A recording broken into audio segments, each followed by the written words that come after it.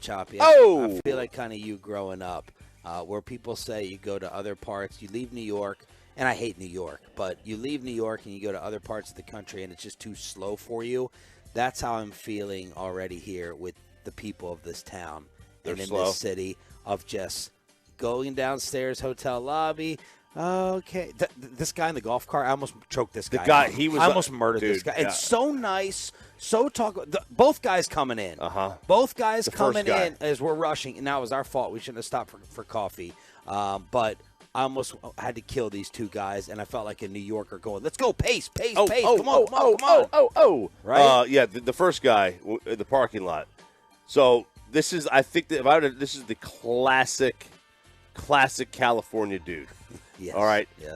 He had a long, flowing hair, surfer kind of look, but dark hair, not the blonde. Hey, bro, sorry about the bright light. Sorry about the light, man.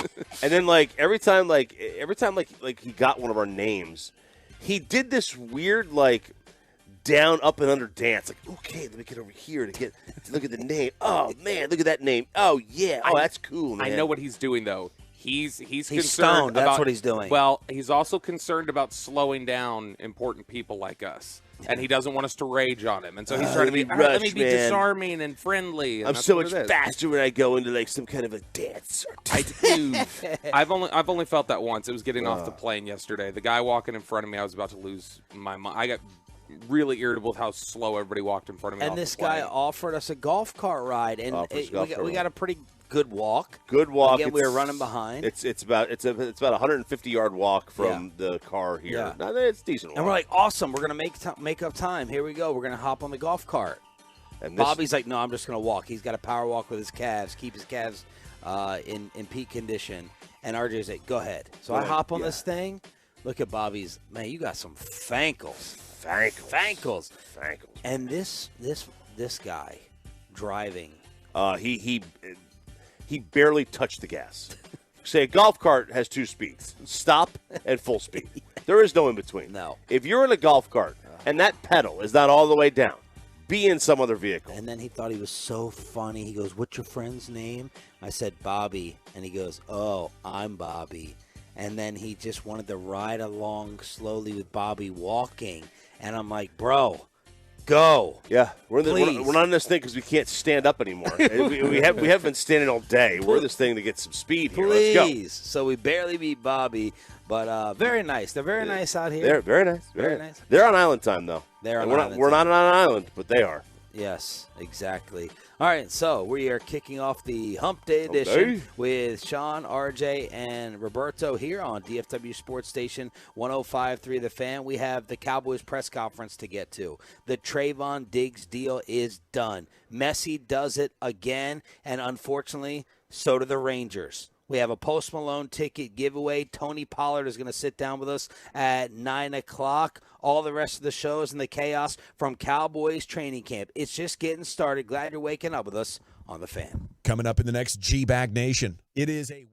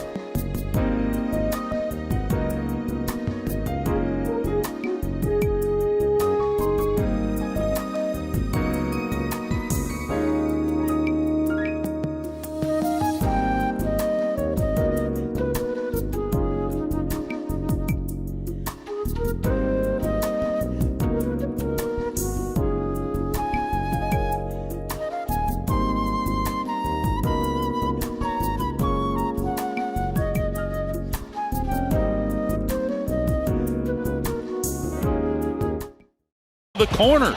Simeon running hard, hits the bag at third. Tony Beasley waving him home. Here's the relay throw. He slides. He scores.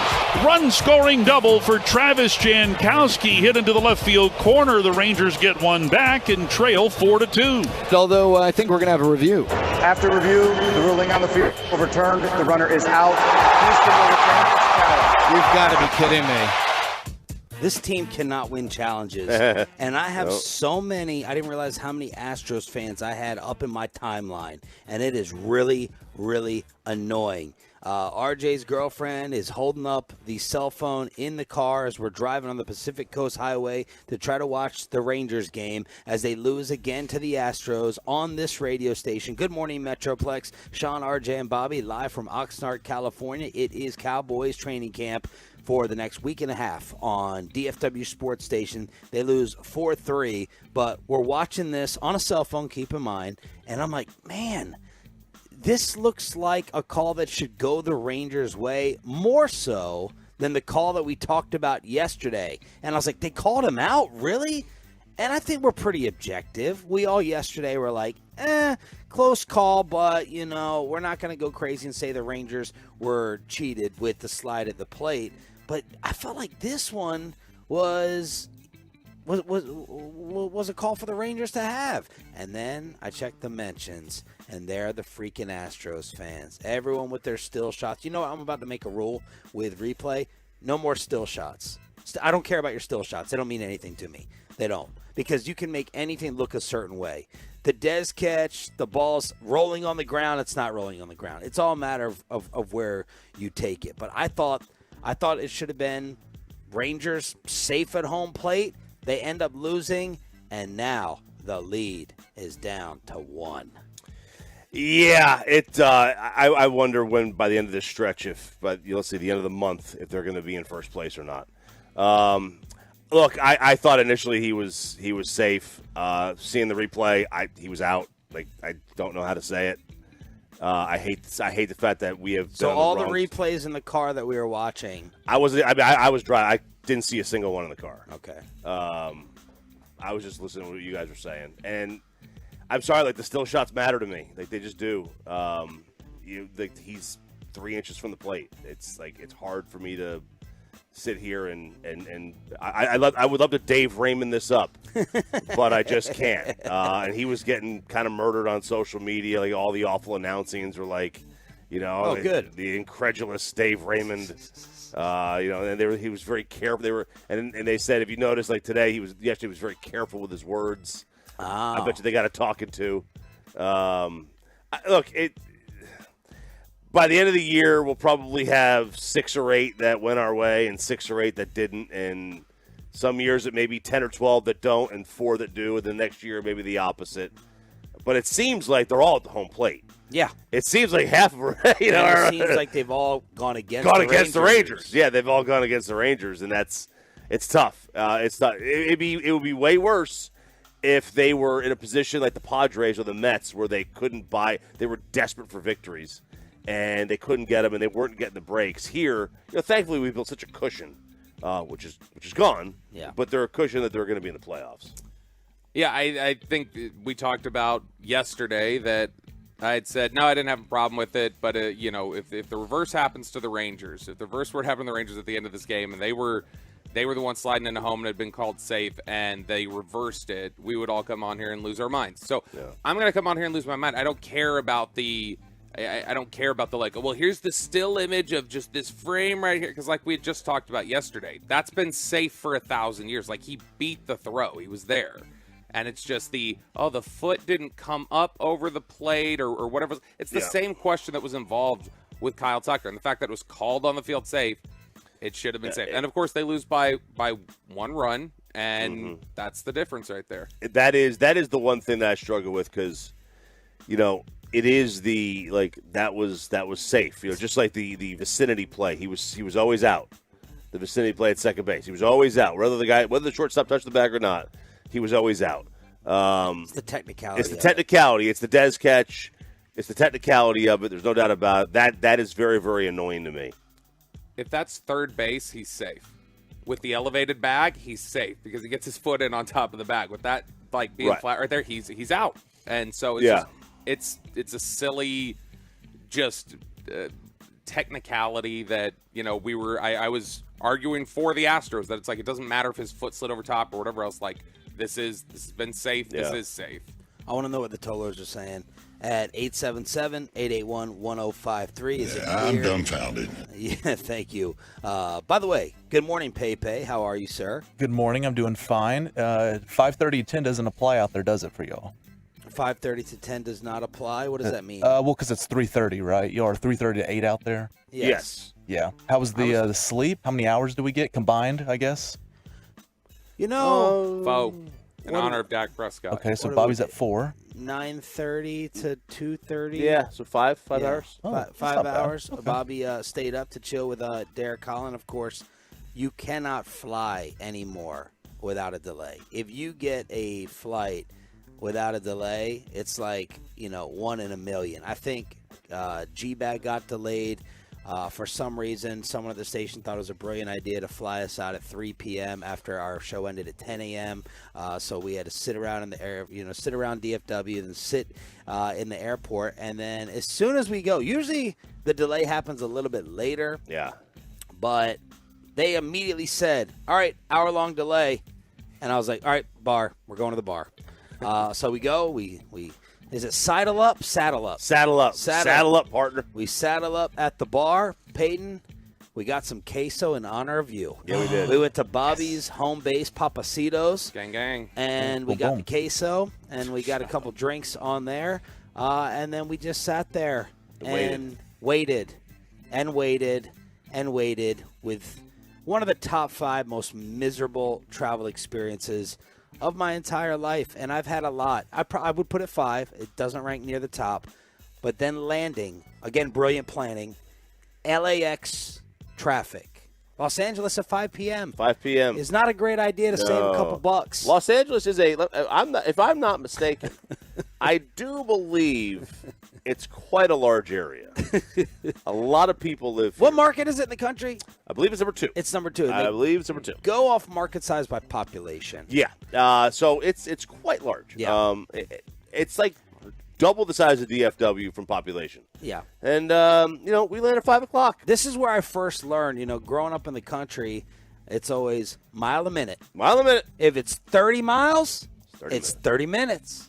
If it's 15 miles, it's 15 minutes. Yep. But driving here, I learned. It is not. I learned today going to the airport, covering 3 miles, and it took to cover 3 miles took about 40 minutes. So then Peyton had gridlock, bumper to bumper, and it almost got Bobby Belt sick. Oh yeah, stop and go in Malibu I was going to throw up. I felt like we had to roll down the windows and crank up the AC, and they're fanning me, and it was pretty brutal. See, you didn't even mention, Sean, not only did we land, remember once we land, then it was, all right, sorry folks, we're gonna have to get towed to the gate. So we're just gonna sit here for another 10 minutes or whatever. I will say it was a great plane.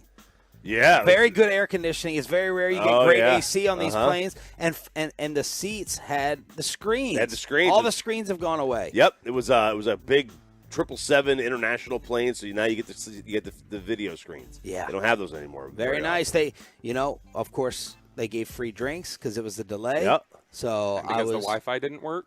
And because the Wi-Fi didn't work. I try to tell y'all.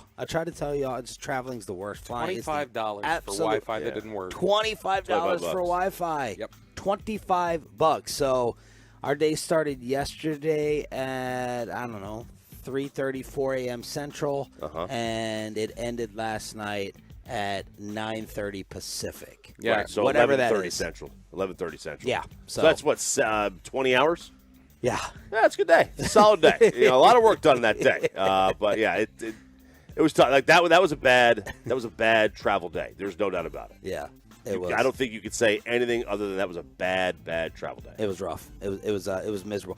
That's the first time we didn't enjoy the drive. on the Pacific Coast Highway. Normally we're like, oh, let's take a picture of the mountains and let's look at the sun and the reflection and the ocean and this and that. And we're like, let's just have Bobby not throw up all over us, please. Here's that. how serious it was. Bobby's going to get his Zofran out. Sean's who is usually like, where's your email, man? I need your email. Sean's like, put it down. Don't worry about sending it. Just put your phone down. I don't need you throwing up on everybody. Yeah, it was very weak prep. Very weak. All right, we are live here. Thank you, Internet. Well, RJ sent his.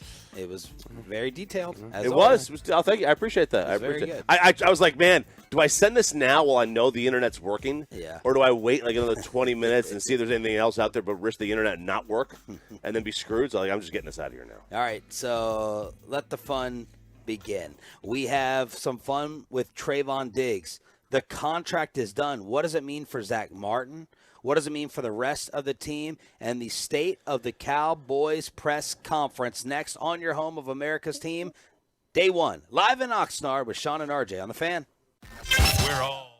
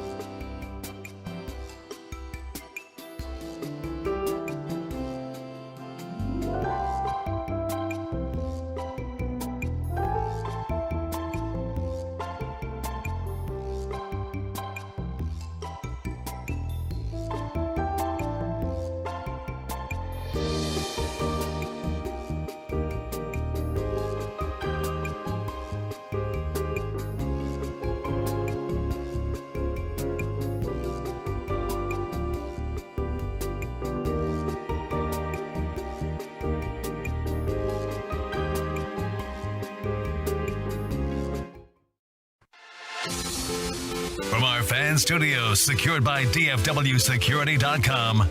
This is Sean and RJ on 105.3 The Fan.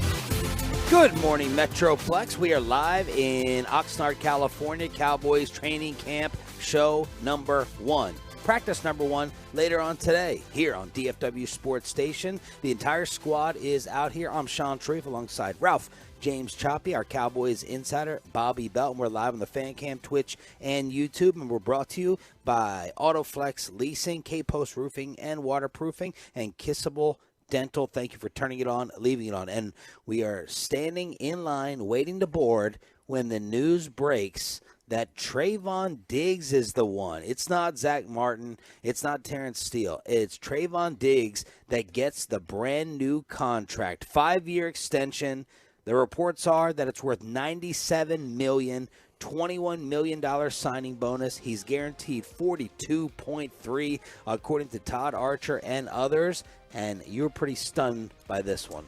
Yeah, because, I mean, this was one that I think when you talk to people around the league, people with the Cowboys during this offseason, you try to figure out, like, okay, let's handicap who's going to be the likeliest to get their deal done or what order these deals will get done. Because you got a lot of guys you got to pay. You got to pay Dak Prescott. You've got to get CeeDee Lamb done. Diggs was part of this. Terrence Steele became part of this. And consistently everybody felt the least optimistic that Diggs would get done first or that he would get done before any of the other three. So the fact that he gets done first is very surprising to me.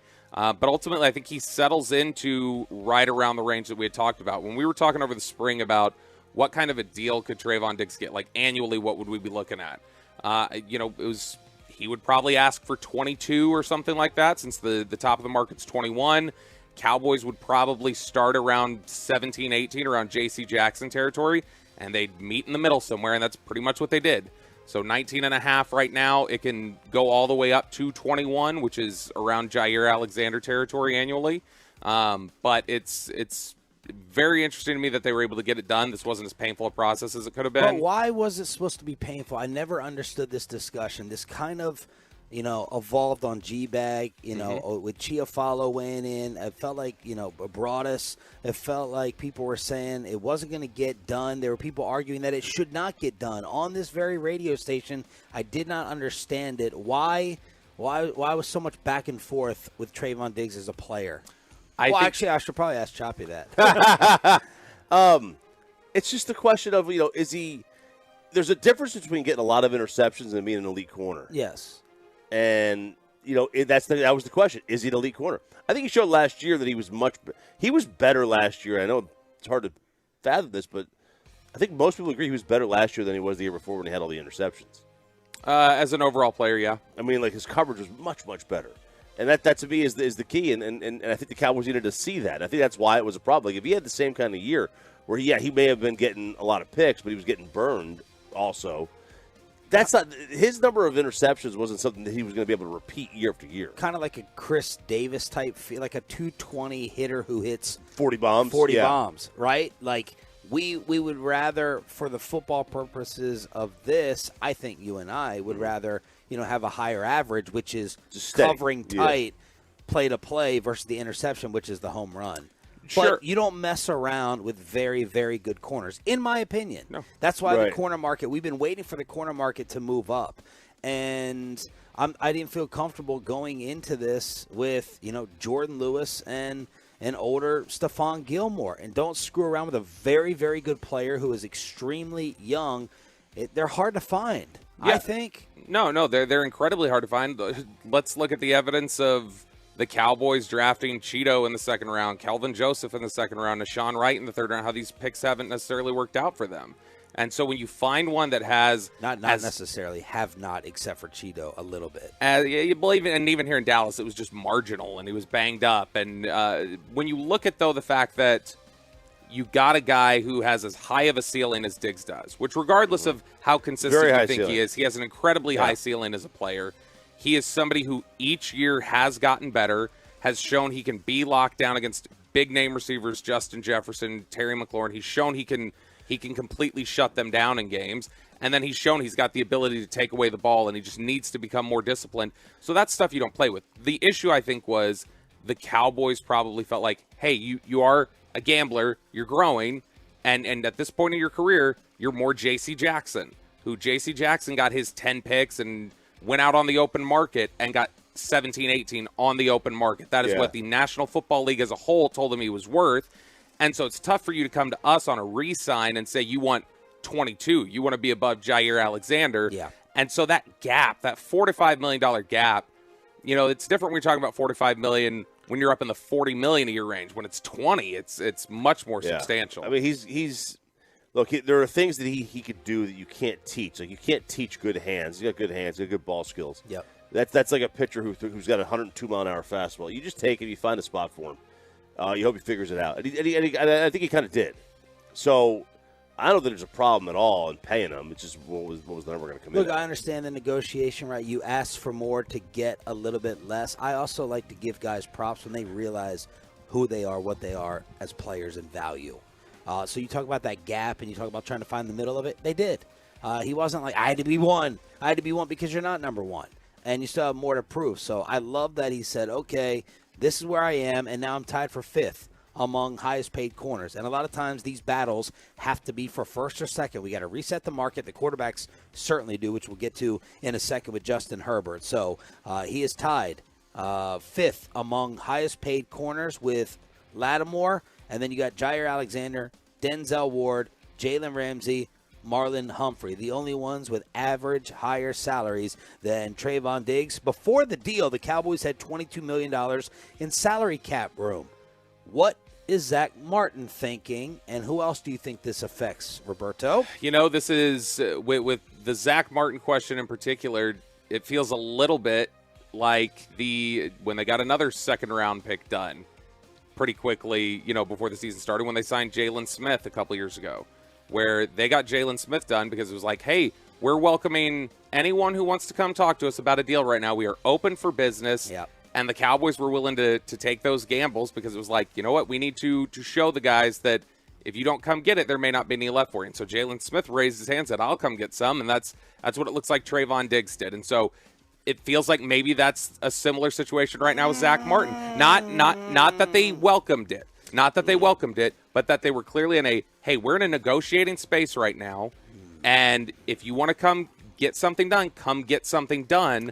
But we're not just gonna cede to you because this is a reminder we have other guys we have to get done. Other guys, by the way, who will be here much longer into the future than you're going to be right now. I disagree. I disagree with the feel of it. The feel of Jalen and Zeke felt a little nastier and more charitable towards Jalen. I don't think they'd screw around with Zach like that. I don't think they would poke and prod and kind of needle him. They had to get Diggs done. Like, they didn't have to get Jalen Smith done. That felt a little bit more like charity, in my opinion, versus this. Don't screw around with Zach Martin. It felt more contentious and a little nastier with Zeke. For sure. It was more, and remember, Amari Cooper and Dak were both up for contract negotiations at that time too. So there were three different guys. But I mean, it's you are still looking at, that's not just to Zach, I don't mean, but it's the same factor of, look, Zach, Dak, CD, Terrence Steele, like all you guys who need deals done, here's a reminder, like, we've got guys to pay. This is what's done. I don't think it's a needling of them at all, but it's just showing them, look, we got stuff to do, so we're gonna do business, and just remember this is where it's at. But the guy who I think loses most in this is not Zach Martin. I think it is Terrence Steele. Because Terrence Steele, I think that their play was probably the thought, the Terrence Steele side was, look, you have to take care of us right now. It needs to be done right now because Dak is under contract for the next 2 years. CeeDee Lamb's under contract for the next 2 years. Trayvon Diggs is up. Terrence Steele is up. You have one franchise tag, all right? And you're going to use that on Trayvon Diggs if you can't get a deal done. And so I think Terrence Steele's side probably felt like, okay, this is a good leverage point for us because you don't have a tag to use on us. You're not going to be able to get something done with Diggs before the offseason. You'll have to tag him, and then you open us up to free agency, and we may not be so kind if you're going to play with the position or talk about us as, part of a rotation or anything else. Now that Diggs gets done, the Cowboys go, well, we can slow play this. We've got a tag that we can use on Steele now. He's going to be the biggest name we have coming open. He's the default, and he's the one that probably lost the most leverage out of all the guys who are negotiating deals. He probably lost the most leverage yesterday. God, I hate the NFL. Why? Just how the league contract structure is, where it takes away from other players. I just hate that. Well, isn't that all team spending? The Boston Celtics had to make moves to clear out space for Jaylen Brown to become the highest paid player in the history of the NBA. It's always a pie. Soft cap. I know, but that's why I like the baseball structure. There is no pie. Yeah. It's whatever the owner, if they could go over that number if they want to. It just sucks that you're taking from one. One guy's got to get his. It's every company in the world. Well, and that's why I hate every company in the world. I should go into business for myself. What would be the business? Importer, exporter, Drop shipper, something like that. Matches, sell matches. Sell matches. You need matches for bathrooms. Anytime I go on a trip like this, I'm looking for my matches. And I don't have match any book? right now. Yeah. Little match book. Yeah. 877-881-1053, truckwreck.com text line. Yesterday during the State of the Cowboys presser, Jerry was asked, are you worried that Zach Martin's not here? Doesn't affect our plans. I'm not affecting our plan. We have our, again, I don't want to get into what we're doing here, but are not doing. I just want to say that he's in our plans. I don't want to diminish anything here about his not being here today or not being here today. It's just something that we don't need to discuss, and I don't need to discuss for the benefit of all of us. So there's them not wanting to discuss it. But look, it would not be a State of the Cowboys presser if Jerry wasn't asked. No. Is this a Super Bowl contender? Is this your year, JJ? Well, I certainly think and came to camp with the idea in mind that if we can have the kind of camp we want to have, that we've got a team that can compete for the top spot. And that's, I don't want to understate that for sure. There's a lot of work to be done because we're going to play a lot of young players.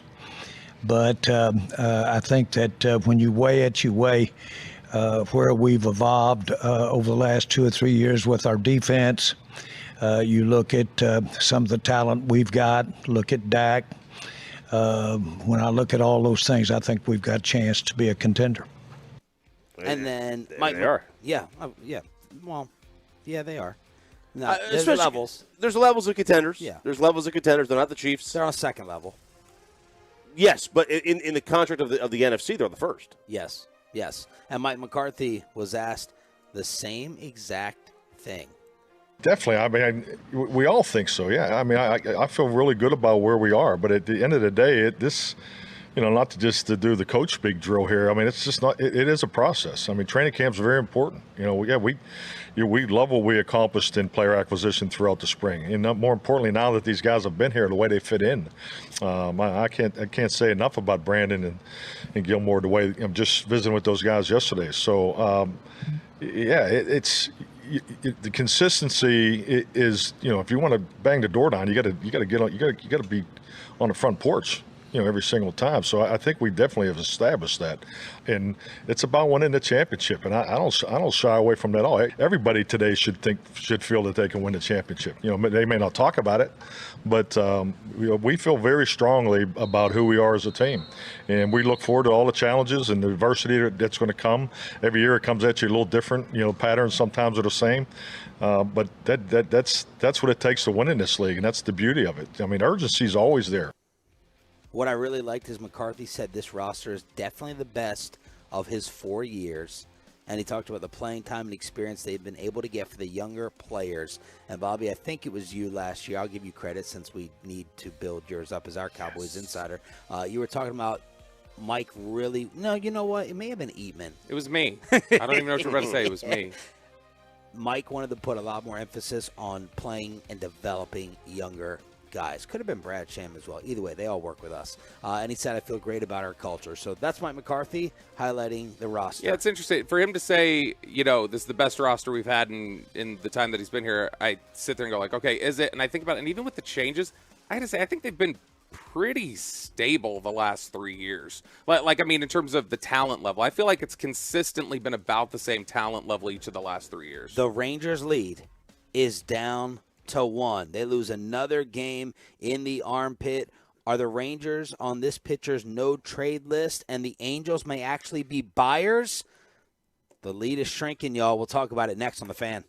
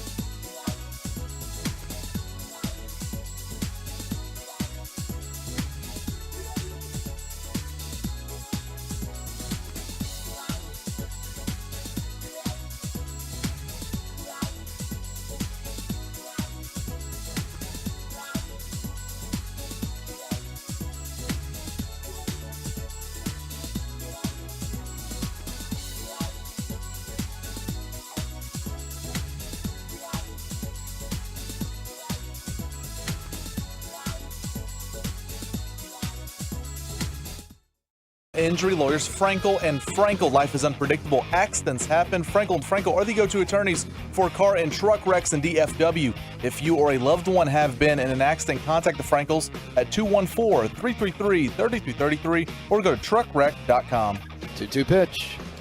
Swinging that one is hit high and deep to right field. Garcia back, track of the wall. He turns, he looks out of here. Just barely sneaking above that yellow line on the short wall and straightaway right. And it was hit a little too much on a line for Garcia to get back in time to take that away. It's Kyle Tucker's 18th home run of the year, and the Astros reclaim a 2-run lead. It is 3-1. Tolo hit me up yesterday and said, don't forget about the Rangers. I know it's Cowboys time. Don't forget about the Rangers. And I was like, we're not.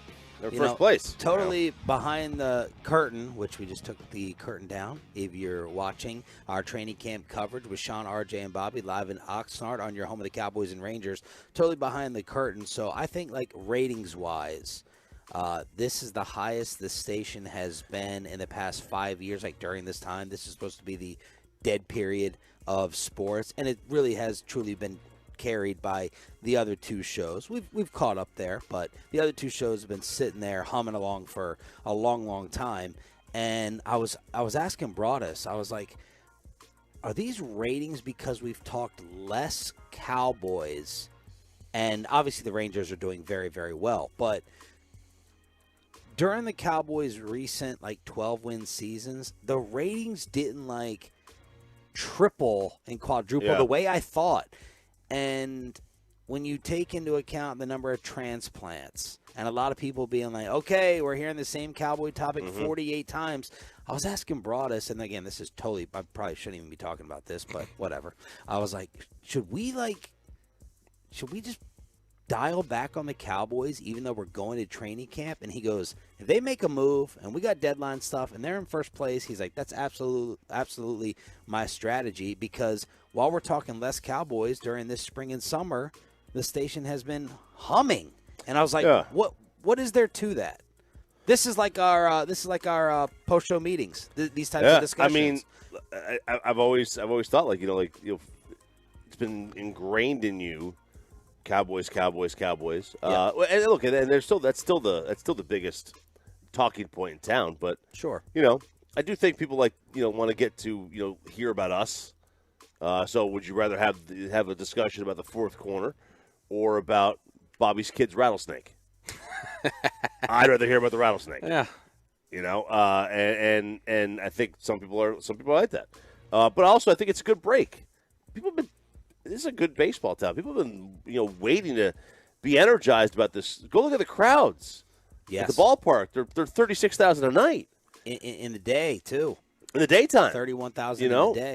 So it's like, all right, you got 90% capacity in the baseball stadium. Nobody can watch the games. Half the people can't watch the games. Right. Thank God for technology we were able to watch yesterday because of the MLB package. But yeah, I mean, it's just I think people they've been craving something else. I don't think there's apathy around the Cowboys. This isn't like say 2005. That isn't hit yet. That's not here. But yeah, I think that they were just craving something else. I think it's just, it's the Rangers definitely have been a big help. Yep. Just with DeGrom and Seager and Simeon, it's big names that people know, and then they've been successful. And then obviously around that, there was a lot of Stars excitement in this city going to the West Finals. There was the intrigue of everything that was burning to the ground with the Mavericks and Kyrie Irving at the end of the season. Yeah. And then, the Cowboys in the offseason and the things that they do. I think it's just we've had a really fortunate run here in Dallas of just a really interesting teams and personalities in the last year or so. And the Rangers have been a huge part of that for the first time in this feels different. Even 2015, 2016 when they made the playoffs. This feels like a bigger level of intrigue for everybody. This team is more interesting to everybody, and there's more buy-in from the fans in terms of to the players and the personalities than there was that year. So I just wanted to touch on that as we open up Cowboys camp on your home for Rangers baseball and the way that we're planning on approaching it. The lead is slipping away, and Dusty Baker gave a quote, "The cavalry is coming," because they are getting studs back. And they've taken the first two games of this series.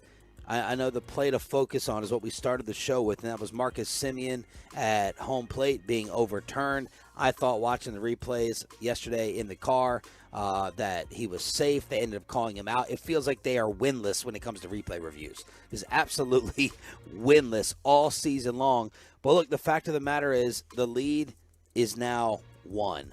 And Chris Young, what do you do?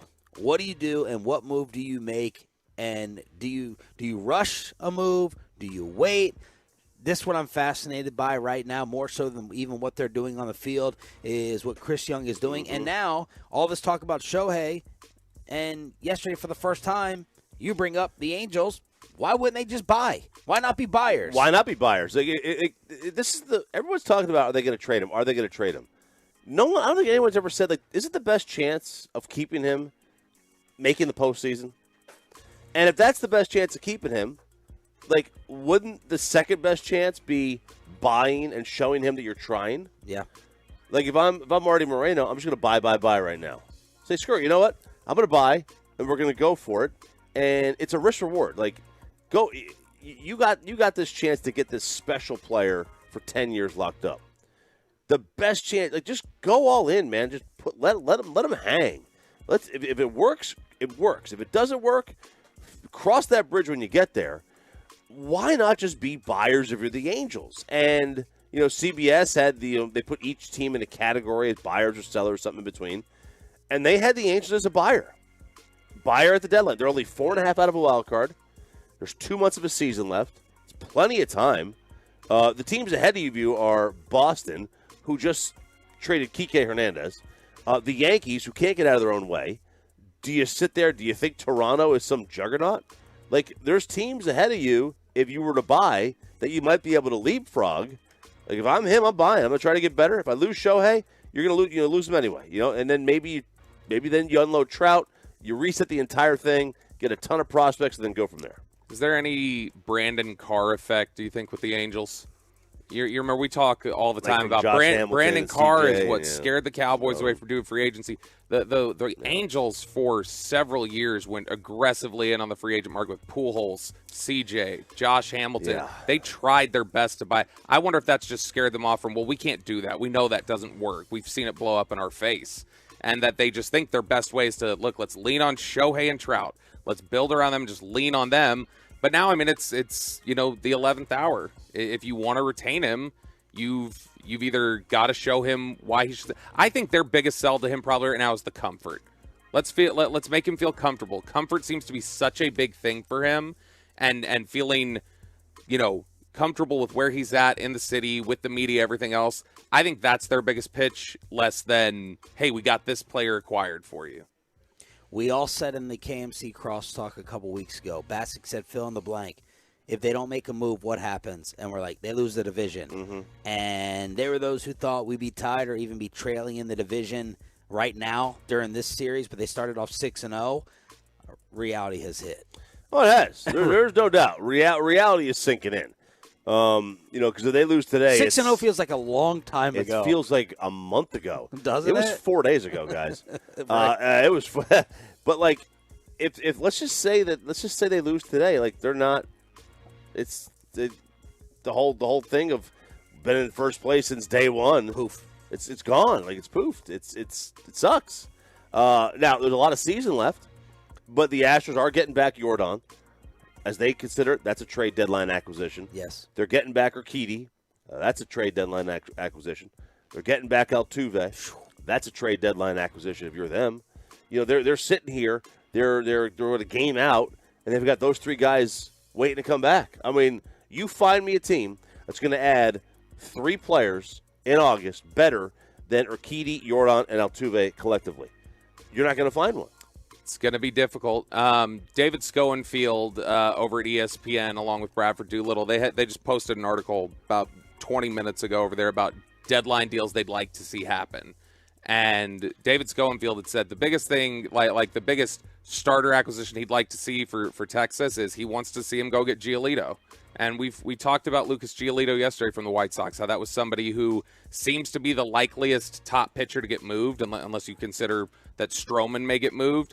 But if you add somebody like Giolito, if you get a reliever, is that enough to overcome what the Astros are going to add in August and those type of players? I just don't know. Lance Lynn with maybe the most interesting no-trade list I've ever heard of. All right. Go down these teams. Not that we want Lance Lynn now anyway with the way that he's getting crushed, but I found the list of teams interesting. Yeah, so there's a lot of weird things for him. He's got the 15th highest strikeout rate in the majors, which is good, but his velocity's down 2.5 miles an hour from a couple years ago.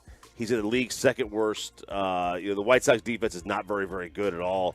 But his ERA is because maybe he's staying in games, whatever, too long.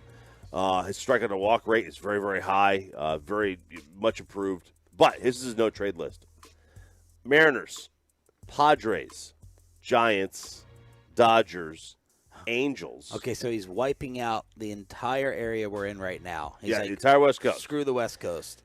Cardinals, Blue Jays, baseball town, Toronto. Okay, I was talking about St. Louis. Mets, Yankees, no New Yorks, Rays.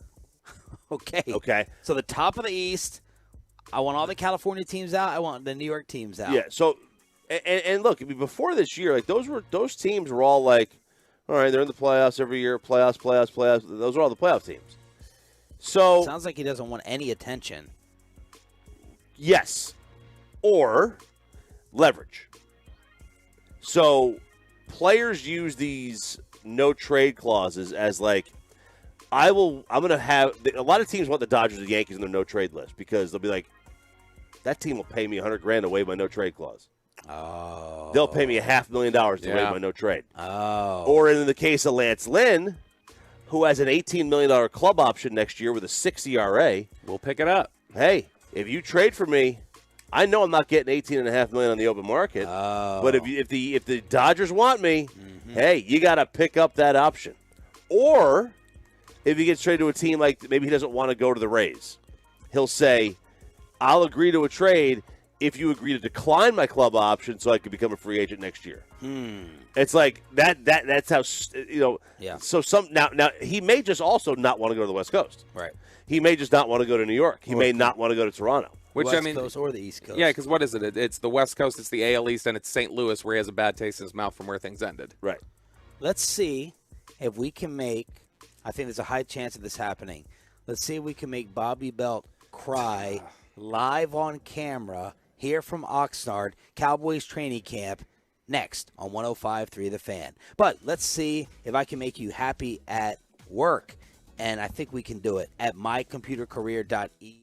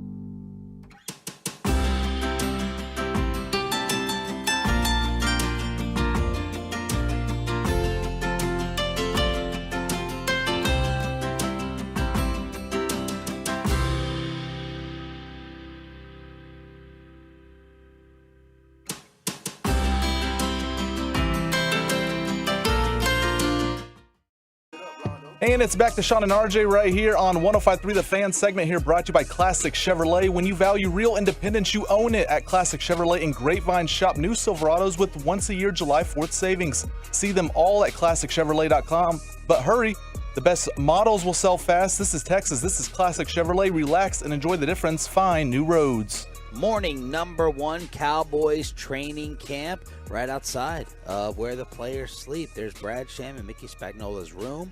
Nobody is walking around yet. Who will be the first coach that is over in the weight room? This is a different setup too. When the sun comes up, we're gonna have Bobby go ahead and walk around on the fan cam, Twitch, and YouTube to show you what all the commotion has been about from these Oxnard residents. They're pissed. Now, upon being out here and seeing the setup, you were very critical of the residents. You said, shut up and take it. The Cowboys were here first. After seeing it here, you change your mind at all. I've got to see over there. Okay. Because this has nothing to do with the residents. Because this thing behind us, this thing's a monster. This is obtrusive. Brand new. Very obtrusive. Very obtrusive. He's not even a resident, and he's mad about what's blocking his view. I've lost my bearings.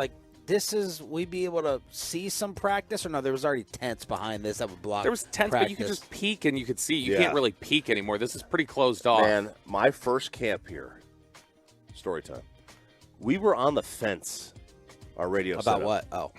Our radio set was on the fence line. None of this was here. You could sit in the booth and have an overshot of camp, an elevated view of practice. With Parcells? With Parcells, with Wade. And then gradually, they're going to put this tent here. They're going to put that. And gradually, it's just kind of morphed and grown. Yeah, but do you think this is put up to block people watching practice? No, it's to give the VIPs a better view of practice. Right. And they're going to get it. So I'll have to go see over there where the houses are. Yeah. But again, if you move onto a golf course and the golf course is already there, don't get mad when your window gets broke. You can't get mad. But you buy a house 270 yards on the right side of the fairway, and you're sitting there. Different? Is that the same thing? No, it's not, because if you buy the house on the golf course for the aesthetic of, I like the look of the golf course, and then they build a wall that you can't see the golf course, that's more the complaint. Yeah. Not that your window got broke. A lot of people are mad because they want to see camp. They want to be able to step out there and watch practice. Do you think these hippies have any care about camp out here? They don't know what's going on. They're worried about where's our next order of shrooms coming. That's what these people here care about.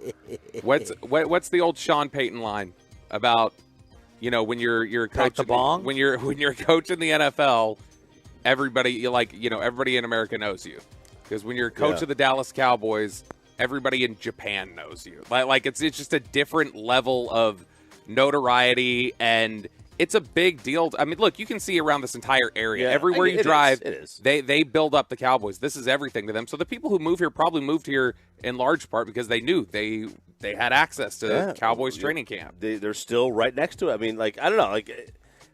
Again, it sucks. It sucks for them. But it's you moved in. This was already here. You knew that they were going to have that there was going to be a traffic issue. Yeah. There's going to be noise issues. What time's the sun coming up out here?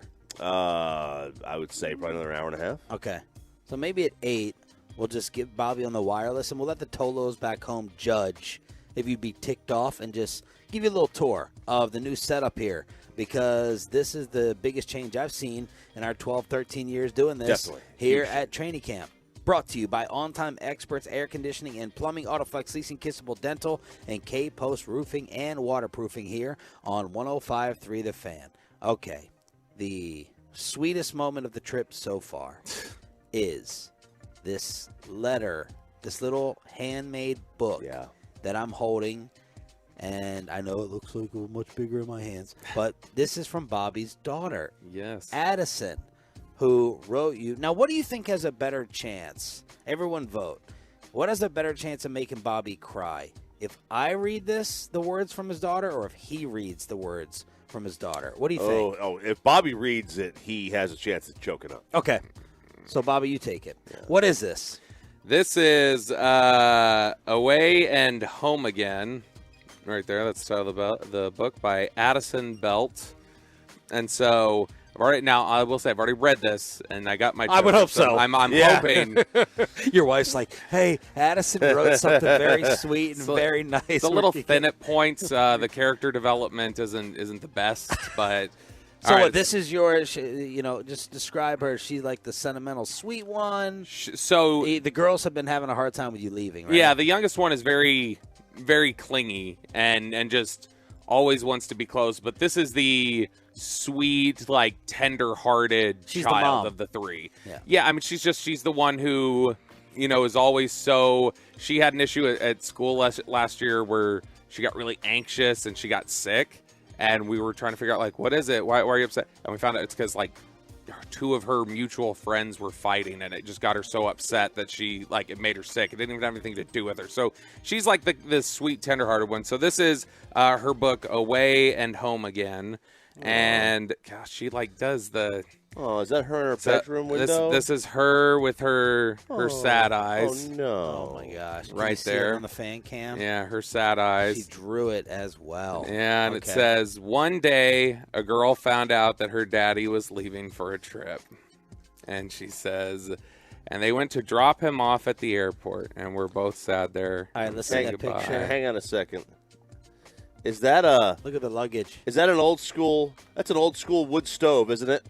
Look at that thing on the right side. Look at that. It looks like an old school No, that's luggage. That looks like an old school wood stove. Look at that. She's even... Is that a belly grill? It's like Little House. Little House of the Prairie. That's luggage. Is that a Traeger? And they went to drop him off at the airport. Then he left, and she drew the plane there. A Jesus fish. Look at that. And then... That's a fish. Says... You're messing with the moment, RJ. It passed one day, and then she's sitting on her bed just crying. Oh, my gosh. No. And it says, then 2 days, and she's crying more, and there's a clock. And it says, then 3 days. She has not left her room. Then 4 days. Then 4 days. She's not left her room. Yeah. Is there food being slid under the door? Now she has an unrealistic expectation about how many days I'm going to take. Work, and you just do housework. Then after 4 days, fast forward a little, she goes, then he came back, the end. And then she has us hugging, and she's smiling for the first time in the whole book. Oh, my gosh. So you guys lied to her about how long you'd be gone.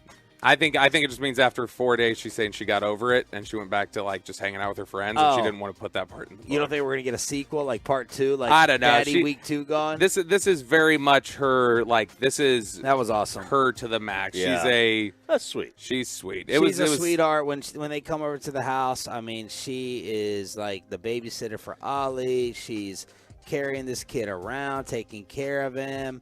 At the birthday party, she was taking care of Chiafalo's 19 kids. So she got that sweet motherly instinct already at 10. Yeah, so. And the other daughter, she caring? Yeah, no, they both are. They both very much are. But and your wife. Boy, what ruthless moves from Kristen. Yeah, to tag me in the pictures of the crying children in the car. Like, hold on, let me see if I got that. I can pull that picture up real quick. That's good. Solid move. Yeah, solid move on her she part. She goes, oh, here's the pictures of the children when Dad leaves them for a week and a half, and it's got the two girls just peering out the window of the car, and it's like, so bad. Gosh. The faces you make leaving the airport after dropping Daddy off, and he'll be gone for 10 days. And so then look at you that. Got one of them just sitting there. It's hard to see it there, but you got one of them sitting there, and then this one here is just. I got to make it dimmer, but this one an here. iPhone would be easier.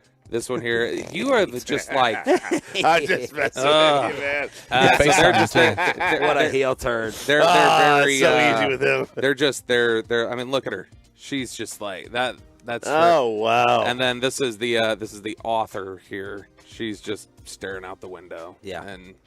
God. There it is. So storybook time. So, I mean, this should tell you guys, if nothing else, like, this is how great I am. Of a father. Yeah. Like, not just as a father, just as, like, you've got 3 humans that are just like, what are we going to do for the next 10 days if you're just not even here? They have to, like, go to another city. They got to go to Houston. They're going to Houston to take their mind off the fact that you're not there? Yeah. Wow. I mean, that's impressive. That is very impressive. I'm a little jealous of that one. I think it's the first time my wife, she kind of gave me a hint that she wasn't going to mind me being gone for the first time. Normally, she tries to pick a fight.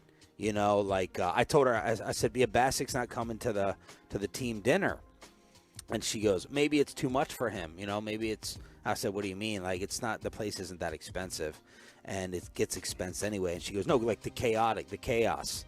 And I was like, it's not chaotic. And she's like, I've seen you guys at dinner.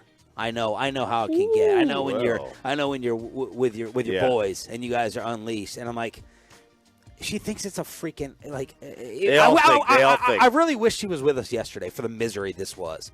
Your girlfriend got it. She saw it. She may have gotten it later as well, but.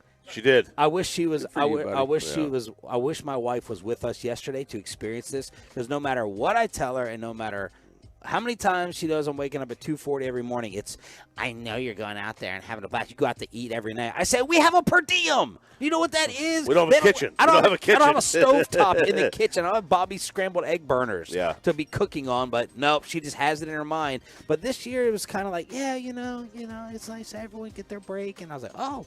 Okay. Right. I do have DFW security to be watching you in the living room still. Oh, so be there you go. There you go.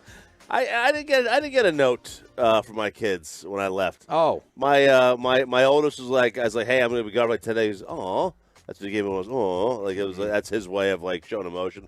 My youngest one stood up on the couch, put one foot on the back end, and started like twerking. Like that's all he cares about. Like he's just twerking. As long as you keep buying that baseball equipment. Keep the coming. The oldest or one, getting it for free from Holland, or get it for free.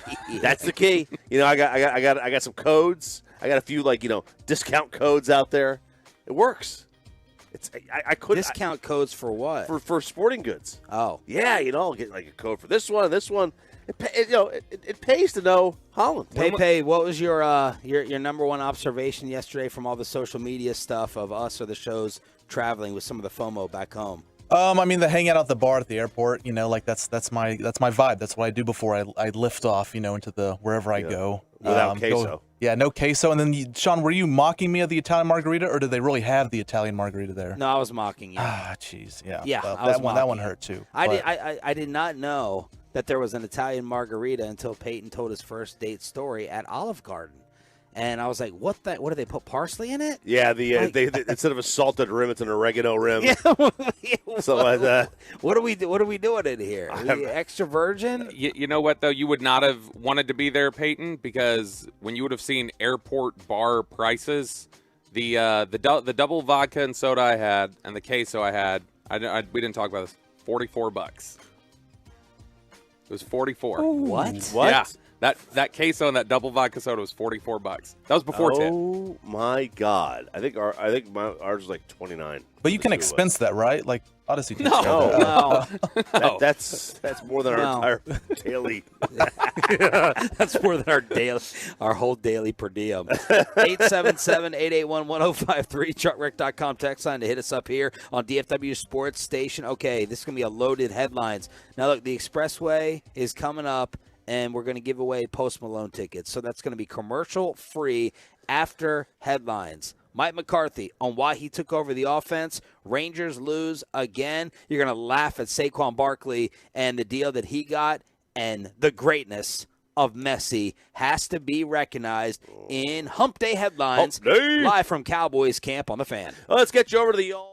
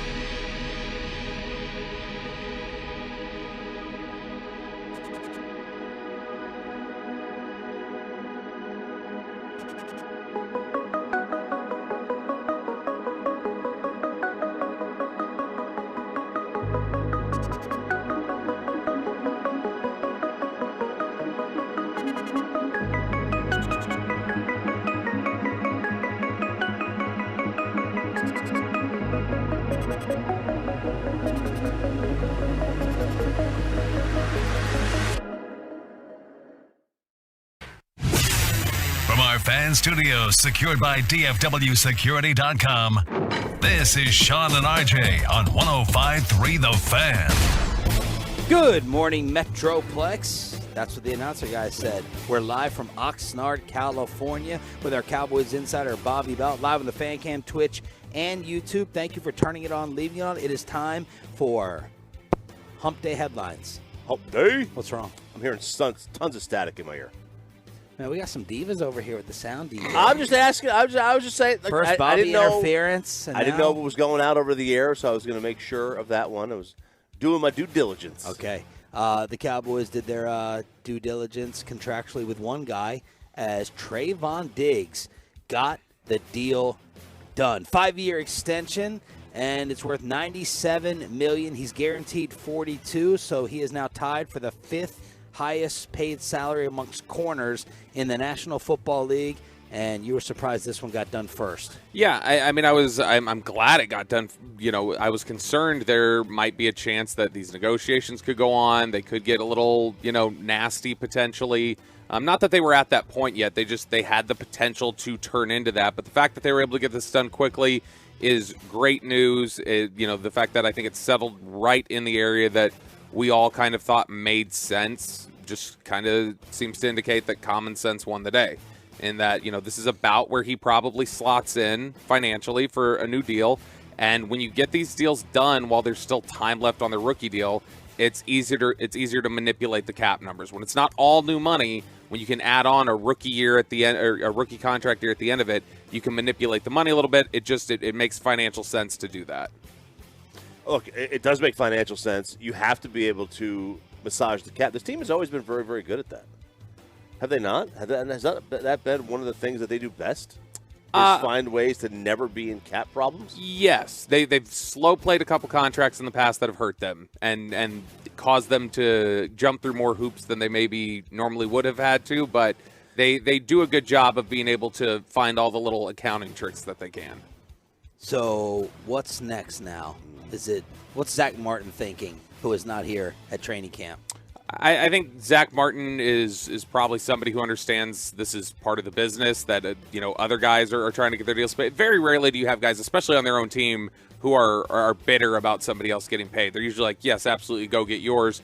I still think that my projection is Zach Martin is here in camp before we leave in 10 days. And so how quickly that comes together, we'll see. I know he's staying ready. I know he's, making sure that he's going to be in shape and that he's ready to go when he gets here.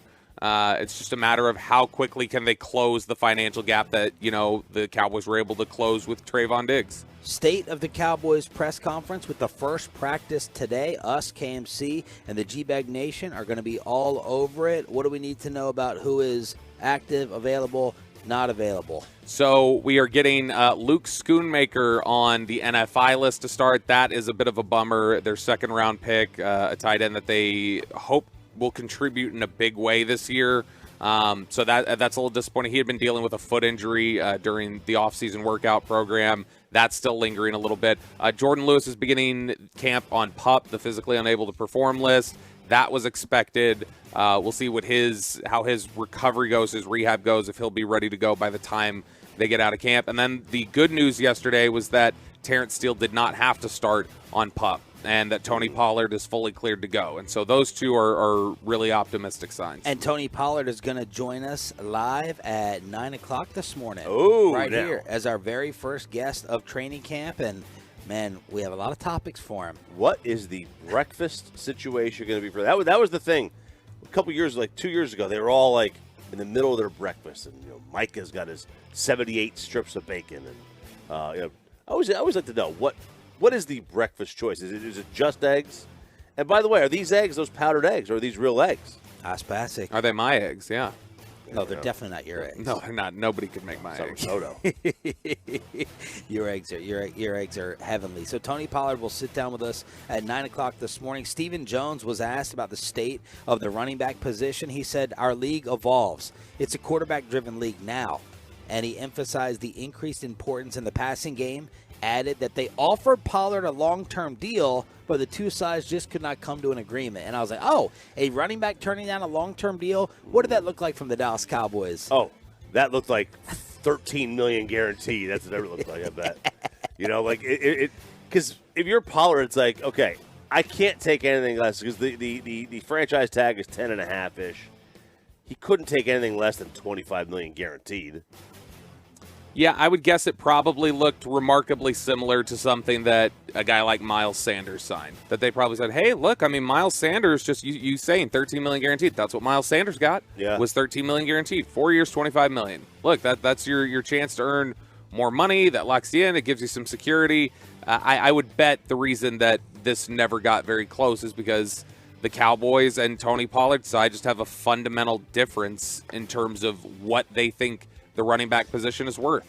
Speaking of getting paid, Justin Herbert did. So now we're going to have a discussion about a DAC bar because 5 for $262 is the Chargers deal for Justin Herbert. So we're going to go Herbert, and next we're going to go Burrow, and then you're going to get these contracts redone. And RJ Choppy had us dying laughing in the airport when the details of Saquon Barkley's contract came out. Guys, I saw this yesterday. I could not believe it. What a joke. Wow. This contract is. Who is Saquon's agent? It might be Saquon. It might be him. So, he finished 4th in the league. He had a career high, 1,300 yards, 10 touchdowns, 57 catches. So this contract that he has signed has $909,000 in incentives. All right? It includes an equal amount paid for 3 categories. 1,350 rush yards, 11 touchdowns, 65 catches. Okay. All reasonable. Right? Very reasonable. So if he achieves those. If he achieves those, he gets the money. Kinda. They also have to make the playoffs as a team. Well, what? So he can get all those stats. If they miss the playoffs, he doesn't get them. Yeah, and here's the other thing. And it's $300K, right? We were talking about this as like $1 million increase. Yeah. That's all he got from the franchise tag. So this total increase is tied into these stats that don't count if they miss the postseason. Right. That was from Schefter. It doesn't include – this is another thing. All that would have been fine. But you had to get – and maybe they couldn't have – but it does not include a no franchise tag clause. So he can get tagged again? So he can get tagged again. This is the most empty extension I've ever heard of. So here's the thing. I think because we passed the extension deadline, when the deadline passed and they couldn't do a long-term deal, I think they're limited on what they can get out of it. Yeah. So I think incentives is all they could do, and I don't think they could negotiate something that said don't get tagged again because the franchise tag was set. That was the type of deal he had to sign. But, man, make him sweat it a little more. Like stand up for your – I would hope if they had this big running back Zoom call that if they're all banding together, I would hope this is something where he said, hey, guys, this is what I got on the table. What do you think I should do with this? Yeah. But, man, this does feel a little bit like, coming back and going, okay, sorry. I'll come back. I'll play a little bit of tail tuck between your legs. He missed 0 days of camp, basically. He didn't add any real new money to the deal. It was just incentive laden. Right. I mean, I thought he was going to get something out of this. Man, so he can run for 2,000 yards this year, win the Super Bowl, and they can franchise tag him. He can run for 2,000 yards this year, win the Super Bowl. He can win the MVP, and he can't even be a free agent at the end of the year. Wow. He can run for 2,000 yards, score 30 touchdowns, win the Super Bowl, have 64 catches, and not get any of that incentive because he doesn't get the extra 65 catches. I mean, good for Giants fans, bad for Saquon and the rest of the running backs. What are the rest of the running backs saying? Like, seriously, dude, this is what you did for us? You're the big sexy name. You're the big star, and that's what you did for us. Last thing from the Cowboys press conference yesterday to get you ready for training camp. Jerry Jones, well, why'd you make Mike McCarthy the play caller this year? It has to do with Mike. Mike not only has the head coaching, I'm going to call it walk-around head coaching skills, the overall management attribute, and the experience to go with it, but he also is very apt at the really right into the area of the quarterback, the offense, the blocking schemes. And we're just at a point as we have evolved, and I think we have evolved over the last 2 or 3 years, that it was not so much about what Kellen wasn't. It was about what Mike is. And so I think that we gain on it. I think we give ourselves a better chance if Mike has that kind of emphasis. But the point is that it was just an asset that we had that we needed to use. It was really something that I know I felt, Stephen felt, we all felt would improve our chances to win this year. All right, so there's Jerry explaining. The Texas Rangers need some explanations from New York because they lost another replay last night at home. 2-strike pitch on the way. And that's hit the other way. Inside third, a fair ball down the line, and that goes all the way into the corner. Simeon running hard, hits the bag at third. Tony Beasley waving him home. Here's the relay throw. He slides. He scores. Run-scoring double for Travis Jankowski. Hit into the left field corner. The Rangers get one back and trail 4-2. Although I think we're going to have a review. After review, the ruling on the field overturned. The runner is out. Houston will return its challenge. You've got to be kidding me. Ooh, for Sandler to say that. Yeah, this is one of the kind of the Pandora's boxes that you open when you put replay in, is that you have to, by the letter of the law, be technical with it. And things that were outs or safe calls in the past, like a vicinity play or a catch, no catch, even something as simple as did he catch it on the transfer in baseball? Now you've got to be more technical with it.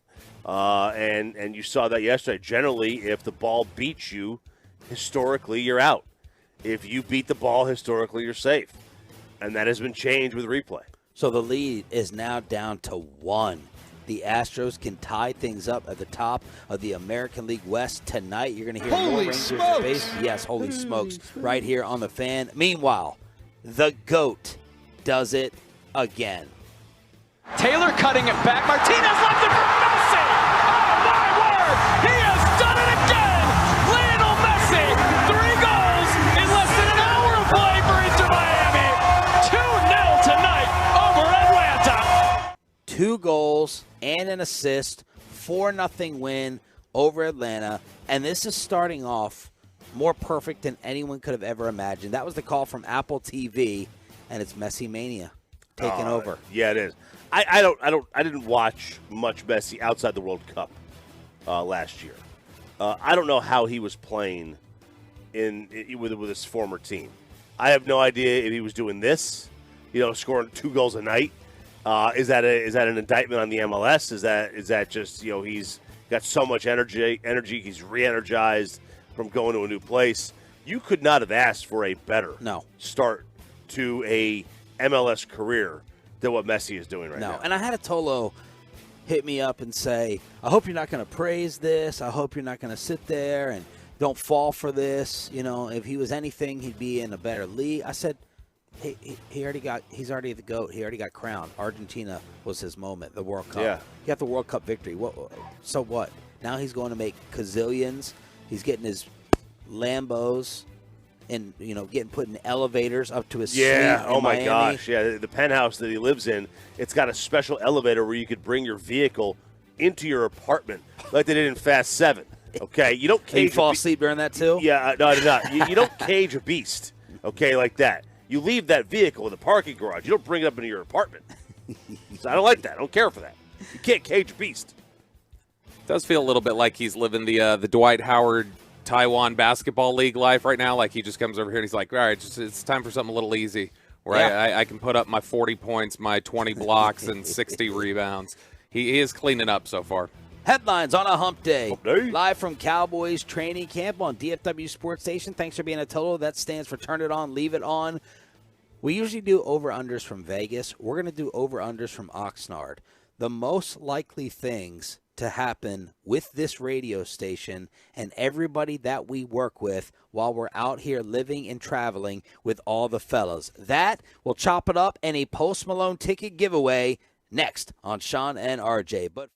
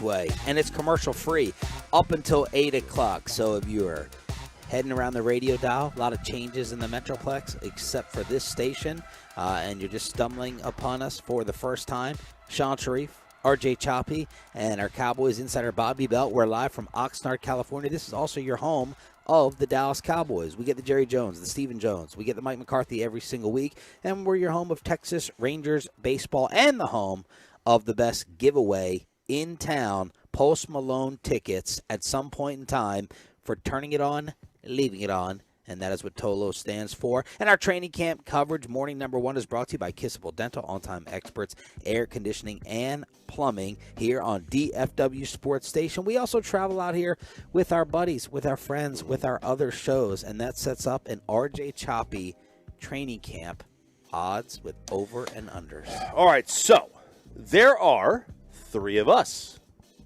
3 from G-Bag. Yes. I'm sorry, from KNC. Oh. What, right?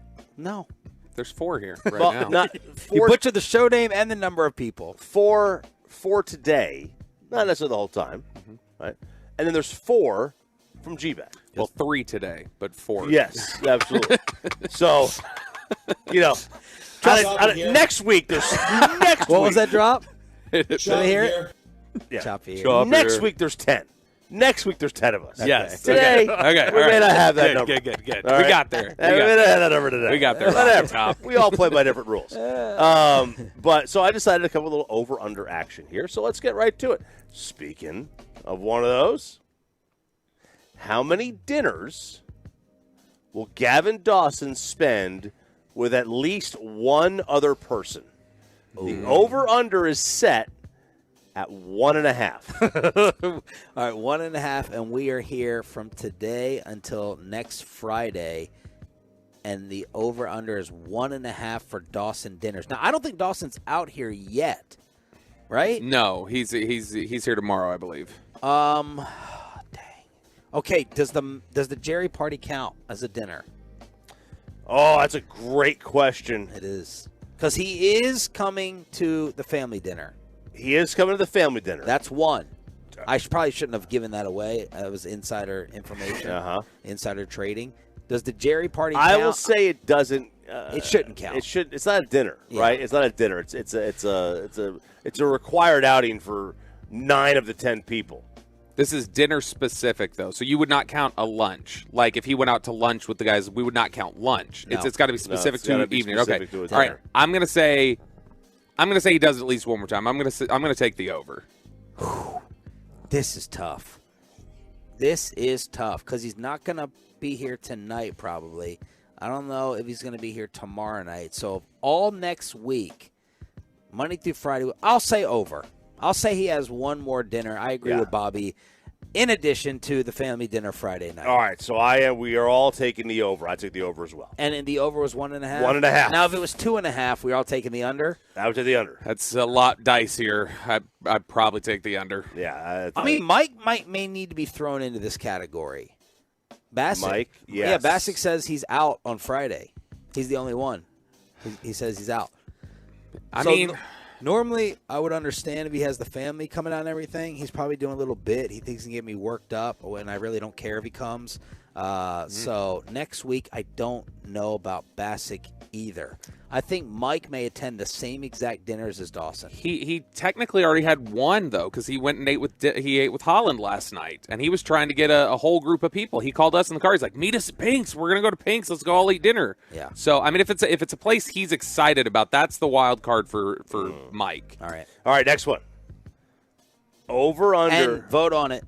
Truckwreck.com text Absolutely. line 877-881-1053. I just want to see the majority of over or unders for all the bets and odds that we're placing. Over under 2.5 times Bobby says he's sick.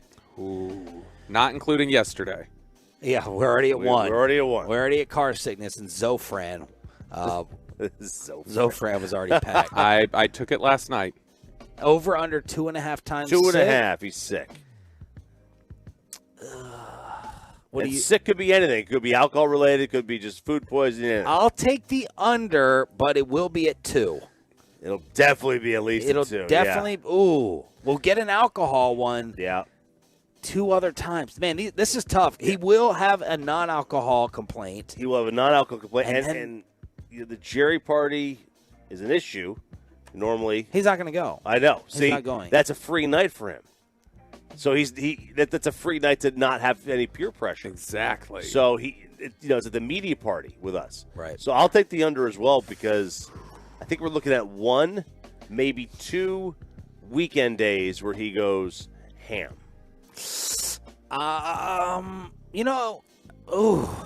Do you have an answer for yourself? Yeah, we're not including yesterday, right? Because it's only when you declared the odds. Yes, or not including. So Bassett's dinner does not count. I'm going with what is the unanimous response so far on the fan text, and I'm going over probably. They're all saying over for you? Yeah, I mean, how many times back in the studio just during the show back in Dallas am I like, I feel dizzy. Yeah. Right? I feel like I'm going to get sick. Like, so I'm going to say over 2. I'm not going to miss any nights. I'm going to play hurt. I'm going to you are missing nights. I'm going to Amari Cooper the hell out of this thing. You are missing nights. All right, I'll say over. Okay. I'm gonna take the over. All right. Yeah. I took the under here. So 2 over, 1 under. Because this qualifies as dizzy. I'm counting dizzy. I'm counting nauseous. I'm counting car sickness. Yeah. So if I took the over, I could really kind of insider trade this one because I'm driving. I can start swerving all over the place. That's right, yeah. But that would just count as 1. Me stating it multiple times in the car does not count. Yeah, that's true. All right, next one. How many other drugs did your wife pack for you? Zofran, Adderall. Zofran, Adderall, B12. She got me some B12 gummies. So I could set an over-under on who packed more drugs and medications between RJ and Bobby. And I think we could tie the amount of crap you probably have in your backpack. I think I got quite a bit. I have quite a bit. I think I've only got 3. So I think you probably have more because you have like a cocktail of 7 that you bring into the studio every day. Oh yeah. Plus I have like other preventative stuff that I got tons of. What do you have? Oh, I got off the top of your head. Let's see. I have some amoxicillin in here. I've got 2 different inhalers. I've got one for COPD and one for regular asthma. Let's see. I've got some pain pills in here. Yep, I got some sleeping pills. I got them all. Yeah. No 817. Morning sickness does not count for me. That is not one that I'll be complaining about. Okay. Thank you. All right. Neither will your wife, apparently. No, not now. First person to get in trouble with their significant other. Oh. So this includes obviously getting even so much as them just nagging and you having to step away to take a 30-minute phone call to it's okay, baby. First person. Gosh, that's a good one. Wow. So do RJ and Corey's girls being out here change this? I think that gives them an advantage. Because it's usually FOMO and some bit of jealousy from not being here that causes the bickering. I could see Mike talking about something with Sue. Dang. I don't know. Chiafalo, his wife better than I do. What about Wolchuk? Is Wolchuk's girl, is she jealous, the new girlfriend? Okay. I don't know. So I feel like my wife is happier this time I'm gone compared to past years. There's definitely a lot to unpack here. So Eric Chiafalo is terrified of his wife. So he's scared of her. So he's not going to do anything to step out of line and get her angry. So that one I feel pretty comfortable with. He is terrified. I don't know that even if for instance Dawson, even if Dawson had something like that, Dawson I don't think we wouldn't know about it. We wouldn't hear about it from Gavin. Right. That You'd would have be to speak and talk. Right. I do think that RJ and Corey are very interesting wild cards here because the fact that they do have their significant other here, that could either play super in their advantage or the other way because we get to see every single second of every day where they may be out here. Yeah. The one seed is Bobby again. Yeah, it's me, probably. It really is Bobby because his wife absolutely adores and detests him at the same time. At the same time. She loves the drama. She loves the I don't want to say arguing, but she loves to get hype. That's what I think about Kristen. Kristen gets hype. She's ready to go. She's ready to go. She's on the ready for she's ready to show people how much they can find out. But what about Wolchuk's girl? Wolchuk is because they're fresh. official, they're fresh, Does she know what he did? He likes to fart in bed. Or what? Does she know what Bobby was trying to set him up for last year? I don't know. I don't know how secure she is. I don't know how jealous she is. Yeah. It's a prime candidate right there. I'm gonna say Zach Wolchuk minus 105. That's the favorite? That's and then it's me plus 110. Yeah, because there's a chance in the commercial break your wife could call you and get mad about this. Yeah, you might have just gotten you may have tipped the scales there. Yeah. Man, I think I'd give my wife till next week. Now, look, I've argued with my wife while I've had him here before. I'm not acting above it. I think we all have. Oh, yeah. That was my first time out here. But I would give her till next week, Jerry party. It's like the final suitcase. I was like, she's like, you have enough dress shirts? I need to iron something. I was like, yeah, I have one for, when we go out ourselves and one for the Jerry party. She's like, I thought you said there wasn't a Jerry party. And I was like, no, there's not a Jerry party the first week. And she's like, you keep talking about you're out there for 2 weeks. And I'm like, well, I'm out there for a week and a half. So like the Jerry party and Nobu and Malibu and all that flash, that kind of gets her going. But in order for me to diffuse that, I paid for a separate Malibu trip just for her after this. Yeah. So to diffuse the training camp disagreement that could come, I had to pay for a separate Malibu trip, Nobu included, to go and bring her out here. Yeah. Yeah. So I think I'm off the board. I think I'm in the clear. Well, it was not smart financially. No, I think generally not smart financially. I don't remember you getting in a ton of fights with Amanda while you're out here. I think you're in the clear. Sarah only has to deal with 4 days. Yeah. With me. And same with Corey's wife. The only way you could get in an argument is if she thinks that you're too tired to go out or do something because she's here during the weekdays. Right, that's it. Some of the truckwreck.com fan text, 810 Sean easily. No. 214 Zach, 512 Bobby. We got another 817 Sean. 903 Mr. $300 tips is for sure the winner. Yeah, that may be the one that gets me in trouble because you will then talk on the air about how I tipped that much. That's true. Training camp over-unders with RJ Choppy here in Oxnard, California. And the sun looks like it's starting to come up. We're going to have to put Bobby on the wireless and on the fan cam. Yes, we definitely will. Okay, more confrontations with coworkers. Bassick or Broadus? Neither one has any, to me, Broadus is he has no problem telling you what's up. If he thinks that you're doing something, he will. Yeah. He's very confrontational. So no one wants to fight with Mike. I feel like I might be on the verge because yesterday he was trying to troll me at the airport, calling me and messing with me. Mike, you know that Seinfeld episode where Kramer keeps laughing? There's some people who get a high off of other people's misfortunes, Oh, yeah. And I'm not talking about your family dying. I'm talking about lighthearted stuff. Yeah. But it's like, oh yeah, how's the trip? How's the commute? Yeah. Mike gets a high off of hearing how miserable our travel plan is. Yes, no doubt. And there's an episode where Kramer's kind of like, Jerry's having a problem with something, and Kramer's like, oh yeah. Maybe that's the stock. It's the stock, yeah. It was the stock episode. Yeah, I can't believe you're taking joy in this. And Kramer's like, you didn't sell, huh? It's still falling. And he's like, Jerry, look. Why are you happy? Why are you happy? Yep. That's Mike. That's Mike. That's Bassick. But no one wants to ever challenge Mike. I know KNC, they're terrified of Mike. Everyone's terrified of Mike. So I don't think he'll get challenged. Broadus with the nosebleeds is an interesting one of who will get into more debates and more arguments. Now, if you want to throw out who will get into more arguments with management, I've already won. I've already won on the trip day one. But coworkers, no. I might get irritated if someone bails on dinner or acts a fool at dinner. But is there anyone who should be thrown into this conversation? So Corey, I think Corey is a sneaky contender here.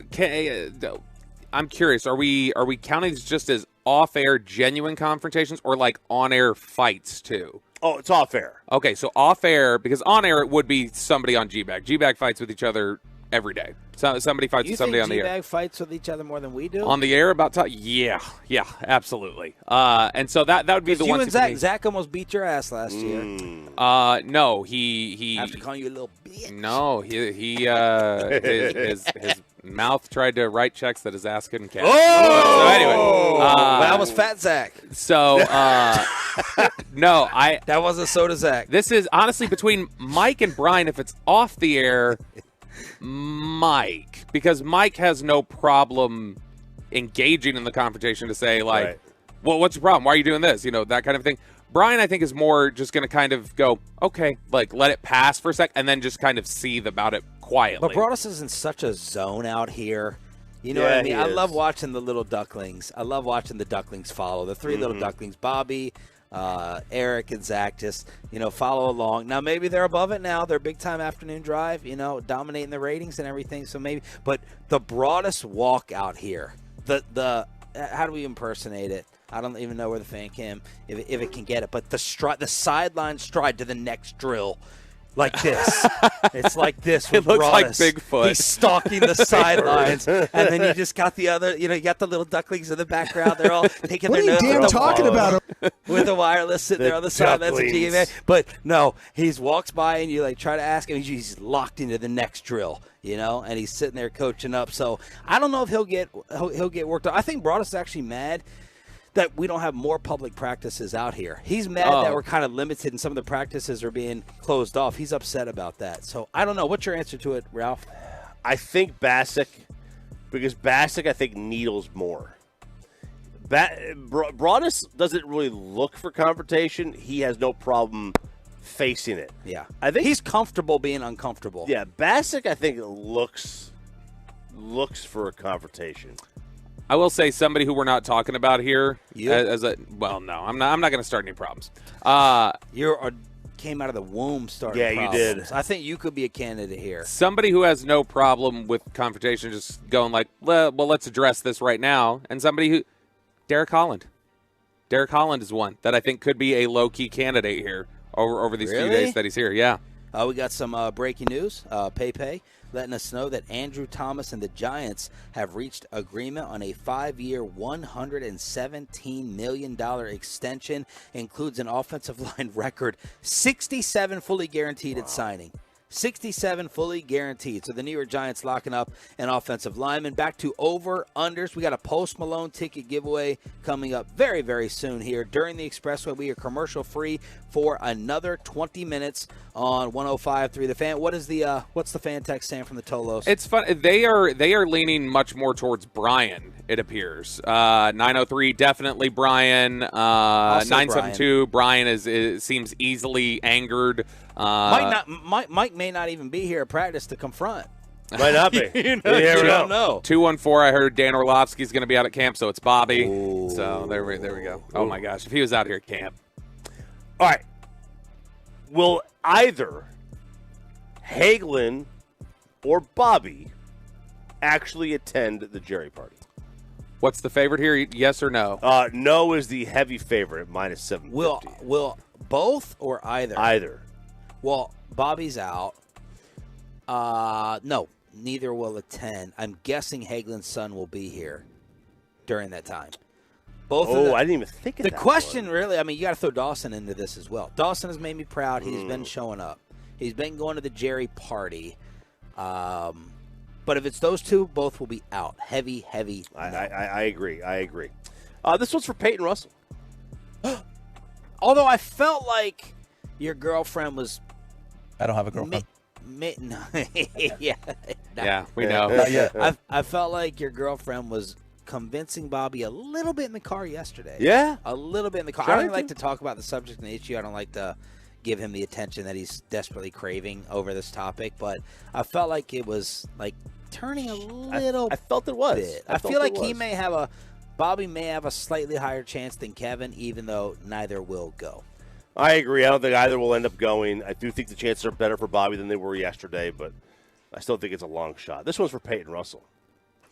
Over under 5.5 snide remarks from him about not being in Oxnard. Ooh. 5.5. Now, a snide remark could be him giving us grief about our wake-up time. Which he already did this Which morning. he already did today. Oh, so that's one. 5.5. Does jealousy count? Yes. If you voice it, yeah. If you express it, Bro, you're not going to be jealous by next Tuesday. Trust me. I've already thought about next year taking a week off just to go out there with y'all. Oh, Mash this over. We're gonna hit the over on Thursday. We're of this week. Yep. 6 comments that he's jealous or has FOMO. Yeah. Okay. Oh, there you go. There's your over-unders. What is your level of it? Honestly, like 1 to 10 right now. I mean, are you really having FOMO? No, not right now. But I mean, as soon as the dinners happen, the Jerry party, the more videos and pictures that come out there that y'all don't tag me in, that will give me major FOMO. That counts as one. That's one right there. One right there. All right. And you know, if you step up your game a little bit, maybe you can go on a Lucius type trip. You know, that should be your goal. Before getting out here, you should try for Vegas first. As Lucius and Zach are going to the Spence fight to cover it, we're gonna be 3 different places on Friday. We got training camp coverage. Giafalo and Lucius are going to be in Vegas for the Spence fight coverage on the air during G-Bag, and then we'll have Rangers baseball as well. So 3 different setups here on your home of the Cowboys and Rangers. So we're taking the over for Peyton's jealousy. Yeah, we're taking the over for Peyton's jealousy, and those are your over-unders for camp. All right, well done. Thank you. Good categories. 877-881-1053 is the truckwreck.com text line. Turn it on, leave it on, and we want to reward you. We want to thank you for making us DFW Sports Station, and the way to do it is a heck of a giveaway this week. Hit it, Pepe. All right, Tolos, that's right. Caller number 10 right now at 877-881-1053 wins a pair of tickets to see Post Malone. The DFW rock star is performing on back-to-back nights at Dos Equis Pavilion, and we have your last chance to see him for night 2 on Sunday, August 6th. Get tickets and information now at livenation.com. That's caller number 10 at 877-881-1053. Any other Tolos chiming in? I'm very impressed. I'm very happy that Derek Holland. I wish Derek was here next week as well. I'm very, very bitter he's not going to be at the dinner on Friday when he's flying back home. We should figure out a way to kind of make that happen. But Holland coming out here because he just wanted to be part of the group. Yeah. He's missing that clubhouse vibe. Yeah, he is, and I think he's really excited about that. Now he was excited last night, but he was like, yeah, it's cool. He was like trying to play cool a little bit. I think he's going to get out here, and even as a professional athlete, somebody who's been around spring training and been involved in that stuff, I think he's going to get out here and he's going to realize this is a pretty cool spectacle. Like being out here and seeing how everything comes together. So I think he's going to be. I just want to hear his athlete perspective. You know, like I know he has a ton of respect for the guys, but just out here watching, practice from play to play, I think he's going to eat it up. I think, dude, he is. I'm not going to like just totally drop everything on there, but I know he's your roommate. He's your bunkmate. He has been doing some study. He's starting to. I think he might be Broadus's next protege. Maybe we see Derek Holland on the draft show. He's starting to get interested in how to scout football and stuff like that. He's starting to get that itch a little bit. And so that'll be big for him at camp this year. Every single hump day at this time during the expressway, we turn it over to Ralph James in Chopping It Up. All right, here we go, fellas. Let's have a little fun today. Not enough is being made of this one subject. And you mentioned Derek Holland a moment ago, but not enough is being made of the fact that he flew out here up front. Oh. That is a big-time no-no. Oh. That is a big – when you are a member of a group, you fly in the class with the group. That is a big-time no-no. So he flew first class. He flew first class. That is a big-time no-no. It's the same as. With 4 different legendary comedians. Yes. So many comedians. Explain this. Yeah, so it was. This is pathetic. Derek is like this, wannabe comedy guy, and this exposed him. This made him look really bad in the comedy world. Well, I'm sorry, not comedy world. Well, the entertainment world like that. The entertainment. He is a big comedy guy. The entertainment world. Yeah, this is and I know a lot of the specifics you'll want to tune into KNC today because I know they're gonna bust him hard for this. But he's got his he gets on the plane and he's texting us while he's on there. He's like, bro, Chris Angel, mind freak, is on the plane. Just met the guy. Super nice. Said hello to me. Yeah, said what's up to me. And then Chris Angel knows who Derek Holland is. They land. No offense. And he's like, hey, I'm heading to baggage claim, blah, blah, blah. And he goes, By the way, I was wrong. It was David Blaine. It wasn't Chris Angel. I was like, okay, those are two wildly different-looking individuals. I mean, it's not even close. It was Chris probably Copperfield. And he still doesn't know. Yeah. Chris Angel It's probably Penn and Teller. Chris Angel looks like he's probably 2 people he didn't realize. He's going to get back there. He's going to be like, guys, it turns out it was the ghost of Harry Houdini. I didn't even I wasn't totally sure. Chris Angel looks like he's in Fallout Boy. Like they don't even look remotely similar. Yeah. No, but he's He's like, yeah, we're gonna meet up after. We're gonna talk baggage claim. Yeah, you're Peyton, Chris Angel, and David Blaine go to baggage claim. In case you didn't know. Yeah. They also have to. They don't have their private little baggage claim for celebrities. No, like Peyton thought existed. Different baggage claim. But that's the question, because I thought of this because I'd seen this story this week. What do you do if you're on a group trip with buddies? And you've got, the flight's delayed or whatever, like it was with us. Yeah. And one of them... This is a great question. ...has access to the frequent flyer lounge. Oh. Which does come with free drinks. Oh. How do you get that? You got to pay for it. You got to pay for it? So it's not just flying a certain amount of miles? So if you're some airlines, if you're their executive platinum, you get it. Because my wife has been bugging me about this. I was like, we don't travel enough. And, can you smoke in there? There's probably a smoking section. There's probably a smoking room, like a lounge or whatever. I think it's also if you get the super high-priced credit card, that comes with a $500 a year Do you have it? No. Okay. Oh, no. Because I thought you were asking this because you had the access and you were trying to feel us out. We were going to shame you for going in there. Now, before you say another word, Bobby, if he did have it, would he, without us having it, do you think RJ would go in that lounge? Yes, absolutely. Absolutely. No doubt about it. You are insane. 1,000,000%. You wouldn't go in there. 1,000,000%. Why wouldn't you go in there? You wouldn't go in there because you don't want to go in there, or you wouldn't go in there out of well, if all my buddies can't come, I don't want to play either. Which one is it? Well, why would I, if I was going on a guy's trip, why would I want to be away from the people I'm going on the trip with? Because you have free drinks. Yeah, you have exclusive. You get to flex. And if you have it, You're Sarah so probably full has it. Sarah probably has it. You'd be like, I'm going to go take Sarah in the room. I'm going to see if I can do something real quick. Yeah. Now, maybe if she wasn't on the trip, maybe. But if you could get it for her as well, poof, you'd be gone. You'd be like, I'm just going to go check it out real quick, and we'll see in boarding. I mean, no doubt about it. I think it would be okay to go in there, get the free drink, and come back out. No, you would spend. But I don't think it would be okay. Yeah, get some of the food. You'd spend 20 minutes or more in there, no doubt about it. You don't think so? I don't think I would. In fact, I know. I mean, I don't. Yeah. Okay. You don't have it, so I don't have it. It's not a matter of don't. You don't have it. You pour like now. us. You could buy a day pass. You could buy a day pass there for $40 or $50. Oh. But then it's which I guess if there's free drinks. I know who would do it at the station. Armando, a.k.a. Chicaline. He'd leave you in a heartbeat. Show off that flex that status. The guy's in Paris right now, sitting there in his fancy lounges and all his hookups. Also hard. Yeah. Chicaline would do it. He would leave the fellas. Yeah. No doubt. But, I've never gone and upgraded to first class with you guys on the plane. I don't think you've had the ability to. I mean, you moved up rows every Friday. I have moved up rows. You moved up rows. I have moved up rows. Yeah. Earlier boarding. I think it's different. Okay. But Derek, big faux pas, sitting coach of the rest of the group. That's your teammate. Your team. Yeah, he said he wanted to be on our flight just so he could record us walking on, looking at him in first class. He does. You can say you wouldn't do it with the lounge, but you do routinely try to flex on us with your TSA pre-check, where you'll be like, oh, look at me going through the short security line, fellas. He flexed on Hagelin hard yesterday after the show. He flexed on Hagelin because they all got put in middle seats.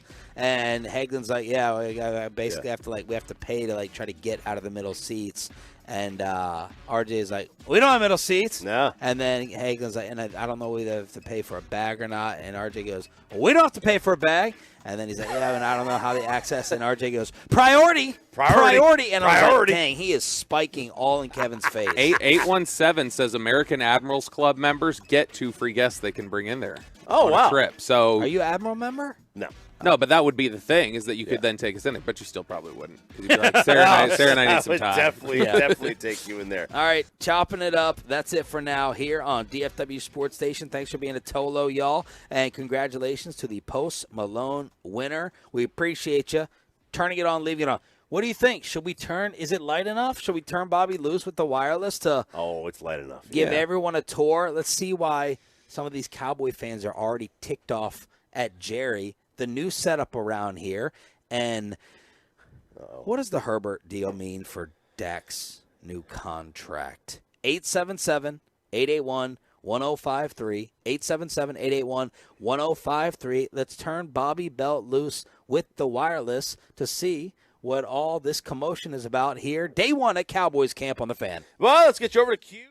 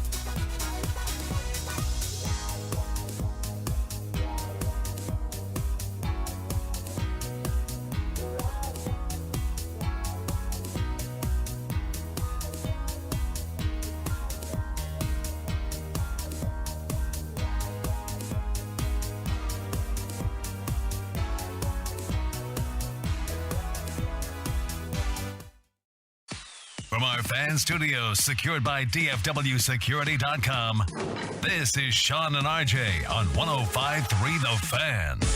8 o'clock hour, hump day edition. Oh, the sun is out. I feel like we can be even louder. We can be our true selves here on your home of America's team. I'm Sean Treif alongside RJ Choppy, and we have our Cowboys insider Bobby Belt on full-time with the coverage. We're live on the Fan Cam, Twitch, and YouTube, which you're really going to want to access right now. And I guess we'll start off with your hickey. What are you doing? It's not a hickey, so I just put my hoodie back on because for some reason it's colder at 8 a.m. Or 6 a.m. here than it is at 4. It is. I don't know why it is. Anytime there's sun, the day breaks. It feels amazing, though. It does feel great. So I got to put my hoodie back on, but I had this my credential lanyard on, and I went to put the hoodie on, and I go, and it rips across. Oh. So now it looks like I have a rope burn around my neck. So that's a Tuesday night for you. It is a Tuesday night for me. Yeah. But yesterday was Tuesday, and there's no rope burn. Okay. So we have unleashed Roberto Belt with the wireless microphone right now. He has his handy cameraman. Bobby doesn't have to carry around the camera. So, Bobby, take us on a tour on the Fan Cam, Twitch, and YouTube of the Cowboys facility. Sean, I'm coming to you live from Cowboys training camp. In my, by the way, I did make sure to change. Since I was going to have somebody walking around, I did actually change my shirt. Okay. And we've now got the El Chapo shirt that I bought for $15 at the gas station this morning while you guys were getting coffee. We went into the coffee place, and somehow he comes out with an El Chappy shirt. Yeah, at 3 a.m. Yeah. We go into the coffee place at 3 a.m. Yeah. And he's buying. That has to be $15 shirt. That has to be the which in Cali was what? It's that's about $3 with Cali inflation. So this may disintegrate as soon as I wash What's it. The gas price out here? $5.50, $5.85, $5.55. We saw $6 near the airport in L.A. It's so high out here. So yes, we're out here. This is the press conference area. This is where all the beat nerds, as RJ Choppy would refer to them, gather every day. That's the picture we all love to take. We all love to stand at the podium and point. Do that. We're addressing the media. Give the usual camp pose that all of us love to do. Turn into our profile pic. Yeah. So the one is there's a couple different options you can go. You can go hands on the podium, just awkwardly smiling like this, like some people do, and then there are other people who it's like, hey, I'm calling out a question, and then they'll point. Yeah. And then there are other people who will just kind of like sit there and look like they're looking like really solemn or something. Yeah. Look at this camera work. I know. Great Ruben's knocking it out. They'll do the little solemn, like, okay, I got to pretend like I'm upset, like the Jamie Benn apology for the Western Finals. Right. And then, if you get the people with the backdrop here. I always love the at the Star when they do the tours and you get in the press conference room, how when there's a group of people, one person will always go up to the top and be like, okay, what questions do y'all have for me? And then it's and it's always a beatdown. But at the end of the day, we're no better because we come out here at training camp and we take these pictures too. And then Ruben, turn around. This is where all the media sits. You want to call out some certain media members with their placement? Like, everyone has to have, like, their own favorite chairs, usually, with who's in the front row. And then that tent in back is where everyone goes to practice, and then all the media people sit under that tent, your Ed Warders and everyone else, to go ahead and write their stories. So, who's the kiss-ups? Who sits? You got Bugle Boy and look, Archer right there. Look, you're very familiar by now with this chair. And the line, David Moore, Dallas Morning News. So you're very familiar with that. You're always going to get that one. You're going to get the David Moore. This is typically a David Moore. This front section here, the chairs will kind of rotate a little bit, but this is typically a Todd Archer, Clarence Hill, David Moore, maybe a John Machota. If John's not feeling it, John may be way back there. Kyle, sure, he could be back there. Yeah. But this front row, usually Archer, Clarence. Typically, the people who are going to be asking the most questions are going to be right up front so that they can be heard more easily. Jane Slater, I would guess, will usually be back here. Who apparently was on the afternoon flight. Yeah. She was on the KMC flight. Yeah, along with Penn and Teller and everybody else. And so here on the back row is generally listening. He's in this. He's in this because he's listening back at the hotel right now because he just lit us up in that last commercial break. So this is about where Jane Slater will sit. And she'll get here about 5 minutes after the press conference starts, right there. And so we'll walk around a little bit. So this is the media area, and we're going to come back over here. We're going to take a look at these absurd structures that they've put up. Yeah. Like, so there's a lot of new controversy. And by the way, you can kind of also, Ruben, get a shot of the players are sleeping right around. Yeah, to behind where that podium was, that's generally where the offensive linemen hang out. That's where Travis Frederick started to hate us. Yeah. So we're very close to them. I would say we are 30 yards tops. 25 yards for the first All door. right, back to you, Bob. So this is, first, if you'll get a look here, this is the 2-story structure they've erected, if I may use the term. You may. And this is what they put up here. And so it's for, it doubles the capacity, it appears, and also gives a better view to, as it says, corporate guests down here. But also, this is very interesting. I just noticed this. Do you notice they have a makeshift elevator here, too? Like they put an elevator in there. Yeah. So that's incredible. It's like messy. Look at that. It is like messy, yeah. So we're going to make our way up here. Bobby, go in there. I dare you. I bet go you in the elevator. Go take an elevator right before the PR comes out here. He is going to get Joe's stuck in there. There's no trouble up right now. There's a bigger worrying concern. Is he up? Yes. He's more worried that thing won't work, that it'll break versus getting in trouble. All right, don't get in trouble day one. I don't want to look. We got time for me to get in trouble. Let's go up the stairs here. Okay. All right. So we're going up these steps. Now this is brand new. Yeah, we've never seen this before. I want to know how long this took to construct, because this is very elaborate.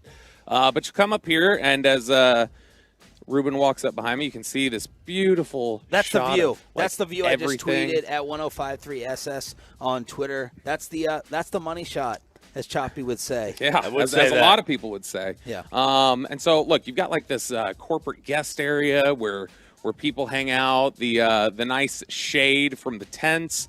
It overlooks the field, which we'll walk down towards here in just a second. But it's awesome. Like, this really is cool up here. They've even got these. So you think it's a good addition? Yeah, it makes total sense. This is definitely a Jerry move. They even have these, the actual stadium seats in here. Do you see these? Oh wow, that's pretty cool. So they have these sitting up front, neat. and then they have what appear to be more the bar top dining area type of. Is there any free drinks setup. back there? There's what not. I love the innocence of these people. Like, I already rated the hotel.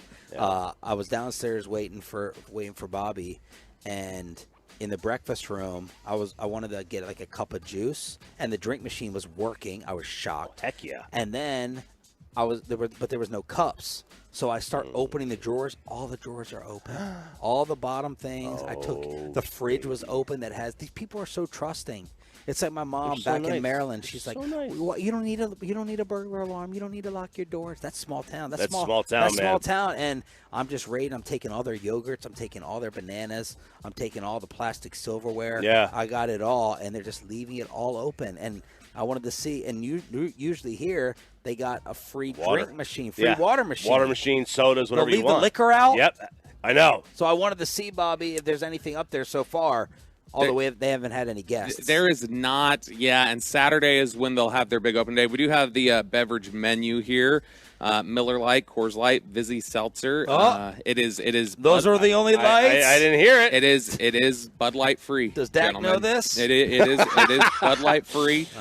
You've also got the little sodas and everything there. I'm surprised they even have a Coors Light with the Miller deal. I think it's Miller Coors. It's Miller now. Coors. Miller Coors, the company. Okay. Boy, I'll tell you, that's the thing.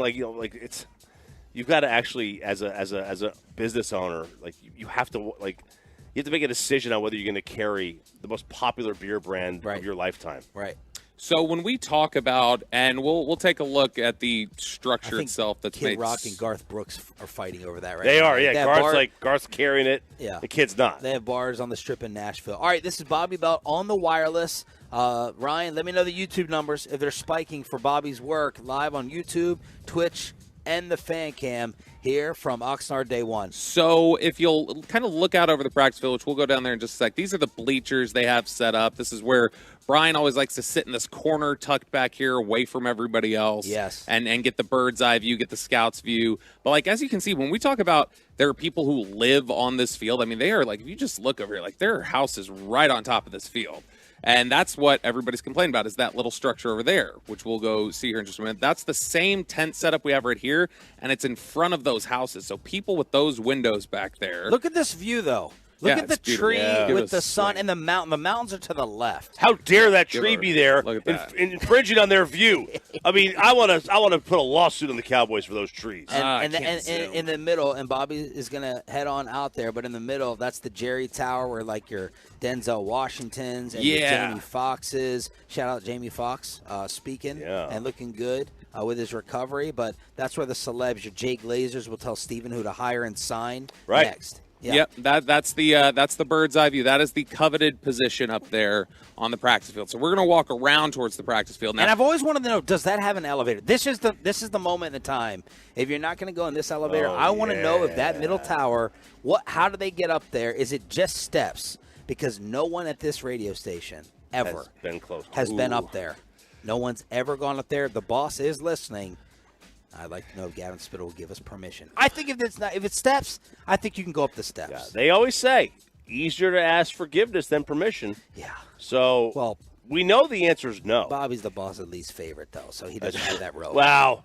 Yeah, I mean, it is what it is. All right, Bob, let's go. Let's pick it up. Ruben, get a shot of those fankles, though. So get a shot of those. Look at them thick tree trunk Those are abs thick ankles, man. Oh, look at that.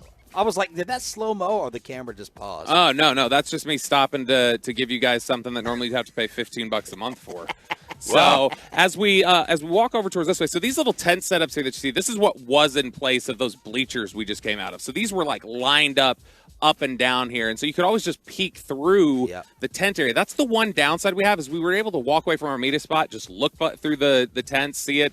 This is kind of closed off now, and we're stuck. You used to have cornhole boards over there. And where's Cowboys.com set up for those who are watching Broadus and everyone else on that medium? Do you know? So, they're actually back towards you guys, back in one of those tents over there. But so this is the walk we make in the morning. This is the half-mile-per-hour golf cart drive that the fellas made this morning, where I literally just, with my beautiful calves, made that walk over here in just about the same amount of time.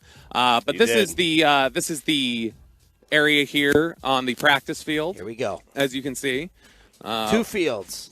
So, look, we got the beautiful setup here. You've got the two sides of the field. That over there is where Jonathan Garibay may have injured like 4 different people with his kicks that missed completely. No, Sham was ducking. Sham usually has – Bobby, I want you to go towards the middle and into that new structure because we got 2 minutes left in the segment. So I cannot go on the field. That's not allowed, but I can walk closer towards the center. Who said that? No one's out here. Well, I know, but I can't walk in the center of the field. They've made it very clear to me several times. Since when? Since ever. You can't walk out into the middle of the field, even when it's off. We would go out there and throw the football. Look at this. In the middle of segments. Look at this yellow line. That's during practice. Ask Calvin Watkins about that yellow line and how serious they take that line. Well, all right. Yeah, when you get no, if you look over here, it looks like it's steps, I believe. Let me see here. So I'm going to look out towards the center. DJ, let me see if you see Cowboys PR walking around. I want to get in the Jerry Tower right now. You guys, I want to get in the Jerry Tower. There's no one out there. No one out there. It's 6:13 a.m. It's stairs. I can see it from here. It's stairs straight up. So the structure. Walk over to the structure. I can't. There are Cowboys people on the field right now, Sean. So I can't actually walk out there. I do you want me to get kicked out? You shut up, Peyton. You would not. That's Snyder mark number 2, by the way. We're almost to 6. I told you guys we would get 6 before the end of the day. Oh, we can walk up through this way. I didn't know this. This is, by the way, like we mentioned, the structure. If you can see, like when you're lower like this, you can't even see the windows anymore. We had the elevated view before, but you can't even see the windows over there anymore, and that makes sense why they'd be so upset with this. I got to say, there's a ton more branding on all of the structures this year than in years past. Yes. They've sold a lot of stuff. This is a lounge. This looks like the Rams stadium. I have never seen these tables and these bar stool setups. That's never been there. Look at this. Like, this is great. Now, the one thing is these are a little wet from the dew this morning. The dew. Yeah, the dew. But they got these little couch setups. You've got this nice walkway here. It's private. This is where this is the exact walkway last year, Choppy. You remember where Sarah was like held in confinement, where they wouldn't let her walk through at the end of practice, and they were like, nope, stay there, and like we couldn't all walk through for like 10 minutes. That was irritating. All right, so there it is. Tour number 1, day number 1. Tomorrow, We got to get permission to get him in the Jerry Tower and over towards the obstructions. That was a very good tour, but it wasn't complete. Yeah, we I don't even think we need permission. We just need to have him do it, or I'll go. Yeah, Choppy will just do it tomorrow, and then show you how it's really done. Good job, great camera work. And I'm gonna make it. I'll do a snow angel in the dew. He is the two. I mean, 877-881-1053 truckwreck.com text line to hit us up here on 105.3 The Fan. Why are the Texas Ranger announcers getting killed for the Astros series so far this week? We'll play the audio and see if it's deserved after this. Let's get you over to A1 Air, the Super Summer Savings Special happening at A1 Air.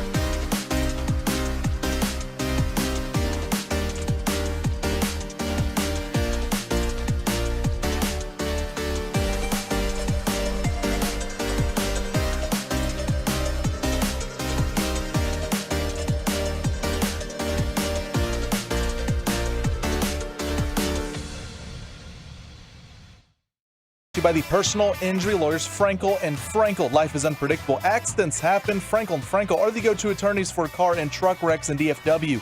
If you or a loved one have been in an accident, contact the Frankels at 214-333-3333 or go to truckwreck.com. 3-2 on the way. Swinging a ball driven out into deep center field. McCormick going back, still going back. He's at the wall. He leaps. It's off the top of the wall. Stays in the ballpark. Is it a home run? According to third base umpire Dan Bellino, that's a home run. So a slow trot now for Mitch Garver, who hits his 5th dinger of the year. This one ain't over. Rangers are back to within a run at 4-3. But not enough as the Rangers lose Game 2 in the armpit on this radio station. And now the lead is down to 1. Sean Sharif, RJ Choppy, and our Cowboys insider Bobby Bell with you morning number 1 at Cowboys camp in Oxnard, California. Thanks for being a Tolo. That stands for Turn It On, Leave It On. Tony Pollard will be our first guest to sit down with us at 9 o'clock this morning. Nick Eatman at 9:20. The G-Bag Nation is going to get Mozzie Smith.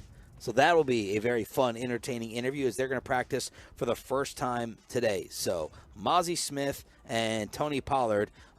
Do we know who KMC's getting? I do not. I have no clue. Okay.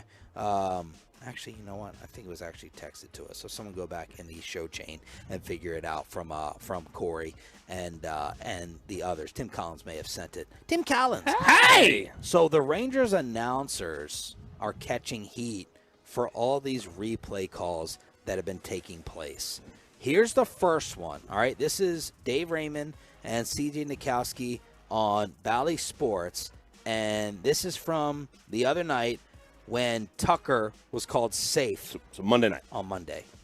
I don't think that the lead foot touches the plate. It pops up right here, so it's above the plate. And when it came down, I think he's out. That would be amazing. Here we go. After review, the ruling on the field stands. The runner. They must have saw the front of that foot actually hit and say that, when it was down, actually say it caught the plate, because other than that, I don't see it. The heel would be the one argument I think that would make some sense, because it looks like the toe is up. Now I think the heel missed the back of it. I think he's tagged out on the knee. You know what? That might be a missed call. I'm with you on that one. Because from that angle, you can see the heel in the air. I get it. That would be outrageous to overturn that, and this place would go crazy. But I think the proper call would have been out. I don't know. Based on what I saw, but they must have had something different back in New York. So this got national reaction. Awful announcing posted on Twitter. The Texas Rangers announcers on Bally Sports Southwest were convinced the umpires got the call wrong and were incredulous when the call on the field stood at being a bang-bang play at the plate. You be the judge, and they post the video. CJ decided to respond to this on Twitter. Quote, hard to tell. Quote, looks like. Quote, might be. Quote, I don't think. Quote, it would be. Quote, maybe the heel does not equal, quote, convinced. It was close. It was worth a review, and either call man in the field likely would have stood. These wannabes are reaching again. And then he goes on to promote his Loud Outs show on MLB Network Radio. So that was the national outlets kind of going at the Rangers announcers. The second clip, their reaction from last night with Marcus Semien and what happened at home plate that ended up costing the Rangers. On the field, overturned. The runner is out. I'll tell you what, the Rangers have had no luck on plays at the plate when it comes to review, and Boch is hot. And he knows he has no recourse there. You can't argue with the umpires on the field. They called it safe. They called it your way. You sit there and watch that replay review. That's pretty impressive. I shouldn't say impressive, but pretty astonishing when you think about what happened last night and whether you actually really ever got a clear shot of that heel hitting home plate. Of Kyle Tucker and the walk-off last night. The advantage they have in New York that we don't necessarily get here is the syncing up of several angles and being able to see both at the same time to say, okay, well, this foot was there, the tag was there, but that would be definitive, right? That it would be clear and convincing that he was out. I mean, I guess they had that look. That's all you can assume. So the internet reaction to that is, oh, the Rangers TV guys got they got new. They got a talking to. They got a talking. They got a talking to. Much more calm. Much more deliberate and careful with their words. Which call to you was more controversial or obvious? The one on Monday or last night? Let's go around the room. Pepe, let's start with you. Last night with Simeon or the first one with Tucker? Yeah, I mean, the first one, you had to really break it down and go to slow-mo to understand that he was, either safe or out. I think last night was more obvious that the call should not have been overturned. He should have stayed safe, and it should have been 4-2 at that. And it took away a runaway from the Rangers that killed a rally and maybe even killed a win for them. I agree with you. I think last night was a worse job by New York than Monday night. Roberto? Yeah, same thing. I think they got it. I think they generally got it right on Monday. And that's the thing is that now Dave Raymond brings it up there. They have the ability to sync up shots, and maybe they have an idea of it, and they've got a better look. But because those don't exist, I don't think the TV broadcast doesn't have the ability to sync that up the same way. That's They're also cutting down. I don't know if it was for this, but it would make sense. They're reducing cameras. Like last night, we only got that one angle. We didn't get the opposite field angle of like what the infielders or outfielders would see. That would have been very helpful. We only saw like the backsides of the players. And I wonder if, Bally is cutting down on cameras along with costs. I don't know. Now, RJ. Last night's was obviously he was out. That was. I mean, no, we're disagreeing with you. I know, and you guys are wrong. That's fine. That's okay. Because, look. You didn't even see it. You're driving. You were looking at Malibu. That is the still shot. He's clearly not on the plate. And there's the ball touching his leg. That's the shot they're showing from New York. I don't see his foot. I know. I don't because see this is the shot they synced together. Yeah. This is the shot that New York was looking at. This was synced up. That's how they made the call. And let me see the first one. Show that on the fan cam. Show that on the fan cam. All right. So here is my thing. I swear to God, I'm going to destroy this thing. What's wrong? It's just freezing on me all day. You got a new computer. I know. It's just freezing on me because the internet stinks. I blame DJ. So there is the ball. Out where it's touching his leg. Okay. This is the shot they're showing in New York. Yeah, and I can see. Okay, and there is his foot, and it's inches away from the plate. So you're saying that that's the same exact shot. This is what this was showing. This is the he's obviously. Now, how are you getting that from? Because the Dez catch taught us. I don't trust Twitter, and I don't trust. It's like politics. I got to know who the source is. I got to know who's reporting it to figure out what their slant is. I mean, that's great. Look, you know what I mean? Yeah, I know. I hear you. Because you're going to get 5 different angles from whoever wants to present it the way they want. Yeah, and again, like I was driving while you guys were watching this last night. I wasn't able to watch it in real time. What do y'all think on the fan text, too? 877-881-1053. The one, look. Which one was more obvious? Which one was the bigger blown call, or were they both correct? The nothing, here's the problem. Nothing is going to compare to the one in Chicago with Jonah Heim. No. Nothing is going to compare to that. That was robbery. That was the worst call. No doubt. Everything else is a good call compared to that. Yes. Like everything else. I think the first one 2 nights ago was more in question because you have to really look to see whether or not the front of his toe or the bunion of his foot actually touched home plate. I thought that was the one. Like last night, breaking it down and slowing it up like this, I thought it was pretty obvious. The 2 nights ago one, that was the one that I think that whatever was called on the field would stand. I thought no matter what was called on the field, this one would have been out. The first night, if he was called out, I think that stands. If he was called safe, I think that stands.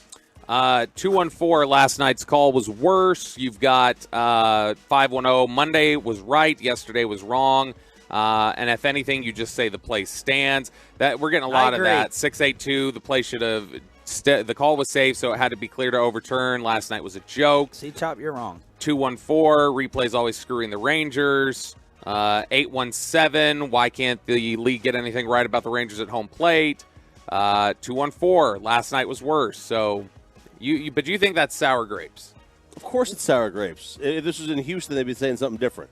Yeah, I mean, look, I'll be honest. I don't ever care like what fans think of out call. That's we're all gonna think that. Every Cowboy fan's going to think Dez caught it. Every Packer fan's going to think he didn't. I don't quite honestly. I don't care what either fan base thinks of the catch. I care about what a non-partial observer cares. That's just me, because we're all every fan is gonna have that slant. Yeah. 877-881-1053 to hit us up. Bet Online sent me the playoff odds for the Rangers to make it. It's minus 600.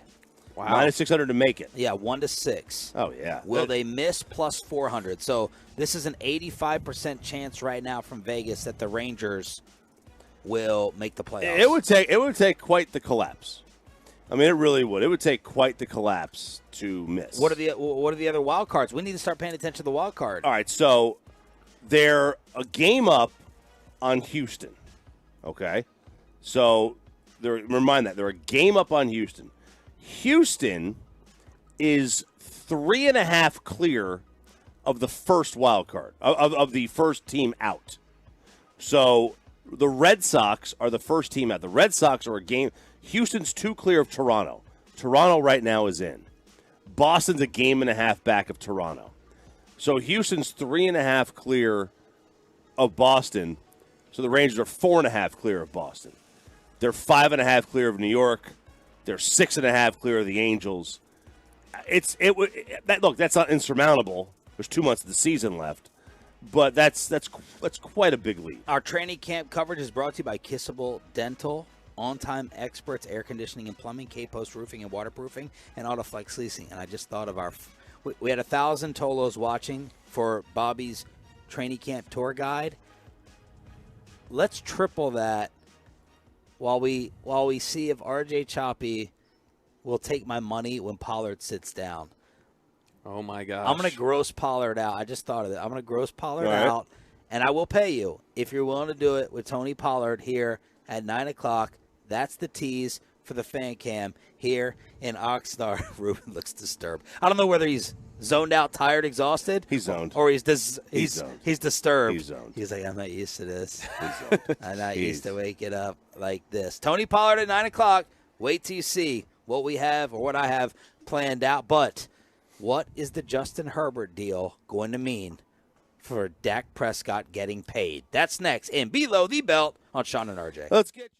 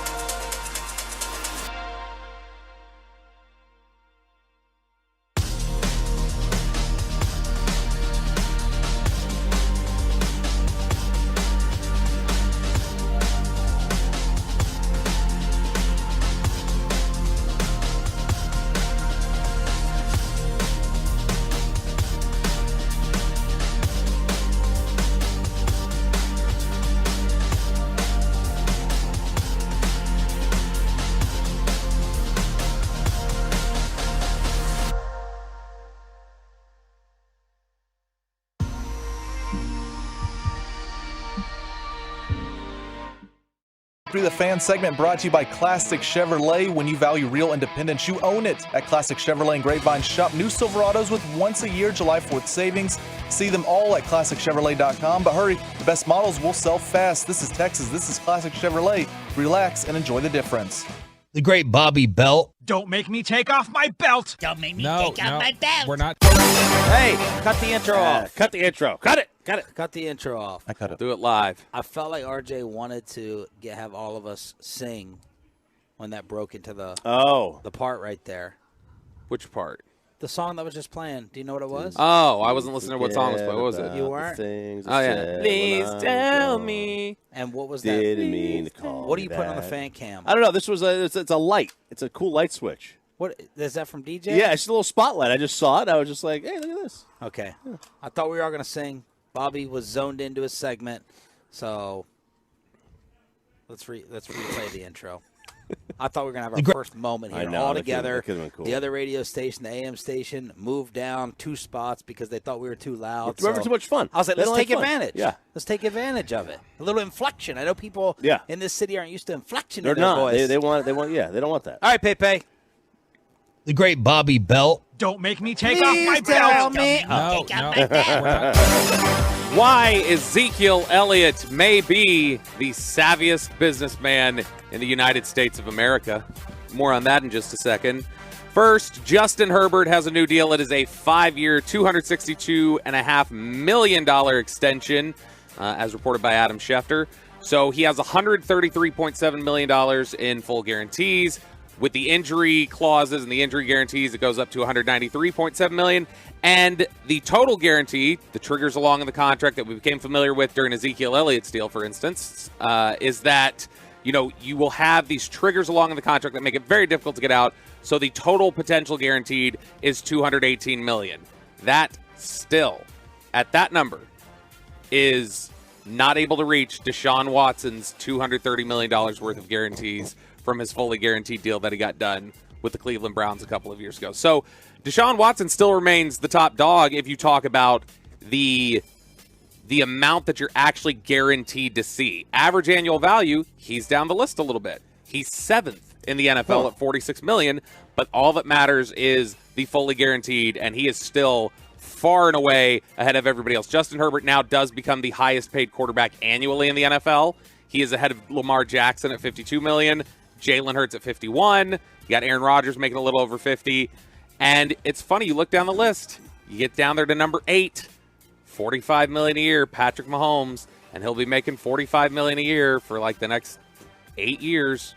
And that's just a hell of a deal that they were able to swing there in Kansas City. And as Stephen Jones said, it's a quarterback league. That was his response to the running back dilemma that we will ask Tony Pollard about at 9 o'clock here on Sean and RJ. When these deals get done, I want to know 2 things. Mm-hmm. Well, 2 things. It used to be, are they worth it? That doesn't matter anymore. But the 2 things are, how does this play into the Watson-Lamar argument? What other quarterbacks viewed that as a fluke, and who didn't? Right when when Jalen Hurts got paid, Lamar was like, okay, I lost this battle. And then the other thing is, let's look at who gets bumped down the list and who's up next to leapfrog. Yeah, first of all, it never matters how good somebody is. No. When not quarterbacks in the NFL. When a souped-up Tyrese Halliburton just gets $60 million a year in the NBA, or whatever the hell it is. Jaylen Brown becomes the highest paid player in the history of the NBA. I mean, does anybody really? I mean, how many people put him in their top 10? Nobody. Nobody, right? No. Jaylen Brown? Yeah. No one. So, and he's at $60 million. He got the Supermax before Tatum. He's getting more than any quarterback in the NFL.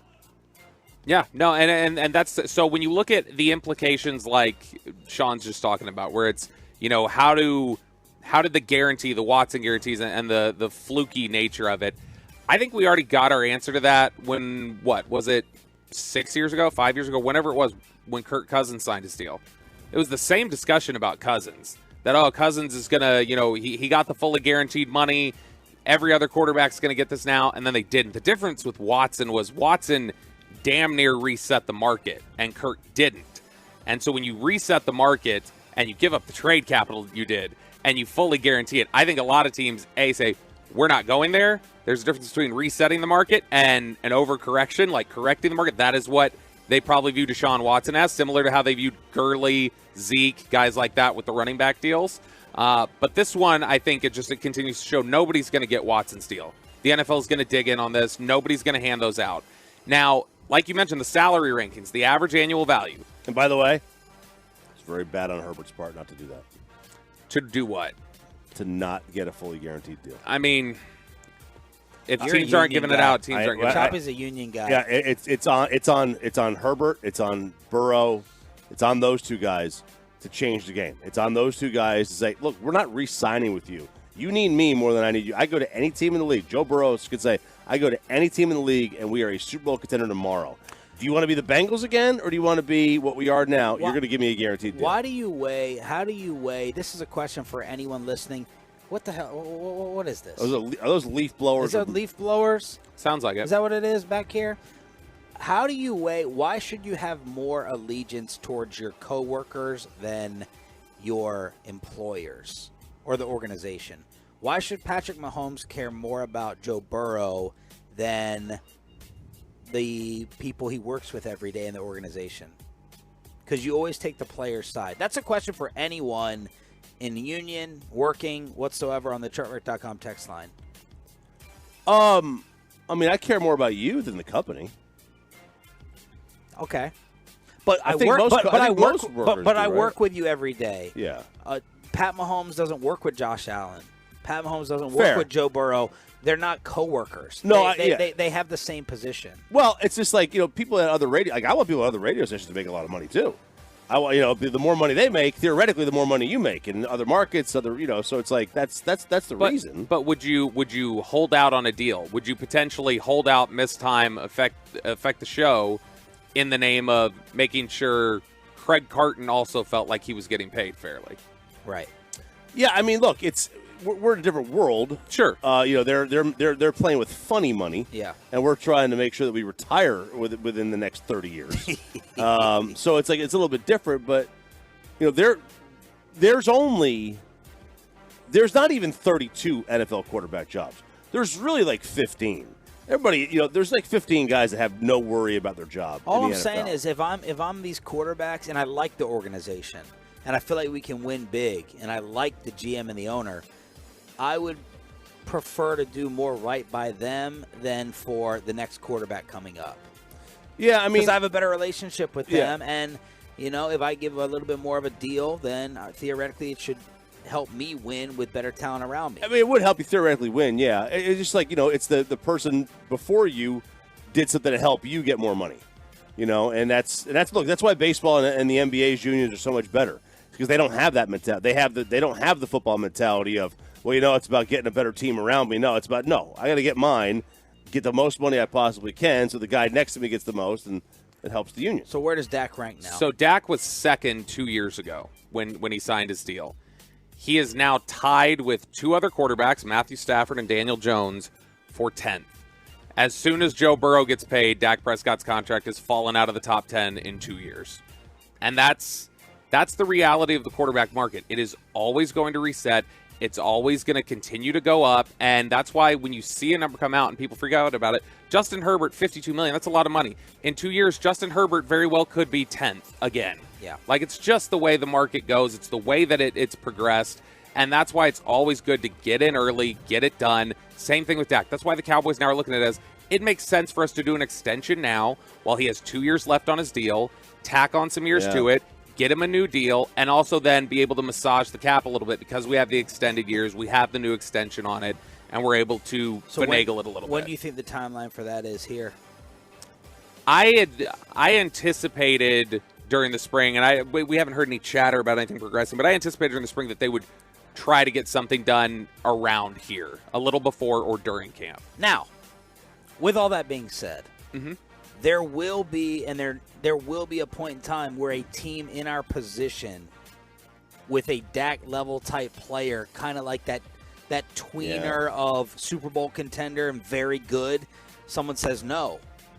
Well, we're not gonna reset the market for Kirk Cousins. They did for Dak Prescott. Yeah, but Minnesota might be done with that now. No, but they did. Washington said that, and then Washington got stuck doing things like trading picks for Alex Smith with Kirk Cousins. Yeah, but Cousins wasn't as good as Dak is now.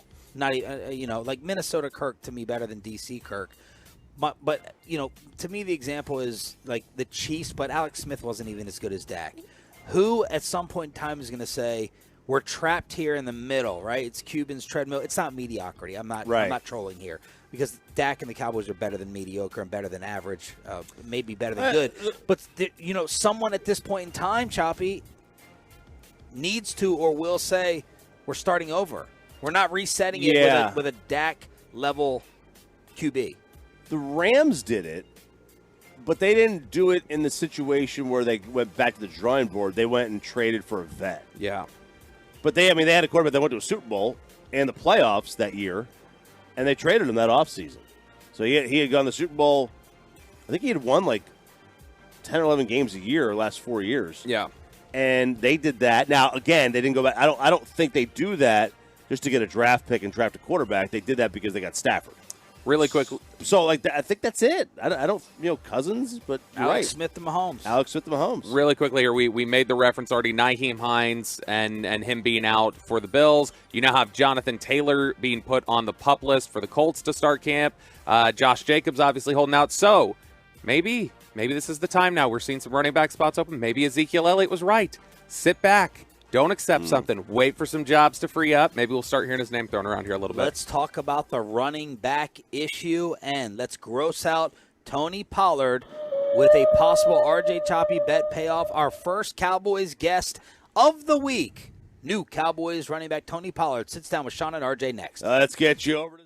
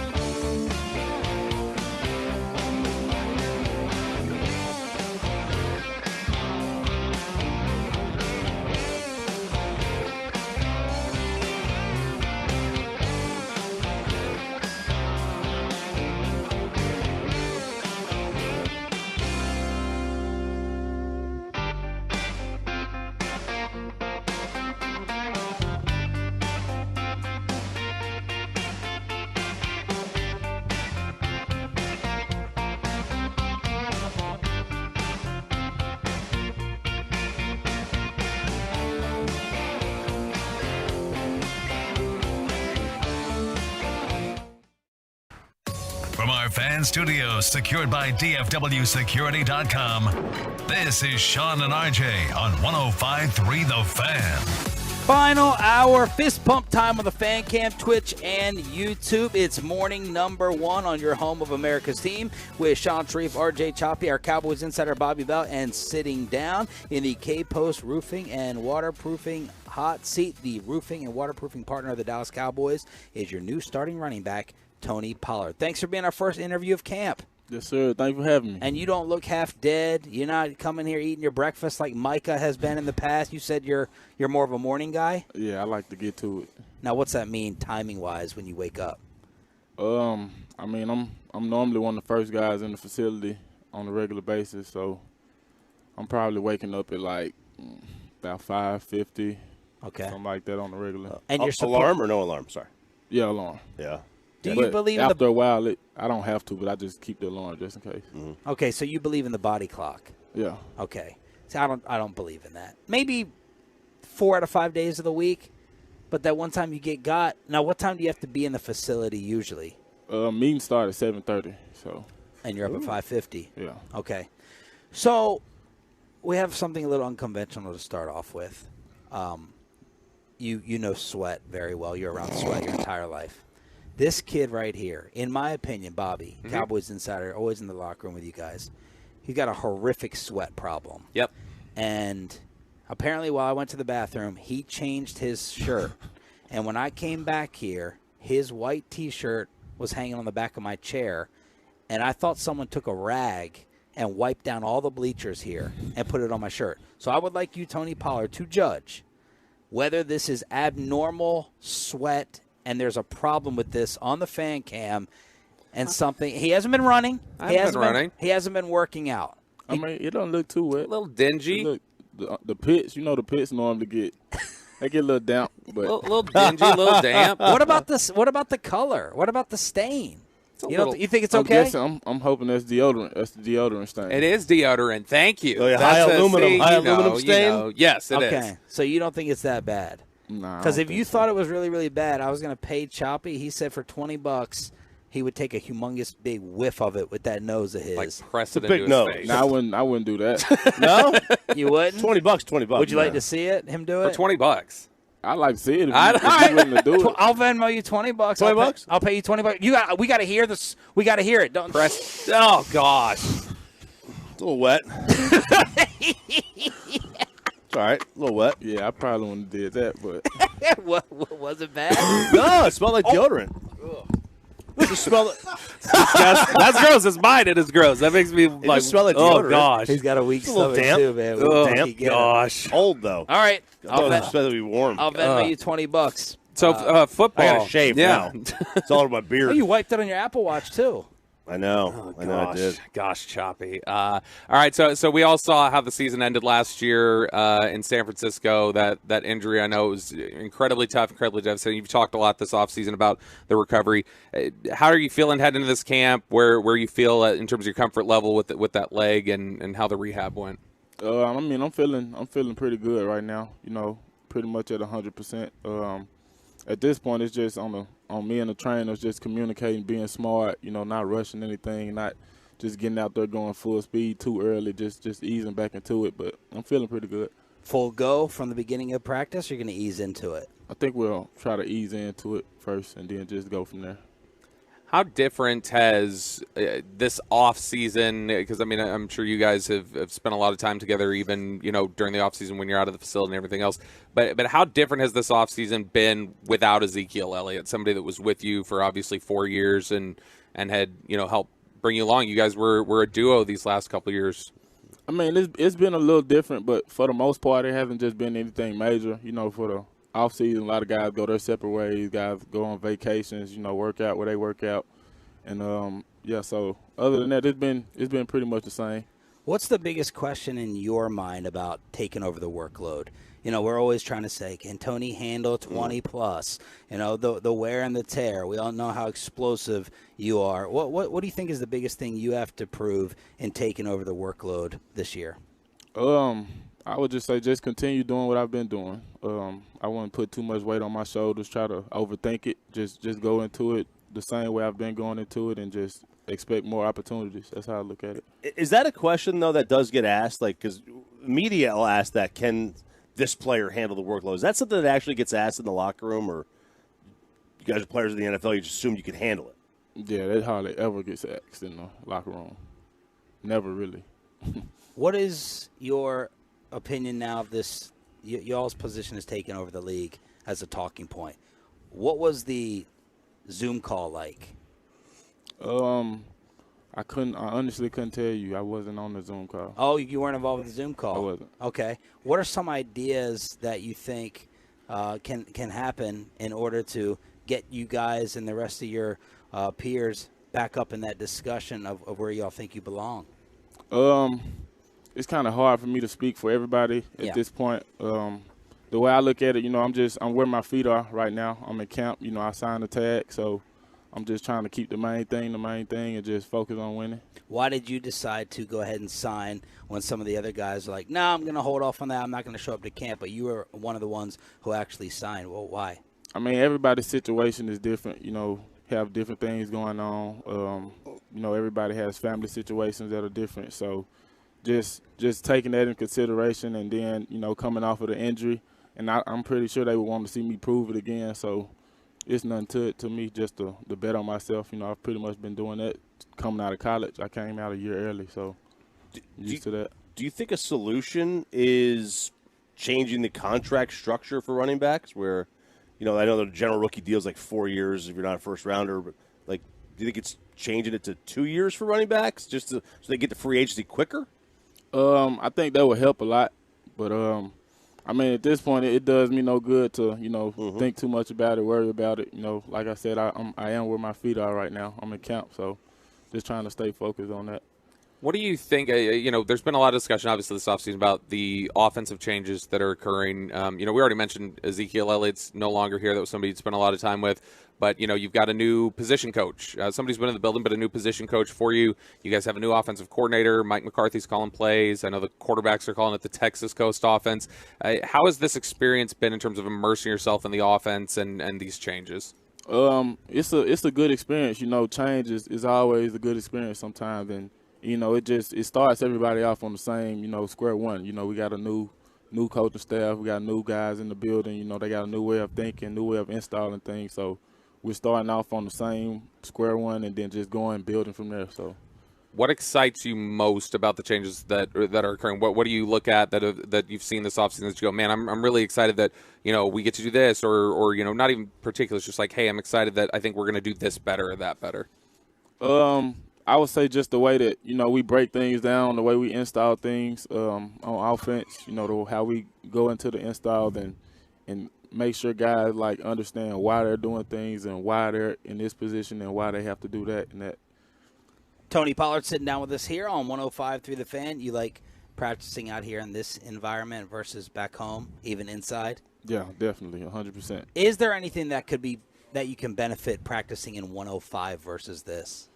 I mean, you get tough. You get mentally tough, physically tough. You're used to playing in the crazy heat. It's humid out there in Texas, so you get used to that. And I feel like once you play in that type of weather for so long, it doesn't matter where you travel to, what city you go to and play. You're equipped to play wherever. Are you now good with these summers back home? You can go outside 104, 105, and you're more good with that than maybe rookie year. Yeah, you're a true Texan now. This whole offseason, I've been out there with Britt, working in the offseason in the blazing heat. So hot. I have no choice but to get used to it. Memphis summer or Dallas summer, which is more brutal? It's a close tit for tat, but I may go with Dallas. Ooh, I may go with Dallas. Memphis is humid, right? Memphis is it's very humid. The humidity's worse than just straight hot. Yeah, don't you think? It's bad. I mean, it's still humid in Texas, but man, I don't know. How many beach days will you get out here? Is that your getaway time? You're like, I'm going to the beach, or you just cool chilling in the room? I'm not really a beach guy. I watch too much Animal Planet, see too many crazy things in the ocean. So. Are you a Shark Week guy? I just like to watch different, just animal things. So I used to make fun of my friend, Ocean City, Maryland, and he's like, I'm never going in that water, and I'm like, there ain't nothing. And now I'm the one that's scared. It's reversed. I'm seeing sharks. I think it's a prank. They're swimming in 2 feet, Mhm. 3 feet of water, just like that. So you're not messing with it. I'll pass on that. All right, explosiveness-wise, we all felt like the offense is pretty much done when you got hurt against San Francisco. Foot race out here or just speed, explosiveness? Who else do you think could line up with you amongst your teammates? I would say C.J. Goodwin. Turk. Who else? You got Kelvin Joseph. Okay. Micah would try to put himself in there. Micah, he's fast. He's definitely fast, but he's not there. You start running backwards at the end. That's a good list. Have you had friends? I know you're not allowed to play. Neither is Bobby. NFL Network. Have you had fantasy football chirpers in your ear so far of your buddies? Should I take you one? Where do you think you should be drafted? How much you going to put up? Because those listening right now are going to draft the hell out of you real high based upon the home runs that you hit. Your friends hit you up or family members talk to you about fantasy production? No, I don't really have too many, people close to me that are into the fantasy like really? that. Yeah, I don't. That's surprising. Wow. I mean, everyone's into fantasy football, so there you go. Well, maybe we're losers. All right, well, we definitely are. We did just sniff Yeah. Bobby's armpit Yeah. shirt. For $20. Yeah. Hey, look, $20, man. I Venmo'd you. I sent it. You did. I got it. Very nice. All right, let's find out some other stuff. I'll give you a couple of questions here, either or. Mm-hmm. Would you rather read minds or be invisible? I'd rather be invisible. You just like to sidle up. That's a tough one. I don't think you get anything good out of reading minds. Man, Sometimes you got to stay up there. Great. That's a great point. That's a really good point. Because then we would know what he's really thinking about us right now. No, that's a really good point. All right, so would you rather hit every green light always? You saying like driving? You're driving. Okay. You always hit a green light. You never get reds, or you always get the best parking spot.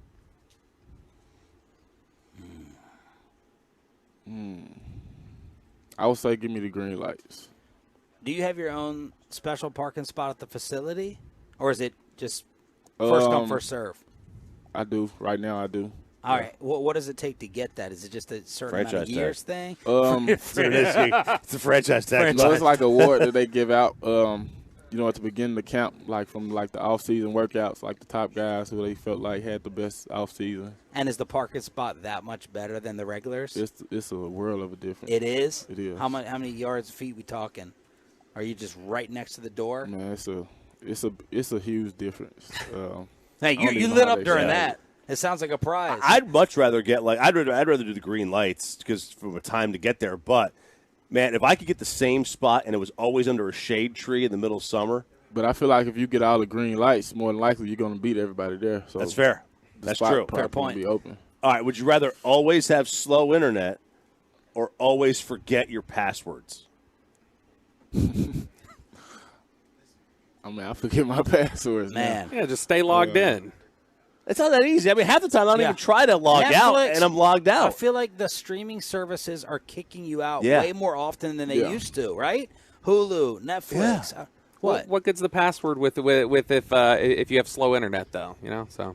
I mean, we're asking Tony. So. Right, yeah. We're asking Tony, not you. But. I probably would say the password. Do you have a favorite old person thing you like to do? Old person thing. Old soul. I like like I said earlier, I'm big just sitting down, watching Animal Planet, watching videos on YouTube about wildlife and all type of stuff. So. Okay. All right, so if Micah's he's the lion? He's the lion. Yeah, he's the lion. What is Tony Pollard? If he's the lion. I always wanted to be a meerkat. What other? I would say the cheetah, but that's Tyreek. Yeah. Yeah. What's another? Sounds like you want to be a fish. Something in the water. Blue whale, sperm whale. No, Humpback. I'm good on the water. Good on the water. I watch it from my house. Tony Pollard in the K-Post Roofing and Waterproofing Hot Seat, the roofing and waterproofing partner of the Dallas Cowboys. Thank you for waking up with us, and thank you for being a good sport. Best of luck with the health, and we know you're going to be killing it in terms of the explosive plays this season. Thank you, man. Yes, sir. I appreciate you having me. TP, Tony Pollard, live on the Fan Cam, Twitch, and YouTube here on Sean and RJ. Nick Eatman, Cowboys insider from DallasCowboys.com, sits down with us for the first time from Oxnard after this. But after this.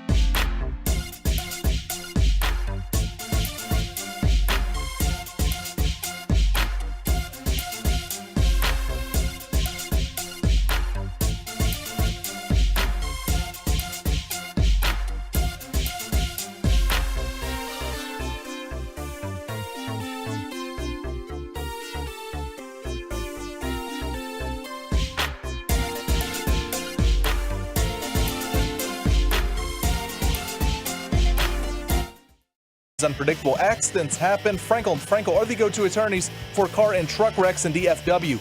If you or a loved one have been in an accident, contact the Frankels at 214-333-3333 or just go to truckwreck.com. Sitting down back with us here, Cowboys training camp in the K-Post Roofing and Waterproofing hot seat is Nick Eatman from DallasCowboys.com. And fortunately, you were already up working out, it looks like. Well, I don't know about working out. I was just kind of walking around out there. Oh, you weren't. I mean, a little bit. No, I was on the field, but I mean, it wasn't. Now, are you allowed to work out in that weight room? I think we could. Okay. I mean, if I needed to, if I needed to do that kind of workout, where this gym workout doesn't provide, but I think I'd be fine over here. Power cleans up here. Yeah, I think I'm okay with what the hotel provides. What year training camp is this for you? Well, if you're counting all camps that you've been to, this is 26. Dang. Wow. Yeah, my first year. I said rookie. My first year when I was still in college at Midwestern State, and I was working at the paper there, and then also I got a little. This internet thing was kind of getting off the ground in 1998. So the Cowboys were like, we needed like an intern. Do you have any college kids? So I did some stuff there, and then they said graduate, get a full-time job, and maybe graduate, and when you come back next year, maybe it'll be a full-time job. You may not want to answer this, don't have to, but what was like the closest you came where you're like, maybe I should do something else? Were you ever close to like going for another team or another profession? Because you don't look old, and you've been here forever. Yeah, so in 2006, I interviewed at TCU to be the second SID. And, I met Gary Patterson for like 10 seconds. He was like, go, nice to meet you. And then. So the reputation. And then a guy called me. Yeah, a guy called me. I guess one of the radio guys called me and said, hey, this could work out pretty good. And I think that the main SID, he may not be here that long. And, we'll see. And it could lead to something. And I decided not to do it. And that guy is still there. The SID is still really? Oh, wow. Yeah. So I gave Brad Sham his football life props the other day when I was just binging it with Tom Landry's, and I'm watching Romo's. And at the end of one of the games, it might have been San Francisco, there's old Nick Eatman popping into the screen on the NFL Network as Romo's human crutch. Romo was looking to get off the stage, and it was like you guys had this amazing, like, Montana Rice chemistry. It was. He gave you the eye contact, the head nod, and there you were helping Tony down off that stage. Yeah. And I had to talk to you on the phone and be like, way to go, Nick. Way to go. Football life moment right there. Did your phone blow up off of that when that first came out? I think I had like a Razor back then. I don't know if it was a Razor, baby. I don't know. That's a top 5 phone all time. Yeah, that's a top 5 phone. Yeah, but no, it just Tony. How did you know? Did you have it pre-worked out? Did he go, Nick? No, I just need some help. Okay, it was a nice little lift to get up there, and so you could just tell.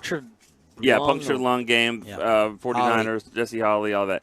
And you could just tell. Did Holley play in that game? He did play in that game, and he reminded us of it the moment that play was made. He's still celebrating. He's still celebrating. It just ended. We did a documentary on him. It's one of my favorite documentaries we've done, just on the reality show from Irvin to that. I love Jess. In your one moment. And he had some moments, but yeah, that's that big moment. So Nick Eatman sitting down with us here on 105.3 The Fan. Your reaction to the Trayvon Diggs deal? Were you surprised? Yeah, kind of that they got him done first. And Stephen always says deadlines make deals, and they didn't really have a deadline, but maybe in their mind that they did. That they said, do we want to start a year and let him get 5, 10 more interceptions or whatever, and keep stacking his case, and let's try to do it now. And I think from what I've heard, Trayvon wanted to do it now too, wanted to get the money in now, and so it was a perfect storm. But yeah, I'm a little surprised that they got it done. Who's up next? Not including potentially Zach Martin. Yeah, it's like 6 people. Well, you got to include Zach. Yeah, because that's the easy one. He'll take the cop out. That makes the question interesting. I don't know if it's that easy, honestly. Ooh. I think they need to get him done before they get Terrence Steele done. Because if you get Terrence Steele done and he's looking over here, and it's kind of like, remember a couple years ago when they signed Lyell into a pretty nice deal, and it was more than what Tyron was making, and you're like, oh, okay, and just because that's the way the market goes. But Terrence Steele's going to get, really good money, I think. So that one's going to be interesting, and I think that's kind of what's playing into this with Zach. Who are the starting tackles as of today? I think offensive tackle. Yeah, right. I think. Well, let's go. We'll get in there. I guess Tyron will be out there. I'm assuming like game one. Yeah, game one. I'm sorry. Assuming everyone's healthy. Assuming everyone's healthy and ready to go. Tyron and Terrence. Tyron and Terrence Steele. Assuming everyone's healthy, and I thought him not going on PUP was interesting. Yesterday. I mean, that was a good move. I mean, that's a big move for him. And that's who should be. Yeah, I think so. I believe Tyler Smith should play left guard, and I don't even think it's for just this year. If it was me, I would make him my left guard all the time. Why? Because I'll take that Drew Brees Saints approach. Just keep the middle solid. Give me a core solid in the middle. I'm not saying Dak is a short quarterback or whatever, but he's not 6'6" or anything. But still, if you keep that middle pocket clean for him, the outsides, I think they'll be fine, especially in the way, you need those athletic guys. I think you need power in the middle. I keep Tyler in the middle. But are you putting more position? Do you think left guards are disrespected? Are you putting as much importance on left guard as left tackle? I think when it's 3rd and 1 and 3rd and 2, you've got to get a first down. And what happens when it's 3rd and 10? Yeah, I mean, I totally, I'm with you there, but I think that people, you watch what Parsons is doing, he's blitzing right up the middle too. So I think, to me, I'm keeping him in the middle at left guard. Has there been enough urgency, do you think? I mean, the fact that the Zach Martin thing has gotten to where it has. Terrence Steele, it's felt, at least to this point, like they've slow-played it a little bit. Biotish doesn't have anything done. I don't know where he is in their long-term plans. But, Tyron and Tyler and not totally nailing down the offensive line. I mean, there's a chance that what you're looking at is everyone realistically could, not necessarily probably, but could. You could have 4 of these guys in your starting offensive line that are not there next year. Right. Tyler Smith is the only one left. Do you think they've shown adequate urgency to that reality? I think in a way, yes, but not to fix those top 4. I think what it sounds like and what McCarthy said at one point this offseason, that he's tired of just even trying to make it work with these top 5. It's like, I'm just bringing in 8 or 9. I'm just giving me some options because I know this offensive line is not going to stay intact all the time this year with injuries and all that. So just keep loading to the back end. And I think, to answer your question, Bobby, I think that's kind of what they're trying to do, is protecting themselves both this year and long term with options, knowing that you're not going to probably lose 4 out of 5. But if you do lose 2 out of 5, you've got a lot of these options, and that's why we're going to be out here at camp all the next 3 weeks and go, oh, he's playing left guard, or oh, he's at center now, and all that stuff. And that's what they're doing because they're mixing this stuff together. Nick Eatman, DallasCowboys.com, sitting down with us here on DFW Sports Station 105.3 The Fan. Did you take anything interesting from the presser yesterday? Oh, I mean, not really. I mean, Jerry's gonna not the Clarence Thomas stuff. No. Jerry's gonna do his thing, and where he. He has a couple of one-liners that are great. He gets a little emotional here and there. It's a big deal. I think every time he comes, to a camp and comes out here and just kind of knows what he's got in front of them. And I think I kind of like that they embrace that. I mean, Jerry's always been optimistic. I remember 2002. He was like, we can go to the Super Bowl, and they went 5-11. But I do think that everyone kind of understands what they have here. This is, in my opinion, this is a really good football team. But you gotta get those breaks. I mean, they haven't been, and I'm not saying they're just unlucky. They haven't been good enough. But sometimes to make it, you do have to get. They've been unlucky though. I mean, the Romo snap. There's a million. The Dez catch. There's a million. When they lose in the playoffs, something happens. It's not just that they weren't except the good last enough. 2. Well, Pollard got hurt. Well, I mean, the ref ran in and. Changed the spot. Smashed Dak. I mean, I've never seen, just things you haven't seen before. They weren't good enough. They weren't better than the Niners that game. If they would have won that game, that would have absolutely stolen that game from the Niners. 2 years ago? Yeah. So I'm just saying they weren't good enough then, but something freaky happened. Weird. Yeah, weird stuff like that happens. All right, Nick Eatman's top camp storylines or things that you're interested in starting today. DallasCowboys.com. What would we see up there? Well, for us, we're starting. Today's the first day of our podcast. We're starting a lot of new podcasts and some new things. Yeah. Hopefully without Broadus. Well, Broadus is on. He's on. He's on. He was on the show. I was on Cowboys Break. I've moved to a different show, and so he's on there. We got another show coming up. So podcasts are a big deal for us today. Storylines, though, I mean, it's gonna be Zach Watch. We'll see what's going on there. See what kind of the responses are. Interested to just hear Diggs' press conference and see what he says and. About the contract, and then also I think like you said, Bobby, let's turn our attention to see who's next. Who else is going to sign? More pressure heading into this camp on Jalen Tolbert or Kelvin Joseph?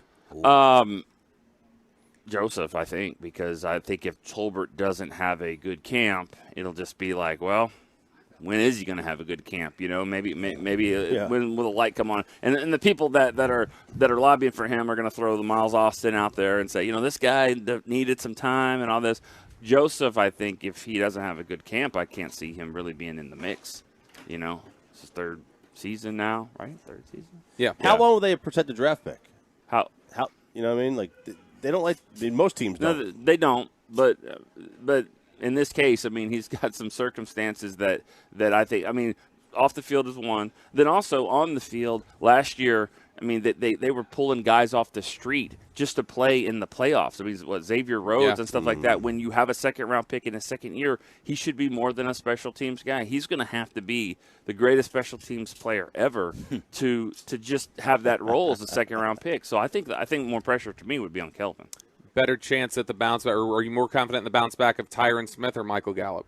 Gallup, just because coming back off an ACL, usually that second year is one where you take that big leap. And Tyron, I mean, it kind of is what it is. You just wonder how many games is he going to miss. But it's a little different when you're making $1 million a game. I'm not saying he's the type of guy that was like milking his injuries and all that. I'm just saying when you get $1 million a game, it's a little different, both from his side and the other side of like, oh, are we playing today? Yeah. I wonder how that dynamic's going to work. That's going to be interesting. Nick Eatman, DallasCowboys.com have the NFL Films. Is it NFL Films or ESPN? Who got the deal with Jerry? I think he was commenting yesterday on the cameras following him around. Was that Netflix? That was Netflix got the deal, yeah. Mm-hmm. So have you noticed them already? Yeah, I noticed them. Yeah. Really? I mean, it's... Is it like Hard Knocks presence? I haven't seen that many cameras. Right. Actually, I've only seen them with Jerry, so I don't know if it's just Jerry or. I think it's just Jerry. Yeah. What do you think of the Jets crying and complaining about Hard Knocks compared to dealing with it and experiencing it here, where Jerry welcomes it? Yeah. Yeah. Oh, yeah. Did they make him do it? Is that what happened? Yeah. They made him. Yeah. They were not happy. They're like, well, they're not going to allow them to show players getting cut. Oh. That's the best part. Yeah. Yeah, especially when you create. I love when you look at other people's misfortunes. Yeah. Did you ever feel like it was a distraction around here? I mean, like people say it. Yeah, I mean, for it probably was. It's just like for what I see, it's just all out here. It's like, do you have 400 cameras or you have 450? I mean, but for what they were experiencing in there, maybe. But I mean, this is the Cowboys. I mean, this is kind of is what it is. I mean, they didn't make the playoffs those years because they weren't good enough, not because Hard Knocks was there in August. Right. I get a team like Jacksonville not liking it. The Jets should be used to media coverage. Yeah. Yeah. Right? Like, don't sign Aaron Rodgers. I mean, like, there you go. I mean, that's what happens. Absolutely. Sign Aaron Rodgers. Now, didn't they do it a few years ago? I mean, what was that? Was the quote about the snack, right? Wasn't that? Oh yeah, Rex. Yeah. But wasn't that Hard Knocks? Yeah. So I'm surprised that has every team done it? I mean, not every team. They haven't done it for 32 years. So, I mean, there's teams that haven't done Hard Knocks. Nick Eatman, DallasCowboys.com. It's good to have you back. DallasCowboys.com, of course. And Patrick Walker will be joining us on Tuesdays and Thursdays with Nick Monday, Wednesday, Friday. I got to tell him that. I don't think he knows that. Well, I think yeah, you should. Yeah, he'll be excited. Maybe he'll be working out like you are. Yeah, no, he'll be excited. Won't be an issue. Crosstalk with KMC in their brand new edition, live from Oxnard after this. But first.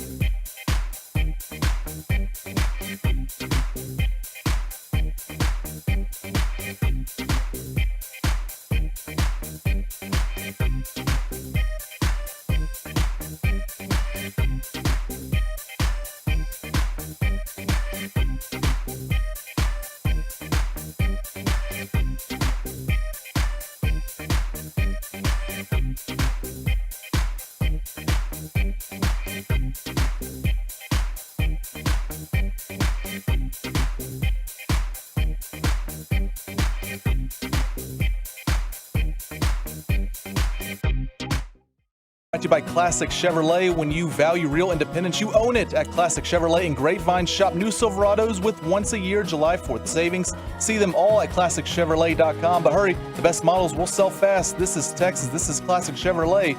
Relax and enjoy the difference. And I can put you in. RJ Choppy requesting the song Behind the Scenes. Is this your Pitts shirt? Yep. Oh my gosh. Set it up, Choppy. You asked for it. Man, he did it. He did it to himself. He decided to fly first class, so his new nickname is Jack Harlow. Let's vote. Let's vote on this. This is our crosstalk. Big time faux pas. Cowboys camp with the KMC masterpiece featuring Derek Holland. Woo! Welcome to the show, brother. Thank you, man. Thank you for having me. And what a great segment you guys had earlier talking about me. Yeah, I know. Segment. Say smegment? Smegment. Oh, that might get dumb. Slow down. Cowboys might camp. get dumb. Cowboys camp has started hot for Derek. Yes, it has. It's been exciting. What do you think of the place? This is way different than spring training. I can tell you that right now. How so? It's a different sport. This is football. There's only 2 fields, not 47. Yeah. Oh, man. There's a lot to see on the way here. Yeah. Sean, did you like it more when Kevin was back at home Yes. instead of out here? Oh, man, I took I wish your wife was pregnant again. Oh, my God. I wish she was knocked up right now. Oh, me too. Me Sean, are too. you still angry from the flight? No. Okay. No. You know, I'm trying to bring you into this. I'm trying to give you a nice You guys intro. attacked me this morning. Nice. That's and I couldn't even defend myself. That's true. What were we saying? Because I'm delayed on the Odyssey app. What were we? Way to bury that on the way. The hell is happening on this crosstalk? And that's the nature of the technology, All right, Chuck, Derek. set it up. We'll have everyone vote. Okay, so here's the issue at hand. It's not even an issue. Oh, Derek. I mean, you made it an issue. Yeah, I did. Derek was on the flight with you guys, but we all are flying out in some capacity. He got a first-class seat. yeah. Now, he paid for this on his own. Mm-hmm. Thank We you. did not. Yeah. Make sure Now, you put we that could in have there. upgraded. I could have paid $146 to upgrade. Oh, my gosh. Could have. That's it? That was it? I agree. Yeah, but you're not going to leave your lady behind, Yeah, are you? Carly's not my fiance yet. We already ruined that one. Someday. I think Derek would counter back that you committed the bigger faux pas 100%. with the girlfriend coming on day one versus Derek in first class. Let's Well, vote on that. Let me just say this, though. You say this is a guy's trip, correct? It's in general. Yes, yeah, if yeah. you're on a guy's trip, you don't go and you sit elsewhere. Even if it's not a guy's trip, even whatever it is, a work trip, even you don't sit elsewhere. Okay, you also don't bring sand to the beach, but that's okay. Sand to the beach. That was more so I don't have to drive back to the airport to pick her up. I could have got her. She was going to come in today, and I was like, well, I'm not driving back to the airport to get you. What do they say about men that go back and pick up their women? What's that called again? Men that go back? When you go do stuff for your wife, maybe Considerate? open the door, open for them. Chivalrous. Oh, so is that dead? It's just easier. It's an extra day. Okay. It's an extra day. It's very, very easy. I mean, I already got to bring her back to the airport on over the weekend. So Okay. We could fly back together on Friday if she wants. I mean, if that's what you want to do, go ahead. Will you sit her in first class? It's not my girlfriend, so no. So Not with that by the attitude. way, let's go ahead and get this rolling. I don't know if you're using this for in the oven with Dutch later, but did you all feel bothered? Not at all. Or you big should've, dog that yeah. Derek was in first class? I tried to get a video of him, but as I was running, I guess I pushed the wrong button. But as we're walking through, the guy behind him goes, "Hold on, is there somebody famous sitting in front of us?" And I was like, David "Yeah, that's a world." I Copperfield. was like, "That's a World Not Series David picture." Copperfield. Yeah, that was kind of awesome. How many times did you mess up the magician? That At was least sitting- 10 times. Yeah. At least just 10 twice. times. Just twice. With But the no thing is, chance that is accurate. Did any of you recognize the magician? I didn't see him. No, because they were looking probably for the Was wrong it a trick? person. I was looking for. Oh, yeah. I thought he was there, and then he disappeared. Yeah, that was Mike. Really was the funny. plane He was like didn't. he got on the plane as Chris Angel, but got off the plane as David Blaine. That was the true magic trick. We got mind freaked. Yeah, that was. So I think I don't have it. You saw Chris Angel in the news yesterday No, I didn't. because he's doing something at. I'm going to throw myself under the bus. I completely got the wrong person. That's just. I was trying to help that's you how because it he's is. doing something where he's like rappelling from the top of Lucas Oil Stadium. Not rappelling. He's like dropping out of the sky. He's floating. He's floating. Yeah. Well, That's his thing. Mike put in the text, why is he even flying with us? Why isn't he just teleport? doing his own thing? Different baggage claim. But Mike wanted to walk by and go 3 of hearts. Which you've just been behind. Yeah, which I thought would have been amazing. What's coming up on the show, Corey? What were you about to set up? We're going run sheet free today. Yeah, we don't have a run sheet right now, but I do know we have Why is Kevontae Turpin at 12:30 today. So Cowboys wide receiver, punt returner Kevontae Turpin at 12:30. Right out the gate, we will talk about Rangers Astros and why the Rangers can't develop pitchers. And also, why can't we get home plate right? You know, there's a lot of home plate controversy going on with this team right now. Home plate All right, what did you think of the home plate play last night and compare it to the one Monday? Like, what was the bigger missed call? Were they both missed calls? Were neither of them missed calls? What did you think? I haven't really got to look at the one from last night, just because I was trying to learn about my roommate for the time being. Oh, that's right. And on top of that, though, the call before, it's so interesting. The thing is, we don't see a certain angle. The umpires up in New York have like this angle that maybe we don't see. So that's the one thing that kind of frustrates me is now being part of the media, we should be able to have access to that as well. The guys in the booth should see it, everything. Man. Because it's like, okay, you're giving away something that we can't see. How do we know that's actually true? Mikey, So- did you see last night? I did through the 7-minute YouTube replay. As in, like, you get 7 minutes we couldn't watch because we were traveling. Let me ask this question, because I'll talk about this on our show. Was there only one out when Beasley sent Simeon home? Because that's yes. Yeah, I'm pretty sure there was. So my question is, you're in the 8th inning. You're down by 3 runs. I just went over this the other day. You did. Yeah, you did. When Corey Seager, hurt his hand. It is a stand-up situation. So if people don't understand this, and maybe the Rangers feel differently, maybe the game has changed.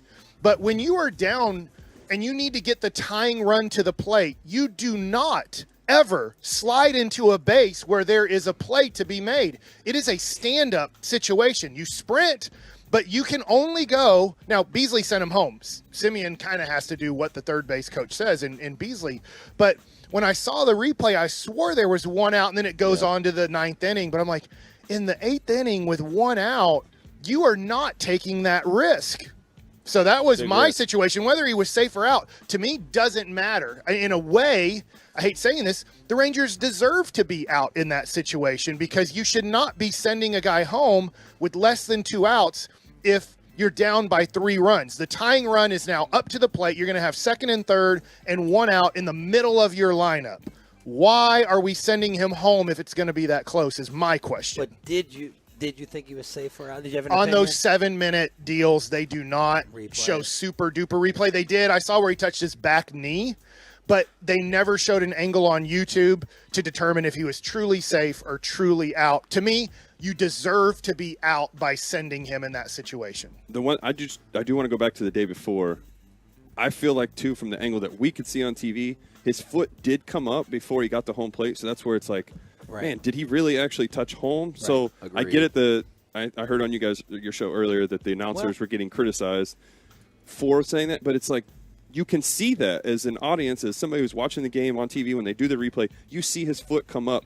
And then he gets tagged, and then he comes back down. So I don't know. Do y'all as athletes hate that part of replay, the technicality 100%. Thing, where it's like he beat the throw easy? I never played during replay, and I think the game was better. Are we getting things right? I agree with Dave Raymond. Are we getting things right on replay? Whether it's the NFL, whether it's the NBA, whether it's now Major League Baseball. Are we truly making the game a perfectly called game? No, not even close. We've argued now twice in the last 48 hours on plays at the plate. Let the humans call it. They make mistakes. They do a great job. When you see things in super slow-mo, you're amazed at how good they actually are. Yes. To me, just let the game play out. The players on the field make mistakes. The umpires at times will make mistakes. And you know what? We're finding out the replay system in all sports isn't that good either. It's flawed. But there's also this thing of you're watching it on TV, and now everybody's furious because of the super close-up slow-mo. So now you need to ask the TV networks to not do that. Because otherwise, then they got it wrong. And did they get it right or wrong? We're arguing now. I know. You're right. They do not get it right. They get it right more. They get it right more often than not with the replay than. And I like that. I want to get it right. My thing is like, I hate the technicality of it. Like, I'm sorry. Like, if a shortstop is getting the ball in a double play, I don't need to see him physically touch the bag. I'm cool with the vicinity play. I'm totally cool with that. I was actually on the replay thing last night, and I get it. It's the way guys have been trained now. I think it was a Dolis. It might have not been a Dolis, but it was somebody slid so early, and the shortstop actually took the ball, Pena, and like really took 2 steps to first base to throw the ball. I'm like, you take that SOB out right there. Like, that's what you're trained to do. Now, the bag protects you now, and you have to slide directly into the base, and you can't go that far past the base. I don't think you can go past the base at all. But when the dude is 2 steps in front of second base in the line, dude, see if you can take him out and make a bad throw. But I understand you've been trained to never touch the guy around second now for a good 8 years. So Derek looks like a movie character. He Like, does look either like Terminator. Top Gun or RoboCop. He's got a little RoboCop. He's got I like tape around the that. belt. He's got. I had to borrow your belt, by the way. Or Papa Chop. Papa Chop. Now, are you going to man's buy belt. his water off him? Yeah, I need to buy water because we don't have leverage water. on him. Yeah, we need I was water. going to bring water here, and then I was told, oh, they got water here. yeah, they don't. They quit us. I also need a favor from somebody. Oh, I show don't. of mooches This, here. this is a situation for the cupcake payoff. I've been unable to get to a grocery store to get cupcakes. Yeah. Our first interview is today with Cavante Turpin, and I don't know if we can raise the $1,000 by the first interview, but I am going to need to access some cupcakes. Maybe I'll do it today after the show. I'll grab some, bring them, and then we'll have them for the rest of the week. Yeah, DoorDash it. We're trying to get some money raised for NAMI North Texas, and then for every $1,000, I'll take a cupcake to the face from a player or Mike. Oh, wait, how much? I think Mike wants to like Every pitch $1,000. it. What are you doing, dude? Every $1,000 for NAMI Going for a North good Texas. cause. Oh man, You don't care about charities? I do care about you. You just can't have even get lots your own more room. money. You want to throw away your player money? You throw him got belt. a Funko Bobby. And all Well, of a I sudden got you throw endorsement money here? more than Mike. Uh. All right. Oh my gosh. Oh, Mike, keep him off, Mike. we're back tomorrow morning. It's the KMC Masterpiece with the Hump Day edition, live from Cowboys camp, next on 105.3 The Fan.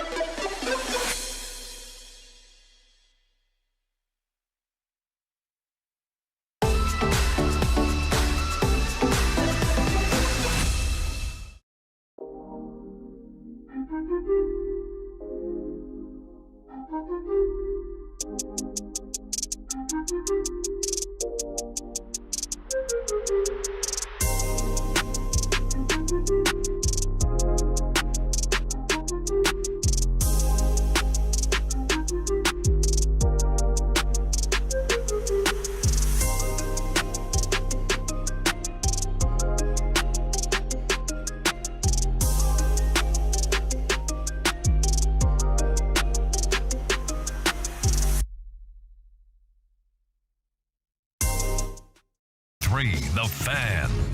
KNC Masterpiece right here on 105.3 The Fan. We are live from Dallas Cowboys training camp in Oxnard. You got me, Kevin Hagelin, Corey Majors, Mike Bassick. Back in the studio is wrestling superfan Alec Medford. And with us, until he gets tired of us, in California, it is Derek Holland, ladies and gentlemen. Hi, guys. That is the kind of enthusiasm that I was hoping we would get right out of the gate. Me too, man. Oh, my God. To the internet. Mike, do you have enthusiasm for me? Rangers are down to 1-game lead. The last time they only had a 1-game lead in the West was May 22nd. Oh, my gosh. Okay. That seems so long ago. I mean, that was more than 2 months ago. Today the 26th or 25th? Today is the 26th. So in a little over 2 months, it's back to just a 1-game lead. Okay, I'm going to try to, for half a second. I know it's not going to work with this motley crew this morning. Hey, just real quick. Alec, do you have any enthusiasm for me? Sure, I have tons. Yes, thank you. Upside down salad hat. I got the City Connect hat on today just for you, Mike. Oh, there you you go. Are matching now. You and Mike are matching each other. That's awesome. I'm slowly ramping up, Kevin. Here we go. Okay, Yeah. the fact that the Rangers have been in first place for 2 months, is that impressive to you at all? Or no, you, it's very impressive. I wouldn't have guessed that. I guessed to start the year, I thought they'd finish third in the division, to be honest. I thought it would be Houston 1, Seattle 2, Texas 3, with Texas just missing the playoffs. So I go back to March 28th or whenever we kind of put out our predictions, 84 wins and just missed the playoffs. So it looks like they're going to be better than 84 wins. But at this point now, I'm nervous.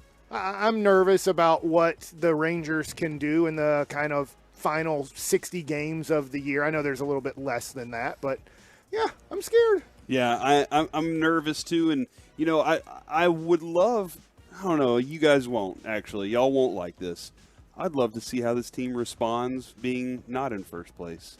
I am fine with not. I understand that. I get that because maybe the best thing is they respond still being in first place and take back off, right? Yeah, like that's ultimately what you want. But man, once you lose that, what happens? You know, how do you react to that? And I was going to go to Derek real quick, Mike, because he played for Bochy. I'm kind of curious what his tactics are in a clubhouse whenever something like that happens. What do you think his message is to this team other than just, keep the ship and try and get to the end of the season? Well, first things first, you're not going to go to panic. You're not going to. There's not going to be a big meeting. There's no meeting that, hey guys, we're tied for first now. 100% he's not going to have a meeting to begin with. This needs to come within the clubhouse. The guys like Simeon, Seager, all those guys need to step up and say something, have a meeting with the guys. Again, only worry about what you can control. Let's focus on today.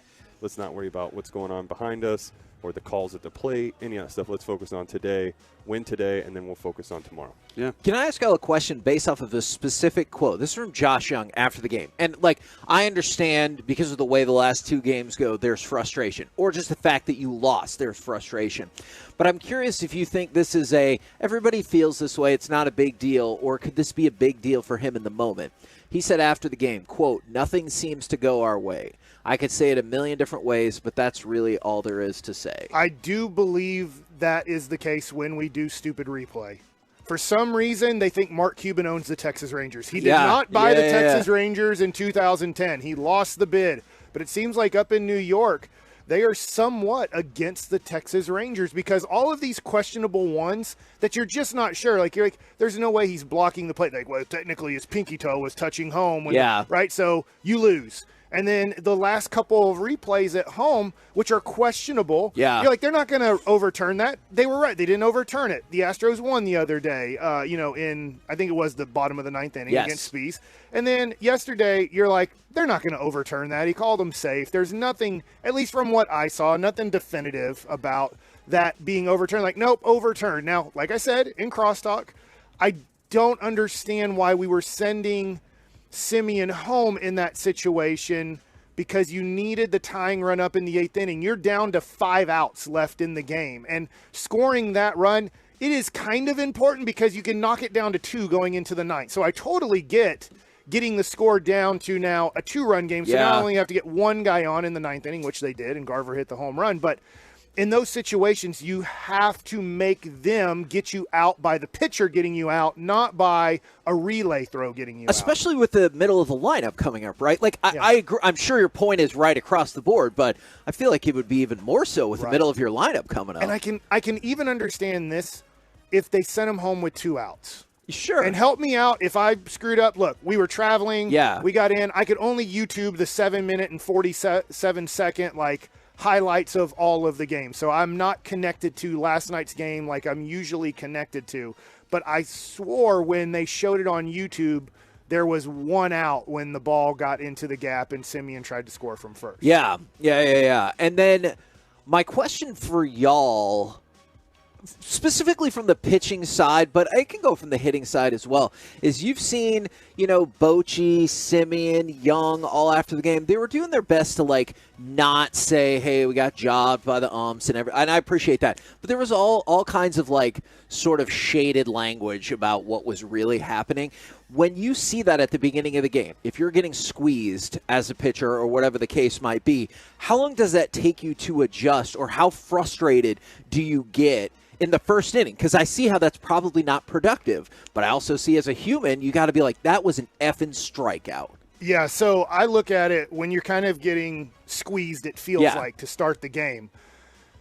It just matters what attitude you're coming into the game with. At times, it messes with you. Yeah. And so every game is different. Now, you try to keep the same mentality. You try to keep the same focus. But we come to work in different attitudes coming to work. Same thing with going to a baseball game. You're going to be mostly the same, but there's times where things are going to frustrate you a little bit more. Maybe if you're a veteran pitcher, Derek, and you felt like this guy screwed you over every time you pitch, and it's your 4th year in the major leagues, and you've had this guy behind the plate 8 or 10 times in your career, and you're like, every freaking time he squeezes me, I don't get it. So now you're coming into the game with a mindset that you have to fight because you're ready to be in fight mode with the umpire.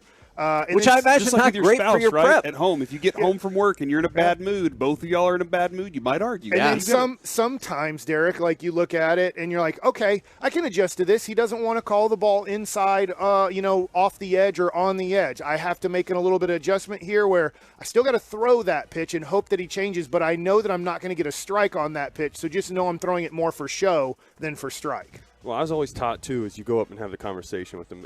There's a lot of umpires that, yes, I didn't get along with, but at the same time, I would just talk to them civil and just see if, okay, what am I missing? Am I close? What's the situation here? Why are we not getting this call? Conversing with them that way, I noticed that the zone started to pick up and it started getting better for me. So then I realized, okay, just having a simple conversation is going to go a lot farther than me just being out there, showing him up, acting like an idiot while I'm out there. Now, one of the other things Bochy said after the game, I'm inclined to agree with, but is this the time that we really find out? Bochy said, this is a tough club.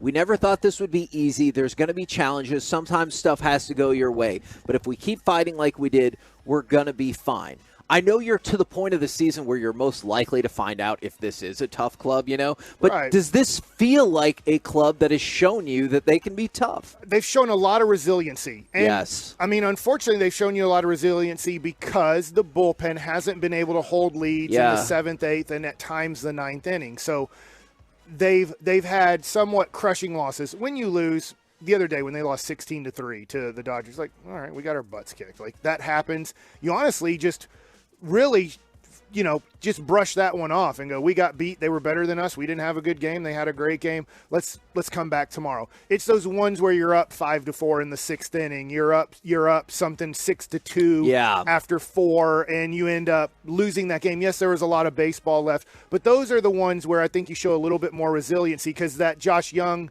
situation, what he said, now he's a rookie. He's never really been through, any type of pennant race. You could tell he was pissed after the game, though. That's where Derek's talking about Simeon, Seager, a Garver, who's ever been in the big leagues for a while. I don't know if they're going to see that tweet or that quote or not, but they need to make sure that Josh Young understands today's a new day. We got to come to the park with a great attitude, because if we're already looking to be screwed over by the umpires, it's gonna happen, or Houston's just a bad place for us to play at, then we're coming in with a losing attitude. I would like for them to come on with that attitude at the beginning of the game, because it seems like we have to see resiliency within a game with these guys. Sure. It seems like with the resiliency comes when, hey, we're down 4 runs right now and we got to do something, and we've been through the pitcher twice now, and it's time. And I understand that's usually the time when a lot of teams do peak up, because they've seen the pitcher a couple times, and now their third time, it's like, all right, let's take advantage of it. But I would love to see this team start a lot hotter and not give away so much early in a game. Well, this team's been continuing to battle with every time they go out against the Astros. It's a rivalry game. You can see it. There's a lot of back and forth with each other.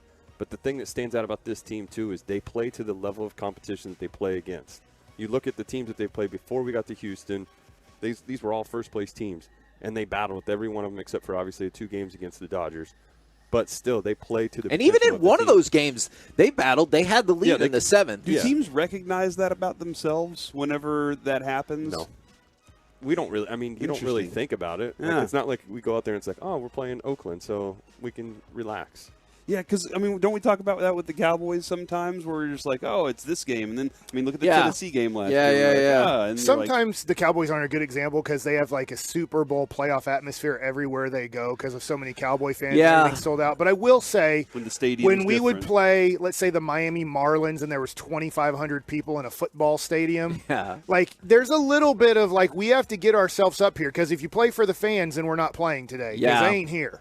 So, and then y'all were talking about the replay, and somebody brought this up, and I guess this is where I'm thinking as well from the 903.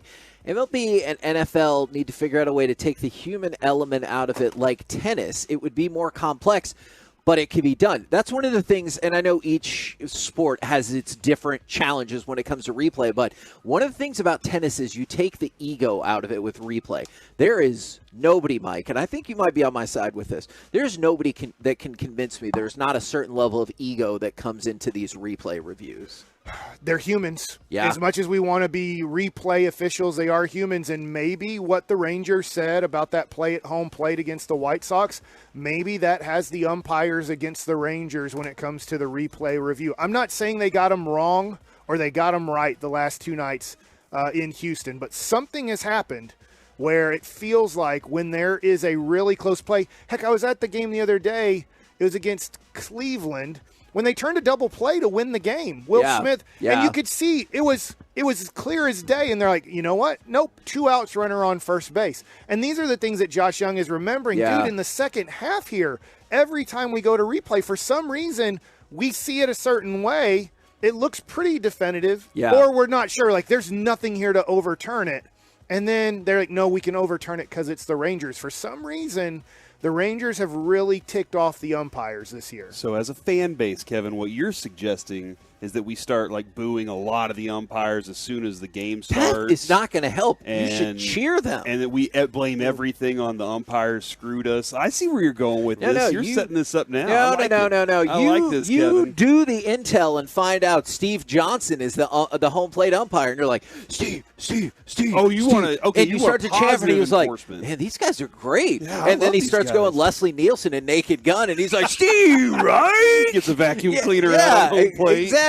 Yeah, that sounds like an idea. So you're saying compliment sandwich instead of just continuing to reprimand Yes, them. yes, Gotcha. yes. All right, I'm into that. And normally we do shout-outs on Friday, but for the 806, can I get a shout-out from our birthday today? and y'all are at training camp. I'm listening on the app while I work. Hashtag Tolo, happy birthday to you. Coming up next, we are indeed live at training camp. So who will be the breakout player or players with an S for the Cowboys this season? We'll do that next, live from Oxnard on 105.3 The Fan.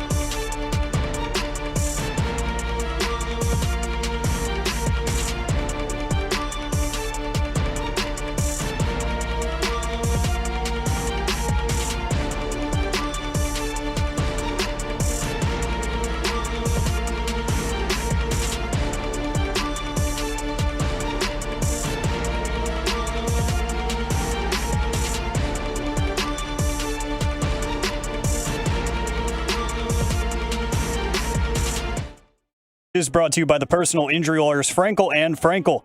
Life is unpredictable. Accidents happen. Frankel and Frankel are the go-to attorneys for car and truck wrecks in DFW. If you or a loved one has been in an accident, contact Frankel and Frankel for a free consultation at truckwreck.com or call 214-333-3333. 7-point Dallas lead. Rodgers back 5 steps, pressured, and down he goes. Sam Williams exploded through. That's the play you had to have on third down. KNC Masterpiece back here on 105.3 The Fan, live from Oxnard for Dallas Cowboys training camp. I have a feeling that audio that we played might be a lot of folks' answers. Is who do you think, especially now that we're here at camp, who do you think will be the Cowboys' breakout player or players this season? We played audio of Sam Williams coming back for a specific reason. I think that is a very logical guess. My other question for y'all is, are rookies eligible to be breakout players, or is that nonsense because they're rookies? Oh, man, did he have a breakout season, or is that just what we should expect for the rest of his career? Sorry.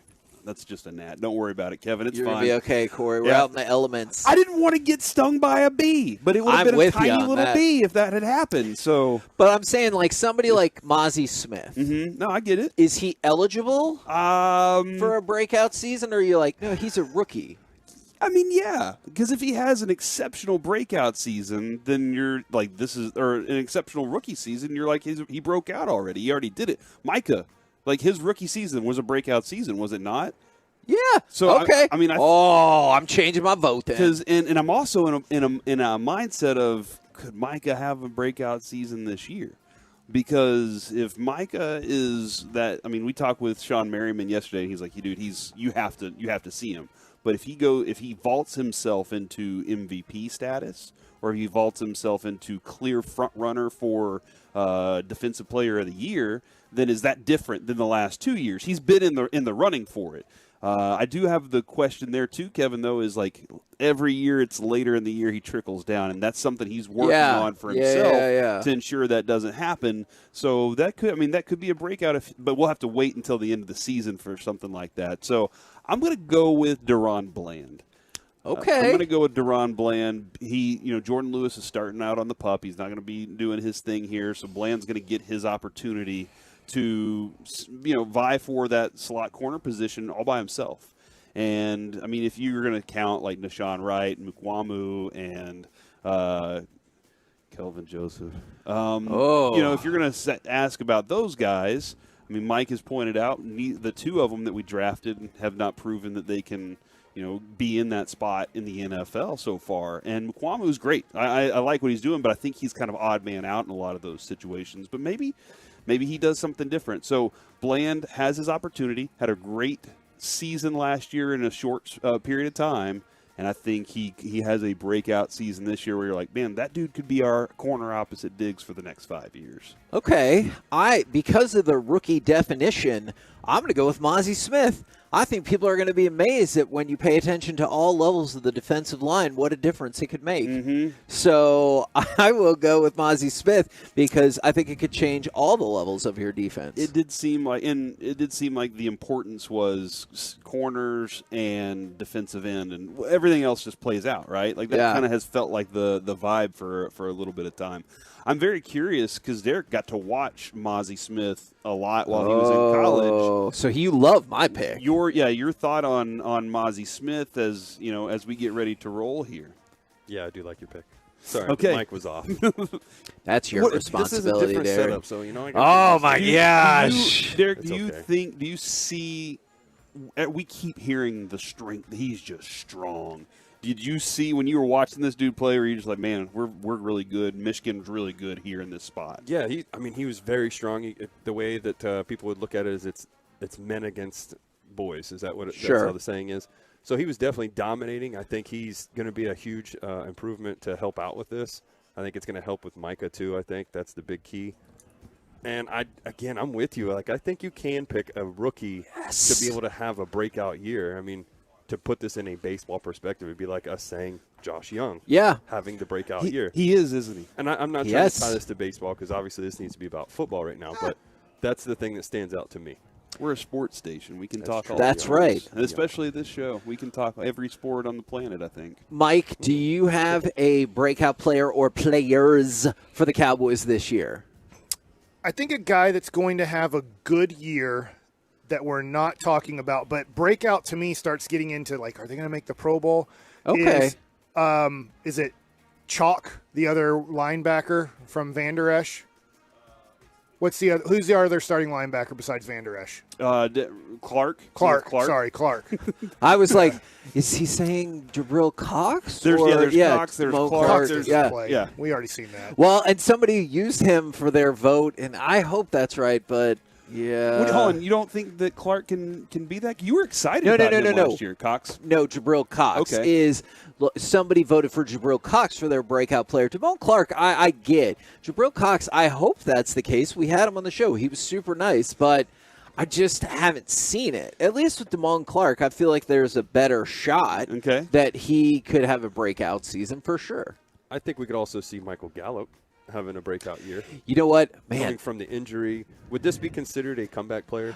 Oh, for sure. Because I mean, didn't he play last year too? Yeah, but it's not as. But comeback player of the year has a very loose definition. No, that's why you I'm could curious. be injured or you could have not been good. Yeah. So Hey, I do think, like Russell Wilson's probably a prime candidate for comeback player of the year. For sure. I think Michael Gallup could do one of those things. Would that be his breakout or his re-breakout? Re-breakout because he had a breakout early career, but it would be a re-breakout. And I think I've seen people win comeback player of the year twice. Has it been Roethlisberger won it twice? Because 1 year he stunk, and the next time it was because he was old, or because of other things. We need to look that up. But I think that the interesting part on that, Derek, is the number of targets. Now, if the dude's just a touchdown machine because of the constant Brandon Cooks and CeeDee Lamb are just always the focus of what's going on, then Michael Gallup could definitely feast. But we do have some tight ends. Dang it! Don't take him. That are very good, and those could take away from the Gallup opportunity. But I know what he's going to say now. I did want to go back to Clark real quick, Kevin, because you were really high on him. Yep. Nobody expected what we got late in the season from a dude who had fusion surgery on his back before the season started. I do think that is one of the most unbelievable things ever, because when I remember when he got drafted, everyone's like, oh yeah, no, he could be good. I mean, obviously he's not going to play this year. And when you saw the medicals and everything, you're like,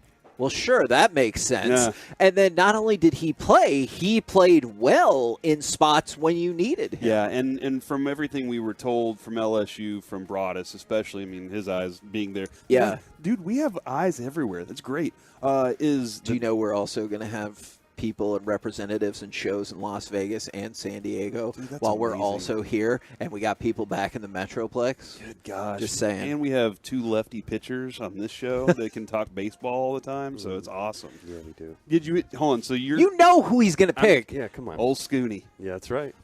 Mike nicknamed him. He was like, "That's my nickname. I love it." So Old Scooney is who you're picking. You could hear them chant "Scoon" at the big house. If both of your Michigan rookies stink this year, you can come right after you me. need to wear an Ohio State shirt. Absolutely not.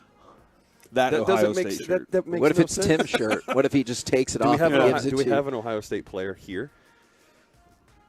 Sure we do. When we bring Zeke back? Is that what you're getting at? You're not bringing him back. Are you sure? No, I'm not sure about that. I'm not sure at all. Is it just because I said, are you sure, with like such intensity? You guys were sure, and you're like, I think you changed Derek's mind. Okay. You know, I'm looking at the roster right now. We do not have an Ohio State player here. Oh, that says a lot about wow. Timmy. Hold on. So you're using the Ohio State, Malik Hooker. Yeah. Oh, I'll take that dude. You're any day, using too. the construction of the Cowboys roster to determine the viability of the college programs? Yep. Okay, so advantage Michigan. By the way, Hooker not drafted by the Cowboys, so that that's a they good point. got him much later. He's available. Yeah, okay, man. Must not have been that good then. Jeez. Okay, so let's think about that just for a second. Joe Ohio Burrow, State, not drafted by the Cowboys, not that good. Let's just go. Hankins. We have two. Jonathan Hankins. Okay, also Ohio State. it's even up. Jonathan Hankins not drafted by the Cowboys. is helpful. Let's just list every player that ever went through Ohio State that didn't get drafted by the Cowboys. Those guys played for the Colts at one point. No, we're only focused on the Cowboys. Okay.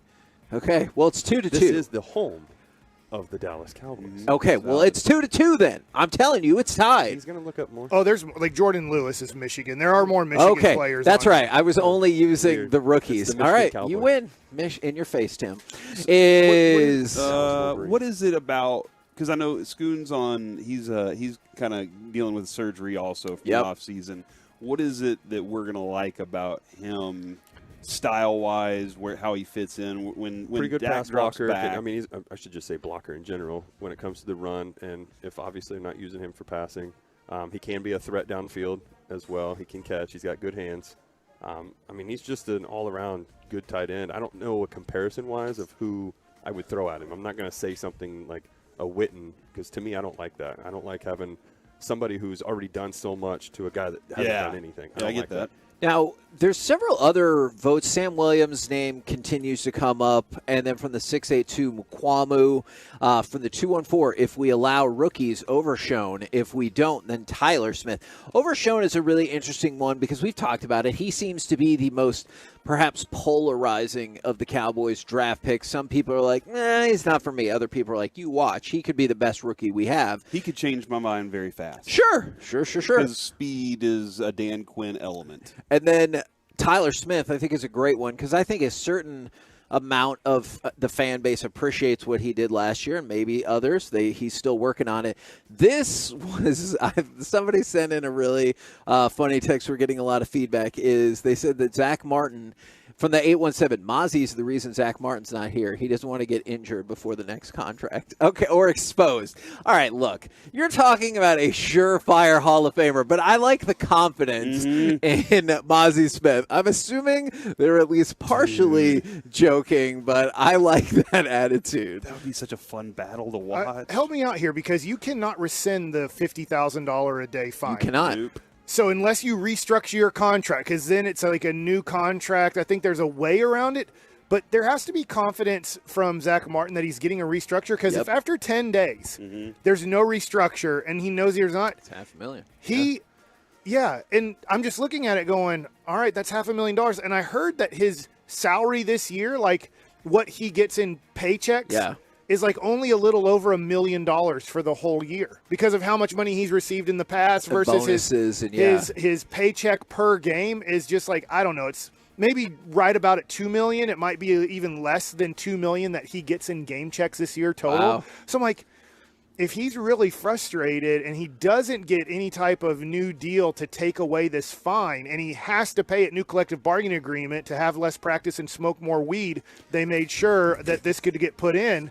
And so I'm just like, man, that's going to be possibly for 10 days of missing camp. It's just $500,000 and there's nothing he can do about it. All right, so in his career, it looks like around $102 million, maybe $75 million. You figure that out, Kevin. He's doing all right. Let me ask a millionaire real quick, Derek. Yeah, is $500,000 a lot for $50? 50. He said $50. That feels like a lot. Yeah, Holy moly! $500,000 for That's a lot. It is a lot. Okay, Yeah, all right. it's a lot. But if you're going to make more, is it a worthwhile investment? How much more? I don't know, Kevin. All right, this is starting to sound like an off-the-air conversation. Kevin loves those. We're the KNC Masterpiece right here on 105.3 The Fan. I'm going to go ahead and tease ahead to Gridiron Gravy, where we'll get immediate reaction, or I guess reaction at the time, from Mike Bassick when he hears that the players have Justin Fields ranked 86 and Trevor Lawrence ranked 96. Coming up next, though, it's time for Baseball Nuggets with Mike Bassick. I don't want to do the show anymore after that. I do think that's Why kind did of you say that? That's a joke. That is a joke. It just shows how stupid players are. Oh my and they should never vote for like Hall of Fame. As much as players think they should vote for things, that shows how stupid they are and should never vote for things. Coming up next, this Ranger team ain't that young. Yes. Coming up in the next G-Bag Nation. It is a Wednesday show. We're in Oxnard. And Mozzie Smith, Cowboys rookie, set to join the broadcast from the tennis courts, Nation 2 to 6:30. Then Rangers baseball on The Fan. Mike Bassick here.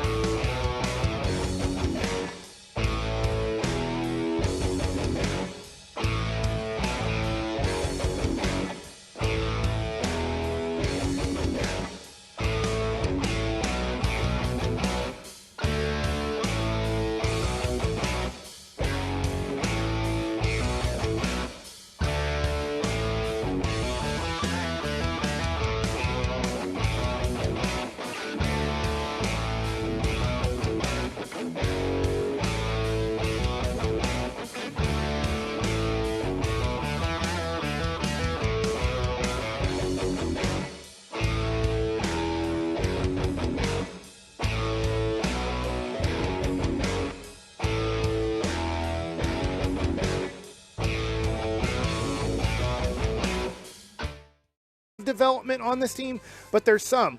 So as we are hitting the trade deadline, I wanted to go over the ages of the Rangers. So people need to understand that if this team doesn't win this year, there's not a for sure that this team's getting better next year, because if you had a lot of guys that were in their mid to early 20s, you'd say, and he's getting better, and he's getting better, and he's getting better. Let's just go over this. The starting rotation on short-term deals, by the way, these are not under long-term deals.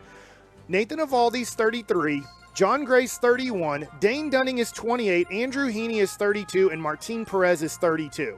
Okay? I want to compare that to 2010, because that was the last time that we had a team coming up. Now, 2009 was a good year too, 87 wins. They didn't make the playoffs, but after 2009, we thought, hey, there might be something here, and 2010 confirmed there was something good here. Ready for that rotation? Now, not to start the year, but I am including him. Cliff Lee was 31. He fits into the category of what you have now, and he was on a short-term deal. He was going to be a free agent at the end of the year. By the way, Eovaldi has 1 year left. John Gray, I believe, after this year has 2 years left. Dane Dunning, I believe, has 2 or 3 years left of control. Andrew Heaney has 1 year left, and Martin Perez is a free agent. So these guys aren't going to be around a long time. And we'll talk about here in a second on the future of the Texas Rangers and if there is any help in the minor league farm system. But you had Matt Harrison and Derek Holland. Derek, I don't know if you know how old you were in 2010, but you were 23, and Matt Harrison was 24. Wow. So there's 2 guys in your rotation, 2 lefties that are 23 and 24 years old. When you look at Colby Lewis, he was 30 years old, and C.J. Wilson was 29 years old. Scott Feldman was the best pitcher going into that year, because remember, he had a great 2009. Yes, he did. He was 27 years old. So your 6 guys that you're using there, you had 1 guy over 30. 1.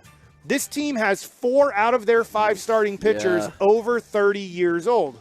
So 1. There you go. Now, the Texas Rangers infield, which I was told yesterday was a young infield by a Rangers fan. When I heard that, we were right about to go back on. I thought, just don't think people know, because we haven't had these guys for a long time because they're more free agents. Nate Lowe's 28, Simeon's 32, Seager's 29, Josh Young is 25. There's your guy who can kind of keep improving, a younger guy. And Jonah Heim is 28. That's not bad. Everybody's somewhat in their prime. Josh Young is having a great year, but he can also somewhat improve. But the other guys, they're prime guys. This is as good as you're going to get. Now, they can be as good next year, but it's also not a super young team. I think Heim is like a 22-year-old. That's and that's the issue, right? Because how many people are? I don't want to skip too far ahead, but how many people are going to think that about Adolis? Because Adolis is new to like the big leagues, but he's not new to this path. Now, in 2010, the Texas Rangers had a 21-year-old shortstop in Elvis Andrus. I've heard of him. They had a 28-year-old second baseman in Ian Kinsler. So your infield guys were 21 and 28. Yep. Here it's 29 and 32. So we're not that young. Now, it doesn't mean we're about to exit our prime. Michael Young was your third baseman. Beltre hadn't come there yet. He's 33. So he was a guy exiting his prime at that point, but we knew that he still had 3 or 4, we thought, good years left in his career. And then first base was shared because you had Justin Smoke a little bit till he got traded for Cliff Lee at 23 years old, and you had Mitch Moreland at 24 years old. So your first baseman was 23/24 years old that you used. Now let's go to the outfield of the 2023 Texas Rangers. Your outfielders that play every day. Jankowski's 32, Leody Taveras is 24, and Adolis Garcia is 30. So there you go. You have one guy under 30 years old. Now, if you include Ezekiel Duran, which I should, and the internet's stinky out here right now, I believe he's 25 years old. For some reason, it's not. The internet's done. So I have a few that I still have some pages up that I can work with. All right. Now, when you had the outfield of the 2010 He's 24. Texas Rangers, 24. Thank you very much. Julio Borbon played a lot. He was 24 years old, but by playoff time, he wasn't really an everyday player because you traded for Jeff Francoeur at the end. He was 26 years old. So those two guys, 24 and 26. Josh Hamilton, 29. Nelly Cruz, 29. David Murphy, 28. Okay. All of your guys were under 30 years old there. Now, that's very similar to what we have right now. Nothing different. You have two guys that you like in the bullpen, 35-year-old Aroldis Chapman and 34-year-old Will Smith. Okay? That was Neftali Feliz at 22 years old, who was your closer and rookie of the year in the American League. I just want to explain to people that if you're thinking, hey, you know what, let's not do anything too drastic. This team has a lot of room to improve in 2024 and 25. No, it does not. Your starting rotation is all in their early 30s. I still think they can have a good year next year, don't get me wrong, but this is not a team building towards something. This was not a team built through the draft that now we have 7 or 8 premium guys that we've developed over 2016 to 2024 through drafting them at 18 to 21 years old. We have some good young players. There's a great mix here of young and veteran players. But if you're looking at this team as the 2015 Houston Astros, you're looking at this very wrong. Yeah, in a couple of years, we'll get very young Jacob deGrom back, and we'll be okay He's not young, Corey. I'm so sorry. Mike, right there to what you were saying from the 2-1-4, Mike is saying it's now or wait another 4 to 5 years. Give me Ohtani right now from the 2-1-4. If I could just jump in for just a second, the one thing I want to say is, because I know one of the counter arguments could potentially be, what about Luis Angel Acuna, Evan Carter, on and on. Right. But you've not seen, I'm high on those people too, but you've not seen that they can play in the major leagues. Those are unknowns, just like a guy named Jurickson Profar and Mike Olt were. And the front office believed those were superstars in the making. Pretty sure Derek did too. And they ended up not being superstars. In fact, Mike Olt barely played Major League Baseball in his career. Profar has had a nice career as a utility guy, as a backup guy, but he never became the guy that everybody thought he would in the organization. So, Evan Carter might be Jurickson Profar. I don't think he will be. I think he'll be really good, but you don't know until you see those guys play. So, Derek, I want your opinion. Obviously, you were part of the 2010 team, 2009 team too. How did you guys feel about your future versus the now? Well, we definitely felt good. I mean, we were young. You know, we knew going in like, wow, we got the experience now. And that's the thing you want is the experience. And after tasting in 2009, where we were right there, but obviously the Angels were just that good. They had a 10-game lead, if I'm not mistaken, over the division. So we knew, like, okay, now we know going forward what this is like, what it's all about. We had the veteran guys that were still young showing us how to do things. Kinsler, Young, all those guys were still young, so they were motivating us more. Came into spring training with the expectations of, we're young, we can do this, let's go. So we were excited about it. But we also developed.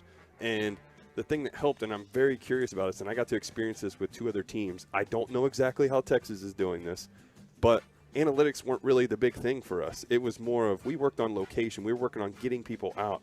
Going to the teams that I was with Toronto and Boston, they worried so much more about spin rate rather than worrying like getting location, getting guys out. That's the thing that drives me insane is I don't think now I don't know because I'm not there, but from what I've seen from previous teams, we're not teaching pitching. We're teaching how to spin the ball more rather than worrying about getting guys out. Well, and I think this, in your near future, Evaldi's not going to be here. John Gray's not going to be here. Martin Perez isn't going to be here. Andrew Heaney's not going to be here. Dane Dunning is the one guy you can look at. He's going to be a long-lasting guy possibly in your rotation, but you're hoping that Owen White and Cole Winn, and I mean, I know they're 2 very different prospects right now, and Jack Leiter and Kamar Rocker. Unfortunately for Rocker, he got hurt, so he's a few years away, but you're hoping those guys would replace these old guys, but that doesn't sound like a championship rotation. Yeah, I mean, and there was a time where I might have felt that way. Like, you go back a few years, I might have been like, oh, hell yeah, we got Rocker and Leiter, and I know that's changed. And don't worry, Derek, I promise maybe tomorrow we'll dive further into the struggles with pitching development. I want to give you plenty of time for that.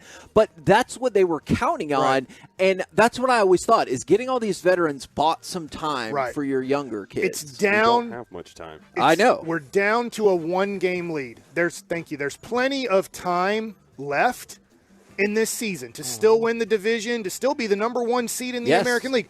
This team can go to the World Series, not as is. They do need help through the trade deadline.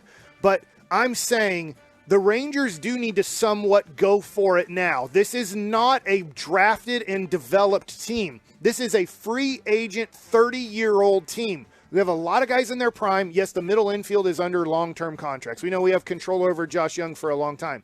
But when you really, truly look at this team, especially the pitching, this is a now pitching staff that in 2025, most of these guys aren't even going to be on the Texas Rangers.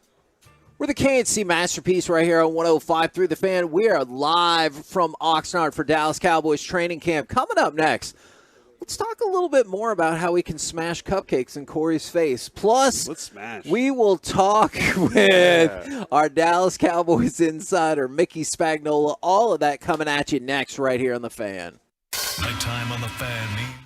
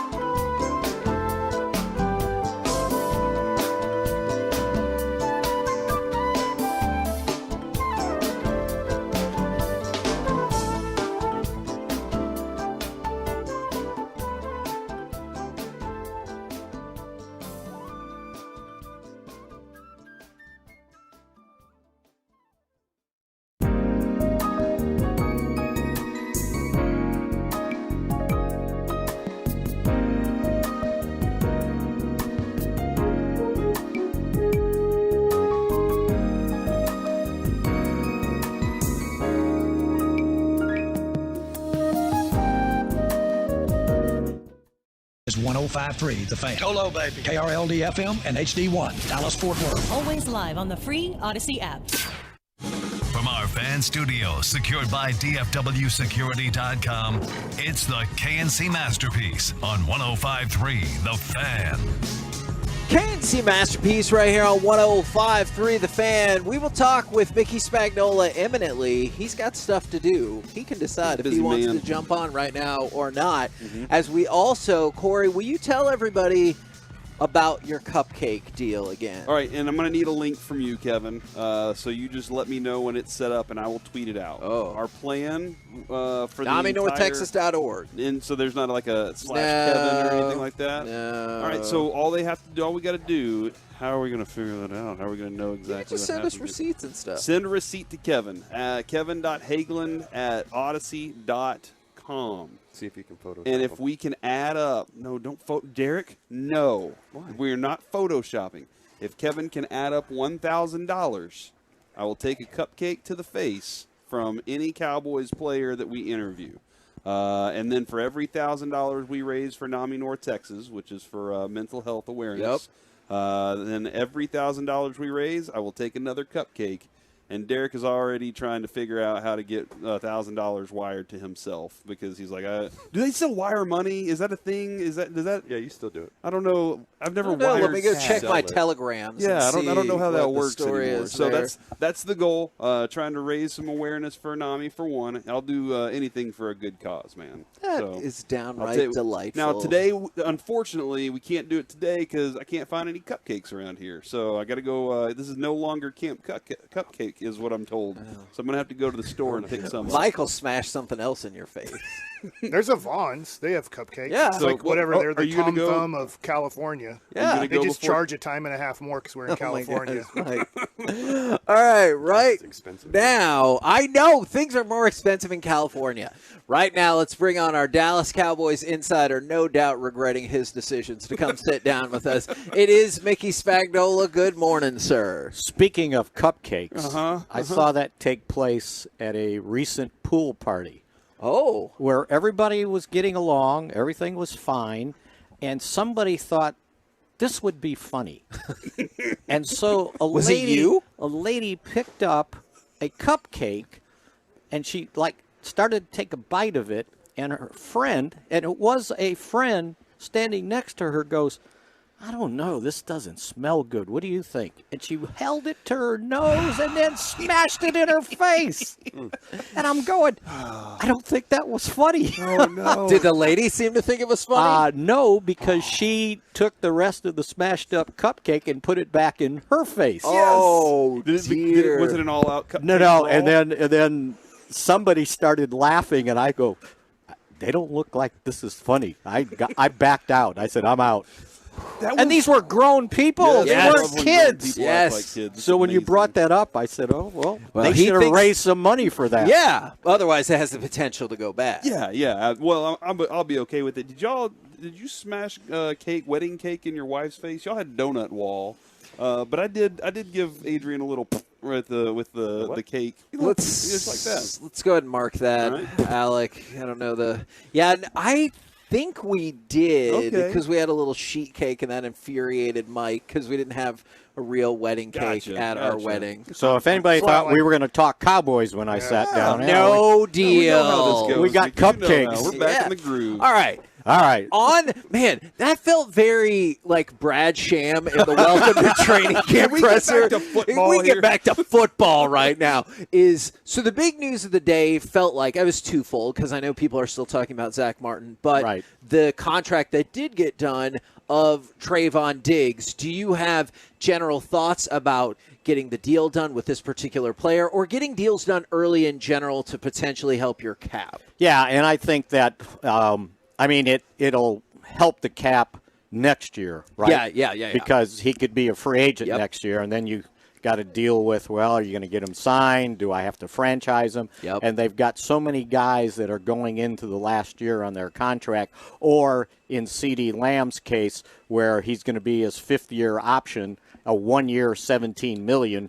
you can't deal with that. You got to get him signed. So you have to start getting some of these guys signed ahead of time because you don't want to keep using franchise tags along the way. So the fact that they got him signed heading into his final year, I think that was huge.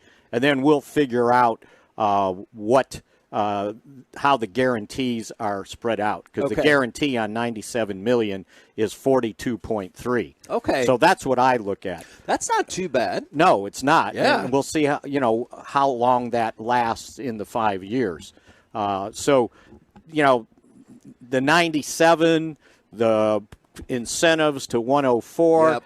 That's all agent talk. Yeah. Right? Which the running backs just had that conversation on their Zoom, right? Right. That was one of the things that came up. Yeah, that's agent talk. The cold stuff is what's guaranteed. Yeah. Because once the guarantee runs out, if you got $20 million base salaries in the last 2 years, you're never going to get to those. So realistically, it could be more like a, 3 for 43 kind of deal or something like that. Yeah, and we'll see. All right. Well, and this is a player, I know people get split about Trayvon Diggs. I don't know why. Personally, I think he's phenomenal. But when it comes to paying a player like that, is this a player that you look at and you're like, that's somebody worth I got to locking sink up? my teeth into him, Yeah. right? And if you think about it, and I know it was a fabulous second year, but there's only one other cornerback over the last 3 years that has had 17 interceptions. And he's one of them. So, again, just look at the production, and I don't care if it was 11 in 1 year or however many. He's got 17 over 3 years, and he's a cornerstone player that you got to get re-signed. From the 214, hearing Mickey's voice makes it sound like football season. And It's close, right? Yeah, They're actually going to practice today. Somewhat practice, right? I'm glad that you said that because I was like, are they going to practice? They'll be out there. What are we looking for? Yeah, what are we looking for? You guys, we sit there and go, okay, finally got through these OTAs, the mini camps. Now we're going to get the training camp, and then we're going to see 4 more OTA practices, basically. Has this been to you, and I know they made some good additions. Their draft was good. The additions of Gilmore and Cooks, those are good, smart decisions. Yeah. But you've covered this team for quite some time. Has this been a quiet offseason in your mind? Because for me, it's felt very like, oh, okay, all right, let's just hope they can get back to the playoff form that they were in and make that next step. Kind of workmanlike, right? Yeah. Nothing, spectacular. Filled in 2 spots that they needed to fill in, the cornerback spot, the wide receiver spot. I mean, last year you can say what you want about the offense, which in the end, overall, was very productive until scoring 12 points in the playoff game against San Francisco. But they were at least 1 wide receiver or maybe 1.5 missing all last year that they had to compensate for. And they still, in the 10 games after Dak returned from his injury, the first 10 games averaged 35 points a game. Yeah. People forget that. Yeah. Because what happened was 12 to San Francisco clouded everything they accomplished last year. Which you do get that, though, Right? to a certain perspective, right? Yeah. And it was like, well, that was a failure. The season was a failure. Well, for the regular season, it was pretty darn good. Yeah. Sort of what took place with Maher, right? Yeah. If the Cowboys don't make the playoffs, he's making $3 million a year this year. Yeah. Because he never got to the missed extra points. Yep. Which is kind of a shame. But you forget about what he did during the season, making 90% of his field goals until he misses the extra 4 extra points. Yeah. Which, by the way, I remember a couple days after it happened, Jimmy Kimmel replayed every one of his missed extra points, right? Well, now they're into showing replays, right? Yeah. And it's it came up again. To celebrate Brett Maher picking up with a new team. Yeah. He's like, here we go again. So we were talking about this off air. I know the Zach Martin thing, there's a lot to it, but the part we're specifically interested in for people who might not know this, we've been talking about it, it's not like the old days where you could miss X number of days and they're like, your fine's up to $330,000. Then once you show up, you're like, don't worry about it. I was just kidding. Now they enforce those fines, which I think is a really interesting difference. Yeah, and it's $50,000 a day, and they're not excused. Now, I guess if you sign them to an extension and you go, all right, missing cost you $200,000. We'll just give you a little extra in the extension. But you got to account for it against the salary cap, right? So it's kind of like a hush-hush thing, but it's still going to cost you. Yeah. So I don't know if they actually take it out of their paycheck when they start getting paid. But he's already gotten paid, by the way. Remember, they restructured his contract. Yep. They handed him $11 million of his $14 million base salary already in the bank. That's worth something. Yeah, for sure. Do you see the?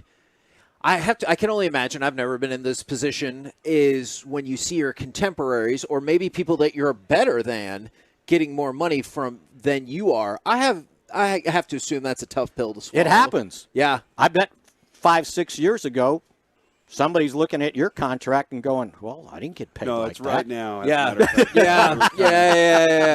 But that's a different story. Ask these guys; they made big bucks, right? Yeah. I can tell you a quick story on that. So, Greg Ellis signed like a ridiculous contract for like 6 years. I want to say 7, when no one was signing contracts that long. And about 2 or 3 years later, the market for defensive ends exploded. So by the time he got to year 4, he was like, "Well, I'm not making enough money," and he was butthurt. But it's like, you signed that contract for that many years, shouldn't have done that, right? Yeah. And so we were doing this kind of old timers lunch one day, and Pat Summerall was there, and he was curious about why is Greg Ellis, squawking about his money. And I tried to explain to him about how the market exploded after he signed a contract that was too long. Yeah. And I finished what I was saying was, well, unfortunately for Greg, he came around too soon. Yeah. And Summerall in his imitable voice goes, "We all came around too soon." And it's right? Because everybody gets paid more than what you got paid 5-6 years ago. Now, Mickey, I always claim you taught me everything I know. You were my first internship advisor that I ever Did had. I teach you enough? Well, you don't like to claim it, and it's probably questionable. But the ratings say yes. We have had Derek Holland as our intern of late, and this is his first training camp out here. And in football. Well, yes, for football, yes. His spring training experiences are just out of this world. But do you have any advice for Derek Holland's first training camp, do's and don'ts of training camp that you might want to lend to him? I don't know if there's any do's or don'ts. Okay. The don'ts are don't ask for autographs because that's what he's been talking about because of Mike. Mike's like, bring a helmet and get autographs. I don't even think Mike would do that, okay? I don't know. They sent me to do it. Right? tomorrow. The rookie. No, when I told you to bring 20 mini helmets, so everybody that gets interviewed here, you just hand them a mini helmet. Since he's a grown man, he doesn't need any advice probably. I remember when I had interns and we brought them here, and so I had to give them the spiel about how it went and everything, and I go, look, and they were college kids. I said, I'm not your daddy out here, so I don't care what you do at night, but you got to answer the bell in the morning. Right? No matter what you did the night before, there's no excuses, right? So we weren't but a week and a half into training camp. It was 2004, and the Cowboys cut Quincy Carter. Yeah. And we found out at about 7:30 in the morning. I had gone over there where the locker room was. And I was standing around, and somebody comes up to me and goes, "Man, that's crazy about Quincy Carter." And I go, "What do you mean?" And they go, "I heard he was cut." And so I started scurrying around. Yeah. And somebody else said, "Yeah." Next thing we know, here's Quincy walking out of his room, eating cereal, on the way to the car to take him to the airport. Wow. Right? So we got a huge story, yeah. Especially since it's the internet. Yeah. We got to get it up, yeah. right? So I had to rally everybody, right? And I saw a couple of people dragging, right? And it was maybe 2 or 3 weeks later, one of the young ladies comes up to me and she goes, or maybe it was a year later, she goes, "I don't know if you knew this, but we had gone out the night before, didn't get in till 2 in the morning, And I got that call at 7 or 7:30. I thought I was going to die. And she goes, but I remembered your words, and I said, it was, by God, I'm not going to let him down. I'm going to do this. And she goes, at the end of the day, I just collapsed in my bed. That's what camp is. So that's my two things is you got to answer the bell. And somebody asked, players weren't practicing one day, and they go, oh, we got a day off. And I go, there's no days off in training camp. No days off, Kevin? And that person turned out to be Jane Slater. Wow, yeah, right. And now you know the rest of the story. Good job. Excellent. Thank you very much, good sir. We're looking forward to hanging out with you in person for the next week and a half. Okay, good to have you here. Yeah. Not on the phone or a hookup or whatever. And I'm actually here this year, unlike last year when we were having a baby. That's right. Yeah, so I feel like that means you Are you need trying to see... show the baby pictures? Yeah, That's of course. Okay, you're right. That is an off-air conversation. Or the years before when we were dealing with COVID. Yes, there. So, but that will be everybody, whether they want to or not. They'll get to see a picture of the baby. Thank you. All right, very good much, to be with sir. you guys. We'll catch up with Have you fun tomorrow. We're the KNC Masterpiece right here on 105.3 The Fan, live from Oxnard for Dallas Cowboys training camp. Coming up next, from the mind of Corey. So prepare yourself. You get total access to any stadium in any sport. Which one are you choosing? 877-881-1053. We'll do that next, right here. Next! All right. Right here on The Fan. All right. Let me tell you about the phenomenal buying and customer experience they have and I have when you drive a little further to save.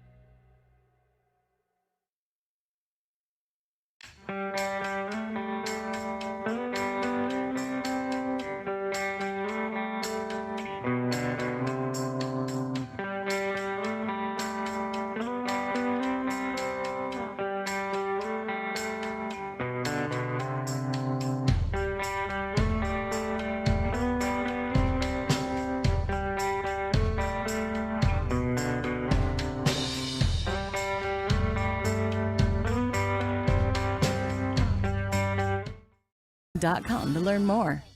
This segment of the KNC Masterpiece is brought to you by the personal injury lawyers Frankel and Frankel. Life is unpredictable. Accidents happen. Frankel and Frankel are the go-to attorneys for car and truck wrecks in DFW. If you or a loved one has been in an accident, contact Frankel and Frankel for a free consultation at truckwreck.com or call 214-333-3333. KNC Masterpiece back here on 105.3 The Fan. We are live from Oxnard for Dallas Cowboys training camp. Already had Mickey on. We're going to have Cavante Turpin on as well, and then later we'll hear from Dallas Cowboys head coach Mike McCarthy. But right now, golf has actually springboarded into a far more interesting segment. Is if you could have access to any stadium in the world, which one would you select? Now, Corey, give me the golf setup for why this came up. So I saw during the Open, one of the golfers had an MLB patch on his shirt. And I like to call it a jersey, but those guys are golfers, so they just wear shirts.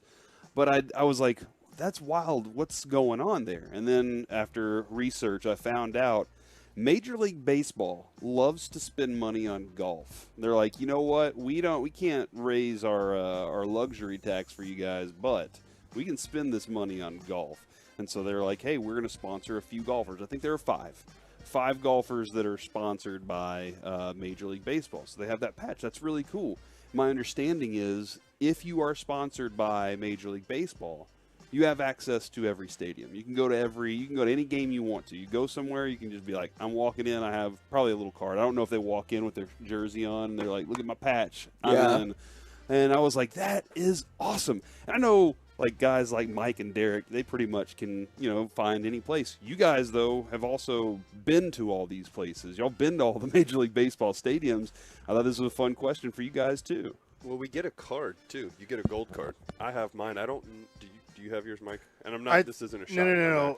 I do have a card, but I think you're a gold card member because you're a 10-year. Yeah. You're a vested 10-year. Well, once you get 8, you can go to any Major League Baseball game you want, and they give you the best seats in the house. That is awesome. Really? I will say my buddy Brian Schneider, who was my catcher for the Nats, he did that in Houston, and they gave him the best seats in the house, and they were in the upper deck. So what's available. Right. But he's like, there's probably something else available. He's like, I don't think they gave me. He's not like a former Astro. He's a former Nat, Expo, a few other teams. But no, you are correct about that. So the next time when he went to Houston with his family and then he came to the Ranger game, he just called up one of his buddies on the other team and was like, hey, can you just leave me 4 tickets because I'd like to have a better seat. But I haven't got to test it yet. You haven't used your gold card and walked up and been like, gold card member, look at me, I have a gold Does member. he have to be super obnoxious like that? I mean, yeah, you just walk in front of everybody. Okay. Yeah, walk to the front of the line. Okay. You don't even have a ticket. You just gold card everybody. Right in front of your face. Like, here you go. Sorry. Yeah, after you get off your first class seat on the airplane, you just walk straight to the stadium holding your card out, Kevin. Go black card and gold card. Okay. Wow. All right. But that is like they're Are you though? I don't have a black card. The rest of it's true. I think Pat Riley dropped the black card during the playoffs at the Crescent whenever the championship was going on, and my friend was the waiter at the Crescent, and I kept trying to get him to put Visine on their food, but he wouldn't do it. And why would you do that? So that they would all have the runs the next day and wouldn't be able to play, and we could win the championship. We won it anyway. But he did drop the black card on. Actually, we lost that one. But yeah, all the stadiums in the world you get access to.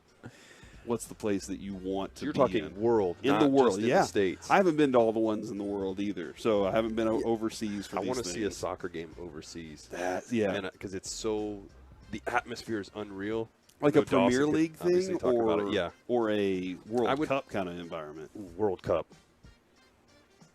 My vote was for Madison Square Garden because I've never been to Madison Square Garden, and then everything I've seen, like especially in the wrestling space, I know is they have all kinds of amazing pictures and memorabilia up around the halls across the building and everything like that. And I just think that would be so cool to see, like, because everybody has been through Madison Square Garden all time. Like, well, to your point, you also, if you have that lifetime pass to everything at Madison Square Garden, you get some great college basketball games. You get unbelievable concerts, right? Most of the best concerts are going to be in New York at Madison Square Garden. So when you pose this question, Corey, that's where I was thinking of, hey, I don't want just baseball event or basketball event, because there's certain arenas or stadiums where if you have an all-access pass, then now you're looking at concert venues. So I don't think you would want – nothing against Globe Life, but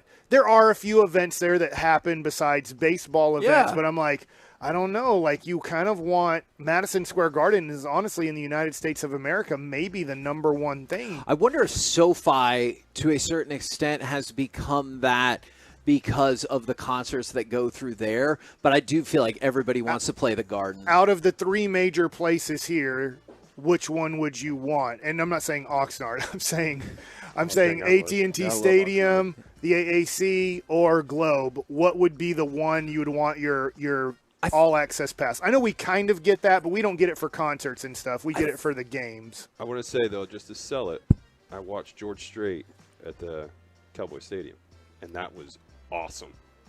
So my only issue there that's making me hesitate is, and I agree with that. I just wanted to sell that to you. Yeah. The only issue that I'm hesitating on is I've heard from a couple of places that maybe the acoustics for a concert are not the best in AT&T, but they do have all kinds of cool stuff. Like if there's going to be a big boxing fight, like I was really hoping that Crawford and Spence, like there was a shot it would end up at AT&T Stadium. Vegas, Zach and Lucius are going to be. Which and I do get, and obviously I'm excited to hear from Zach and Lucius out there. I get why they went to Vegas. Like that, it feels very Madison Square Garden-esque in terms of like, well, of course it's going to run through there. But if there's going to be a big fight, whether it's boxing or MMA, or obviously they do monster trucks, rodeo world championships, like I feel like the variety that you get at AT&T Stadium is pretty top-notch. So I'll go with that one. I think Mike had a big rant on the monster truck, or maybe it was the motocross rally. I just remember for some reason I just know it was when they did,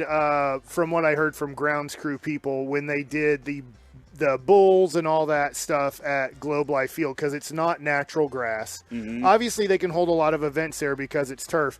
Is they were like, do you know how long it took to get the urine smell and the poop smell out of? Like it's like it doesn't go away. It's like a month. So when they do turn those things into, especially the Globe, it's like, man, I know they put down stuff, but guess what? Urine seeps through that. So all of that stuff is very tough on the grounds crew, even though the turf is going to be the turf, but to try to get that smell out of it and stuff like that. With AT&T, Kevin, the one thing I always like, and I think it's still true, is that is the biggest room in the world.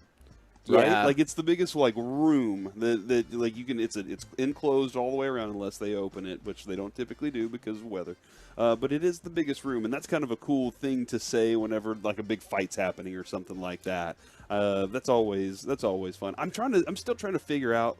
I'm going to cut down your options, okay, because multiple people have been saying Quidditch stadiums from Harry Potter. We're going to focus in on things that we actually know and are in existence, and if there's an actual stadium that somebody built for that, then sure, you can pick that one. I can't hit 9 3/4 accurately? Is that what you're trying to say? That yeah, I won't be able to make it. You can hit her accurately, and I'll come visit you in the hospital because you just ran into a brick wall. So, what is the? I guess. Mike's dead on, man. You want a place where you have access to all these different types of things. Do you go crypto? Used to be Staples then? Yeah, that's another option. Yeah, being out here is probably one of those really cool options for sure.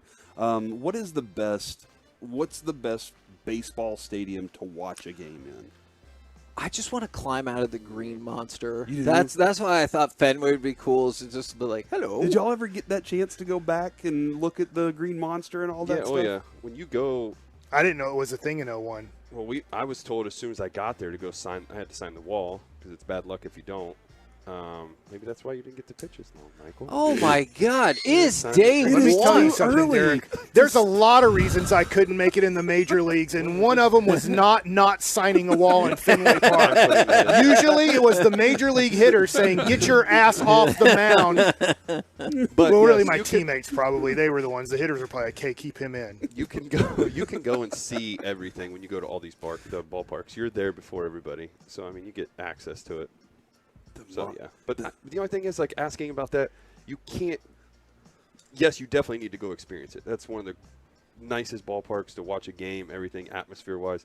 But if you do get one of those seats where the beam is in your way, Yeah. you know, Yeah, 'cause it's obstructed old, that's view the only is thing. just a thing that happens at those places. That's the price of playing I do in think a San old Francisco Giants is a beautiful place to watch a ball game at. I would agree with that. Yeah, Petco's pretty nice. Everybody I've ever talked to that's been to a San Francisco game has said, that is an amazing place to watch one. Do you think we should try to get Barry Bonds on the show to talk about it? I mean, the real Barry Bonds? I'll reach out. Good luck with that. Derek, if you have any access, just go ahead and reach out. We'll see if that. If I works thought or I not. could get Barry Bonds on the show, I would. Okay. I know you would. We tried. We thought we had it for a second. I actually have his assistant's number or his people's number, but there's no way to get him on. Dude, he ain't doing numbers for people. I mean, that was why it was really weird when you brought it up. I was like, man, maybe he really is promoting something, but he's never done this. He actually told me personally he only does. There's your favorite guy, Ed Werder. Oh my God, Mike. There's a. But you know what that makes you. But I'm gonna he said apologize. he's like, I do one interview. Like you, and he was like telling me I should year? only do one interview. Where like if you do it with, let's say, Bob Costas or whoever, that then everybody, he just says refer to that interview. I did my one interview. And I'm like, I don't think, like in my head I'm thinking about Refer to Barry that Bonds. interview, Corey. I'm like, I don't think I'm the person who can do that, Barry, in my head. Like, I understand how you're like, I'm going to do one interview, and that one interview, I know that person, I know how they're going to interview me, and this and that. You don't need to do all the interviews. And I was thinking to Barry, like, I think I might need to do more than one interview. I made my decision. The one stadium / place to have all access to is it still called the Superdome? That's the Mercedes-Benz. Mercedes-Benz Superdome. They typically have a bowl game there, right? Like they almost Sugar Bowl. always, Sugar Bowl is going to be there. That place frequently gets a Super Bowl. Like it just seems like they run back into that place. Concerts are insane. I was there whenever Beyonce was down there, and the whole city was nuts. I went to go see Alabama Shakes the night before, and then Beyonce, and then assuming that's a country band, right?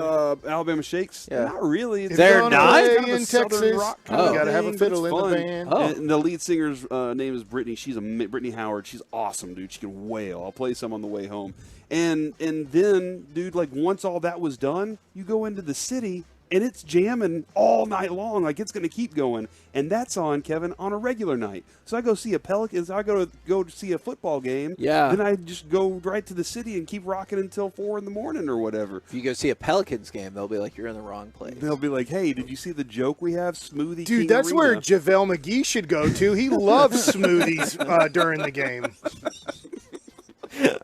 You know what I admire about you, Mike, even though sometimes it agitates The me? Mavs are always on his Your mind. ability to turn anything into a Mavs critique or a Mavs player critique is quite impressive. Thank you. You're welcome. We're the KNC Masterpiece right here on 105.3 The Fan. Coming up next, probably another basketball drive-by, but also it's time for Gridiron Gravy. Everyone gets paid. We'll do it next right here on The Fan. All right, Tolo.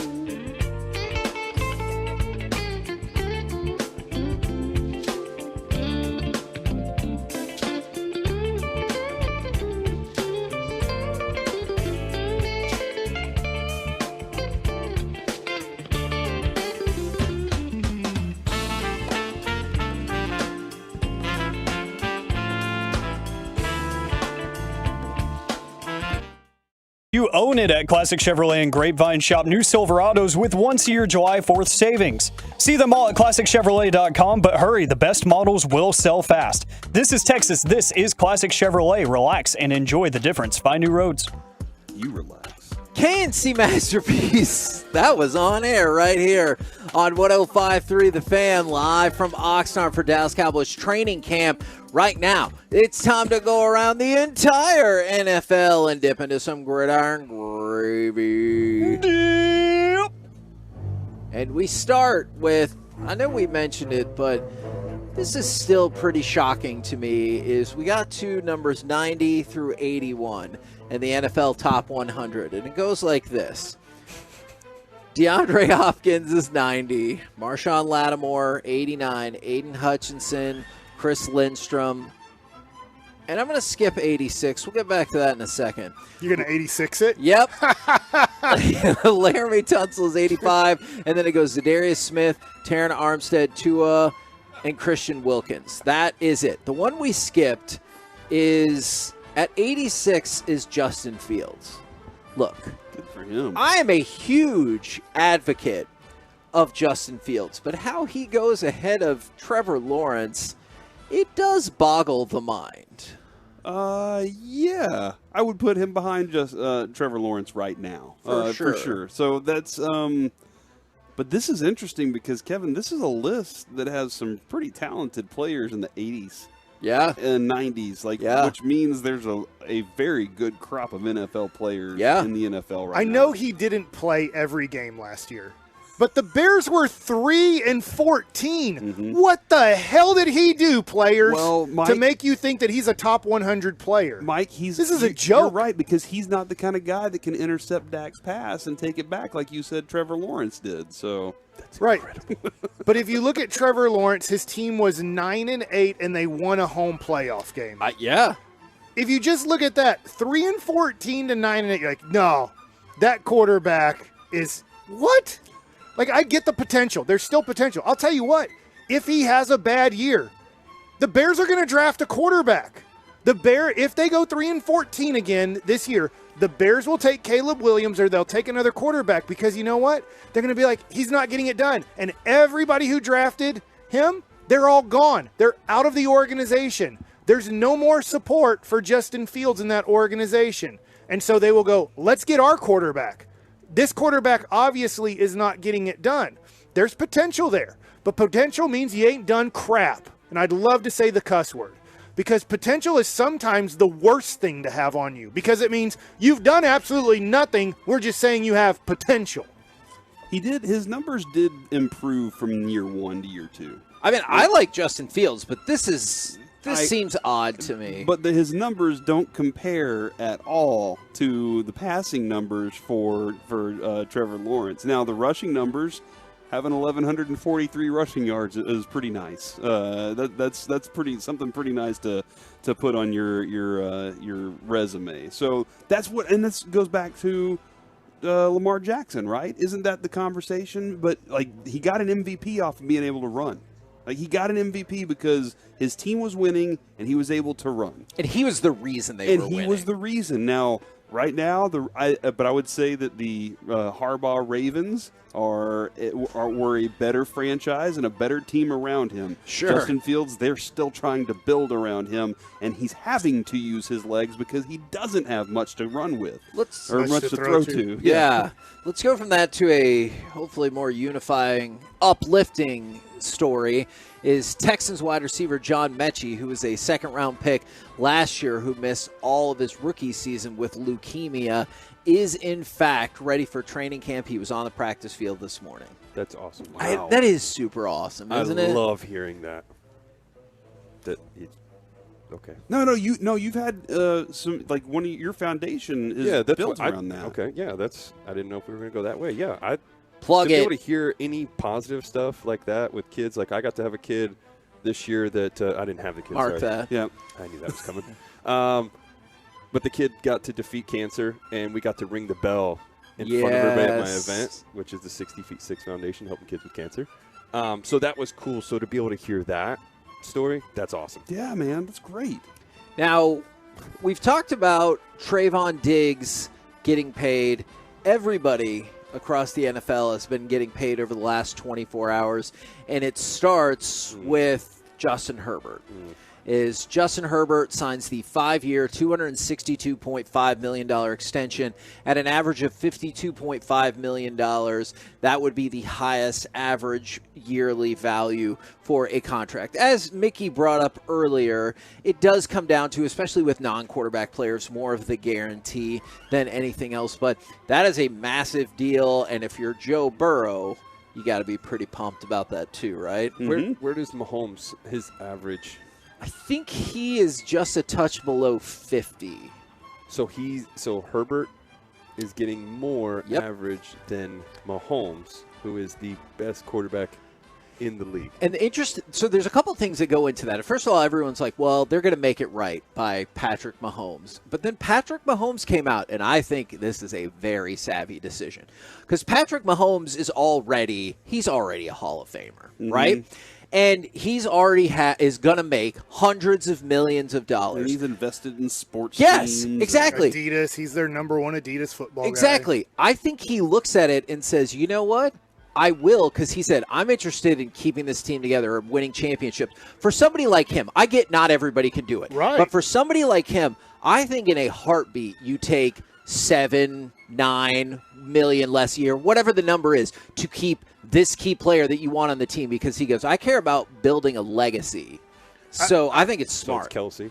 Yeah. And I think that what Patrick Mahomes can do to the Hunt family is go, let's just say it's with, why am I drawing a blank on their defensive end who's holding out right now? Frank Clark. He can go, guys, man, I took like $3 million less per year to maybe even up to $7 million less per year that I could have held you under, and you know it.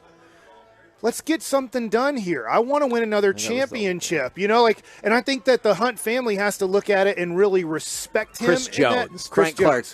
But so when you look at, when you take the most, and nothing against Dak Prescott, he took the most he possibly could get, and I totally get it. I totally understand. But he can't look at the Jones family and go, guys, let's get this done. You know what I did? Like, they can say, yeah, we know what you did. You took the most money. That's respectful by you. You got the most for you and your family coming through. But we are trying to work under a budget here, and we only have so much money because we had to give you this much money. So I do think in a salary cap thing like the NFL has, that Patrick Mahomes has a little bit more sway with his ownership when you take a hair less. Good question or thought here from the fan text, Kevin.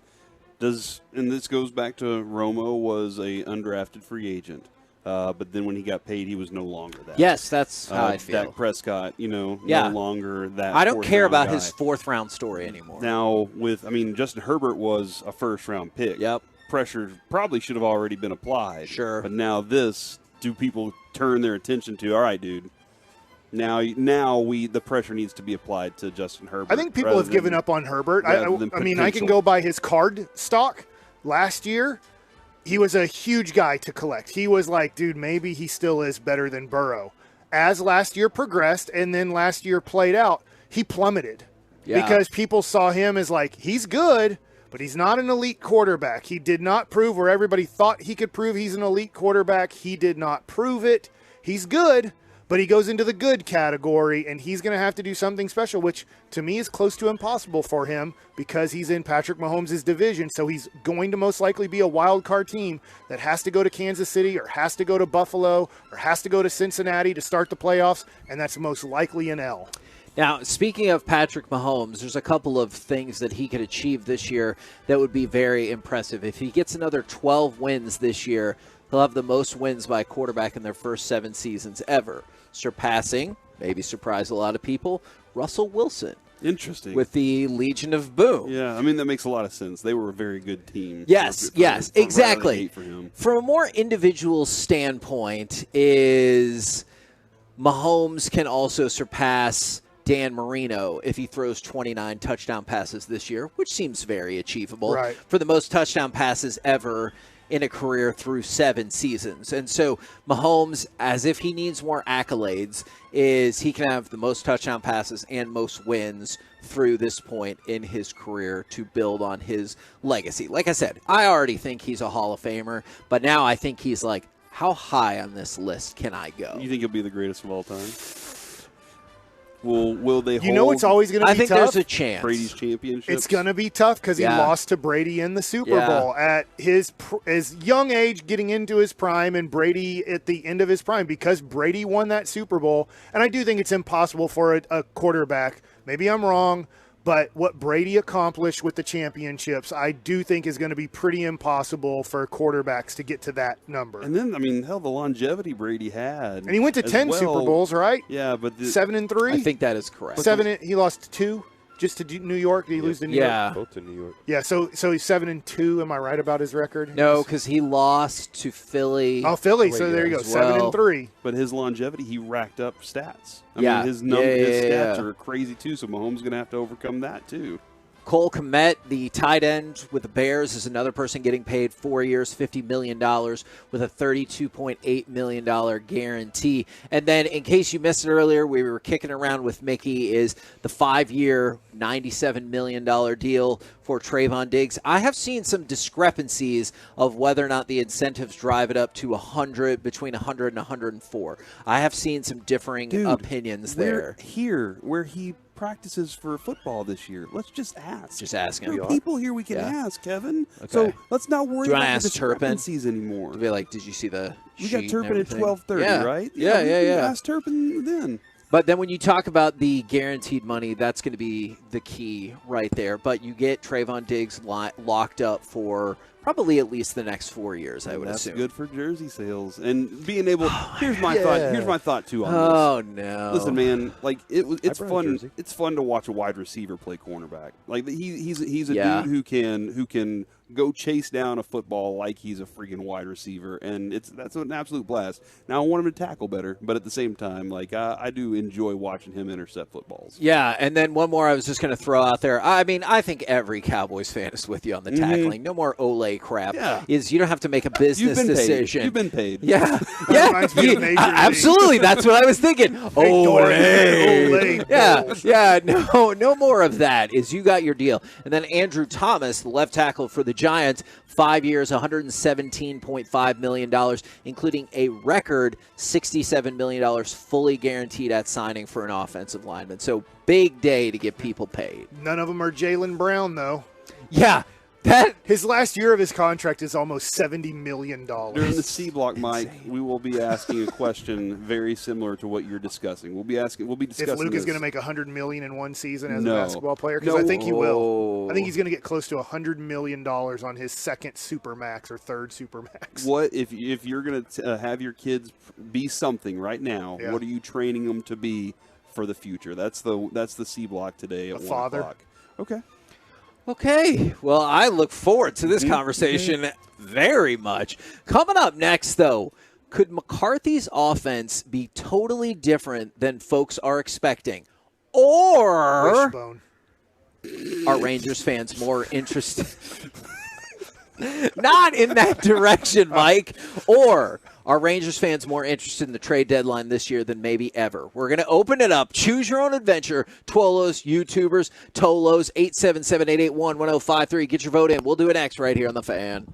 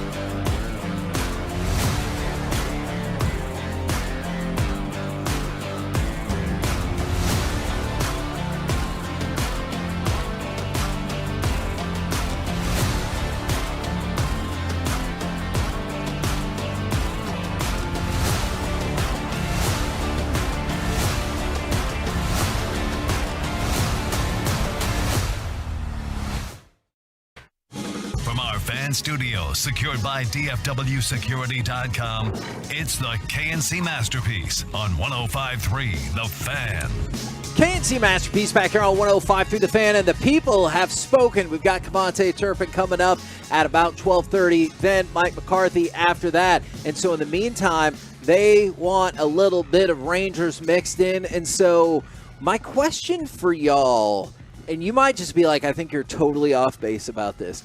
Is this the most invested Rangers fans have ever been in a trade deadline? Because I know fans get invested every year, but man, I feel like in like the last 10 years, I think so, Kevin. Yeah, I feel like we get more questions than ever, and I'm not just sure if it's a combination of the team's good, the team hasn't been good in a long time, or you've been mentioned for the best player in all of baseball. But even outside of Ohtani, I feel like they're like, hey, what do you think about Dylan Cease? Hey, what do you think about Bednar? Hey, what do you think about whoever? I just think that the hype is, like, it's bigger now, Ohtani. You take Ohtani out of it, it's every year we do the same thing. It's just the market. That's just how it is. Oh, this guy's available now. Now we can really get hyped up for it. For instance, I think we should be going after Cease or Giolito to help out with starting rotation and getting Kelly and Graveman. So the hype is a lot bigger. So each year the hype gets bigger every time because it's like, oh, what can we add to make our team that much better? I think in the last two major trades that the Rangers have had, they came out of nowhere and they weren't close to the deadline. And maybe I'm wrong about this. Maybe Cole Hamels was really close to the deadline. In fact, I think I'm wrong about that one. But we didn't see the Rangers. When the Rangers traded for Cole Hamels, I remember John Daniels doing an interview. I remember Elvis Andrus doing an interview. And they were talking about how this is going to help in 2016. Because they were 51-51 when they made the trade. So I don't think it was super close to the deadline. Maybe it was because you'd played 102 games. There was 60 left, so maybe I'm getting my dates wrong.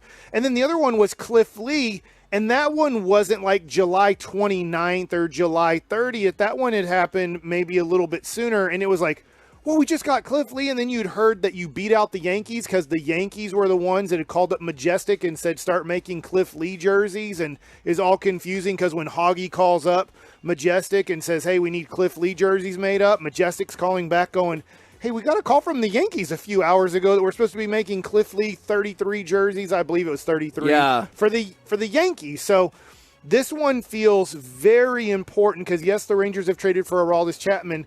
The American League seems to be pretty wide open with Baltimore, Tampa, Houston, Texas as kind of your major contenders, but nobody looks like they've taken the reins and like, dude, I don't know how we're going to beat this team. So we know if the Rangers make some pretty valuable trades here that they can possibly win the American League best record and win the American League in the playoffs. I think it's the brand new toy we're all getting excited for. And at the same time, like what Corey said, we haven't had excitement since, 2016? That was the last time we were in the playoffs. 17, we were sellers. Well, I know that was my last year in 16. But, but that's the thing is, like, we're all getting hyped now. I think that's what's making, more for the Rangers fans or Rangers side of it is we're hyped because we're actually in contention. We have a chance to actually not only win the division, but we have a chance to go far into the playoffs. So the hype is very real for the trade deadline. Let's go get something now. Let's get our new toys. Let's go out there and play.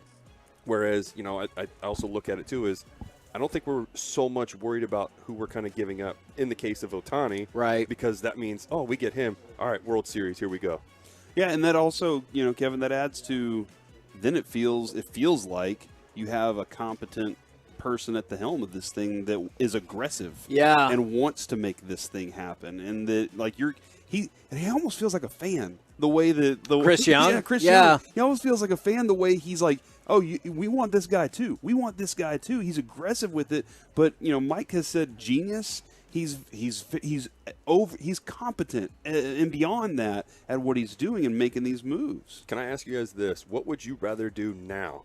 Do you want to go all in right now, or do you and not worry about the prospects because you don't know what they're going to actually bring? We had the discussion before of, well, we don't know what Leiter could be, or we had Mike Alt and he was supposed to be the superstar and he didn't pan out. Would you rather worry about that risk, or would you rather go get the guy now, get Ohtani now? Can I, Mike? Go quick. Aside from Evan Carter, now. Aside from that, now. Here's why I'm now. Jack Leiter's in Arizona. Yep. Kumar Rocker is rehabbing and will be ready in 2025 to start pitching again, like in the minor leagues. Cole Winn didn't work out. Owen White kind of is working out. But now, if you tell me this, and it isn't this, Jack Leiter's ready to pitch in the major leagues. He has a 3.1 ERA, and he's striking out 10.5 guys per 9 innings, and his walks are really down. Owen White is dominating the minor leagues. Now, he's good in the minor leagues, don't get me wrong, and he's been promoted as a bullpen guy, like back and forth. You know, they're just, right now, I look at the future rotation that they tried to build. They tried to have right now Owen White, Jack Leiter, Kumar Rocker, and Cole Winn being on the verge of really helping this organization as young, controllable pitchers for the next 5 to 7 years. It ain't happening. That's not progressing the way the Rangers wanted it to progress. So to me, this is way more of a now team than we thought it would be in April. One, that they're winning way more than we thought. And then two, you're not developing pitching, which I know is a whole nother topic for a whole 15 minutes. But I look at this team now going, it is now. Look at the Seattle Mariners. They thought they would be good this year. They're not. They had a whole bunch of young pitchers, and some of them are doing all right. Gilbert's not doing as good. Kirby's doing pretty good. Luis Castillo's pretty good. They lost Robbie Ray. They haven't hit as well as they thought they were going to hit. There is no guarantee, and I mean zero guarantee, the Rangers are going to be good to great next year. They might be. They might find themselves in a Seattle situation where they're struggling to be 500, and it doesn't look like the year. So this is a year where there's no 1998 or 2000 New York Yankees. There's no 2000 whatever Boston Red Sox team. This is an open situation where there's no team that looks like a front runner. So to me, this trade deadline here that is now, if you can get the two right-handed bullpen pieces, you can get a starting pitcher or two. I'm not too worried about the lineup. I do think the lineup is good enough to win in October. But, man, if you can finish that off, I think you can put yourselves as, I think this might be the best team in the American League. I don't know how they get better than the Braves, by the way. From the 5-1-2 to what you just said, so you guys are basically confessing that the Rangers are not good enough, so they need to go get a bunch of new players to be able to compete with Houston, Baltimore, and Atlanta. And I don't think that's what we're saying. I don't think that's what we're saying. I think that we don't need a bunch of players. We just need – our focus is pitching. We need to get some bullpen help. That's it. We got to focus on we got to focus on a couple new additions to help out with the bullpen. Yes. We need some right-handed arms out there too. The other thing too is, Mike, before this season, this team was incomplete. And we knew that, you know, if we want to get better, we're going to have to still make some moves. I still can't believe they've been winning this division this whole time. Vegas had them as an 81 over-under team. Vegas said this is an 81 win team. This is pretty much a 500 team, but they've proven to us they're better than that. But also throughout this, we've seen now Jonathan Gray be a little bit more inconsistent as the season has progressed. Obviously, you lost Jacob deGrom for the year at the end of April. There's certain things that if you replace it, it's open. The Astros have been hurt. The Astros are not as good as they've been in the past. They can be had. For the first time ever, it looks like they can be had, and by our Texas Rangers in this division. So, to me, I understand what they're saying, but I just went over, if you're listening to the show and you're a Tolo, I went over the age of this team. As much as 2024 can be a good year, it is not guaranteed, and you have an old pitching staff. Your starting rotation is old. And so if you can add something to it to really help it out, and then you're just not sure. Martin Perez was supposed to be better than he is this year. He's not.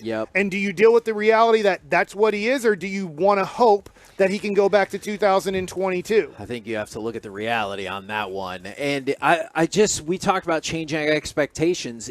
I did not think the Rangers would be in this spot to compete at this point in the year at all. And so to your point, now that you're there, now that the future is not guaranteed, why not make those tweaks? Or why not make that big move and go for it all? And I'm not saying that these guys aren't going to contribute to the Rangers. But what's the likelihood Luis Angel Acuna is a Texas Ranger and playing every day?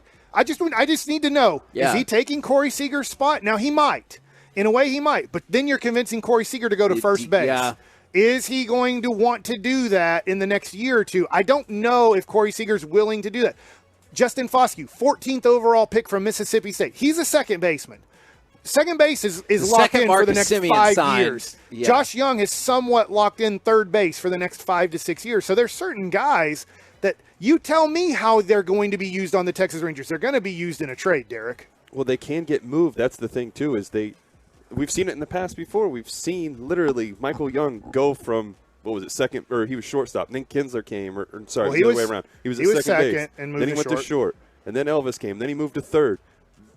We're going to see the same thing happen. It could happen to Seager. You get these guys to come up. Sorry, dude, you got to go. The younger guys, all right, well, he's got more range. Where is he Next question. How excited was Michael Young to move? I know that, and I'm with you. It's a very frustrating thing, but what did he do? He moved because he saw that this is going to be something beneficial to the team. This is going to make us better. Fine, I'll do it. He saw that. Yes, it's frustrating. Everybody gets upset if you lose your spot. If I took your spot in the rotation, wouldn't you be pissed? Aren't you trying to do that right now? No. Knuckles. Oh, he's got real red now. He's got really red. But eventually they forced Michael Young off the team. Like John Daniels, I got to get him off the team because Ron Washington keeps playing him, and I don't want him to play him anymore. So that was a tough situation. What? He's not here anymore. Yeah. No, I know, but Corey Seager, in a way, you do have to watch when you tell him we're going to move you to first base, and I don't think it's yet. Yeah, right. And so that's the tough thing for Acuna and for Foscue and for some of these guys. I'm not saying throw them into a trade for Shlomo Glickstein. I'm just saying that's his go-to. Just you got to look at these guys and go, all right, how are they going to be used to help the Texas Rangers? And if I don't have a spot for them, but other teams are desperate for middle infield that I have secure for the next 2 years for at least, and really under contract for the next 6 to 7 years, then maybe I use them to go get a very controllable starting pitcher because Jack Leiter, Kamar Rocker, Cole Winn are not ready to help me in the next year or two, it looks like. Yeah. I thought they would be. They're not. I'm hoping Brock Porter in 2025 or 2026 is a high school draft pick that can help me, but that's still years away. So sometimes you use things that you have a plethora of, and you use those. I was with the Cleveland Indians when we had Jim Tomey at first. We had Richie Sexton in AAA. We had Sean Casey in AA. We had a first-round pick, Danny Peoples, in A-ball. So then they started using their first base prospects to help them in other areas that they needed something because they're like, we have Jim Tomey. These guys can't beat out Jim Tomey. Kevin, I think to go back to your original question, though, yes, man. It's been years since we felt like this, and that's why we're so amped up about it, man. Is because we love Rangers baseball around here. We just don't love it when it's not good. I just want to be. I hope I can get the opportunity to coach. I want to help these younger guys so much to get up there. The development part. Yes, because a guy like Jack Leiter should not be having this much of an issue. It's just frustrating to sit on the side and I can't do anything about it. But yeah, and Kevin, how excited were you to trade Joey Gallo a couple years ago? Were you like, you were furious? I was very excited about it, and so I mean, but even still, like the level of excitement is so much different than where we are in this moment. I wanted to throw this out there real quick because this was Evan Grant's trade proposal for Shohei Ohtani because everyone's got to have one. Is Ezekiel Duran, Justin Foscue, Jack Leiter, and Dustin Harris. Because whenever we bring up Shohei Ohtani, there are people who are like, you go for it no matter what. And there's other people who are like, I don't want to gut my farm system, but I don't feel like that guts your farm system. It hurts. But at the same time, you also, I mean, I know you lose Duran. You lose a but quality then you player add the right there. Ohtani bat, and that's like, I know it's a different left fielder, but Jankowski's now your left fielder. And your bats, did you get better as a lineup? I think you did. But I'd rather have a guy that already has shown he can do stuff in the big league level versus guys that I don't know yet. It's a question mark. Yeah. Besides Duran, he showed that he can do stuff. They called Justin Smoke the next Chipper Jones. Yep.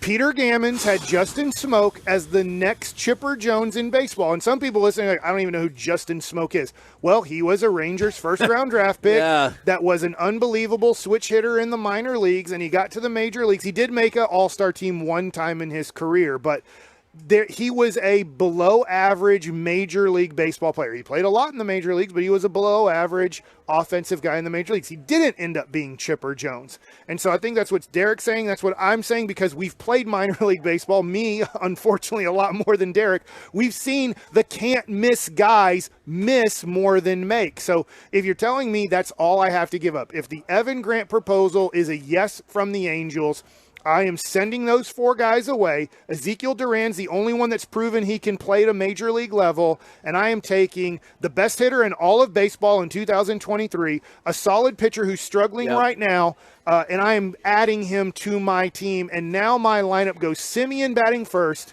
Ohtani or Seager batting second and third together, and then we go to probably Nate Lowe has to move away because I can't have 3 lefties in a row for late in the game lefty reliever situations. So then I'm going Adolis and Josh Young and Nate Lowe, and I still have at the bottom of my lineup Jankowski and Taveras and Jonah Heim.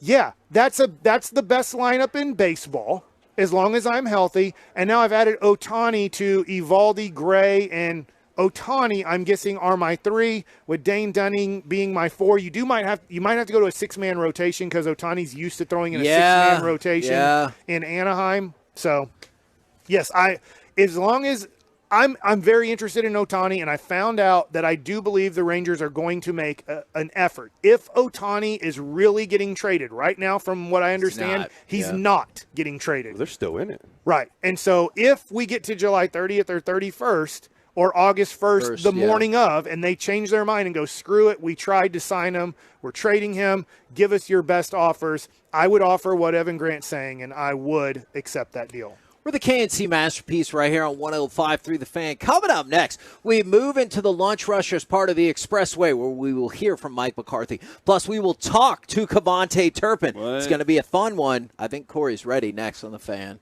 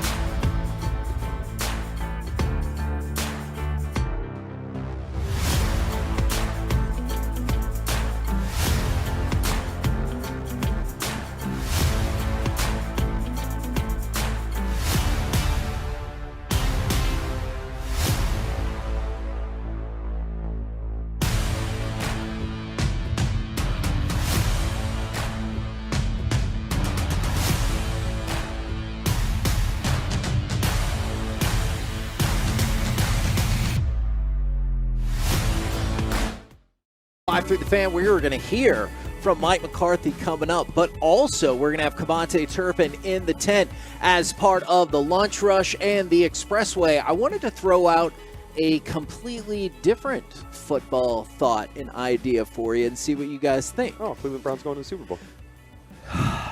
No. Why would we ever? You know what? What's your point? Okay.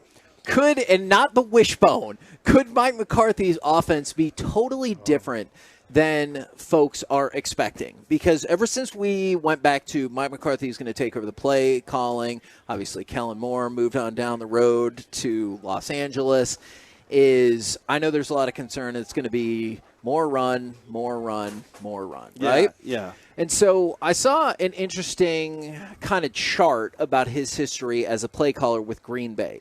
And I do want to point out, I understand all of that comes along with he had Aaron Rodgers. What years are we looking at, Kevin, Okay. here for this? You're looking at 2006 through 2014. Okay. And then again 2016 through 2018.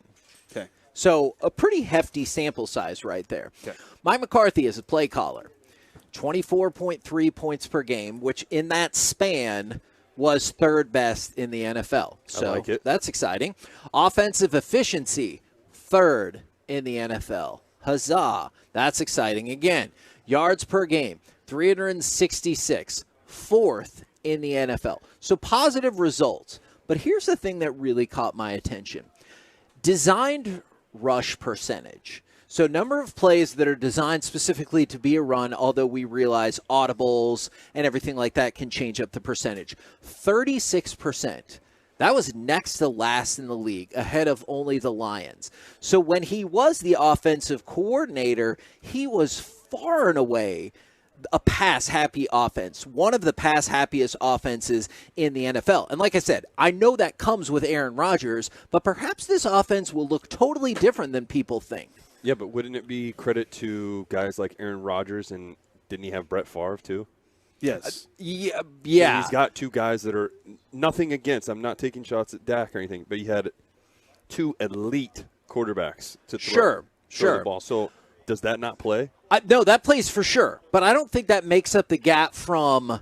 Because I couldn't even tell you who the running backs were. I just went to go look that up. Yeah, and Brett Favre was there, I think, those first 2 years he called plays. But I don't think that makes up the gap from next to lowest rushing to they're going to be one of the highest rushing totals in the league. Because that's what people are afraid of, is the 2-3 yards in a cloud of dust, the wishbone, or whatever it is. So I think you're right. That makes up part of the gap. But I think this offense will still be more pass-happy than people are anticipating. What's really interesting, Kevin, too, is to look kind of back at the defense during that time and their defensive rankings.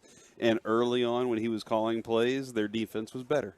And then later, when Aaron Rodgers got more mixed into the conversation, their defense dips. And that kind of goes along with what I think he's trying to accomplish here, and that is I got to be able to take advantage of my defense here. I was looking, it was Amon Green to start, and then Ryan Grant. You have Eddie Lacy in there? Eddie Lacy was later. And then, Kevin, when you're 16 to 18 years – those are the years that I believe are like the lightest. Am I wrong about that? Yeah. You had Ty Montgomery, Jamal Williams, and Aaron Jones rookie year. Okay. So, like, those are those 3 seasons that I believe, if I'm correct me if I'm wrong here, that were kind of the ones that you're like, that's the outlier to what he was when he was really good. And I think it's because they were looking at it going, we don't have the dude to do it. We're throwing a wide receiver back there right now, and I think that's what I would presume.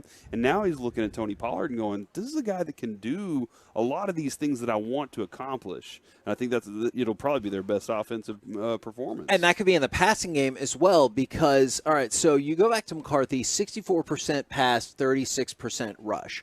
The Cowboys have been closer kind of to that 50-50 mix in this last year. I think you're going to see, my prediction I'm going to say now, is going to be more like a 55 to 58% pass setup and a 42 to 45% run setup. So I still think it's even going to be more pass heavy than people are anticipating, but I think he will become a hero in these parts and hoist it up on everyone's shoulders if he stops running the ball so much on first down. Yes, and that's where I'm at in this whole, because was it one quote Is it the one coach? Has he said it again? Hey, I don't. no. I don't think I have heard him. I think to kind of accommodate the Joneses. Yeah. I want to run the damn ball. Yeah. So hey, trust me on this. I'm going to do what you guys want. But whenever it comes down to, do you like the wins? And look what I did with all these wins this year. Yeah. That's what his ultimate goal is to say we're winning football. And I think it's less about the percentage number of runs as opposed to win. When we're up, are we running? When we're, instead of trying to put 42 on the scoreboard, are we confident that our defense can make stops if we just give them a long drive offensively here, that they'll make a stop on the other side? We don't have to worry about it. And so I think it's more about when you're running the football and not on first downs being one of those kind of things, not predictability. Are they really going to look back, though, and be like, man, even though we're winning, we need to do this more? Or are we going to let it go and be like, hey, we're winning, so let's just keep doing what we're doing? I think. Like, why would you want to mess with it? Because that is what NFL teams do. That's what the Atlanta Falcons did going back to that Super Bowl against the Patriots, is they're like, let's just melt out the clock. That is just, I'm not saying Which it's right, but that's what NFL teams tend to do. If I'm coaching and I'm putting up wins, are you really going to question what I'm doing? Like, oh, don't you think you should be putting more into the running game than the passing game because I'm pass heavy? As long as you're winning, hopefully not.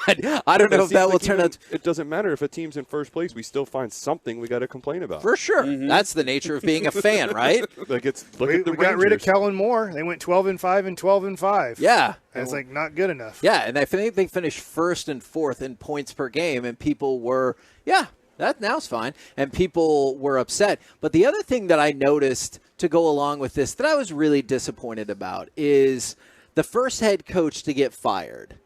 Kevin Stefanski of the Browns is 5th on that list. But number 1 on the list is Mike McCarthy.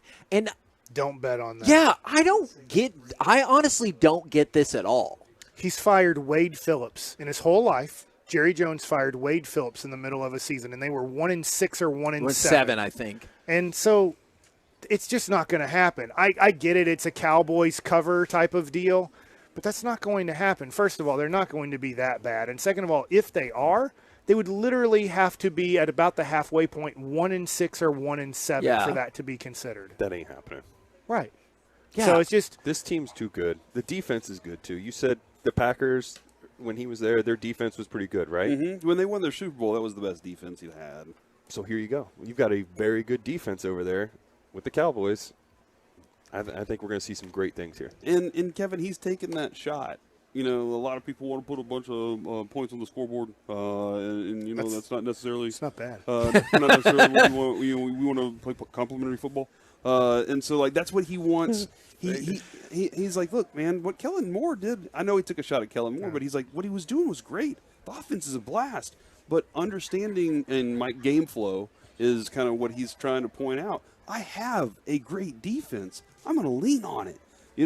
Hey, I have a great point guard. I'm going to lean on my point guard and let him go be that scorer if I can. I feel like this segment was Corey's been working on his Mike McCarthy, and it's working. Man, that was top notch. That was good. This is probably not a great idea, but what if you took the wireless mic out there and when McCarthy talked, then you repeated what he said. Yeah. Ask him a question. You sit in those seats and you ask him a question in Mike McCarthy voice. Yeah. He's like, I'm also a Pittsburgh guy. I like this guy. Yeah. He's a Pittsburgh guy. I lost it. I just lost it. I had it, and then I lost it. Okay, well, there's still some workshopping to be done, but I think you're really onto something right there. I don't see Mike McCarthy being the first head coach fired by any means. Are you doing horns down? I like it. No, I'm not.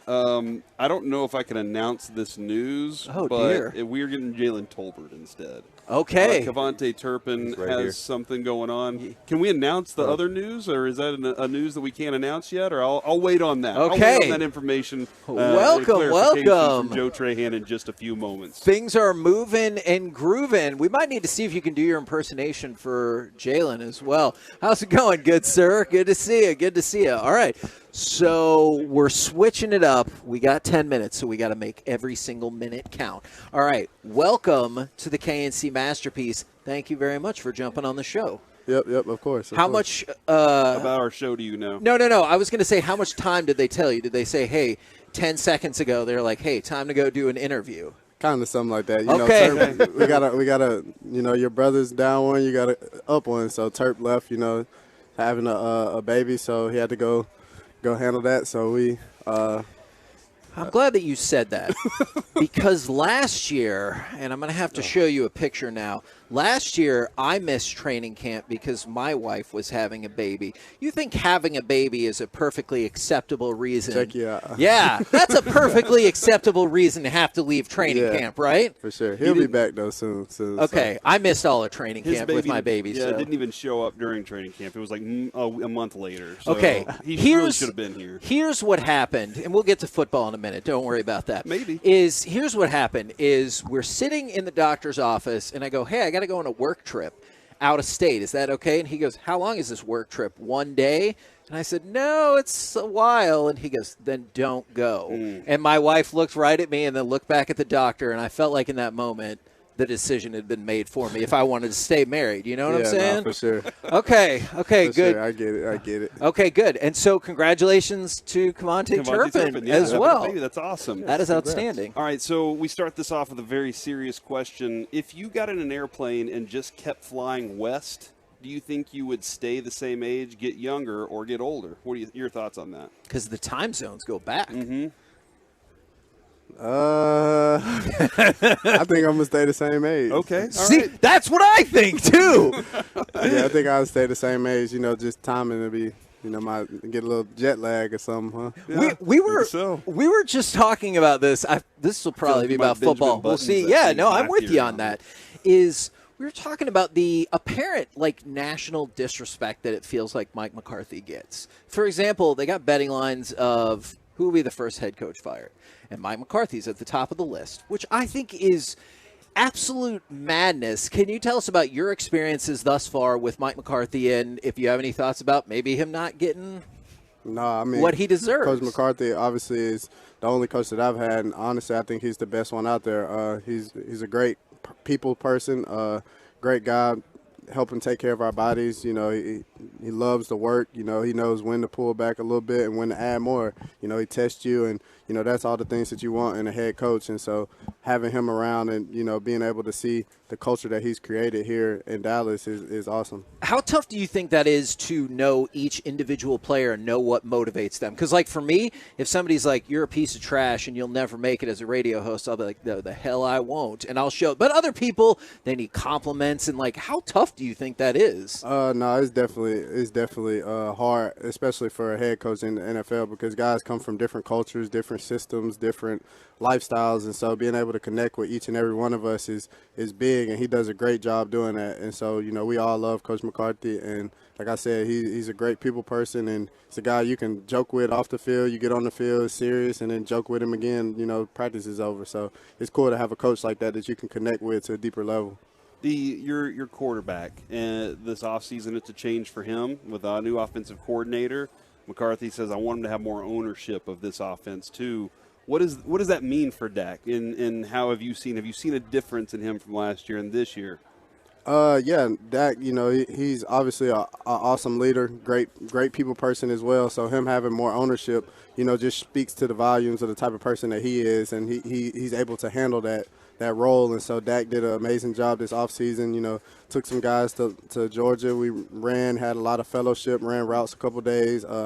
Had throwing sessions, numerous ones, whether it was at the facility, high school, his house. Did he take care of food too, or was everybody on their own? No, he took care of us. And so having a quarterback like that and being able to command and control and handle it is awesome. And like I said, he's a great person outside of football as well. So just being able to be around him and create fellowship and understand people's whys and, why they do it, who they do it for is awesome. I know there was a lot of lessons you learned your rookie year, but can you talk about maybe the biggest lesson you learned your rookie year, or maybe your first time in training camp versus your second time in training camp? Yeah, just having the vets that came in and, really took me under their wing, especially this offseason with Dak and CD, MG, B. Cooks, obviously. I learned a lot last year as far as, just being able to play in this league. And so it was good to get that, that start. And honestly, Dak talks with me about it all the time.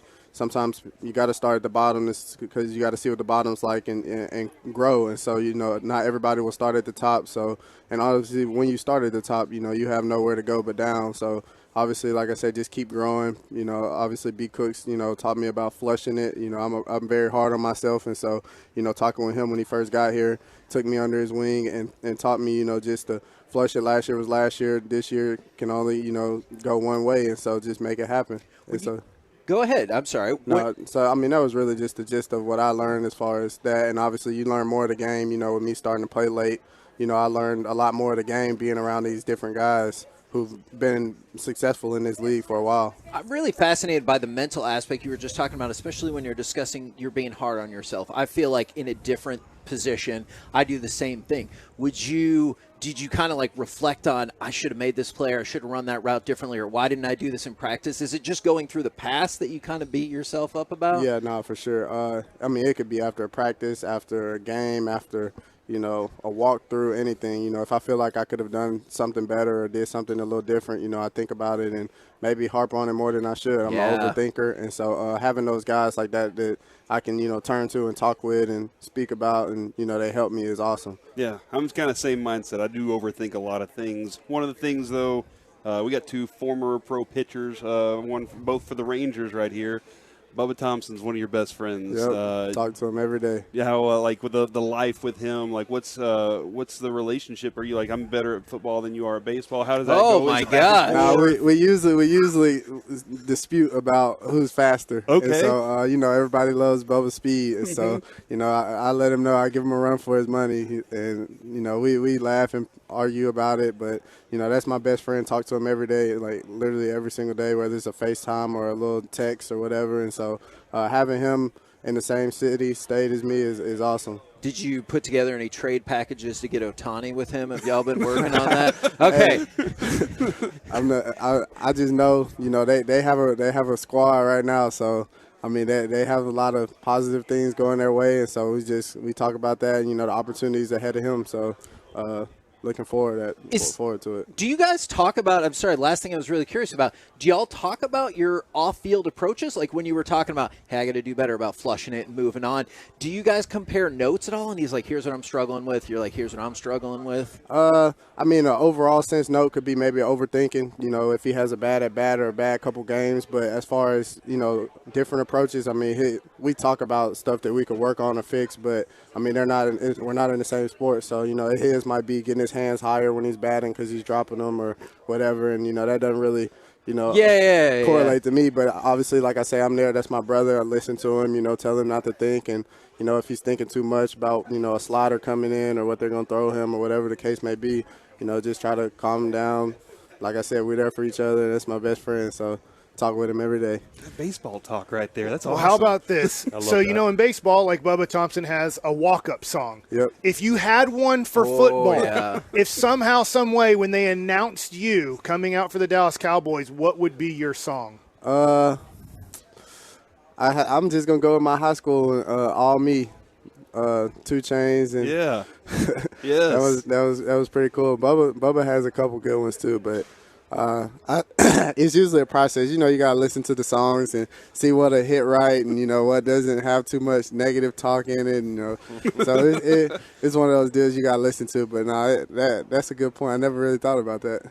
Did you want to do your McCarthy impersonation? Oh, no. Okay. I lost all right. Well, we'll let you go, back. man. Thank you again, especially on short notice. Appreciate it very, very much. Best of luck out there, man. Yes, sir. Appreciate there it. you go, ladies and gentlemen. Yeah, that's pretty cool. What? Why are you looking at me like that? I was really hoping you could try out your impersonation and everything. Well, I'll work I know on it you've a been little more. workshopping it, but that was excellent stuff, Jalen Tolbert. Play some football out there. We're going to go out there. Oh, now you do it? Yeah, now that he's got walking nervous. out. away. He got nervous. He was walking off. He gave me a thumbs up as he walked off. Remember what you told me? Sit up tall. You know what? You're Oh, right. that's a good You're point. Right. Tell him. Tall. You puckered Let up. him hear it. Hey, do you? Well, and here's the other thing. Do y'all see who's behind Kevin? Right Clarence now? Hill? No, not Clarence Hill.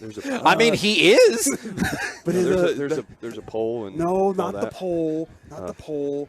A podium? It's Troy Aikman. Your like second favorite quarterback of all time to Joe Montana is. Oh, over okay. there, actually. Oh, yeah. I'd love to talk Yeah, to that him. is. Yeah, so like that's oh, and then there's Christy Scales just hanging out with us. Yeah, we'll see? have Christy on pretty soon. Probably Yes, the we are next, on air right now.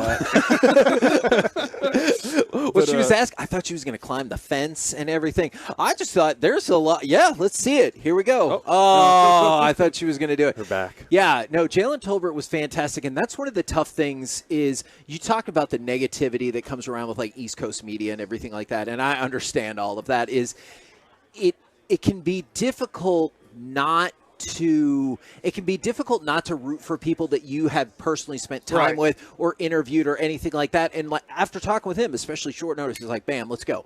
It's hard not to like root for him to do well. I think you really liked him, Corey, out of college, right? Mm-hmm. 3rd round pick I kept last telling year. Mike, I was like, you're going to like him by the end of the year. And I would say, like, don't give up on Jalen Tolbert. Now, his time on the field could be tough to get, right? Because he didn't do a lot his rookie year. But there's a lot of guys at wide receiver position. I do know maybe people see it as easier because you're throwing the ball so much in college now.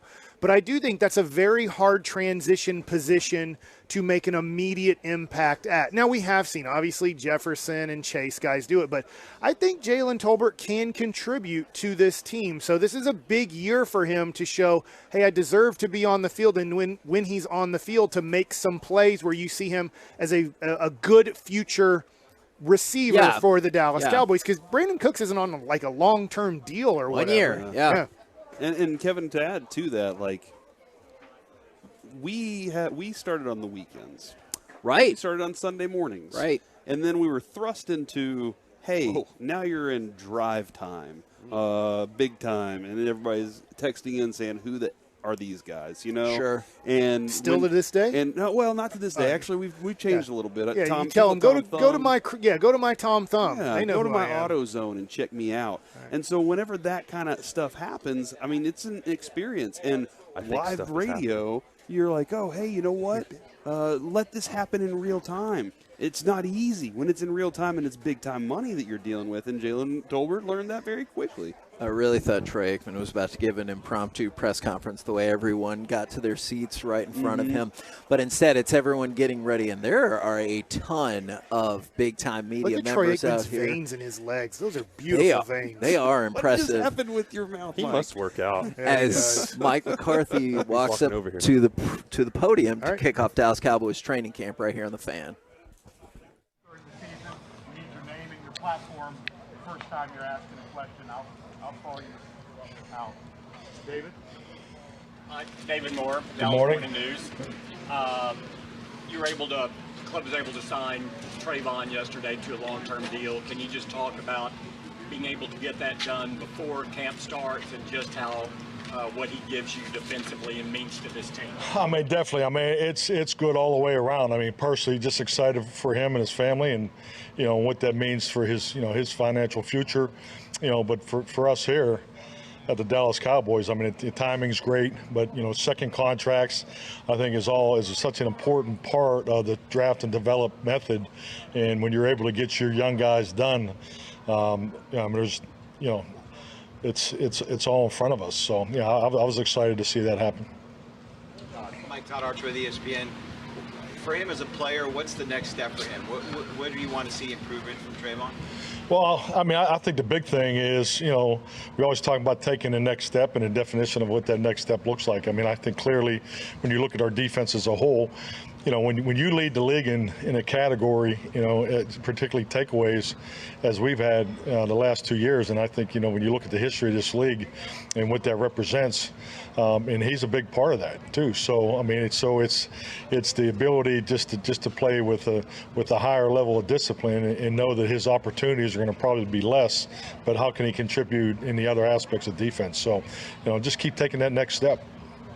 You also talk about the Clarence Hill Forward Star Telegram. Can you talk about the excitement of him playing with Gilmore and with that tandem looks like? I mean, you can see it from day one. I mean, I can just, remember when we signed them, and, the next, I think it was the next day in the weight room, those two were in there working out. So I think that, first impressions, impacts, and, not only for, Trayvon, but, for all of us, and just to bring that veteran leadership and presence, and obviously the pelts that he has on the wall, and I think just like anything, the players are always the first to know and the last to know. So you can see the impact that it had on the locker room, and it started day one with Trayvon. Hey, Coach, Jane Slater, NFL Network. We asked Dak Prescott about this West Coast offense, which he dubbed Texas Coast offense, during OTAs and minicamp. A lot of fans are excited to see what that looks like. Can you explain what you're trying to marry with moving away from what you guys were doing last year with this offense and the mindset this year? I would not say we're moving away from we're not moving away from anything that we've done in the past, because it's our foundation, and I mean, you go back to the first day when I arrived here, it was important to keep the language for Dak Prescott. So, concepts are always, you're trying to grow. Every concept has a history, and the scheme design, in my view, always fits into a family. It's important to keep growing those families and have variations of it. So, our approach is to build off of what we've established, as an offense. But I think you clearly got to recognize that, when I said the 30%, the 30% number I was really focused on was language, because language is such a big part of this. And if I have to learn new words, which I've had since I've been here, and the crazy part is the same word means the totally opposite about 50 different times, so I still screw it up once in a while. But that's such a big part. But the concepts are the concepts. The schemes are the schemes. We put a tremendous amount of time in detailing the concepts as we've added the wrinkles that you have to add. You have to protect your base concepts every year and give it variation and definition, and that comes into details, and that's really where I think our players and coaches have done a really good job, in the off season, because we talked about learning it, through phase 1 and phase 2, then we talked about detailing it in phase 3, and I feel like we accomplished it. Now we got to go practice and perfect it. So. The thing that I wanted to ask you on that too is, talking about adding some of the speed, the vertical threat with Brandon Cooks. Could you see yourself utilizing him similarly to what you did with Randall Cobb in Green Bay? Yeah, I mean, I hope so. Yeah, I mean, definitely. I think, just like anything, a big part of having, elite playmakers is, it's the same conversation we have all the time in here about Micah. If you line up, an elite player, a playmaker in the same spot all the time, it's easier for the opposition to try to take them away. So, one of the things, because obviously with Brandon being new, watching his route tree, and particularly the menu that he's really excelled at in his past experiences, we obviously pay close attention to that. So, and it's really the same conversation with Michael Gallup. We don't want to just line Michael up at the X spot all the time too. So, these answers really fall in the area of details that the details I'm talking about. The concept may be the same, but you may have different players lining up in different spots to excel at that. Because at the end of the day, like I remind our guys, time and time again, I've never seen a quarterback get fired for for having bad run game footwork, or spending too much time in the run game. But at the end of the day, it's about throwing the football. It's about winning 2-minute drills and so forth. So the connection between the quarterback and the route running of the perimeter group is a major focus for us. Mike Edwarder, ESPN. This is the first training camp that Tony Pollard comes into where Zeke's not part of the equation anymore. Yeah. Comes in as a #1 guy for the first time in his career. What are your expectations from him in that role, and how will you manage him in this camp coming off the injury? Yeah, I think the first thing is still recognizing he's coming off an injury, so that wouldn't change regardless of the situation we were in as far as his leadership role and so forth. So the management will be just in the progression of how his reps climb throughout here. We're in a ramp up phase really for the whole team. We're only going to use 3 of the 4 practices, and so our third day is going to going to be different. We're going to go in a higher teaching mode. It's a part of our design. So I think that will help him get to the numbers on a smooth rise that we're looking for. So, but at the end of the day, it's been really cool to see Tony, step up and lead that running back group. So, he's speaking up in the meetings more, and he's a high aware, very high in awareness. His detail's been excellent. So he's an excellent role model for our young players. Joe Trahan, WFAA TV. There's so much that goes into putting on this training camp, Mike, but it comes down to 12 practice sessions. Can you describe just how precious the time is when you guys are actually on the that's a great question. They're all going good questions, but that's a great question because frankly, I feel like I just got done talking about this in the team meeting. 10 padded practices. I mean, you think about what our training regiment has come to, and the importance of the efficiency of it. So, I've always tried to have the training camp schedule done for the assistants. Mid-May, late May. It gets a little bit more challenge every year just because of the lateness of the scheduling. But we put a tremendous amount of time into the preparation for this camp because not only what drills, how we're doing it, the efficiency of cross the hall presentations and things, because there's so much you want to get done here, and the level of efficiency to me really feeds into the competitive spirit of your team. I mean, there's one of the reasons why we felt that we wanted to just work against ourselves this year was the fact that we feel really good about our work. Our team periods and the ability, the competitive spirit and the discipline of it, because we've been a very aggressive football team, but we're definitely at times have been too much, and I think some of that has shown up in our penalty numbers. So clearly in 21 we weren't where we wanted to be. 22 we started off not where we wanted to be, but the second half of 22 is I felt we were more emotionally disciplined, particularly at the end of plays and at the beginning of plays, with the pre-snap and the post-snap. So that's another big emphasis for us, and I think when you can do that in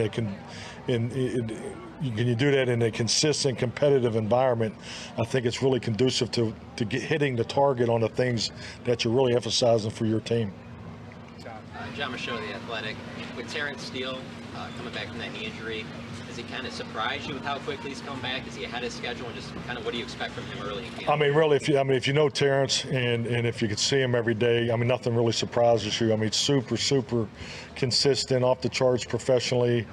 He's been in there since the surgery every day at the same time. So I mean, I'm not surprised at all that he's crossed the thresholds that he needed to cross in the timely fashion that he did because of his discipline and work ethic. So we feel really good about him coming back, but in the same breath we got to be smart with him too. I mean, it's still a major joint injury. So, but I think he's done a great job getting himself ready. Mike, good morning. Haley Sutton, DallasCowboys.com. I wanted to ask you about Josh Butler and kind of what you saw out of him, and then going a step further. Yeah. This is not the first time you guys have gone to the USFL to find talent. What is it about that league that you feel confident about? Well, it's a great opportunity for him, and I think clearly when you go through the spring, and I think our personnel department, I think it tells you about the commitment that they have as far as watching these other league, and having Gerald Johnston is definitely an asset. So you look what we were able to get done with Terp last year and the impact that he made for our football team. So it's a great opportunity for him, and I just want to see how he blends in and gets going. Obviously, we just signed him yesterday. Hey, Coach.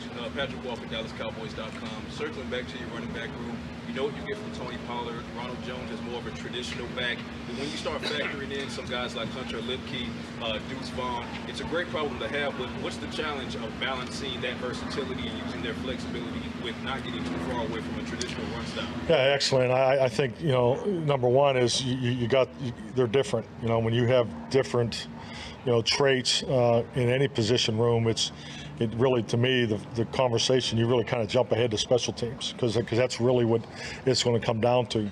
It's the importance of their role, not only just on offense, but how can they contribute? Because at the end of the day, from day one. I mean, these rookies, the fastest and best vehicle to make the 53 is through special teams. I mean, that's just a fact of the matter. That's the way this league works, particularly for the guys that are later draft picks and free agents. So it's just the facts of the matter. So it's really finding that role, in also with us, the way we're trying to go, because, our running back rooms is different. Our receiver room is different. So, what does that look like as far as ball distribution, roles and responsibilities? I'll tell you right now, I think this 53 cut's going to be tough. I mean, it's going to be really tough because you do have some different roles of young players and how we're able to pull that together. And that's why really, these first aid practices, are so important because it gets through all the 8 installations, so you can hit all these different personnel groups and conceptually, accomplish what you want to accomplish. But yeah, I mean, the tight end group, the running back group, and obviously the receivers. I mean, those rooms are clearly different than the way they've looked the last 2 years. So that will affect the way we want to play and how we'll try to pull it all together. Because at the end of the day, we need to pull it together for the quarterback. There you go, Dallas Cowboys head coach Mike McCarthy right here on 105.3 The Fan. Coming up next, C-Block, starring Corey Majors. The Rangers wrap up their series.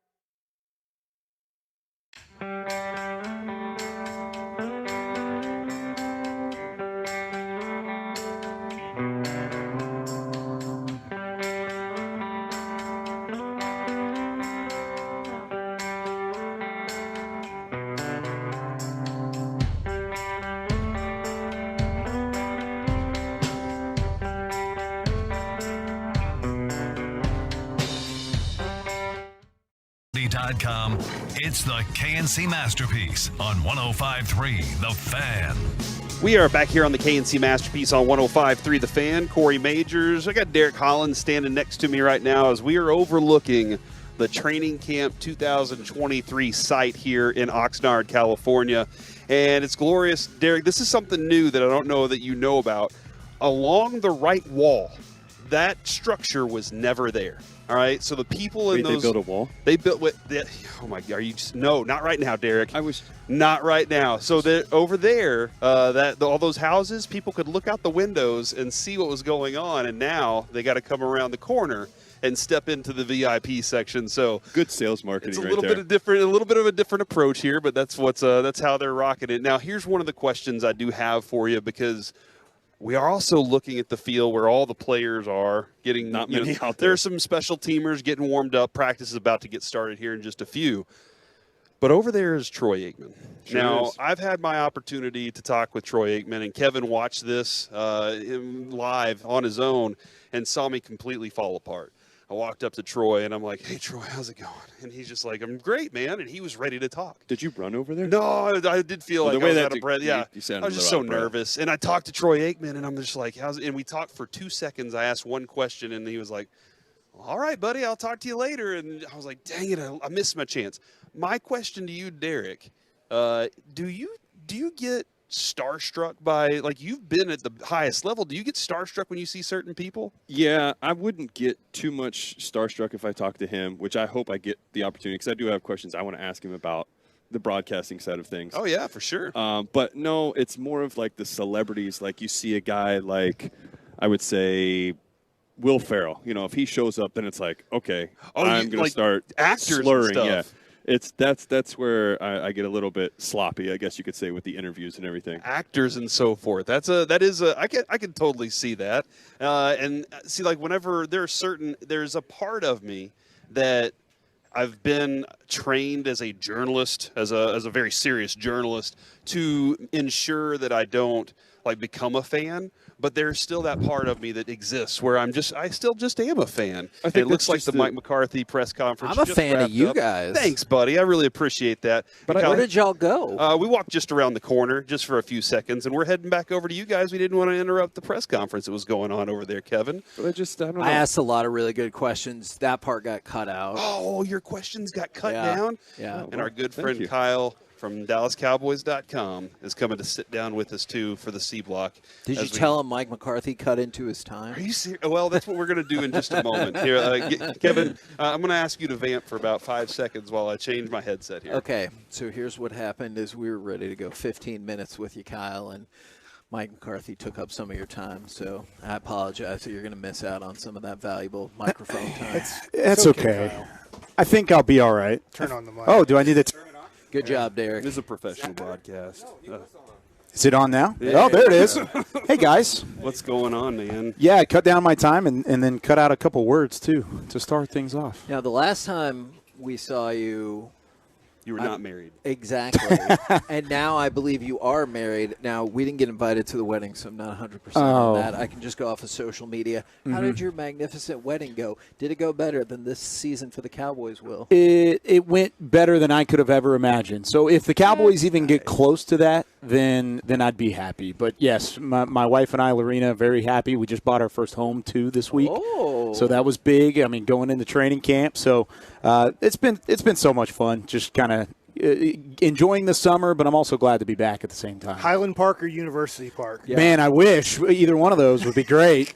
Little Elm, Texas, which is actually a nice spot. So I'm very excited. We're right by the lake, too, and I love kayaking and I love fishing. So going out there and getting in the water will be a lot of fun. They call Little Elm the Highland Park of North Texas. Yeah. Oh, Is good. that Heard that. accurate? Yeah. That's awesome. Okay. I don't know if I've Good heard to that, but know. good for you.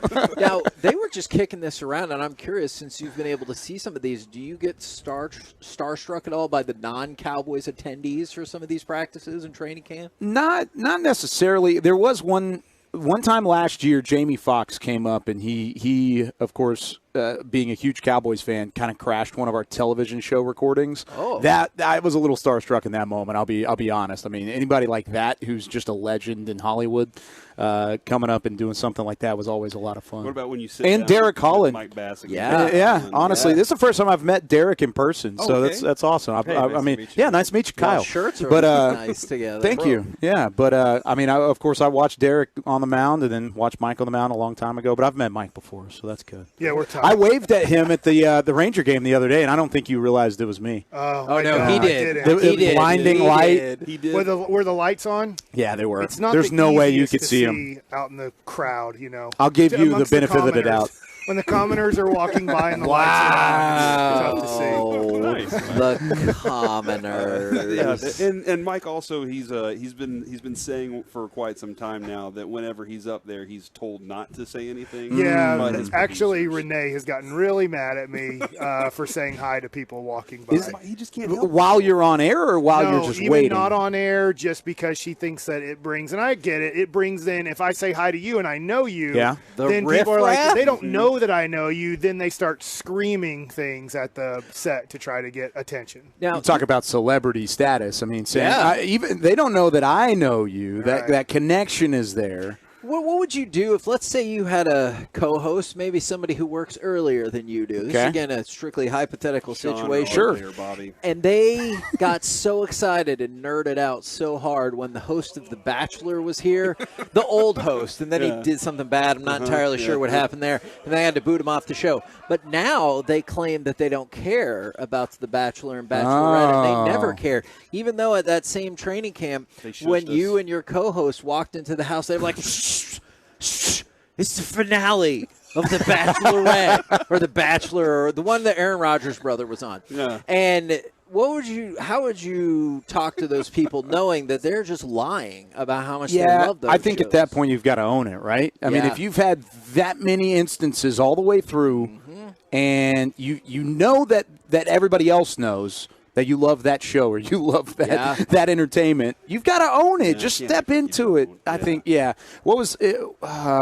Is it Chris Harrison? Was that the guy's name? There you beforehand? go. I couldn't. My wife I knew it watches was The Chris Bachelor. something. Hey, you just said you have to own it. Come on. You No, knew the for name. real, I do not watch that show at all. I did watch it a couple seasons ago after Jordan Rogers was on it. I did watch it, but then I can't stand it anymore. Too much time watching film.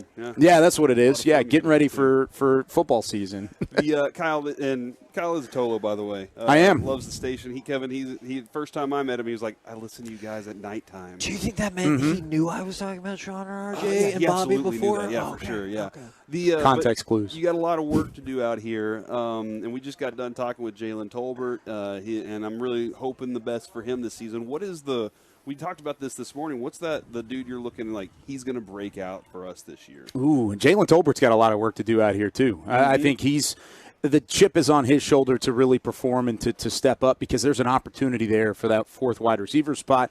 I think he's high on that list of potential prospects. I think he's high to be able to utilize him in this offense would be a huge plus for Mike McCarthy, Brian Schottenheimer in their first year calling the plays. So I'm excited to see what Tolbert brings. I said this on one of our podcasts last night, though, and I think Eric Scott Jr. is going to surprise some people, kind of like DeRon Bland did last year as a rookie day 3 mid-major school and comes in at cornerback.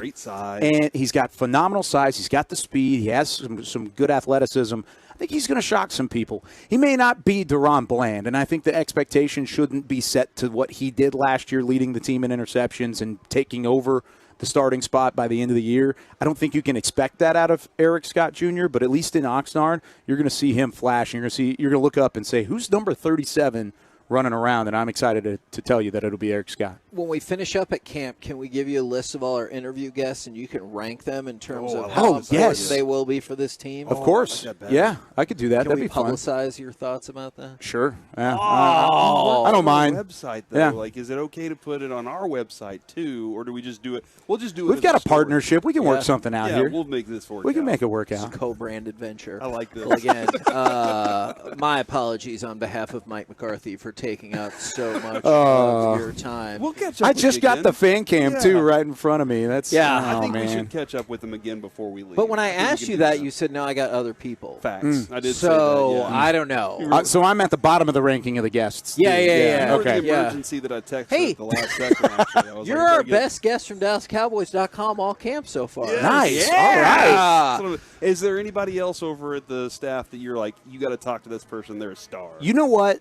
I actually do. All of them are great, but this is the first camp for two individuals that I really am close with. Haley Sutton, who I know has been on the nighttime show with Reggie before, and then in KG. Sorry, KG. Well, I just slighted Mickey. I just realized. Too, so my apologies for all of that. Also, Nick Harris. We hired him on. He's a new Dallas Cowboys staff writer, and I think he's phenomenal on air, and he hasn't really gotten a ton of chance to be on air yet. So I think you call him over. I'll give him the contact info. Okay. I'll give you I'll hook y'all up, and then I think both of them would be great as guests for sure. Dude, I always like talking to Kyle. Man, Always and good. now we got better guests. Yeah. So that's fantastic. Got an upgrade. Thank you very much. And seriously, since we're seeing you, congratulations Thank you. on the wedding and the marriage and everything like that. So thank you very much. Good Appreciate you guys. I'll talk to you soon. Absolutely. Coming up next, we will go back into Rangers plus Power Ranking, the MLB Power Rankings next, live from Oxnard Cowboys training camp right here on 105.3 The Fan.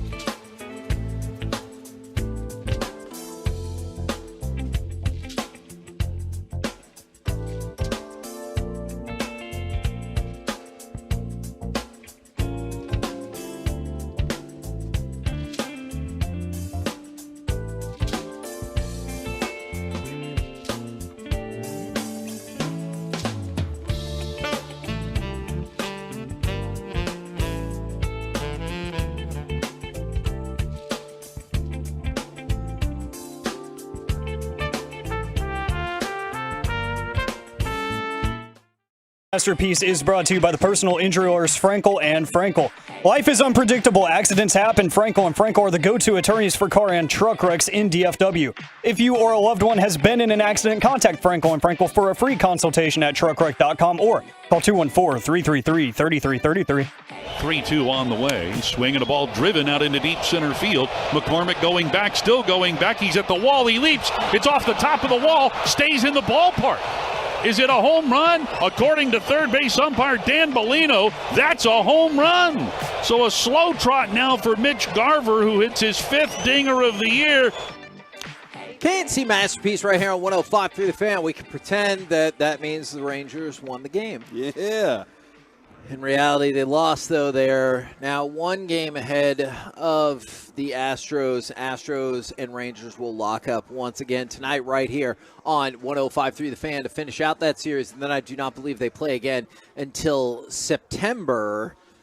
You guys want to power rank some power rankings? First of all, if I didn't know anything, I would think Chas McCormick is the greatest baseball player ever created by God. You look like that, huh? Because every time I see Chas McCormick against the Rangers, I'm like, Ohtani's got nothing on this guy. Is he about to take the mound, too, and throw a perfect game? Because Chas McCormick's love destroying our lives as a Ranger. Okay, for tomorrow Ranger then, killer. In honor of Chas McCormick, who's the player who just looked like the best always against your team? My favorite player of all time. Vlad. It was unfortunately crushed my team and then finally joined up with us when we went to the World Series. It's Vlad.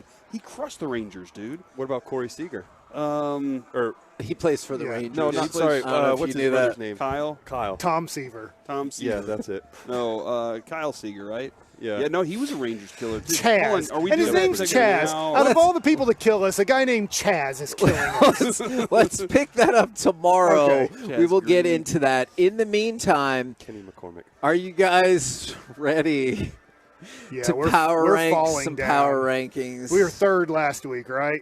Yeah. You know what, though? We went 6-0. You did. Then 1-2 against the Dodgers. These came out yesterday? Yes.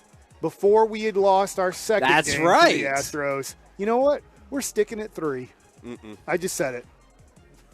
Okay, well, that being said, I've got you locked in. If anybody else cares to Where are take we a at, guess. D? Where are we at, Big D?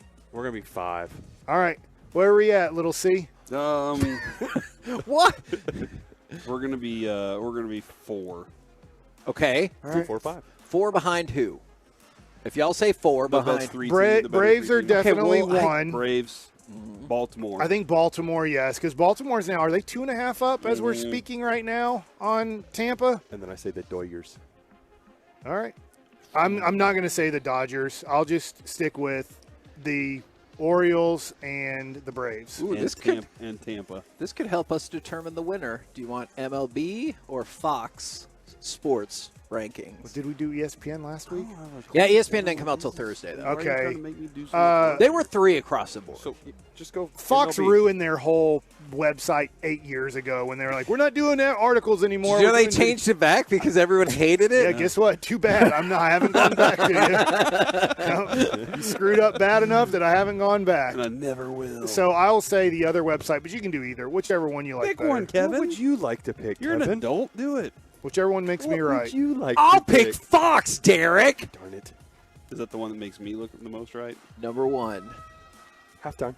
the Atlanta Braves. Number 2, you guys were right, the Baltimore Orioles. They're really I said number 3 Rangers, so this is where I could be wrong. Number 3, the Los Angeles Dodgers. Told you. That makes sense. They beat us 2 I out didn't of even 3. get that team right. I went with Tampa. Tampa has taken a tumble. Yeah, because Tampa is 9. Oh, wow. It is- Really? I mean, because think about it. If you pair how they've started with how they finished the first half of the season, They're 2-8 in their last 10. Yeah, and they were 1-7 going into the break, so they have been awful. All right. The Texas Rangers in the Fox poll are number 4 with the Astros at number 5. Now, keep in mind, as you said, this did come out, I believe, yesterday. So if it came out today, might you go ahead and flip it? Yeah. Probably so. I think tonight's going to be really tough. I know we're talking power rankings, but because I said this on Monday before the series started, is Framber Valdez is pitching the last game of the series. We're at the last game of the series. That makes Houston a heavy favorite tonight. They have arguably the best left-handed starter in baseball on the mound. Most likely in Vegas, if you bet on the Rangers, you're going to win a lot of money if the Rangers win this game because they're going to be a pretty good underdog in this game. So you're looking at probably getting swept. Now, it's tough to just say in a baseball game because Oakland won 7 in a row somehow. They have a longer winning streak than the Rangers do this season. So anything can happen in a baseball game, a singular game. But you look at this one, and it looks like a loss on a piece of paper for the Texas Rangers, which means you'd be tied at the end of this series. Hopefully the Rangers can have an upset special here today. Tonight. I wanted to read this text because, first of all, I disagree when that comes to our show. I can't speak to the rest of the shows, but this is something, the last part of this is something I see come up time and again, and I just don't understand this line of thinking with the current Rangers. From the 817, I'm kind of taken aback. The only thing I'm hearing on this station is giddiness about who the Rangers could possibly get. No one is tapping the brakes and asking the question, are the Rangers 1, 2, or even 3 players away from fixing what's wrong with the team? There aren't enough moves available to make them an actual contender. They're an actual contender now. They don't follow baseball. Yeah, that's tell that person, text back who they think is the team that has it all together. Is it Tampa that has it all together? Is it Baltimore led by Kyle Gibson as their ace? Do you remember him on the Rangers? Like, he was good. He made the All-Star team for a second, went to Philly, was average. Now he's with Baltimore, and he's having an above-average year. Are you telling me, listener of the station, thank you so much, do you think that Baltimore has it all set up with their rotation? They have a much better bullpen than the Rangers do, because I follow baseball for somewhat of a living. So who are you telling me? Is it the Houston Astros? Are you just that impressed with the Houston Astros? That's a flawed team as well. And I know you just lost those 2 games. The issue I run into, if your contention is the Rangers won't win the World Series, that's fine. That is a totally reasonable contention. But to say they're not even a contender or they're not 3 players away from being a contender, they have the 4th best record in Major League Baseball. They've been in first place of their division for like 100,000 years. What did we trade for like Sam Dyson? I don't even remember. Shlomo Glickstein? It doesn't cost a lot to trade for a right-handed reliever that throws 97 to 99. It's not going to cost you much to ask Washington, who's out of it and 2 to 3 years away from being a contender, to be like, hey, we'll take Finnegan or we'll take Harvey from you. You're going to have to trade an A-ball guy that most likely will never make the major leagues. So let's take that. Let's say Finnegan, Harvey, and Stroman. I picked Stroman specifically because that's a rental. That is not going to gut your farm system. And you got a starting pitcher and 2 relievers. So that's the 3 players. Then I'm stoked because these Rangers, they have maybe the best lineup in all of baseball already. And they need help in the bullpen and with starting pitching. If you don't think they're going to go far in the playoffs, fair. You don't think they're going to win. This team, in this moment, is absolutely a contender. Are they really panicking that much just because we've lost to the Astros 2 games in a row that now all of a sudden this team sucks? We're not a contender anymore? I think that is kind of how people have been teetering for a while. In first place the whole year. How are you going to sit here and say we're not a contender? Because of history. It is hard. We lost 2 games. Oh, man. It is hard for people to break away from history, and we were not prepared for a great Rangers season. And the Rangers have been god-awful the last 6 years, the worst run of Rangers baseball ever. And here we are good. And I know. And everyone's just waiting for it to fall apart. And I will say this. To that person, I'll give you this. If the Rangers don't make a move, like literally we get to August 1st at, I believe, 3:01 p.m. Is that the deadline for us Central Time? Yes, I think that is and correct. The Rangers, 5, yeah. Chris Young makes no more moves and says, this is the team. We're using Spencer Howard in big-time situations and Alex Spees and Grant Anderson. We're in trouble. We are in trouble to make the playoffs if that is the plan for the Texas Rangers. I'm telling you, I know Chris Young. I know the Texas Rangers. That is not the plan. The plan is to add a couple of right-handed relievers that when Bruce Bochy has a 7th-inning lead, that he's not turning to rookie and rookie and rookie. He's going to try to give him some veteran options. He's going to try to get a starting pitcher, which is going to be more difficult because there's a bigger market for starting pitching, and there's not as many guys to get in the starting pitching market. But if the Rangers add 2 quality, right-handed, veteran relievers, this gives Bochy options in the last 4 innings of games to go to those 2 righties, to go to his 2 lefties, and then to have Brock Burke and hopefully Sports, who's coming off the injured list in late July, early August, that those become their – Burke and Spores become his 5th and 6th options, that he has options 1 through 4 that don't include Spores, don't include Brock Burke. That can help you win 90 games. That can help you come playoff time. So I do think it is a few minor moves away from really helping and maybe a major move away from putting you as, hey, I think they might be the best team in the American League. Mike, does it concern you that Minnesota is looking for relievers? That a lot of competitors almost are looking every for team. relievers. The Dodgers are looking for relievers. Every team in baseball that right now is probably 5 games over 500 or more are looking for relief pitchers, but there's usually a plethora of those guys on the And you feel marketplace. confident And we in don't even Chris know those Young. guys. I don't know who the hell Sam Dyson was in 2015, but we traded for him, and he was pretty damn good. I get he gave up the big home run to Batista, but you find guys that you have.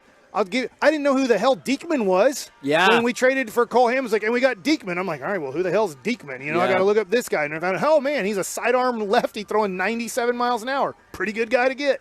To Mike's credit here too, CY is definitely going to get some players. I know he's frustrated. I would take that to the bank. He is frustrated with the way the bullpen's going. So he's going to make a move. They are in buy mode now. We are going for it now. So they're not going to waste any time. Like Mike said earlier too, we've got older guys. We can't mess around. This is it. We got to go for it now. I do, Kevin. I want to give Mike some credit. All right, because a few moments ago, Is it in MLB.com? They're 5th. Is that what you No, are? no, Okay. no. I don't want to give him credit for that. Hey, knuckleballs. That's my new thing. I want to say knuckleballs. And we get knuckleball where fights. Mike would have said, "You tell that fart knocker right there." Instead, he said, "You tell that listener who we really appreciate." And that was That impressive, doesn't dude. follow That's growth baseball. right there. Yeah. It's one. But he one- didn't say That's fart true. knocker. That's true. One step at a time. We're 3 moves away. 2 of them are getting relief pitchers that are the easiest thing in the world to get. If you follow baseball for the last 20 years, the easiest thing to get in baseball is middle to late inning relievers. It's going to be tough to get Emmanuel Clase. Be honest. Probably not going to be available. It's going to be tough to get Bednar from Pittsburgh. Probably not available. But if you're telling me we just need to get Sam Dysons in here, and there's plenty of those guys available, like a Joe Kelly, a Graveman, a Harvey, a Finnegan, possibly Hicks, who's working on an extension with St. Louis. Now, if Hicks doesn't get the extension done, we've seen this in Texas before. Sign an extension. If not, we're trading you.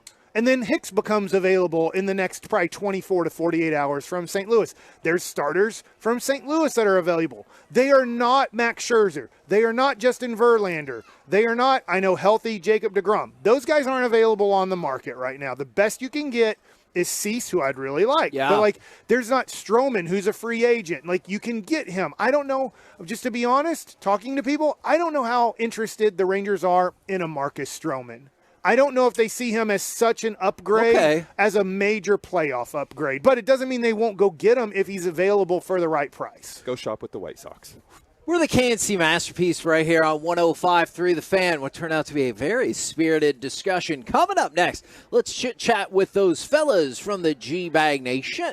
Next right here on 105.3 The Fan.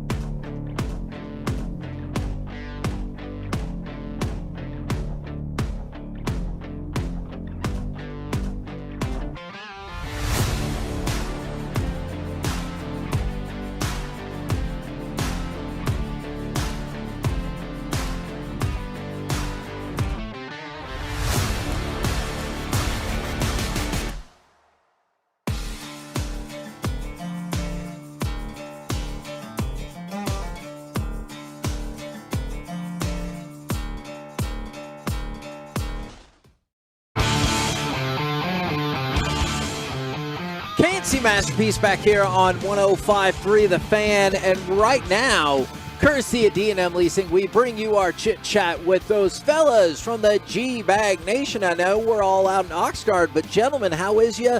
And where is some of you right here, now? Kevin. But where? They're not Come in the check. tent? 1 2 1 2. Yes. General Where are you your at, service. Dawson? I'm at the studio. Yeah, I'm at the studio. We got, of course, Chiafalo and Wolchuk and Broadus joining me out there on the tennis courts, where I will be come Friday. Ooh, and now Broadus, you are out on the field right now, correct? I am right in the middle of the quarterback drills with Scott Tolzien, Mike McCarthy. They're throwing at the nets right now for some accuracy. It's nice to be out here. Nice with the sun shining and the quarterback's getting some nice work. And I believe Derek Holland is making his way to you. Are you excited to take Derek under your wing and teach him? Absolutely. I think the thing that's interesting about Dutch is that he wants to learn this stuff. And so I'm going to do my best to try and confuse him as much as possible. If we both get really confused, we'll ask somebody that knows better than us. But it's nice to have him out here with us. I know he's been a great part of your guys' show going forward here. And I think, if I remember correctly, he's our intern, Kevin. Correct. But we're kind of we're thrusting him to Broadus right now. He's on loan. Yeah, he's on loan. He's on to loan. Broadus, but Broadus's You're one welcome. and only intern is a Super Bowl champion GM. He's a $3.5 million intern, in Seattle. Yeah. And so it's nice to have Derek here. Derek is already pointing out he's locked into standing behind Dak Prescott here, and they're working on some play action stuff. Dak looking, it's interesting. The weight is always good with him. He looks in shape. He looks like he's got a little bit of more quickness. They've been doing some pre-drills, foot drills, and stuff like that. So there's a little bit quicker movement. I think things in the Dak yard probably paid off for him this offseason. Now, I have a non-sports thing I wanted to discuss with you guys. You're familiar with Sinead O'Connor and the song "Nothing Compares to You"? Yes.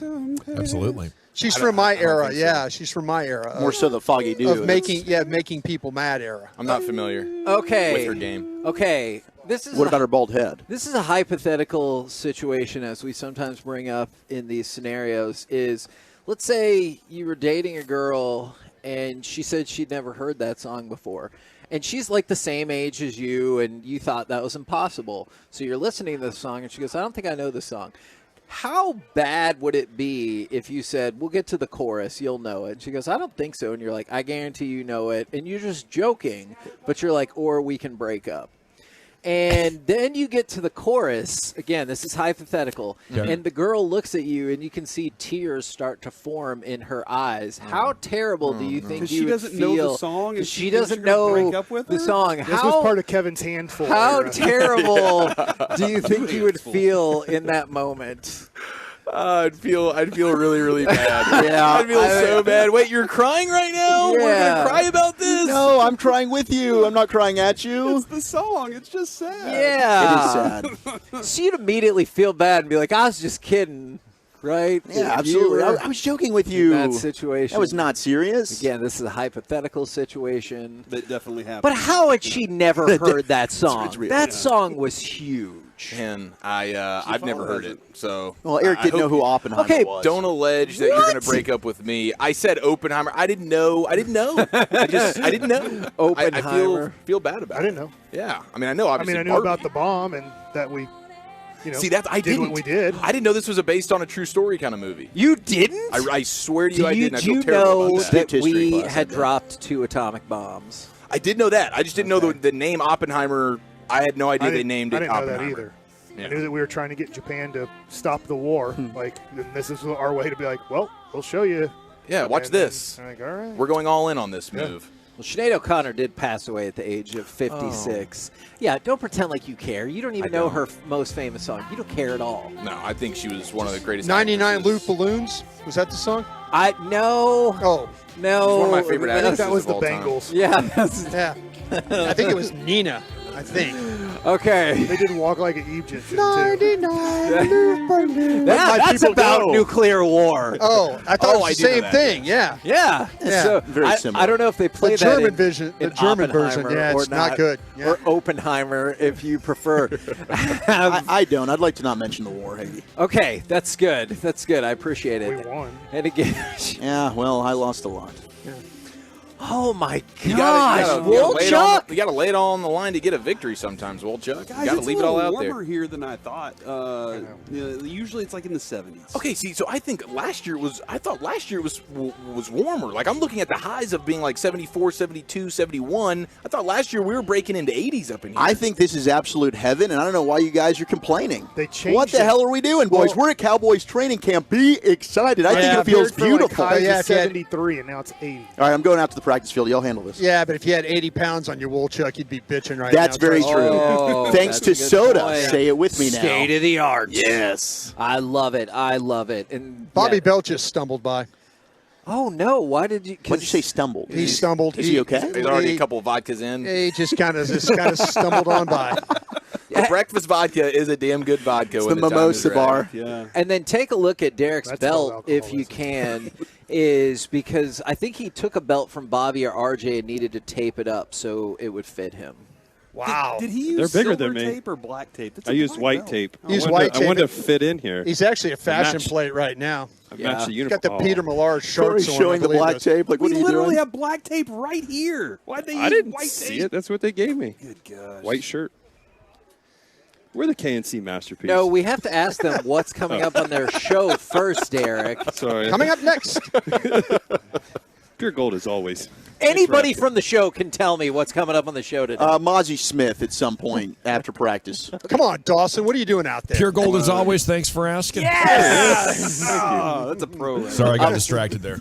I'm looking forward to that. Often. Roll home with the G-Bag Nation. We've been the KNC Masterpiece, and we'll still be sticking around. Oh, absolutely. Out We get done here at 4:30. We'll be there at 5. at training camp right here on 105.3 The Fan. Good night, Kevin. I guess. Bye.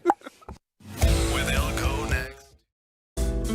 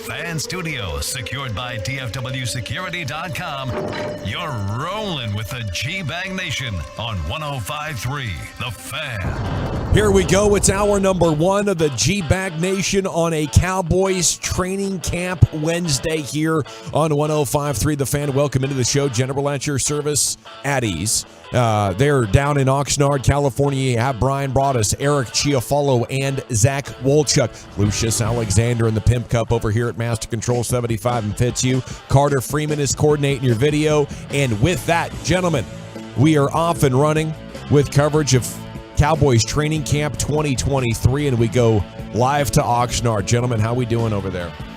Fantastic. It's a paradise. It's a football paradise, Dawson, and you know that better than anybody. We are out here absolutely soaking it in right now. I just saw McQuamu walk back. That dude's bigger than I even thought he was. He's like a 6'9" corner. That dude is a freak show, and he just walked right by us, And his movement skills in the slot. Now, he did walk off the practice field. It couldn't really tell anything. It looked like he was walking just fine, so hopefully that's nothing serious. But we're going to get out there and let you know what's happening with these 7-on-7s when they kick off here soon, Gavin. Yeah, I was going to ask, when do some team portions get going? When do some more interesting parts get going? But looking on Cowboys Twitter, it seems like we're already having fun with some ball carrier drills and little jukes and shimmies going on that has the Cowboys fans already excited day one.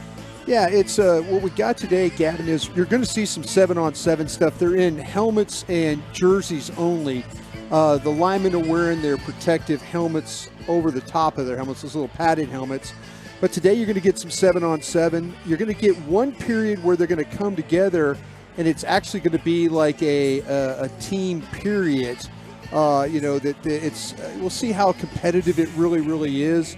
And then the final period of the day will be the 1s and the 2s working on opposite ends of the field. So hopefully when we get the 3-light mics rolled up out there, we can talk about some of the things that are going on, whether it's the 7-on-7, a team period, and then some 1s versus 2s at the end. Brian, you said something there during the crosstalk, though, that was interesting to me. Dak looks a little bit more quicker out there. Yeah, it's funny, like I say, with the OTAs and the mini camps and stuff like that, you physically see him, but, Dutch and I were really right behind him, and I was kind of noticing when they were getting away from the center how, and I was trying to explain to Dutch about the footwork. And, Dak's footwork, getting back and getting away, and then the stuff they were doing in the shotgun, the way he was setting up, and, Dutch and I, again, were talking about pointing shoulders and knee and all that stuff. So, with Dak, it just right now the feet look nice. I mean, as far as getting back, getting away from the center, setting up there. We're working on some play action stuff.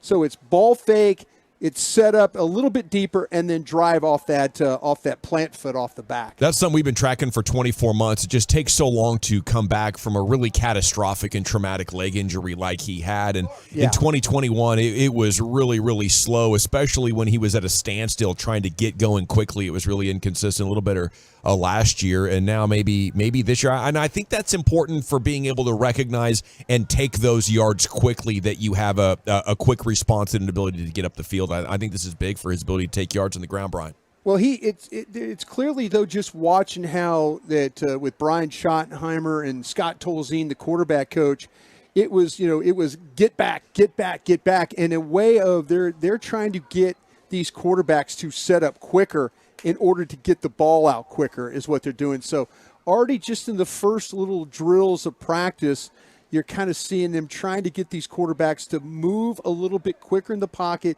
get set up, and then deliver that football so they don't have to deal with any problems going forward. Well, Chuck, Chiafalo, what do you guys have your eyes on? Well, I'm certainly going to be looking at the offensive line. With Terrence Steele being cleared, hopefully, they've got their ideal 5 out there. Now, I don't know how much work they're going to do with the offensive line if we're just going to be doing 7-on-7s today, but that'll be something. And then, of course, I think Brandon Cooks. Everybody's going to be looking at Brandon Cooks, Jalen Tolbert, who was on with KMC earlier, and I thought was a really, really fun interview as he stepped in for Turpin. Congratulations, by the way. Yeah. Turpin left camp because he's about to have a baby. But I think the wide receiver groupings will be fun, and the new guys, right? Cooks, Gilmore, maybe some one-on-one actions with Diggs, and of course CeeDee Lamb, Gilmore, and Cooks. That stuff's going to be fun when you get those 7-on-7 work. Yeah, I'm going to be doing all the ball watching, man. I want to see what Brandon Cooks is about. I want to see the next level, next step that CeeDee Lamb is going to be taking. I want to see what Tony Pollard, the juice he has in his step. I know they'll probably be easing him back into this thing. And then I'm really fired up to see Deuce Vaughn. Like, I didn't get out to OTAs the same way Walchuk and Broadus did. They're like, dude, he's even smaller in person than you imagine him to be, and we know how small he is. And so, but I want to see what type of pop he brings to the offense and stuff. So I keep harping on the fact that, man, that night in San Francisco, you didn't have enough weapons. Have you retooled your weapons enough? I'm excited to get a glimpse. Yeah, nobody's better at watching the balls than you are, my man. That's why you married me. He is an expert. They're looking good there on 1053thefan.com, Twitch, and YouTube if you want to get a look live at the scene in Oxnard. Do we have VIPs up in that controversial platform? I'll tell you what, Gavin, it's interesting what they've created here, almost like a golf hole. Say if you're at Waste Management there in Phoenix, they've created they have a VIP elevated platform right behind us, and then they have another platform that's in the end zone, and then another platform on the other side of the sideline. Opposite could they adjust of the big stands. Could they adjust them to respect the privacy of the citizens there in Oxnard? I don't think there was very much adjustment at all. I think it was just like, hey, listen, Cowboy way. Jerry kind of said, hey, if you're interested in popping up on and being part of the platform, we'd love to have you here. It's a pretty sweet deal, man. It's a good view up there. I'm not going to lie. Sweet view, yeah. I got to kind of. So is that an invite for us or for the neighbors? You know what? I'm going to try.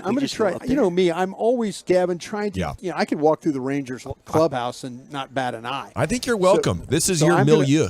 Here in Oxnard. I'm going to go over to the VIP area on the other side of the field and try and go up in there. And you know what? If I have to sell myself as talking football with the fans while I'm up there, I think I could get away with it. Yeah, you got something to offer. Yeah. Hey, not only would you get away with it, you get paid for that. I feel like. You know what, Dawson? You might be right. You might be right. I don't. Hey, you know the circumstances. I'd pay for it. Mozzie Smith coming up in an hour. How was the travel last night, guys? Well, we did get delayed a little bit. The flight, though, was fantastic. The flight was a breeze. But then, it takes a while. You got to go. You know how this works. You take the Avis bus to go and pick up the rental car. And how busy this place was at, what was it, midnight? Yeah, it was midnight. And Dawson, I'm just going to go on record right now that you were going to not like the rent-a-car. Well, you didn't pick a good car, Brian? You know what? It was one of those things where, we got the car. You were super tired and just wanted to go? No, it wasn't a quit. I didn't give up. It just was one of those things where it's almost like a future car. It's like a tiny future car for people, and it's extremely small. Gavin. It's small, Gavin, and like I said, I know I'm going to catch grief from you, and you're like, really, what is this? A wind-up car? What did you do? Put it this way: when we got to go on Friday to move out of here and go to whatever other hotel we're staying in LA before our flight, I don't think we're going to be able to fit all of our bags. I'll put my bag in my lap. Bros. That's how it's going to go. I'm sorry, Dawson. Hey, listen, if it wasn't so crowded, I'd have gone back in and said, hey, listen, this is not going to work. Yeah. Now, last time you were awful there, cocky in Arizona that you had all the answers, dude. Let me tell you what, this car is actually nice if you had two people riding in it. It's a nice car for two people. It's a nice, maybe but not for two seater. dudes like me and Chiafalo that are literally 6'3". It's just you're going to hate sitting in the back seat there, Brian. It's like a Toyota because Chop's with us and Chop's like, did you guys get a smart car? It's not quite a smart car. Yeah. But we weren't very smart to get it. Basically a Prius. Look, I did the cars. I reserved you guys an SUV. Did you? Yeah. Oh, you did the cars? Yeah, I did the cars. I got Chop I got everybody. But Chop, this thing, honestly, it's like a compact. It's almost SUV. like a skateboard. What is it? It looks like a two-door. It's a Toyota. Do you have the keys in your pocket? I couldn't even remember the name. When you see the car, you imagine it's controlled by somebody holding a race car controller, really, like an Xbox controller. It's like a Hot Wheel. Well, going. Chop, is there somewhere we can trade it in? Can we go up to Ventura or Santa Barbara or something? Fine. You'll be fine because you're driving. It's me and Eric. That's going to be the problem. Okay. But maybe we won't all ride together in the same cars, that kind of thing. I don't know. There is honestly the shadiest Avis I've ever seen in my life, about a mile from our hotel. Oh, perfect. Eric and I have been to There we that strip mall a few Oh, times. and the Yes, strip we have. club. And the strip Yeah. club, but that strip mall, we've been there a few times. Is there Baby Dolls here? There's not, I don't believe, but there's a Shady Avis there. We go exchange it. Shady Avis. I'll tell you what, it was, I literally, Dawson, you'd appreciate this. I'm in line there, and I'm getting ready to walk up, and the guy literally walk in. I'm like, okay, here we go. I'm going to check in. And the guy goes, I'm leaving. He just quit. No. The guy quit on me. Oh, he quit? He quit. I He do quit. kind He of just- appreciate that. He kind of just quit, and I backed up in line, and I was talking to a gentleman that was from Indianapolis that's a Cowboys fan. So we were talking about the combine and all that stuff like that. And he kind of he let out a gasp when he saw it. He goes, "Ooh." Like, Yeah. ooh, and I'm like, Felt personal a I little did. bit. I backed up, and I felt shame. He I saw really felt you, shame. a crusty 6'3" giant pain in the ass, walking towards him, and he said, did. "You know what? Mhm. Not Yeah, today. Not right today. now. Not today." But I did decline everything you can decline. That got me last Yeah, time. yeah. I had to pay like $7,000 for the car last time because I declined. I made sure I declined everything possible. I declined even like, hey, do you want gas? No, take the gas out. I'm declining it all. Yeah, I'm proud of you. That was a veteran move. The Yeah. same way, Dawson, he saved himself and he saved us a huge troubling for when we get back to DFW because we pull in. We're in Broadus's Nissan Rogue, and he's going to be parking his car at DFW for the entirety of camp until we get back. And we see a spot beautiful. We park. This is amazing. Almost too good to be true. Like, this spot was close, and it was right there, and we all walk out. We get our bags out, and as we're walking out, Broadus realizes peripheral vision, scout's eye, he sees 1 hour parking flashing. This is only a 1 hour parking spot, meaning this car would have been towed, but Broadus caught it at the last second. He made sort of a Hail Mary move and saved us in a huge way. I think we'd have been 200 hours over. Oh, the 1 hour deal, yeah. And Eric and I are just blindly walking away. The math was a little fuzzy, but I figured out, I'm like, okay, I'm not going to be here for 1 hour. I think it's like 200 hours. That was a pro trip for so you. I had to go, hey guys, and so I had to take it to another spot, and it's okay. But the problem is we learned what Skylink was last night too. Oh my gosh, yeah, we're in Terminal A. We went Terminal A to had to go to Terminal D. D. Yeah. Oh, you had to get on the Skylink tram, that on the internal thing. tram. Yeah. and Oh, run yeah. around First to a time different- using that bad, boys. They were Actually switching kinda up the gate on you right and left, weren't they? They were. couldn't get it figured out where they wanted to park that thing. We were worried about the bags, And Hey, we got the they made bags, them. though. They made them, yeah. They made The them. other We're voice here. you hear is RJ from the RJ and Choppy show, and you guys did not have a smooth travel day either yesterday, did you? No. We got they forgot to book a co-pilot. Oh, that's how it worked. They got. Oh, no. Yeah, so we're about to board, right? So we get to the gate. We're about to board. They forgot and then Chewie. the dude. Yeah, the dude that comes on the gate agent. He's like, the pilot has requested we not board yet. Or a man down in the cockpit, and it's not a flyable situation. So this guy clearly didn't want to give us bad news because he said the captain told us not to board yet. He's on the phone trying to find a co-pilot. He said it'd just be a few more minutes. And as soon as he said, as he's talking, they literally changed the board to an hour and a half later. And he's like, it's just going to be a few minutes. Flying his balls off. That's awesome. I guess they had an issue, the pilot's flight coming in was late, so he was out of hours or something like that. He was going to be out of hours, or they forgot for whatever. So he had to get on the phone and find someone to come fly this plane for him, help fly the plane. Choppy, can I ask you a question real quick? I was going to ask the players, I want to do 1 minute, one question interviews if I could with a player. Yeah. Just I'm going to give you one question, and it's a 1 minute interview. And the question I wanted to ask these guys, could you land a plane or deliver a baby? Which could you do? Land an airplane, an emergency. Land a plane, We're calling or on deliver, Gaylord or Chubb. deliver a baby. This one's easy. I could land a plane. I did He took the harder Said he one. could land a plane. Why didn't you do co-pilot yesterday? I did a day in a simulator, like a 737 simulator. Get out of here. It's great. It's not. You That's think not about being a Southwest. pilot? Yeah, I've always wanted to be a pilot. Captain Chop. So I did a day there. This is Sully like, over here. This is How like a couple unstable years is that ago. airline? This is like a couple years ago. What? And it was great. Took off right away. Landed the first try. They took me up and they said, "All right, we're going to try to fly you. You could fly to the Golden Gate Bridge because they could do wherever they want." Yeah. Flew right under it. Flying an airplane.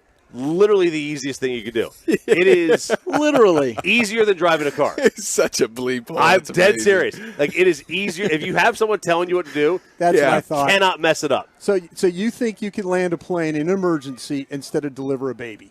Oh, the baby's easy.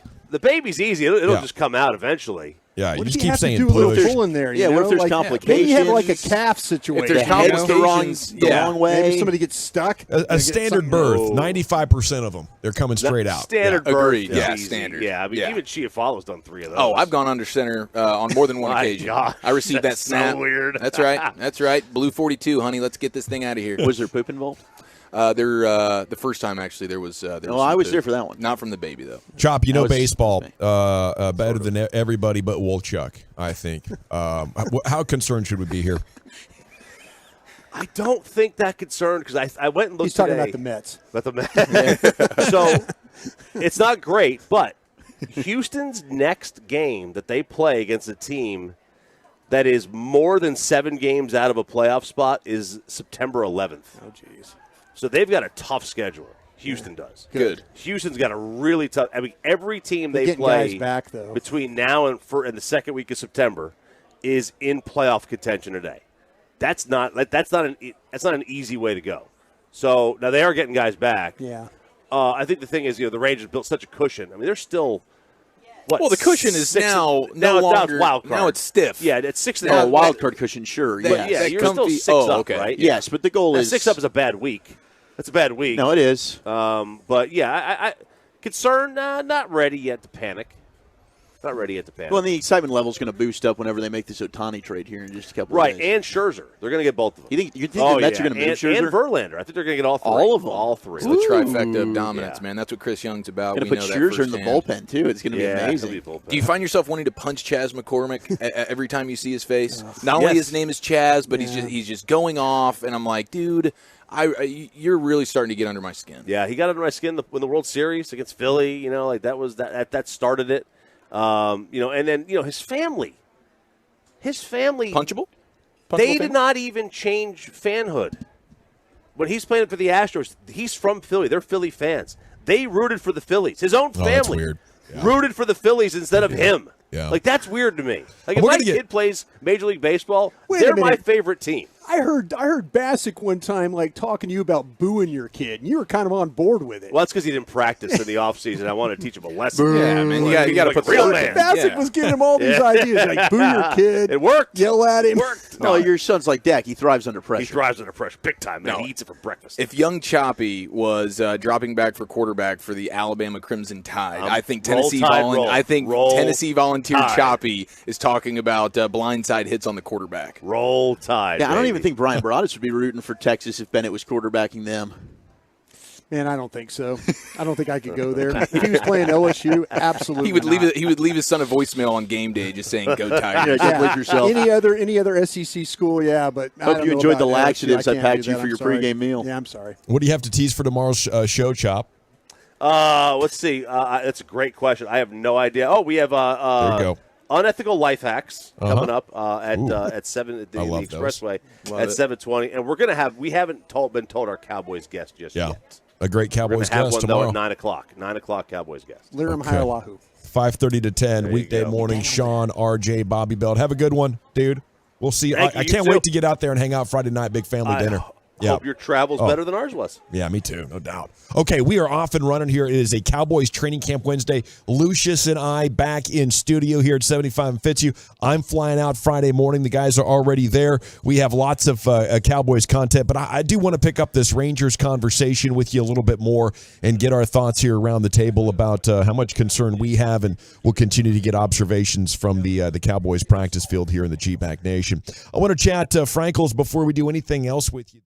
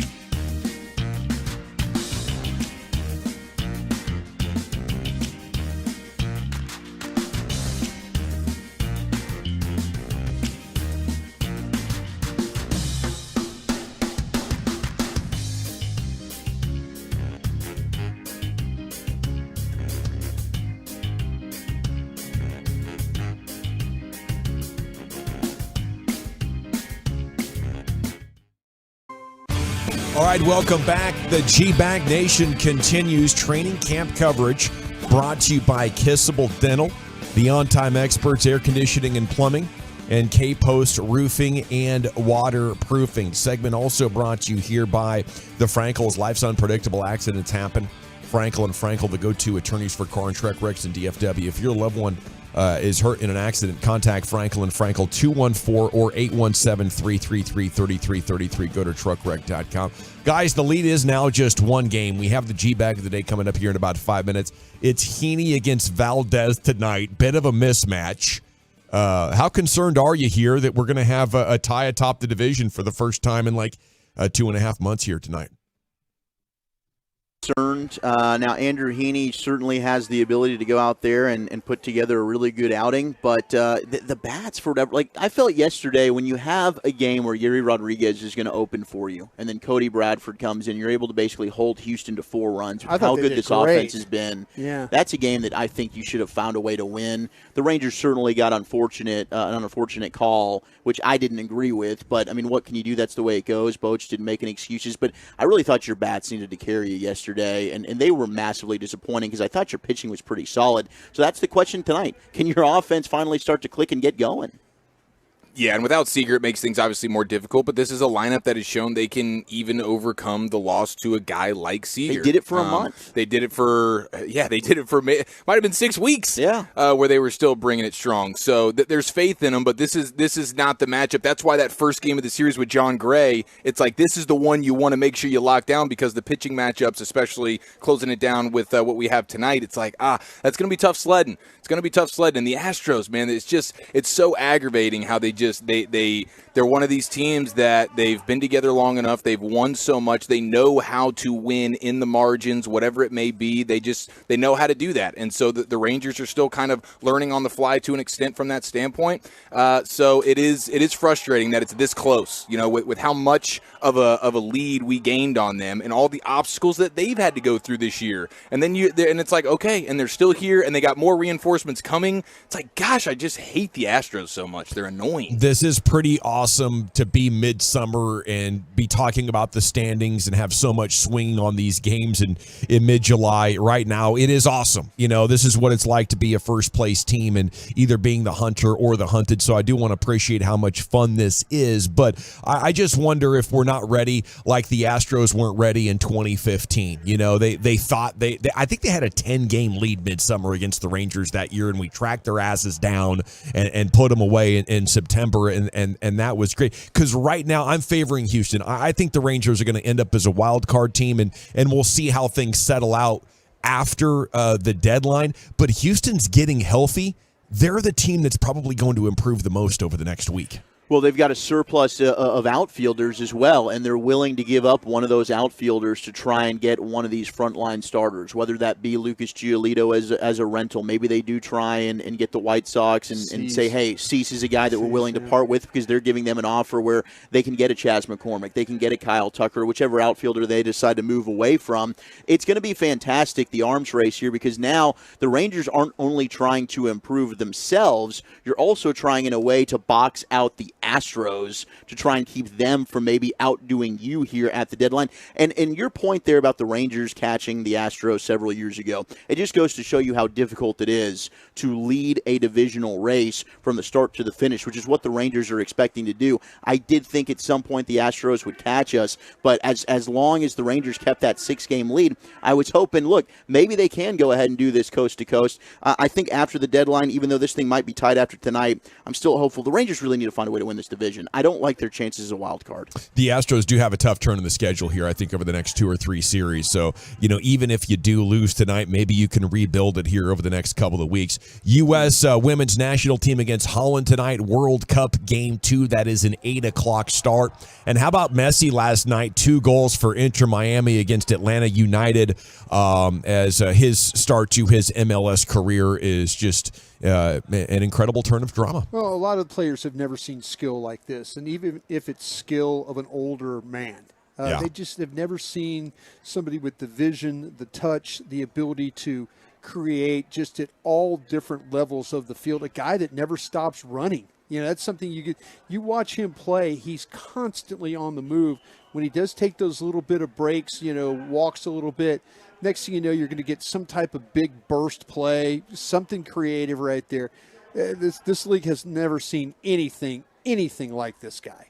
We got the 7-on-7 drills starting right now. Really good play by Eric Scott, the 6th-round pick that the Cowboys are really high on. Dak Prescott tried to hit a slant to Simi Fehoko. Scott breaks on the football, tips it in the air, gets the first interception of training camp. Wow, dude, the interceptions are still a thing for Dak Prescott. Who would have thought? So is the G-Bag of the day. Into the Pimp Cup we go. Here's Lucius.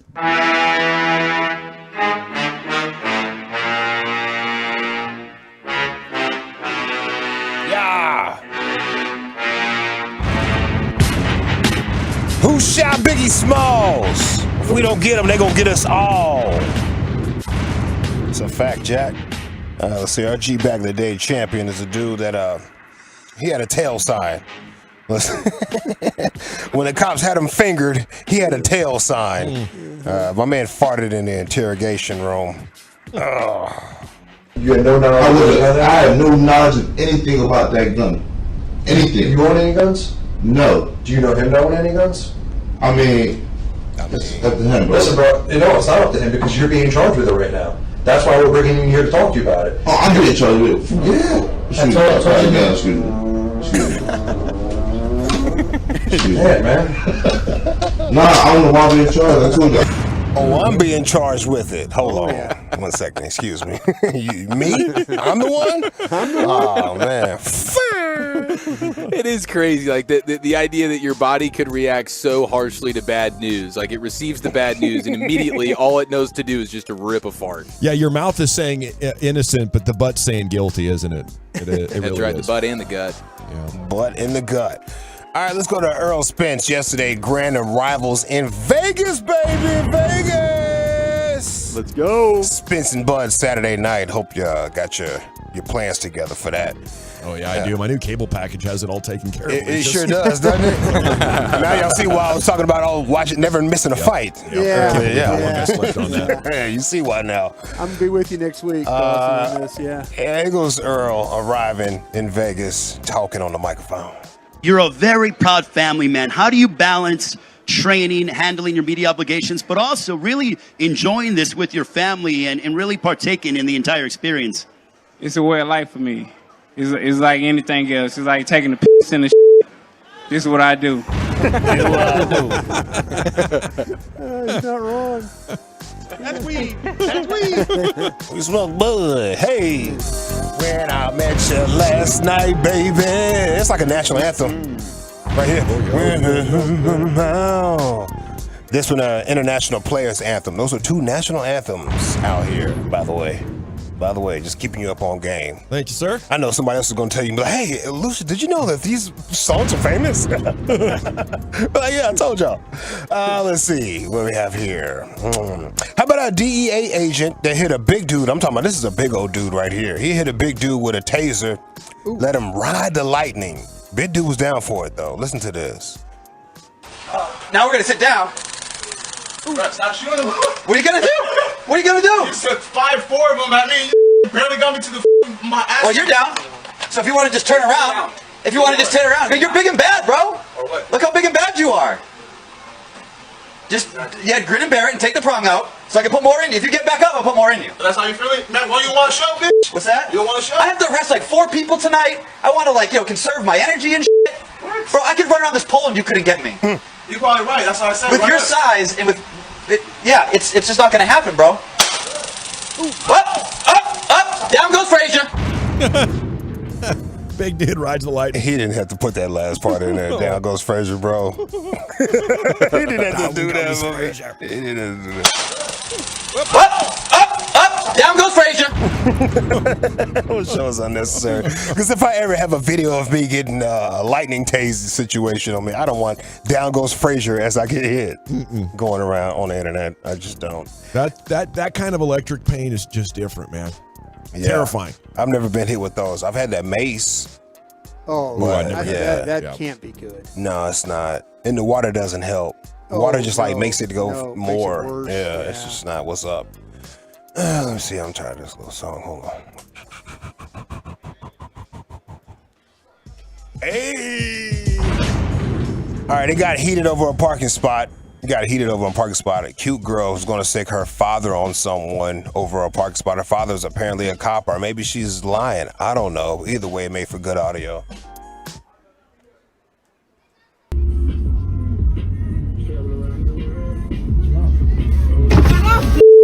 Dumbass bitch. What are you gonna do? What you gonna do? Here's my license plate. Here it is. My daddy's a popo, bitch. What you gonna do? My daddy's a popo. Bye. Dumbass bitch. Keep recording me. I'm pretty. Keep recording me. She is pretty. I'm pretty. What are you gonna do? I'm pretty. Get on. Chaos. Off to it tonight. Yeah. Off to me tonight. Ooh. I already got your license plate. My daddy's gonna come get your ass. Your ass. Bye. Bye. Bye. Woo. Pretty and daddy's a cop, man. And entitled. Yeah, very entitled because he's fighting over a parking spot, which is very dangerous. I do not recommend that doing out here in Texas because everybody got that thing on them. Yeah. Everybody. It's not worth it. Sounds like a gal that'd be a nightmare to have as your girlfriend. Hey, when you go to like grocery stores or whatever, do you try to like find the closest parking to the door, or do you find the best parking available? How are they different? Parking next to the cart return is what I do. I'm always trying to get to the cart return. Like I can, use the cart, dump it off, and put it right where it needs to be, and not really worry about it. So I'm always trying to park by that area. Okay. All right. Yeah, there's nothing wrong with that. I usually go to the middle of the parking lot. Yeah. Kind of by myself so nobody hits my doors on my truck. Right. You stay out of the frame, Lucius. Yeah, I stay out of the frame a little bit. Yeah. Worth the extra walk. Yeah, I might park over a few lines and everything. Oh, there you go. A little ignorant when I get to the parking lot. You got to protect it. Yeah, you do. Yeah, people aren't paying attention. Do we have enough time for another one? Right on. No, probably not. All right, let's go ahead. Is it the lady gone toxic over a parking spot? Is it big dude riding the lightning from a DEA agent? Errol Spence has arrived, or what are we looking at? 3-time champ here, farted when charged. Man, I'll go with the champ here, Errol Spence.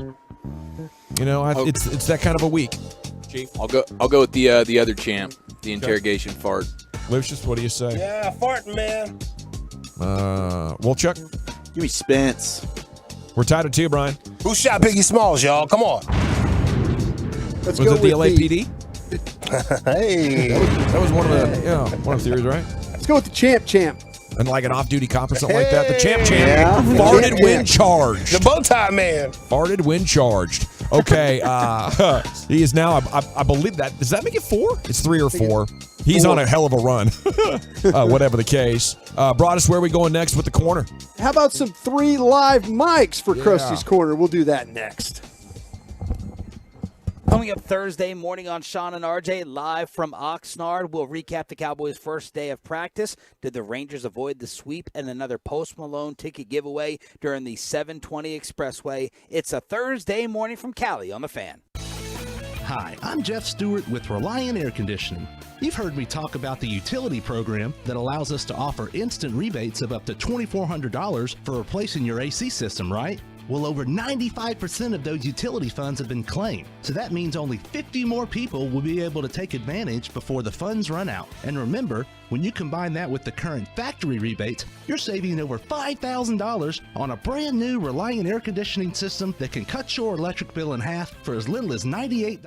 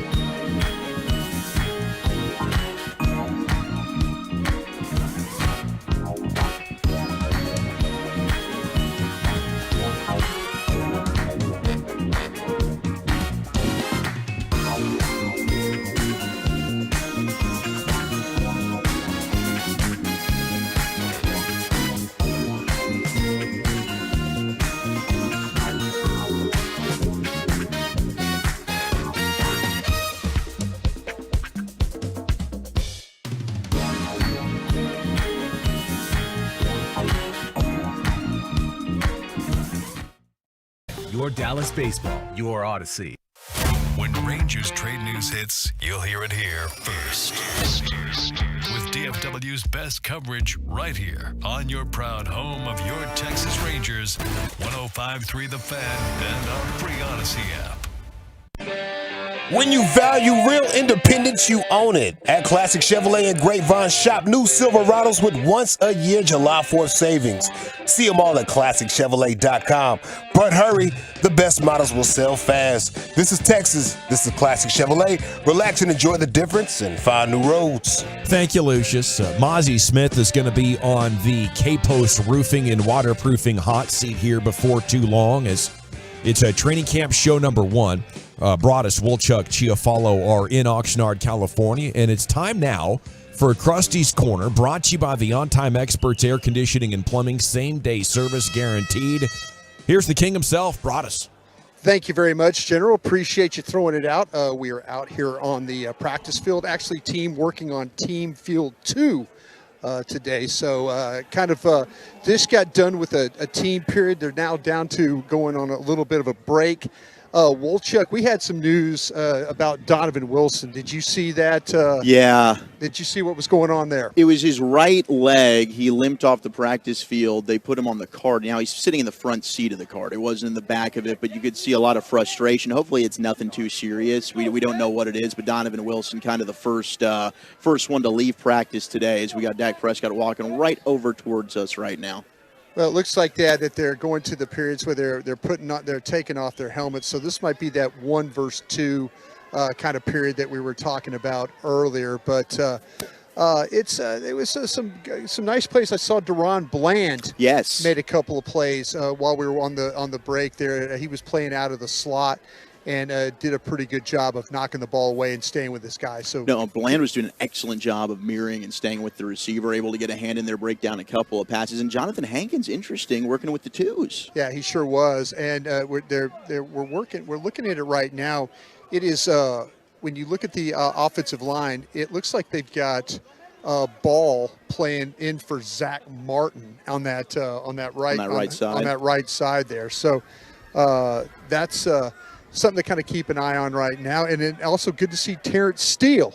Yes, sir. In there playing at right tackle. Good to see him out there. You got also, of course, Ferguson is going to be rocking with your ones. Hendershot and Ferguson are going to be lining up on that right side here. But, yep, you've got your O-line configuration. Everybody, as we expected. The Smith & Smith Law Firm on the left side. Biotish at center. As you mentioned, Ball in for Martin. But Terrence Steele is getting the reps there on the right side. Just kind of running through some plays right now, which again, it's that polished stuff. It's what we saw in the OTAs and the mini camps. It's like ones versus ones, twos versus twos, kind of the last bit of the period of the practice that they're having today. Boy, these practices are completely different from what we've seen with like under the Jason Garrett administration. A little bit of kind of some ramping up periods and stuff going on here, but just that one period of 7-on-7 where there was actually some pretty good competition there. Very important nugget here from our on-field correspondent, Eric Chiafalo. He is saying that Trayvon Diggs right now is leading the team in the Hoochie Daddy shorts, maybe the newfound confidence, new deal, new confidence. Him and Rico Dowdle, I think, are really showing the most thigh here today. Yeah, it's a big year, I think, for the Hoochie Daddy short because, last year was really year one, and only the guys who want to be on that cutting edge were going for it. Now it's a mainstream thing. So I think you're probably going to get a lot more participation in that, as it's almost expected. If you're under 30, you're rocking some kind of Hoochie Daddy. Maybe not full hooch, but at least partially hooch. Yeah, it's but I tell you what, it's really kind of unusually warm out here right now. So the Hoochie Daddy you're shorts. You're eyeballing them yourself, Brian? Yeah, Did we see you in some? I'm kind of thinking about it maybe because I'm just telling you right now. That's a right there. I'm telling you right now, it is pretty. It's warm for this place. I know back home it's 107 or whatever it is, but I'll tell you what, for Oxnard, for all the years I've been out here, and this is my 31st training camp. 24 of these have been with the Cowboys. And so, it's a little bit of a warm. So I can see why the Hoochie Daddy shorts are making an appearance here. In 7-on-7, are you able to get any sort of a feel for route combinations or none at all. They just stopped it. So what they're doing now is the teaching period. The 7-on-7 stuff was during, when we were doing G-Bag of the Day. So, we'll try and time that up a little bit better next time for you. But, yeah, as they're going through, it looks like to me there were a couple of times where we were watching where the defenders did a pretty good job. You didn't have the separation, but again, it's practice one, first day of this, and guys trying to separate, and they just, the DBs did a good job of hanging in there and not allowing that to happen. I mean, as we're talking about strongest position groups on the team, we might leave Oxnard thinking the DB group is maybe the best of all the units. I mean, they've got a ton of talent with Deron Bland. You don't even have Jordan Lewis out here practicing. He's standing back just kind of watching. But they've just got so much as they run a little screen pass here. And that's interesting, Brian. That's something we're going to have to watch as well. The screen game was non-existent for the Cowboys, and it has been for a couple of years. Well, it hasn't been existent at all with the running backs, and you wonder, is Brian Schottenheimer going to figure out a way to get these running backs involved in the passing game? And, receivers are one thing, the quick screens and things like that, but Here come the Dak haters. Yeah, you've got to get this. This down to where you can actually run some screens, but that's about getting guys on the outside. And when we talk about the guys getting on the outside, it's Tyron Smith at the left tackle. It's Tyler Smith at the left guard right now. And those guys have got to find a way. If you're going to coordinate screens, you got to get backs, linemen all together, and they've really struggled with that. It's throwing it. Oh, go ahead, Wolchuk. No, I know you're good. You're good. This is not really super relevant, but it's Jaron Kearse. Jaron Kearse is now taking over the lead in the Hoochie Daddy shorts here out of camp. That guy is showing massive skin. I think with the screen pass of the running backs, though, that's a huge thing to watch. How good can they get it? You're throwing with touch and anticipation into space. You got to go over and you got to go width. There's so much that goes into a pass like that, even though it's short, and I'm not sure they're going to be able to get it together. What happened, Brian? We just talked that into existence. They just ran a little screen to the left here to Tony Pollard, and it looked like it was coordinated pretty well. So, good job by them. Again, that's all about getting guys out in front and coordinating that with the backs. Dak did a good job of selling the fact that as the pass, and then as he's dropping, he just flips the ball to the outside to Pollard, and they were able to look pretty clean the way they were able to get it done. The text wants to see in some old school gym coach shorts, though. Do you think we can make that happen? Oh, what was are we the talking brand about of those? The bike, yes. the bike shorts. Yeah. They were polyester. They had no belt to them. They're gray. Yeah, they're They gray. had the buttons on the front, the 2 buttons on it, and a zipper, bro. Yeah, and a zipper. Yeah, my coach used to adjust himself and talk to us the whole time. Yeah, we sit down in Indian style and listen to him adjust himself. 2 buttons, a zipper, and if you walked really fast, you might start a fire with that polyester. It was something. They thought they had it going on in those shorts back in the day. Oh, way back in the day. I think Mike McCarthy needs to bring them back. Well, Mike, I'll tell you what, Mike wants no skin exposed at all. I mean, he is full on. He's got full-on long sleeve, long pants, everything working for him right now. But he's calling these ball plays here, doing a good job of kind of moving things around. He threw a screen coming out the left side.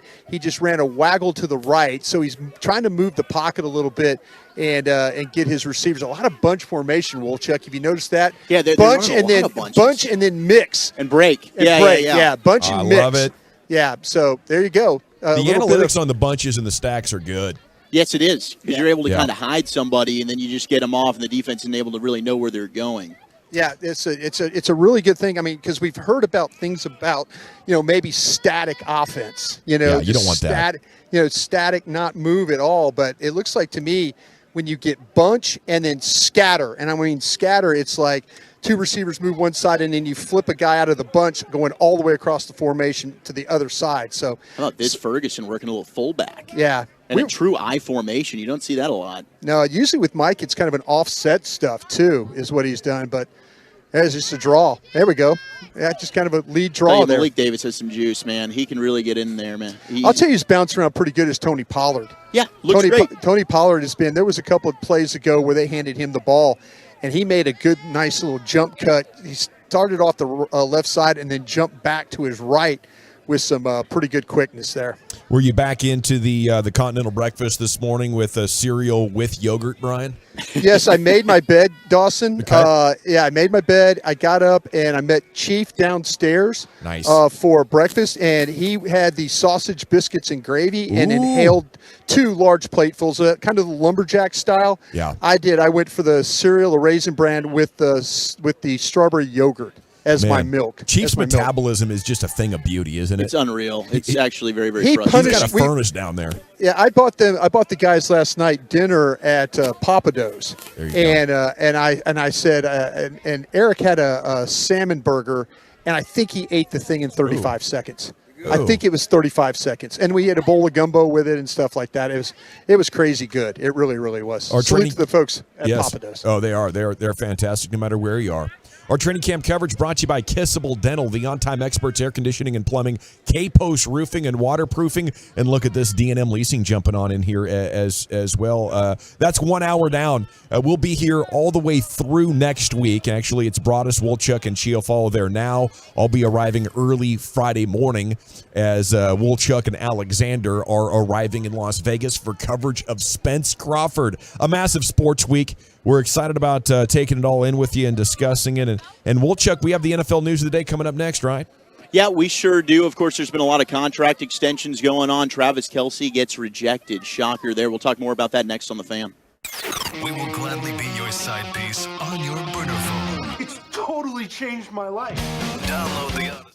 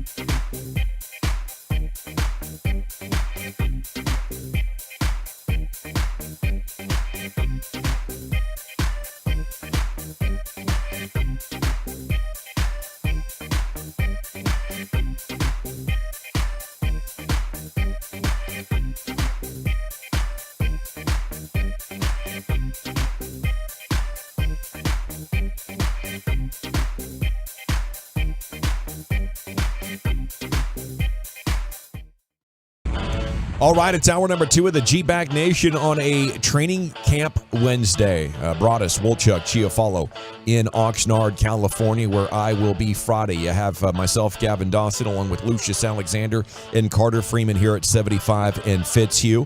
And along with you, we are the G-Bag Nation here on 105.3 The Fan. 214, is Lucius going to cover the boxing match or to be Wolchuk's chaperone? That's going to be a double cover. Out there, going to have Wolchuk and Alexander at the Radio Row there at the MGM. I'm just tagging along. Yeah. Okay. I'm tagging along with Lucius. So let's not get this. It's too late. Through. You guys already branded it. I'm just tagging along. It's a double tag along. Well, whatever the case, they're going to be on Radio Row, and we might get the champ himself there to sit down with us. Of course, there's going to be a boxing analyst and celebrities making their way through. Vegas for a fight weekend is unlike anything. If you've never been to Vegas during fight weekend, it is a sight to behold. It's something else. It's time now, though, for the NFL News of the Day. Here's Wolchuk. Thank you very much. We are awaiting Mozzie Smith, who could be sitting down and joining us at any moment as practice wraps up here. So that could be. We just got a Mozzie Smith sighting as Eric's going to go over and try and snag him here shortly. But we did get news from Carolina Panthers camp. Surprise, surprise. It's going to be Bryce Young who's going to be the starting quarterback as Frank Reich went ahead and made that official today. I guess the future Hall of Famer Andy Dalton just couldn't beat out the rookie there, Brian. No, I'd say, but to me, these quarterbacks, you got to figure these things out. The day of, okay, we're going to develop our guy and let him sit and let him watch and all that probably worked for a little bit. But the way that these contracts are and the way the money is being spent on these quarterbacks, you got to figure out this thing quickly. You can't sit there and wait 2 or 3 years beyond, and then all of a sudden this thing gets to $40-50 million, and you're like, oh wow, we got to make a decision here. Either let your guy play. Let him take his lumps. Let him have his success. Maybe you get a situation like what happened in 2016 with Dak, where you have massive success playing quarterback in the NFL. We had a record-setting extension for an offensive lineman within the division. It's Andrew Thomas, the left tackle for the New York Giants, a record setter as he signs a 5-year, $117.5 million extension, including $67 million guaranteed at signing. Quite the deal for Andrew Thomas, and I have talked about this, fellas. The Eagles have held, we've got the best offensive line in the division. Prior to them, it was the Cowboys. I think the Giants are on their way to potentially taking that over here pretty soon. Yeah, you like their center. Love John Michael Schmitz. John Michael Schmitz. So, yeah, we'll see if, in fact, that they take that over. But, man, the Giants for ages, it appeared, were struggling with their offensive line. Guys like Nate Solder and then Hernandez. Remember, they were making some draft Eric picks. Flowers. It just seemed like that they just, under the Dave Gettleman administration, had no feel for how to draft these offensive linemen. And the Eagles, we found out today that Jalen Hurts was asked last year to do the QB1 show, turned it down. They circled back. They said, hey, do you want to end up doing that again this year? Do you want to do this quarterback show on Netflix? He said no. I mean, Jalen Hurts would have been fascinating. Think if we had him last year over, say, a Marcus Mariota, and you had both quarterbacks ended up making the Super Bowl. I'm a little bit surprised that Jalen Hurts turned this down. That's 2 quarterbacks in consecutive days that we found out said, no, thank you, we'll pass on this with Jalen Hurts and Justin Fields, who we talked about yesterday during News of the Day. I mean, number one, Jalen Hurts is perhaps the most professional quarterback in all of football, or nobody is more professional than him when it comes to the process and everything that goes into making sure you can be great on game day. I don't think a lot of these guys are going to want the distraction. I don't think they're going to want to be making it about me, especially early on in their career. I think it's going to be hard to find guys who are in a good spot and don't mind the extra cameras for them, but then you're also kind of adding it to everybody around you, and I think it's going to be a really hard sell. Yeah, why do you think a guy like Kirk Cousins accepted it then? Is it a good question? I mean, why would a guy like Kirk Cousins? I'm just curious because there's 2 ways this thing can go. Well, there's 32 of them, and they found 3. And they find 3 more. Yeah, you could look like an absolute jerk. You could come off as an absolute jerk in these things, or you could come off as like, hey, man, this is a likable guy. Yeah. So I think that, to me, I don't know where you are at that point in your career. Maybe because of Kirk Cousins is probably like I'm closer to the end than the beginning. So why not do one of these things? Coming up on a contract. Yeah, where Hurts is kind of like, well, maybe thing with Kirk Cousins is you're right. Maybe he's looking at the contract and he's saying, wow, if I present myself as kind of a good teammate, personable guy, maybe somebody will want to have me on their roster. Let me ask you guys this. I was thinking about this the other day. If you're the agent of this quarterback, and certainly this would be a little bit interesting. I don't know how many fans would feel about this, but if you were Deshaun Watson and you were his representatives, would you not be pushing to try and get on this show to try and save face? I think it might be too soon still. I want to go out, focus, play well, and then if I do play well, like maybe next year, an appearance on this show could be one of the final pieces in my PR recovery. And it might not be. Who knows? Maybe people are just out on Deshaun Watson no matter what. But, yeah, he keeps talking about it's the media-driven narrative as to why people aren't liking him anymore. I don't think that's the case. But if you're Deshaun Watson and you're pointing the finger at everybody else, I don't know. Maybe you're welcoming in the cameras. I kind of feel like there's the way with Watson, if it was me personally, I would go ahead and do it. And I would say, because why, if you pass and then they ask you again, you're like, okay, I want to do it, and then you bring up all that stuff? Or are you just saying by waiting another year that people are going to forget all that stuff? I just kind of feel like just get it out of the way now and then move on from there and see if people, are they going to, like 2 years from now, you're going to keep, dredging up the same crap?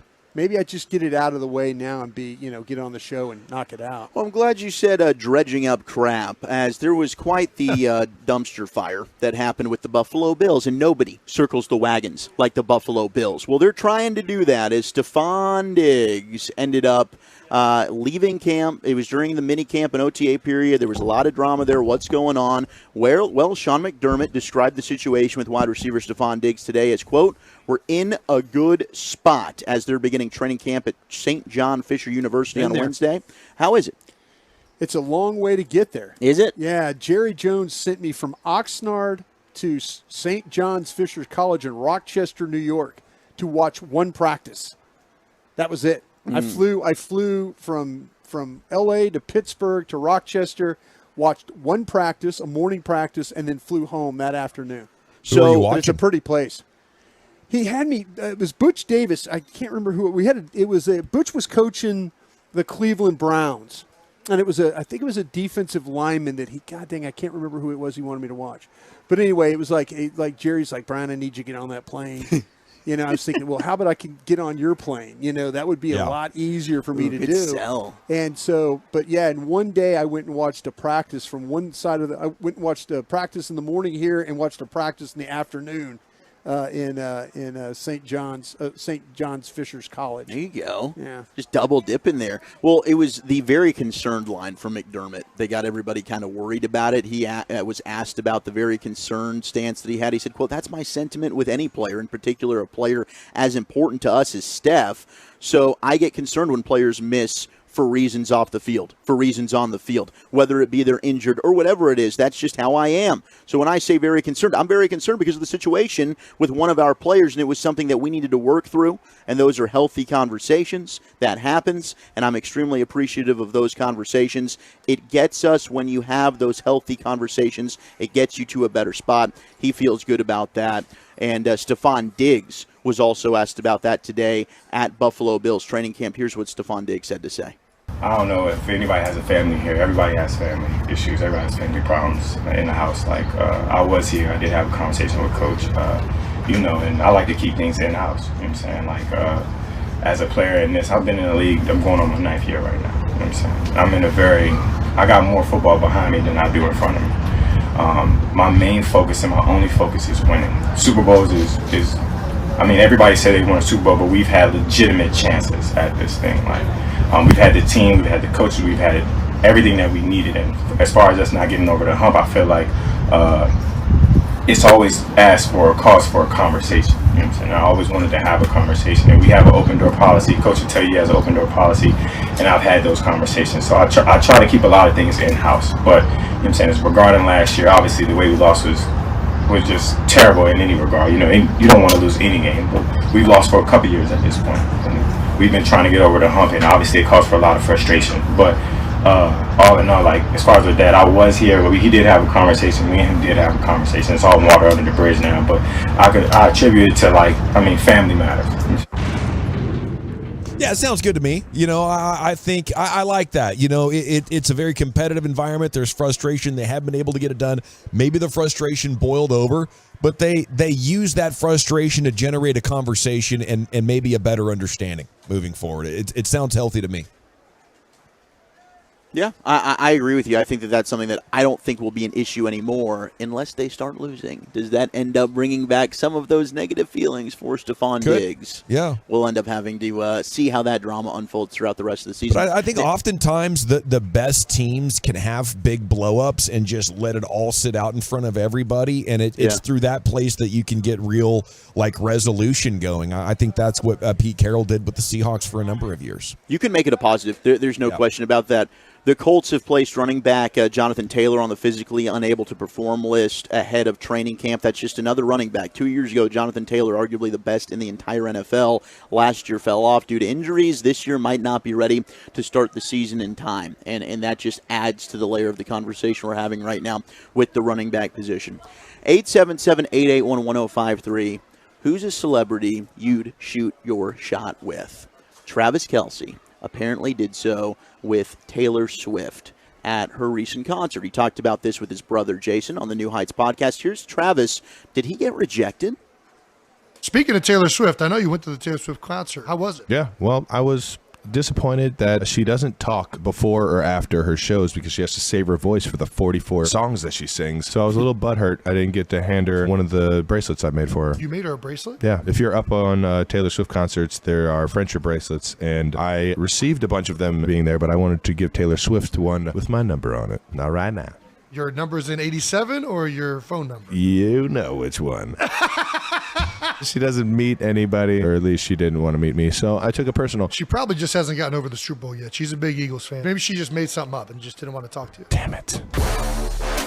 I didn't know this about Taylor Swift, that she's a big Eagles fan. When did this happen? Is she really? I don't know. Apparently, Jason Kelce would know. I don't know about that. I'm out on this. I was making a bracelet to send to her with my number on it, and I'm not doing it anymore. It's the move for the tight ends, it feels like, because I remember Gronk did the same thing with the Patriots cheerleader that is now his girlfriend. I believe they're still dating. I think they've been dating for some years. They had to be secretive about it, but he saw her at a team event, and he was like, holy smokes, and he walked over there and slipped her his number, and then she didn't Taylor Swift him. She said, absolutely, Gronk, I'd love to be your baby girl. 512 says Emma Stone. 678 says ScarJo. I know Maya, my new girlfriend, she really is trying to get me to somehow finagle a meet and greet with the Jonas Brothers when they come in town at August. They've got their concert that she's bought tickets for that I'm going to have to go to at Globe Life Field. And she's like, come on, you're in radio. You can't get me backstage. I'm like, that's not how this works. But you're the Wooly Bully. I have no idea how to do this for you.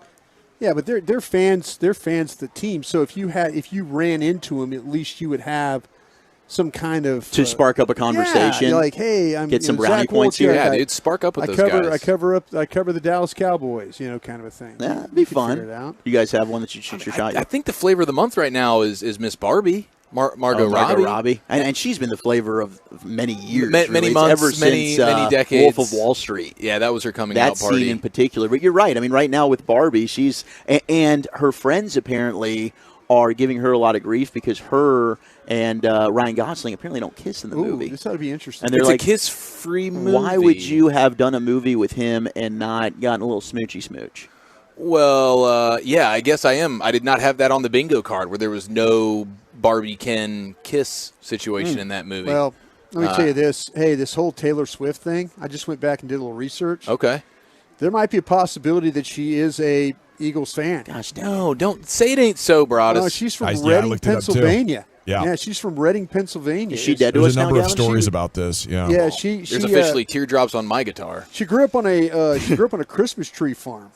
Can you imagine that? A Christmas tree farm. Yeah, in a place called Wyomissing, I think, nearby Wyomissing. That's what I see. That's where they breed and grow reindeer and stuff. Keep the pipeline for Santa. Oh, that's where they're breeding it? Yeah. They put the little magic drips so they can fly. Exactly. Yep, I love it. Selena Gomez getting some love. Jennifer Aniston from IndyCar, Tim. Salma Hayek. She's ancient. Ancient. Yeah. some Milfies there. Florence Pugh, Selena Gomez. You don't like them, as I you don't like mentioned. them vintage, bro? I do. I can appreciate it for sure. But Come I mean, on, man. What are we if we're doing? talking about one shot. Yeah, one shot. I'm One more in the opportunity. Leonardo DiCaprio lane. Yeah, everything you ever I want something that's got a little, experience. I don't want my one shot to be a learning experience. I want you to blow my mind. I think there's A1 benefits. Yeah, there's Selma benefits. Hayek, A17. I mean, You guys know who Maya is? The singer Maya? Oh, Yes. Yeah, Yes. that's me right Yes. there, bro. Okay. Yeah. I throw the whole family away right now. I'll tell you what. The whole family. I start all over again. Some of these pictures on Instagram. Hey, baby, tell your mom I'm never coming home. There you go. There's a lot that I I'm going to feel the get some same way. smokes. I'll be right back. No doubt. Ashanti's still getting it done too. Oh, she Respect. is. Yes, she is. Remember Brandy? Yeah, sure. Yeah, absolutely. She's still got it, too. All right, we wrap up. Aaron Rodgers has reworked his contract with the Jets, which virtually guarantees that he's going to be around for the 2023 and 2024 season with the Jets. So a lot of us were wondering, is this going to be a one-and-done contract stipulation, so it's going to be tough for him to not play next year? So the Jets might end up getting him for 2 years.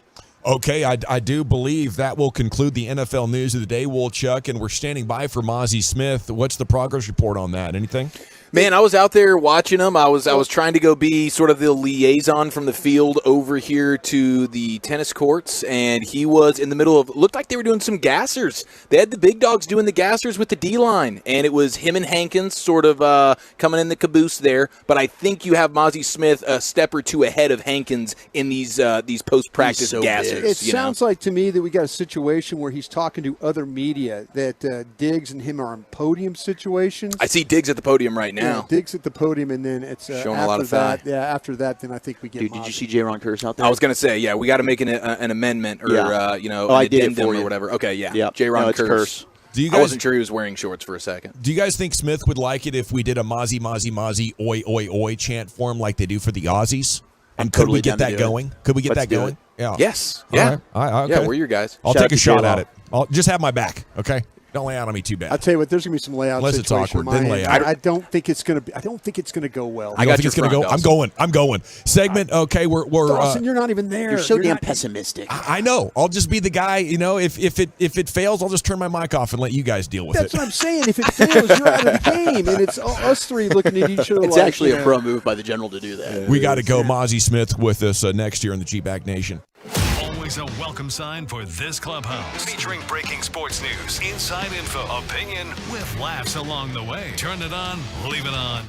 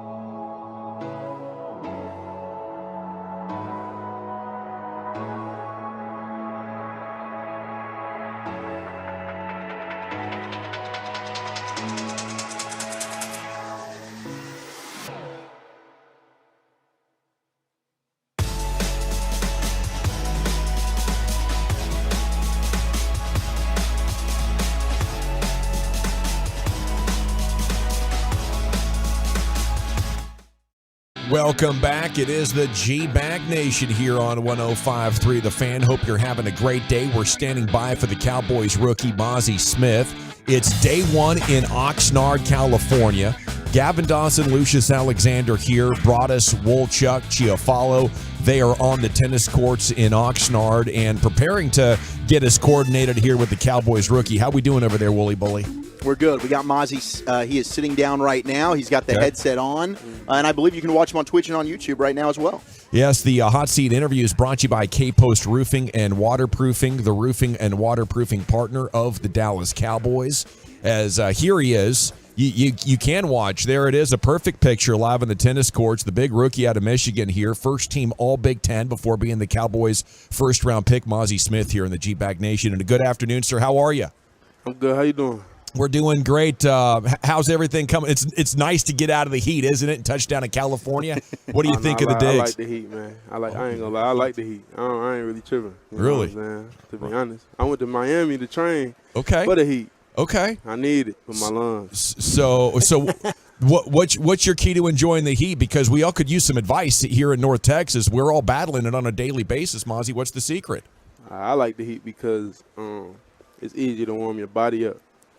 Easier to get moving faster, quicker, smoother. You know what I'm saying? Don't got to deal with, some of the you don't got to do some of the things you got to do in the cold to warm your body up and get a sweat. Yeah. You know what I mean? It's easy to get a sweat going, easy to get into the workout, easy to get it over with. You know what I'm saying? Well, I tell you what, a lot of Cowboys fans were very excited when the Cowboys took you because for the longest time they weren't taking the big defensive tackle that could shut down the run. And now it seems like last year, beginning with Hankins, and now with you, they're taking that more seriously. And after so many years, we're just stoked to have guys specifically like you. What I want to know is, can you tell, are you still way stronger than the guys on the other side of the line of scrimmage here now that you're in the NFL? I ain't here to, talk nothing crazy about nobody. We respect the vets. Okay. I just got to put my work in and just show everybody. Today was first practice. First few reps, but we ain't even put on pads. Until we do that, until I get about 5-6 days of full pads under my belt, then I'll start being able to talk to y'all how I want to. What vet were you most excited to maybe go up against and test just where you are right now as a rookie? Every vet. Just a vet. Just a grown man. When I came into college at 17. So I was excited to go against everybody. 20-year-old, 21-year-old, 24-year-olds, it don't matter. So just somebody who's been playing ball much longer than I have. I'm excited to go up against the experience. Mozzie, you played at an outstanding college there at Michigan, well-coached program, had great success. The transition, though, from that to the NFL with your technique, is there something that you're saying, okay, Mozzie, be quicker with my hands or be better with my feet? Or is there things that you're kind of working through right now? You seem very focused on some things when we're watching you out there play. Everything. Just the speed of the game. When people talk about the speed of the game, they just talk about the speed that you got to execute your fundamentals. You know what I'm saying? Like, when they tell you the game is slowing down, it's like, okay, you can get off the ball quicker, more naturally without thinking about it. You know what I'm saying? So, yeah. Like I see a guy like Nev or a guy like Osa, and I see how they get off the ball, and I'm like, yeah, I ain't did that yet. so let me figure out how to catch up. How's your relationship like with a guy like Osa? I saw you guys talking out there today. I was most excited because I think you can really benefit his game and open some stuff up for him. Yeah, that's big bro. We all here to row the boat. Yeah, that's all it is. Man, if I was in your shoes, I'd be really excited that I didn't have to go up against Zach Martin the first few days of camp, but I don't imagine that's the way you view it. No, that's that sauce. That's some sauce. You know what I'm saying? I ain't that guy. That's probably the number one person I need to go up against if I want to be the player I want to be. So. I love that. Yeah, it's Mozzie Smith here with you in the G-Bag Nation. And then another thing, we're wondering about is how's those pass rush moves coming along? It's all about reps. It's all about reps.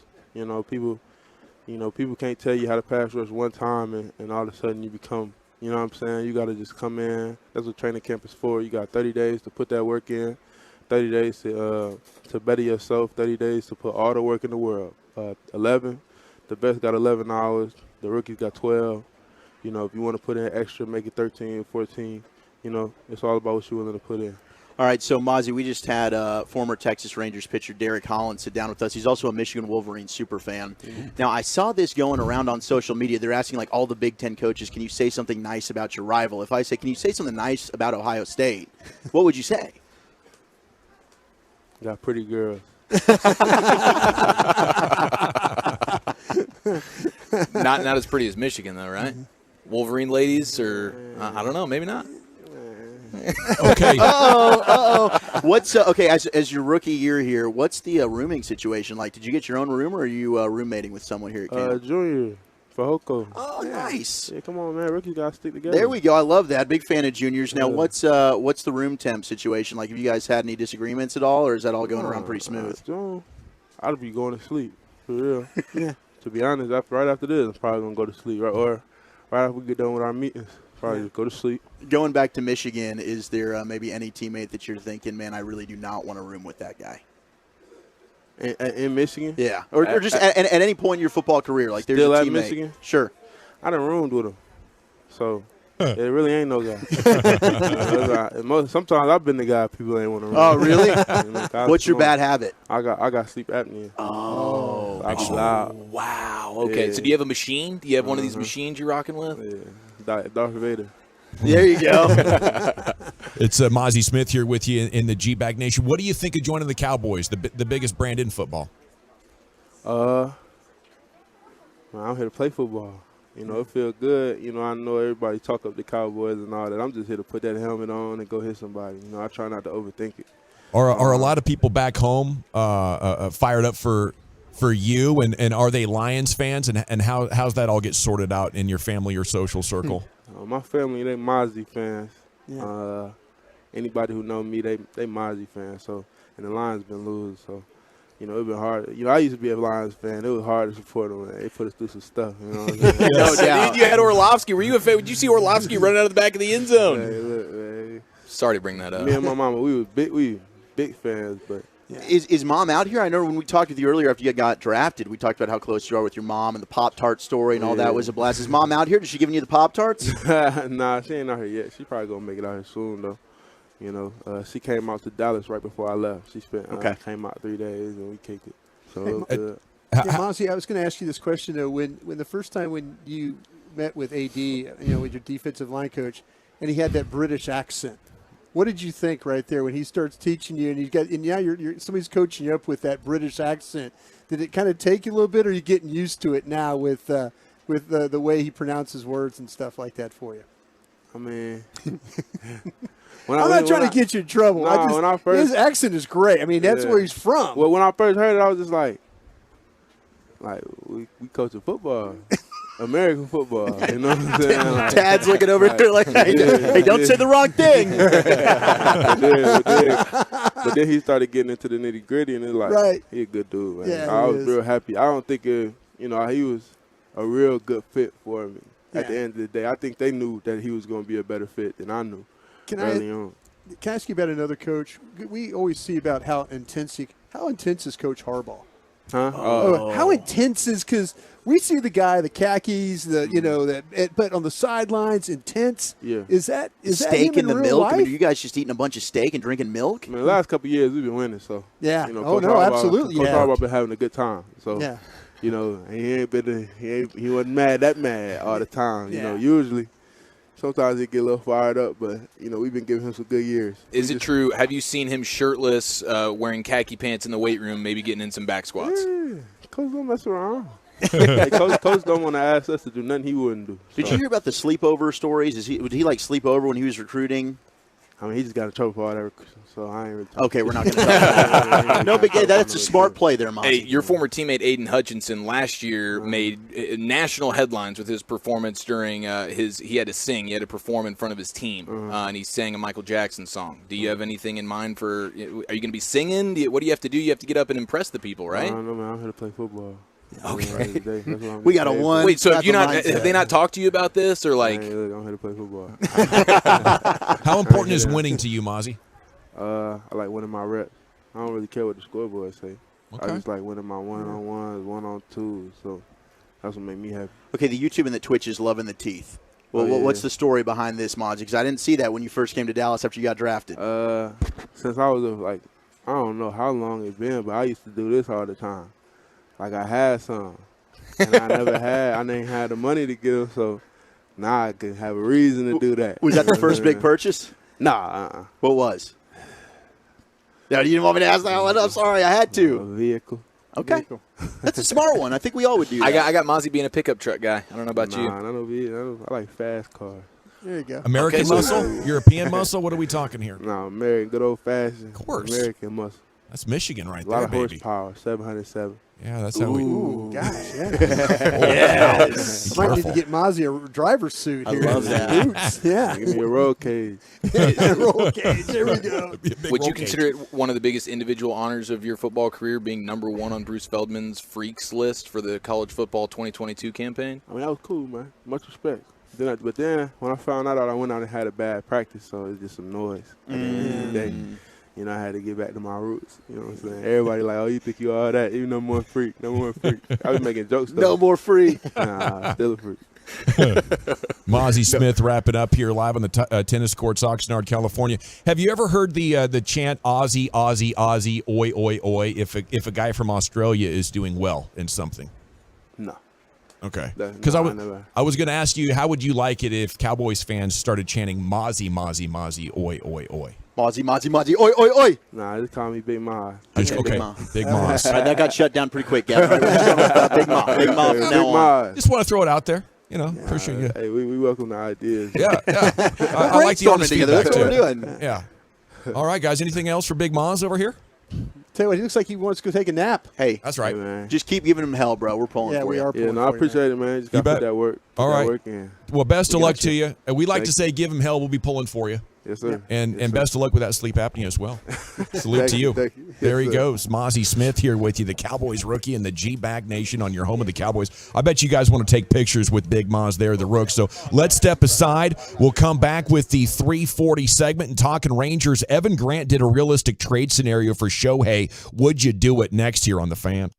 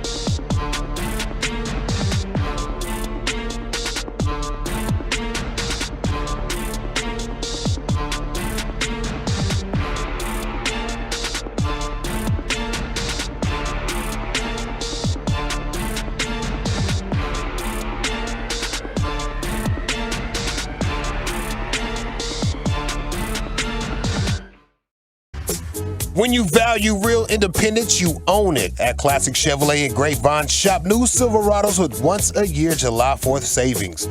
See them all at ClassicChevrolet.com. But hurry, people. The best models will sell fast. This is Texas. This is Classic Chevrolet. Relax and enjoy the difference and find new roads. Yes, sir, and thanks to Mozzie Smith for joining us there. You can go back and listen on the Odyssey app if you missed it. Started at about 3:25 as it's day one from Oxnard, California. I'm Gavin Dawson along with Lucius. Here we are at 75 and Fitzhugh in Dallas. And Broadus Wolchuk Chiafalo are on the tennis courts in Oxnard, Brian. Dawson, I appreciate you kind of trying to float that balloon, about the whole thing with Mozzie, that thing. Yeah. But how about this? Sure. The office ace is engineering for us today, Okay. right? The office ace, we get the picture with Mozzie like you asked us to. Yeah. Office ace has on an Ohio State Buckeyes T-shirt. Bro.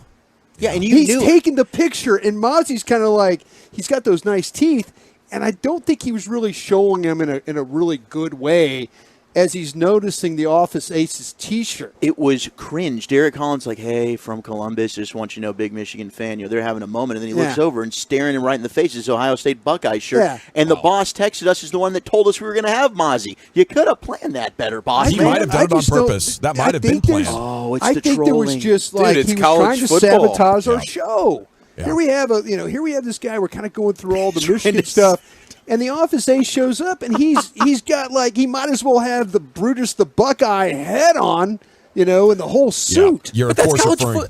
That's the beauty of college football. The rabid nature that these he's fans not are. They're helping. always looking to troll at every brown turn. noser over here. Let me. They're always looking to troll at every turn, and it's just like when Choppy was saying like he would be rooting for his son if he was the quarterback for Alabama. I'm like, BS, no chance. That's actually true. You just can't do it. It's too deeply ingrained in you. That's why I had to ask if he could say anything nice about Ohio State, and he said they've got pretty women. He actually not wrong. prettier women than the ladies that are in Ann Arbor, which I was. It's not hard. Yeah. I mean, you get closer and closer to the Canadian border. It kind of thins out a little bit on you. Nothing against Michigan. I'm sure they have some true gems up there. But yes, I think Some that's beautiful women in Canada, bro. Okay. Fantastic. Canada for sure. Yeah. Okay. Toronto. Oh my God. Maybe The after you get to the other side, it opens back up. After you get to the other side. There's that gray area where you're kind of wondering what You're you're stuck looking on the at. border. You're like, I'm not too sure about this. Yeah, those are Southern Canadians, way hotter than Northern Americans. I love it. don't know. I don't know, but I would have liked another opportunity to try that bid out without Tim Collins, the Office Ace, wearing that Ohio State T-shirt. I think it could have gone better, but I did like that we got to the clarification. It's Big Moz, and I like Wolchuk's sunglasses right now on the webcam. I really do. Oh, thank you. That's good. The Miller Lights. If it's free, I'll take 3. If I have to pay, no way. These were very, very free. I got them when we were at the Omni Hotel. Nice. I just snagged them. I needed a new pair. I scuffed up the other ones, and they're the only ones I use. And I'll just get a new free I'm pair. glad you went all out, Okay. for eye protection there. Thank you. Yeah. Okay, so Donovan Wilson is going to have X-rays on his calf area. He left practice on a golf cart. He was limping a little bit, so hopefully it's nothing, but could be something. Maybe just a bruise.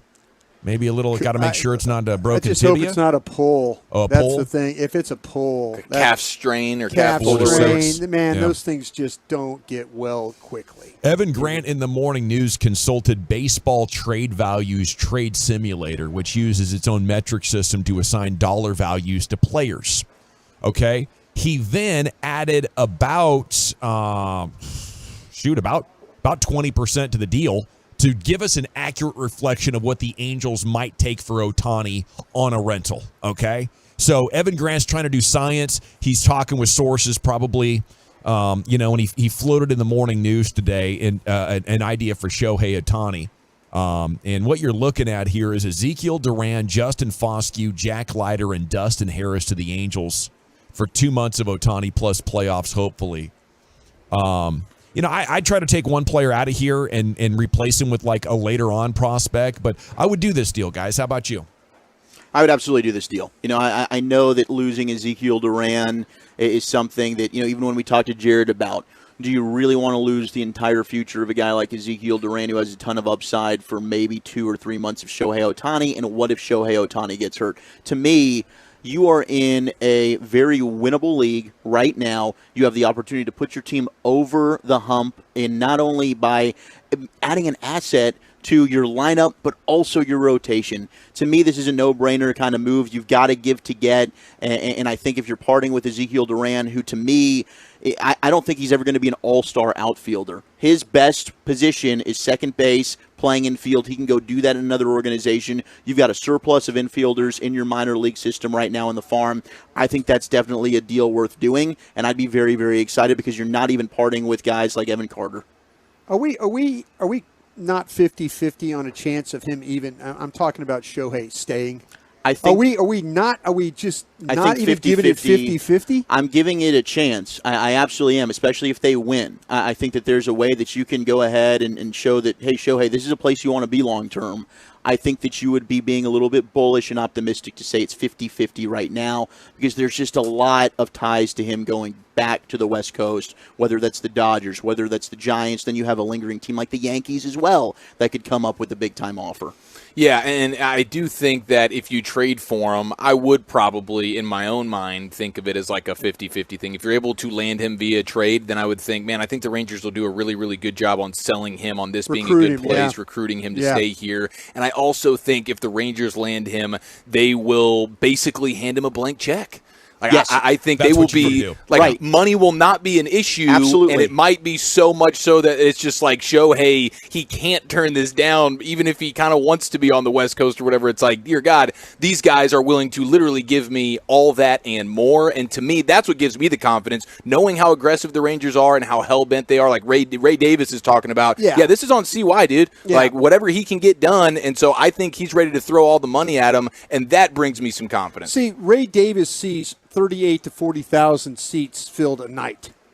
And then all of a sudden you start to see all the city uniforms, the powder blues, the white jerseys, whatever jerseys, and you see that number 17 on it and all that sales. That makes up for the blank check you're talking about right there. And you're giving yourself a chance. You're at Ohtani, right? You're not going to get him at free though. agency. I mean, there's an economy in the luxury tax that you have to consider. But all that being said, I think Chiefs got it. If you trade for him, you have to be willing to give 10, 15, 20% more than the Dodgers. You have to make it a horrible business move for Shohei to leave. The added money you're getting with the Rangers and the California state tax is going to cost you tens and tens of millions of dollars throughout this. If you're not willing to do that, then I don't think you have a good chance. I think dollar for dollar, even like, we're gonna give him every bit that the Dodgers give him. He's going to LA. So be ready to pay a lot more, and then you have a realistic chance of keeping him. And the Rangers have shown that they will do that. Yes. That's why they were able to get Jacob deGrom. Yeah. So, I think the 682 says you'd be a delusional homer to think he'd even consider staying. It would be a rental, period. You can't say period on that. Why is that? Why are we delusional? Why can't we not trust the Rangers with the lineup they built, the front office they have? Because the Dodgers have more of that, and they have a sustained history of doing that. The Rangers just arrived of contending. But that's what I'm saying, though. The Rangers have now put themselves in a position with their roster to contend. But when we went out and got A-Rods, we weren't ready to contend. You get a big national brand, and you're 3 hours closer to home in Los Angeles. You're playing in front of 25 million people instead of 7 million people. Your shoe endorsement, your apparel endorsement is 3 times bigger in LA than in DFW because of the population involved. Isn't he living that right now? Yes, he's getting a lot. He's getting a lot. I mean, isn't he already? That's what I'm saying. He's in. Basically, he's in Los Angeles. He wants to be in Los Angeles, but on the good team. He wants to be on a winning team. And here's the thing. Like, that's why I don't think that it's even the odds are as good as 50-50, but at least you're giving yourself a chance. You have no chance, in my opinion, to land him in free agency. You make the trade, and let's say you make a World Series run. Now, there's something to think about there. Maybe you are able to go ahead and get Shohei Ohtani to stick around. When we opened the show, we were all doom and gloom about what's going on with the Rangers and the Astros. Hey, we got to get some help here. We do. That's what I'm saying. Yeah. You make this deal, whether it's a rental or not, go win this thing now. Yeah, to me, I think that you've got to. You have to. You have to seize this year. I trust the general manager. I trust the general manager restocking the franchise. I read the drafting. The players that he's gotten right, just recently in the draft. I trust them for doing that. They are doing a good job. Yeah. Yeah, I don't, like I said, this team to me is ready to win now. You go get a player like that. Okay, we got a sports hodgepodge coming up next, Chief. Where are we heading? Yes, sir. Football's finest, featuring Football Guy of the Day, and an individual might be going on a dynastic run for the ages. That's next right here in the nation. There I was in my kitchen this morning making some pancakes and bacon and an omelet for the girls. And mother-in-law is complaining about a headache and neck pain still. We're sitting here almost 18 months from the accident that came and visited us in the Dawson household a year and a half ago. But she's still dealing with pain from the whiplash that was involved there. That's why we called the Frank.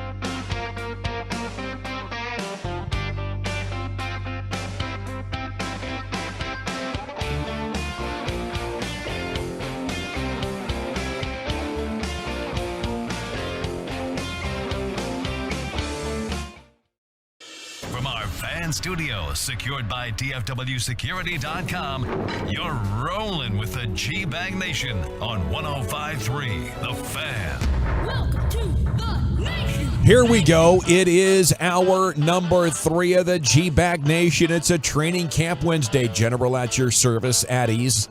Live here in Dallas, 75 and Fitzhugh, along with Lucius Alexander, who's at Master Control. It's Broadus, Wolchuk, and Chiafalo live in Oxnard, California on the tennis courts covering training camp. I'm going to join them Friday.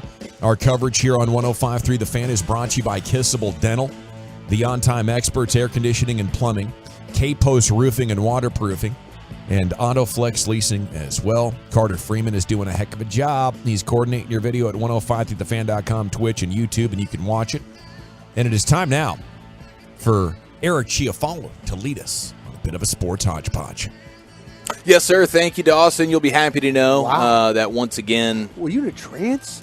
Was I? It's a Mitch McConnell moment right there, I felt. It was so weird what you just did. There was like a beat. I you were like it's staring like all out, of a sudden, gazing. like you heard your name and you didn't react, and then you all of a sudden it's like, bam, I got to do something. I thought he was going to do the thing where he sets it up and then he goes, "Here he is, the chief." You know, and so that's what I was waiting for one of those. You know, I was waiting for that moment, and then I realized, okay, there's been a one Mississippi here. Let me go ahead and I am in a little bit of a trance. With your eyes open. I just walked out of the Porta John for the first time, 2023 training camp, and they are continuously not cutting any corners here, Dawson. I just want to say you will be happy to know you still have the AC in there. You still have the hardwood floors. We might need to still do the have show in there with the AC. I'd be open to it. I'd be absolutely open to it. But so last year we had, the incredible the Jerry dogs, the hot dogs that are special. They're upstairs.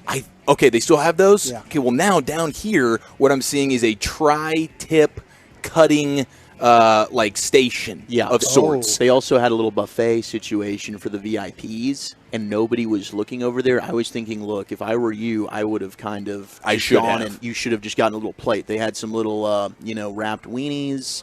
Delicious little mini sliders. I love those wrapped weenies. And but tri-tip, they got tri-tip on the plates, and they had a carving station. They're doing this thing extremely big. The Joneses continue to evolve. They don't cut any corners, and they go from hot dogs to bleeping tri-tip out here. Delicious. And even Derek Holland, the Dutch oven, who has an immaculate sort of setup with the way he does his life and the way he goes potty. But he was impressed by these Porta Johns earlier as well. That tri-tip is like the brisket of California. It's pretty good, too. too. What that is? Yeah. Yeah. It cooks much quicker, 30 Much minutes, quicker. 90 minutes, something like that. And it's pretty good. You can smoke it. You can sear it. It's a pretty good slice of meat. I wouldn't mind seeing Texas increase their tri-tip game a little bit. Yeah, I'd like to get familiar with this tri-tip. So, and the guy said, I said, hey, are you going to be here? You need to try the tip. I said, are you going to be out here every day with the tri-tip? He said, yes, sir. I said, all right, you're going to be, get familiar with this face because I'm going to be rolling up on this carving station, acting like a VIP member until they find out, of course, I am not. Now, big shout out to Mike Evans, wide receiver for the Buccaneers. I think we're going to go ahead and crown him football guy of the day. Sorry, Wolchuk. Sorry, Broadus. What? He showed up to training camp. He got out of his car, and he was already wearing, I presume he woke up this morning, and after brushing his teeth, tying his shoes, and getting ready for work, he put his actual game day helmet on and drove to the facility with his helmet on, got out of the car, walked into the facility, helmet on. This is a guy who's ready for game day action. He's ready for week 1 right now, and this is not gambling advice, but I'd go ahead and take the overs on everything Mike Evans. This dude seems like he's dialed.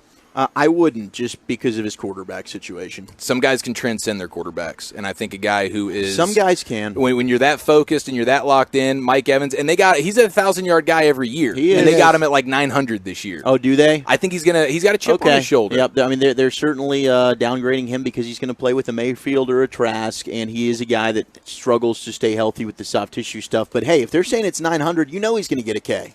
Man, your guy Sean Payton is not happy about this NFL gambling policy stuff. Not at all. My goodness. He got one of his Broncos suspended for the year. Sure did. Doing the gambling thing. Ioma Uwarzurike. Yep. And indefinite suspension, out for the season. And now Sean Payton, head coach of the Broncos, now that it's really hitting close to home for Sean, and he's losing pieces that he needs to go try and, fight for second place in the AFC West, he's now talking to the USA Today going, quote, when you have a bunch of players getting Ds, you have to start looking at the message. And we've had a lot of D's in our league this year with this policy, and we're going to send them home for a year where they can't be around. The idea that you just go away, shame on us. So he's looking at the league going, hey, man, if everybody is failing the test, maybe we need to look at the teacher. But I do feel like they've clarified it. We know what it is now. Like, you can't gamble in the NFL, and you can't gamble on anything while you're at the facility. Otherwise, make it rain, right? I mean, that's the way I understand it. I kind of but felt I got like, D's in high school as well. I'm not a player, never was a player in the NFL, but like we were told, Rob Phillips and I, when we walked through that casino there, there in Vegas, and we were going to take a left right into the sports book and just start, with horse racing and whatever else we could bet on. And they kind of told us, you get fired. You walk in there, you're going to get fired. But the players, they haven't got this yet, right? The players haven't got that, well, you're suspended for a year thing. They haven't really quite caught on to that yet. Yeah, I don't think the league did a good enough job of educating them on the front end. I don't know as a player, how do you sit there and look at these stadiums that you play in, and they have these, these names of casinos and betting sites and all this, and you're like, wait a minute, we can't gamble? We can't. And now I think I think now you can, as a player, go into casinos and bet and do whatever, sort of you want there, as long as you're not betting on the NFL if you're going into like a Vegas sports book or something like that. But yeah, Sean Payton, not too happy about it. And we'll see where it goes. But he ends up describing it as shameful and embarrassing that a player can't have a share of DraftKings or FanDuel, but here's the league, in bed with all of these sports books. So I'm sure more coaches will get upset as it laps upon their own teams' shores. If you found out your quarterback was betting on games and throwing games, would you be mad at him? Yes. Oh, yes. I mean, if you're gonna go that route, then of course I have to now. Absolutely. I might. I mean, that probably qualifies for me to put my hands on you. And if I'm a coach and you're the quarterback, you're probably going to kick my ass. But I got to make a statement. I got to let the people know that I don't stand for this. He's going to kick my ass. So you're just not. You're totally going like. If he's throwing our games, Broadus, I mean, isn't that against? Isn't that against everything? I'm just what are you going to do? Go to the locker room and say, hey, man, I understand. How'd that bet go for you? Yeah. I hope you won. Hope you cashed out big. Yeah. Glad you won today, because the 52 of us in here, we're a couple of these guys are going to get cut tomorrow because they just got their ass kicked. You find out these guys are betting against you, though. Your own team. Yeah, yes. I have a giant issue with that. I think Sean Payton would as well. I think he'd look over at a Wozerique and say, you know what? Never mind. I walk back everything I said. I need to ask Sean that question. I'm like, dude, are you feeling sorry for him, or like you encourage him to throw Brian, games? what are you doing? I'm just asking. It's clearly the line. Don't bet on your own games. Don't throw your own games. I'm just asking. I mean, we've had some serious throwings of games in the past. My dear God. Yeah. And that's what we're trying to avoid, I think, at every turn, Broadus. And you wouldn't forgive the guy? Hopefully, I mean, listen. Hell no, I'm not forgiving the guy. Maybe at some point I would forgive him, but there's no chance I'm forgetting that. And you can never be on my team. You know that game in Week 16? Sorry, I really wasn't at my best. Hey, you want to see my new Rolls Royce, though? Yeah. Who is well? I added a 13th bathroom to my mansion after that game. I've got a great home in Montana. You can come Oh, man. You know what put a smile on my face this morning? I don't know if it did for you guys, but did you guys see Atlanta Falcons head coach and his face, Arthur Smith? Was it red? It was not red. No, he doesn't have. He doesn't. For that. He doesn't have like the Shanahan thing or the Mike Zimmer thing, where he just stays with like a frozen tundra frostbite on his face. That's not where Arthur Smith is at this point, but he is at a mustache turning point. And he was asked about it. He's usually kind of goes babyface, I think. He does, but he doesn't have like a Tom Selleck, crotch first sort of mustache. It's not a Ted Lasso approved mustache. It feels you either do the mustache because you've got a Tom Selleck, like you're exuding testosterone and holy smokes, or it's like, haha, this is a bit. I know this is a joke, and I think he's in the jokey bit. Yeah. But he says, "quote It's a lifestyle change, and it's not for everybody." But apparently it's for him. So it's very thick in the middle. He needs to work on the sides. He needs that just to grow in on the sides. This actually could be a good look. It's just right now kind of, I think, in an awkward phase, like when you're growing your hair out. It's too thick in the middle. It is. And it needs to, I think he's it's German. had growth. I think the length of these whiskers suggests that he's given it sufficient time. He's got to abandon it or try something else. I would maybe go with the goatee combo or full beard. All right. I think that's sage advice there, Dawson. But when a guy comes out and says, as a grown man, it's a lifestyle change and it's not for everybody. It seems like he's acknowledging the shortcomings, but he's like, I'm going to own this, and this is who I am now. Like I feel like when you say it's a lifestyle change, you got to be a man of your word. Sure. And I would imagine this thing's going to be roaming the sideline in the NFC South for at least this season. Him could be like maybe the soda plan.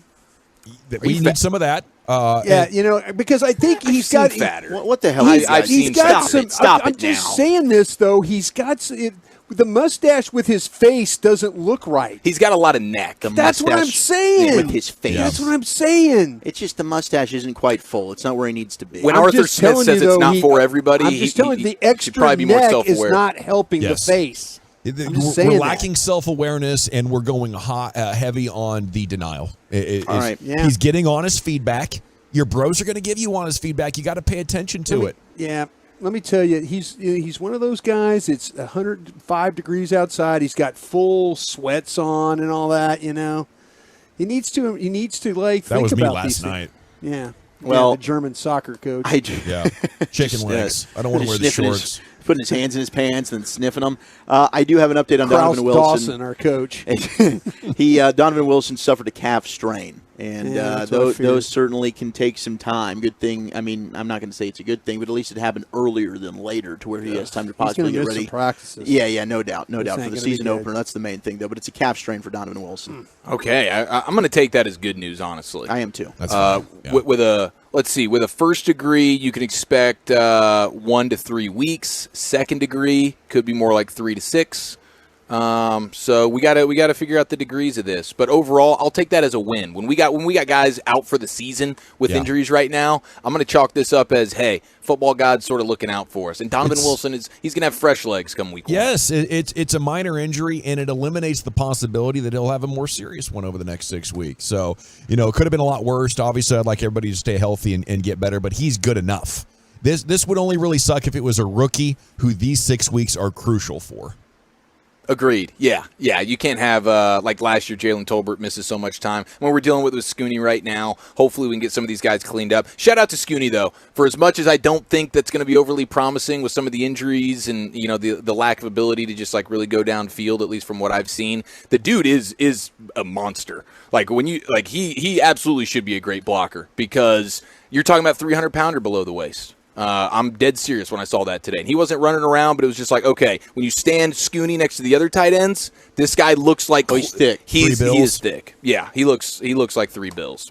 Now, this next guy is 3 bills, 320 of them, as a matter of fact. I want to take you to the Iowa Hawkeye offensive line, and it's rarely a place I ever want to take you guys because it's not pretty. Their offensive line's good. But this is a guy who is they have a history of good offensive line. He's the rest of the offense setter. is disgusting. You feel bad now bringing this up?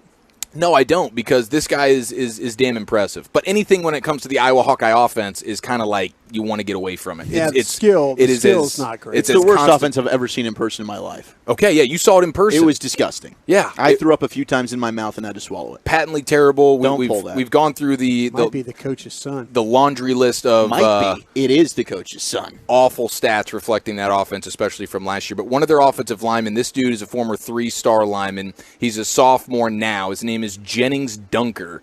Jennings is spelled with a G. So maybe it's Gennings, which he's from Iowa, so who knows? What would be better? But I think Gennings. Located about 20 minutes away from the University of Iowa is the small town of Salone, Iowa. And the town. Why are you looking at me? I thought you were going to hit me with, I'll never forget flying into Salone and scouting this guy. I ate a Cracker Barrel one time at Salone. Drank some orange juice. My gosh, they've got a hell of a bar there. So the town of just some soy sauce went right through me. The town of just under 3,000 is not much bigger than a square mile, but it is home to one of the most legendary events in the state, and it's called the Solon Beef Days. Solon Beef Days. It's an annual festival. It's totally free, but they've been doing this since the 70s. 25,000 visitors per July. Throw around in there, and it's free of charge from what I understand. So is this where they get together and just rub beef tallow on each other? No, that's what we do in Oxnard. Yeah. Walchuk didn't get on the tallow with me today. You didn't we'll offer work it. on him tomorrow. I did. I put it right in front of you, and you just had that look in your face. Well, where you were like, showing me I don't think then so. you put your fingers in there and pulled out a nice glob. I'm thinking, should I really put my fingers in there after you put your fingers in there? I don't know. I thought you were going to rub it on me. You can put your sausage finger into my beef tallow anytime you want. All right, I'll And put that's it on the last tomorrow time I'm morning. gonna say it. Maybe it'll look good for Vegas. Can't believe I'm what I'm traveling with. Okay, but at this festival, We're disgusting. Okay, at this festival, okay, at the Beef Fest, they do tractor pulls, they do cornhole tournaments, they do horseshoe tournaments, big wheel races, and parades. But the most famous is the hay bale toss. Oh, the let's go. hay bale toss. Yeah. And now we enter Jennings Dunker into the conversation. Jennings with a G. And last year, what he did was, well, he won the damn thing. And he did it by throwing 12 feet 6 inches. Now, he's 6'5", 320 pounds. He last year won the whole thing as a freshman by throwing an entire hay barrel 12 feet 6 inches, okay? It's like, that's pretty cool. That's pretty cool. Get him well, a he strong came, man. Hey, that's pretty impressive. He came back for round 2 yesterday. He was wearing a wife beater, and he was wearing Daisy Duke cutoffs. Now imagine Let's a go. 6'5", 320-pound human being named Jennings with a G, and he's got a mustache as well, but his is more impressive than Arthur Smith's, and he came ready to dominate. But also, the Iowa Hawkeye center, junior Logan Jones, did as well, and it came down to these two guys. Of course it did. Of course. And went to a tiebreaker. It ended up being our guy Jennings goes back-to-back, and he breaks his own record. He sets a new one, 14 feet 6 inches, throwing the hay. And I don't know how much those haymaker. Oh, they weigh quite a bit. I don't know what the 65 average pounds? hay thing weighs. I'll do some Wait a homework minute. for you here. Where's Lucius? Lucius did all this stuff. He was a rancher. Lucius, have you ever put a hay barrel on the scale? Hay barrel on the scale. Hay Like barrel? how much is a bale of barrel. hay Bale, my weigh? bad. weigh? Not You know, on a Lucius? scale. I've thrown it into the back of a truck a whole lot of times until the damn sun went down. More than 75 pounds. Yeah, so a Hell standard. yeah, bro. Okay. Maybe Like 55, 65 pounds. Sometimes it's 35. You know, however the baler does. But yeah, man. Yeah, Lucius nailed it. Google says 40 to 75. Yeah. For the 2 stringers, the 3-string bales can go 100 to 140, and then the round hay damn. bales are 1250. Yeah, those round hay bales is Yeah. different. Oh, but that second one you talked, well, that first one you talked about, Yeah. you have your trailer following you, Yeah. and the baler just shoots it in there, so you stay in the back of the trailer just stacking them up so they won't get all congested back there. Yeah. Boy, I used to make money during the summers. Yeah. So much money, and then you have all these plans throughout the day. Like, man, when we get paid, we're gonna do this, we're gonna do that, and all you do is just. Start sleeping like Mozzie Smith. I used to pick up some buddies that did that, and I was like, man, I just don't know if I'm built for it. I was waiting for the opening of the guy that sits on top and keeps it organized. Yeah. Because the guys that do the throwing, Nah, that's what we had to do. you'd be ready for football season though if you could handle that gig. Well, it sounds like you got more self-awareness than Arthur Smith does there, Dawson. No doubt. So Thank you, kudos Chief. to you, sir. Yeah, it ain't hard. Okay, when we come back, G-Bag Nation, it's time for the top 10 at 420 with the Bully. Zach, where we heading? It is National Bagel Fest Day. I've got the top 10 most popular bagels in America. What's your favorite bagel? That's next. Be a part of the show. Text us on the truckwreck.com fan text line, 877-881-1053. That's 877-881-1053. How about an extra 20% savings at Diamonds Direct right now? Their main summer event is going on.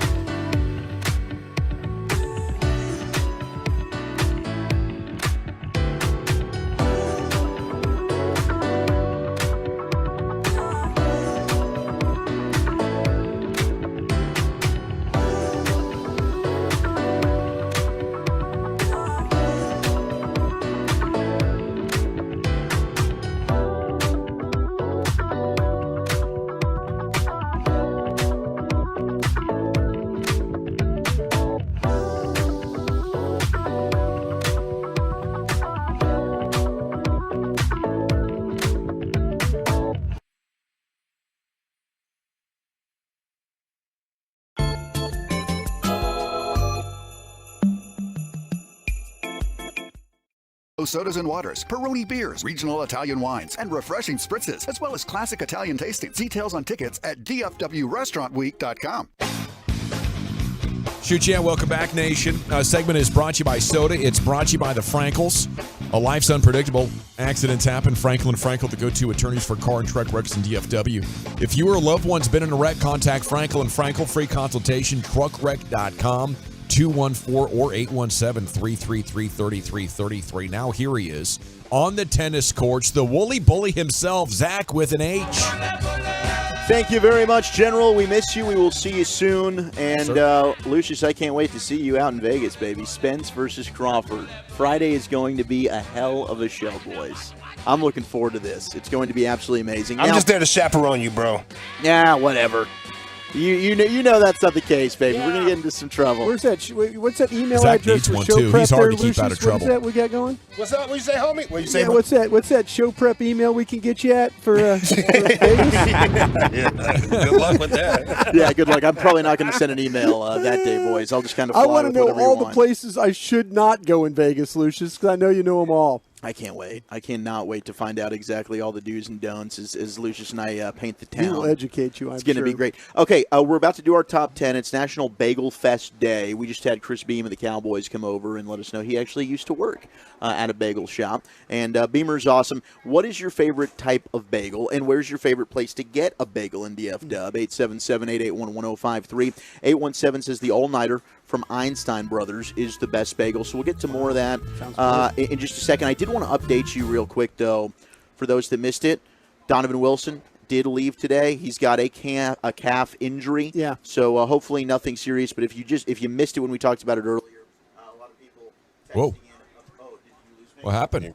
We're good. It's okay. It's okay. It's all good. It's all good. Nope, not on your end. Not on our. It's user error over Brutus here. the guy's up walking around doing stuff right now. So nothing too serious there when it comes to Donovan Wilson. I just want to update. Can I tell you that I asked about the can we tell the grade on the thing? You know, remember we were talking. Yeah. About, and my source said he what says grades? don't know yet on the grade of the injury. Like the for grade 1, Donovan 2, Wilson. Yeah. Okay, cool. He said don't know yet. We're working through an MRI right now. Okay. So that's going on. MRI currently being performed on Wilson's calf to try and determine how long. I would like to clarify that I do think a lot of bagels can be overrated. Okay, He said clarify. Yeah, it can be. Here he is again with another bad food take. Let's throw it to Gavin What is Dawson. this called, Lucius? When Gavin, take it away. What is he doing right now? It's bread. He does better than anybody in the world.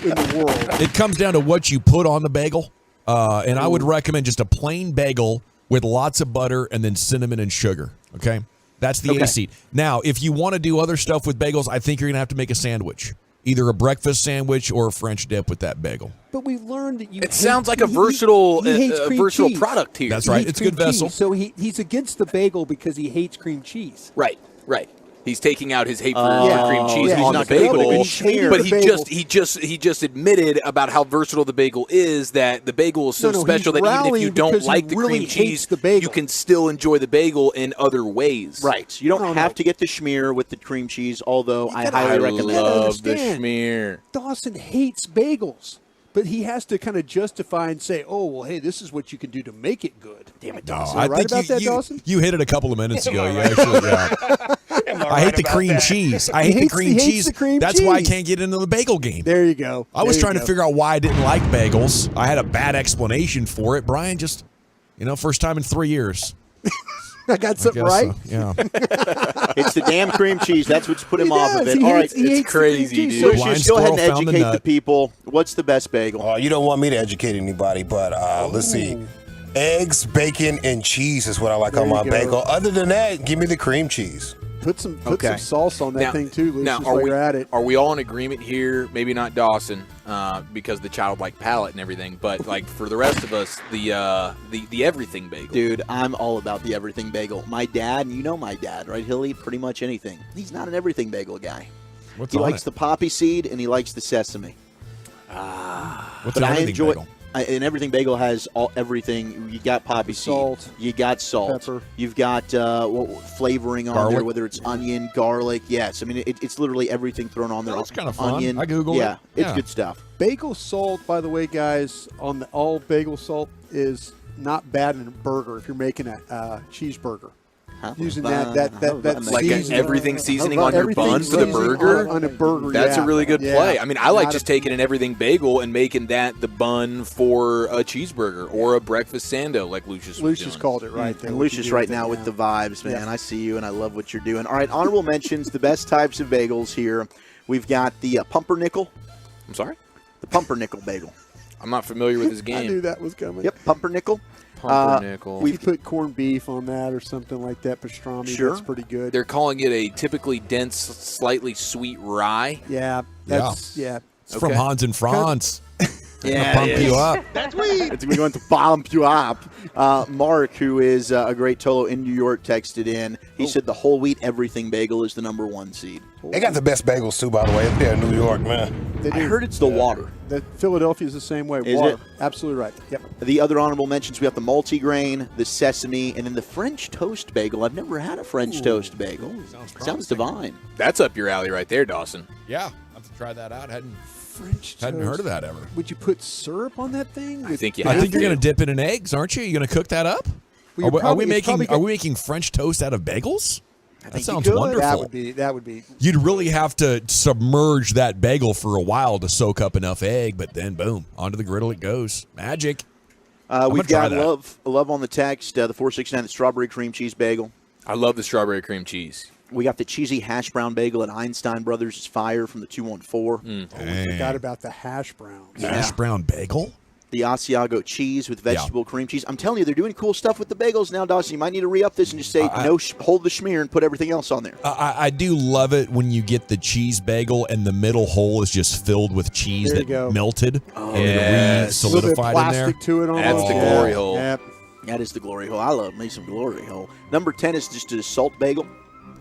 Number 9, we got the poppy seed, and I'm surprised the poppy seed isn't higher. I'm quite a fan of the poppy seed.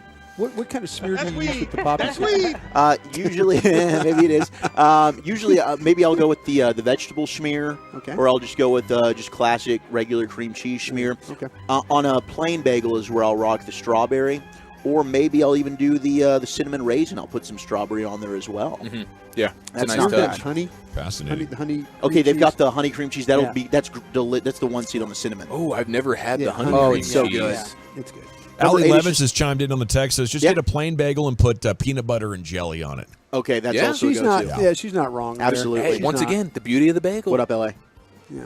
Well, was that what?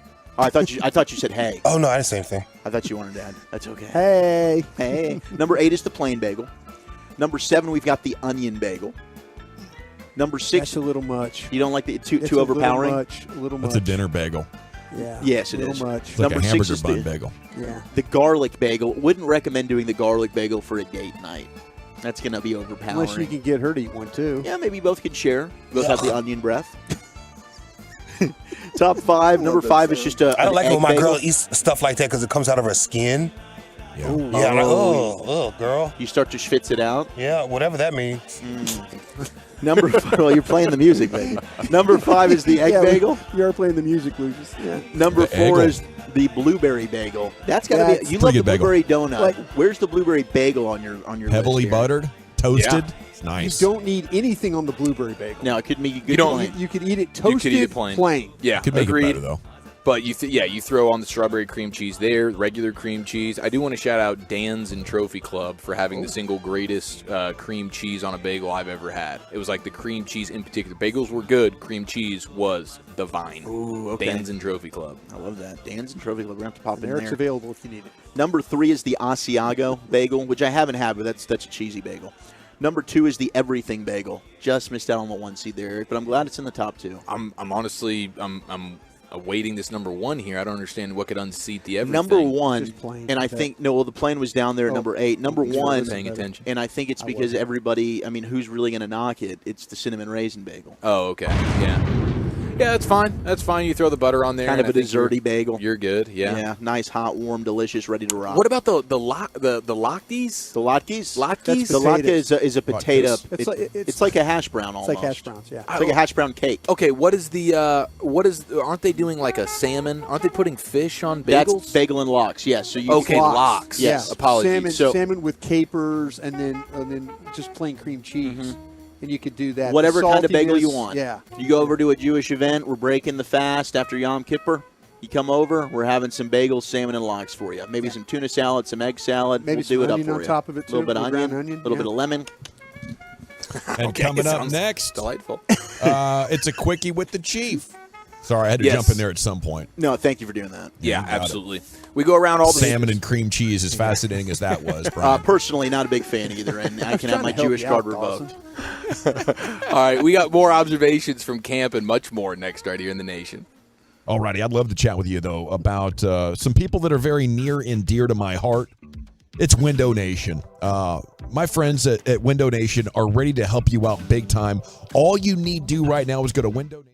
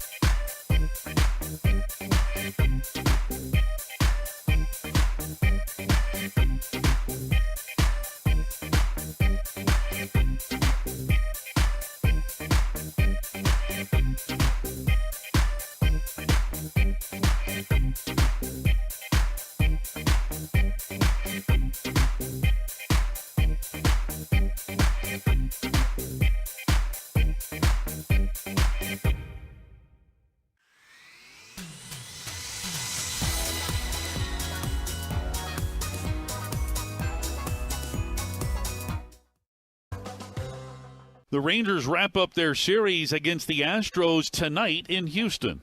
Hi, everybody. This is Matt Hicks inviting you to join Jared Sandler, Chris Blake, and me. Our coverage of tonight's game begins at 6:30 on 105.3 The Fan and the Odyssey app.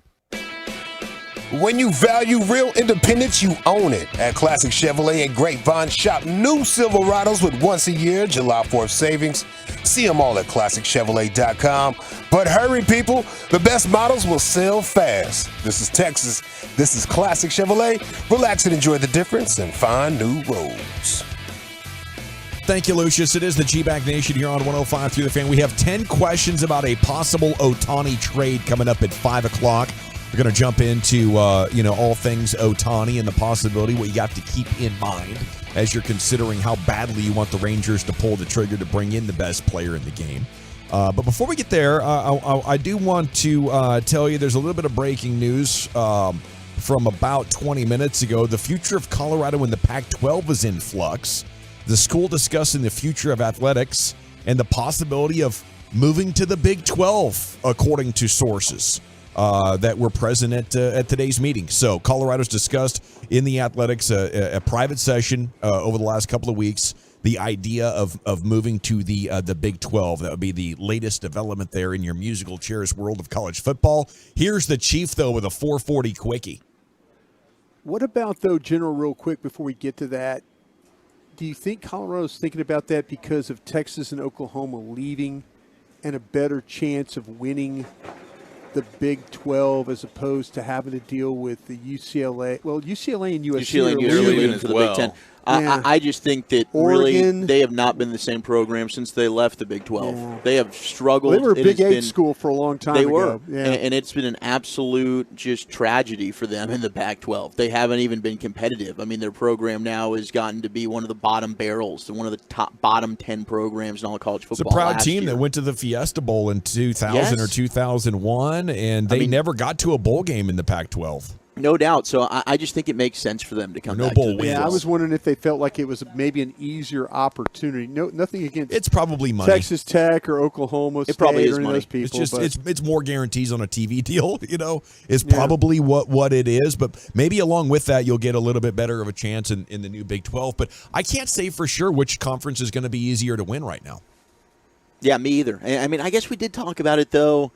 Was it on our show or was it BetQL, Eric? Sometimes I get this confused. But if you look at the teams that are staying in the Pac-12 compared to the ones that are in the Big 12, and it's nothing against Baylor and TCU and Oklahoma State, but the two high-profile schools between the conferences would be Oregon and Washington, and that's in the Pac-12. So maybe the Big 12 is more easier to win. I love when things are more easier. Now, I have Trayvon Diggs numbers, inside the numbers, not contractual numbers. These are on-the-field numbers courtesy of Cowboy Stats and Graphics. Here we go. First, I want to read you the quote from Diggs earlier today about being now teammates with Stephon Gilmore. He says, I feel like he's just very professional, just how he goes about his work. It's rubbed off on me. He's waking up at 6 o'clock every day, so now I want to wake up at 6 o'clock every day and go get a workout with him and do all the little stuff like that. Gilmore eats perfect. He doesn't eat foolishness. He has seen me eating gummy snacks, and he'll be like, why are you eating that? Little things like that, him just taking me under his wing, showing me how to last in the league that long. I'm just taking notes and soaking everything up, and I'm very appreciative of it. So I think that is really, really great news. I don't know how long Stephon Gilmore is going to be around, but at least 1 year of Stephon Gilmore being around Trayvon Diggs, I think will be a really, really good thing. And now you're talking about longevity with Trayvon Diggs and how much you need it now that he is under contract. And we have some numbers from 2021 and then to 2022, how much he improved. And it really describes him as a player, I think, really, really well. And it's from Cowboy Stats and Graphics on Twitter. And it's his ranking amongst cornerbacks in certain categories. So in 2021, he was 66th in the league when it comes to targets allowed per coverage snap. And then last year, he jumped all the way up to 16th. So he improved quite a bit. I mean, remember, he was such a boomer bust guy. He was either getting the interception or felt like getting scored on or a big play on in 2021. Last year, not so much about the interceptions and the pass breakups, but he wasn't allowing near as many just targets his way. So huge improvement there. Yards allowed at the catch point per snap. He improved from 89th to 15th. And then this is where some of the other stuff comes into play. Yards after the catch allowed per snap. He was 94th in 2021. Last year he jumped up to 75th. So he improved, but still not very good. That's where it's like, okay, he's now to a point where he's not giving up many completions his way, but when he does, he is going to give up probably a lot of yards after the catch. And we saw that last year. Yeah, I mean, he doesn't want to tackle you. The Eagle. Well, it's not even that. It's just when he gives up plays, it's really double moves. It's big plays down the field. You know, you saw it 2 years ago against New England. I think people were looking towards that. Might not have been his fault. This year, I think the one that really stands out is early first touchdown for the Eagles Christmas Eve. They get him on a double move. I believe it was A.J. Brown for a touchdown. So that is one area of his game where I think he was much better in terms of just coverage, not just getting interceptions and living and dying based on that. But he certainly does give up some yak and yards, no question about that. Yeah, and then the interceptions plus pass breakups per snap. He was third in the league in 2021 when he was getting all the interceptions. Last year he dropped to 30th. So he's obviously he didn't get his hand on as many balls. I tell you what, last year. There was about a third of the season where you didn't have to pass it at him to score 30 points against the Cowboys, it felt like. When Anthony Brown went out in that window of time, and even before that, Anthony Brown was getting torched. I think we get the pass breakups and the plays and the ball back this year with Gilmore, and then Bland in year 2. You're going to have to throw at Diggs a lot more. I agree. I think the addition of Gilmore is going to make us find out, one, just how good Diggs really is, but two, yeah, he's going to have more opportunities to make plays on the football because teams could certainly say we're not going to throw at Trayvon Diggs. We're just going to go ahead and pick on whoever the hell the Cowboys are running out there at quarterback too, whether that's Trayvon Mullen, whether it's Mackenzie Alexander. They were trying everything the final 2 months of the season last year.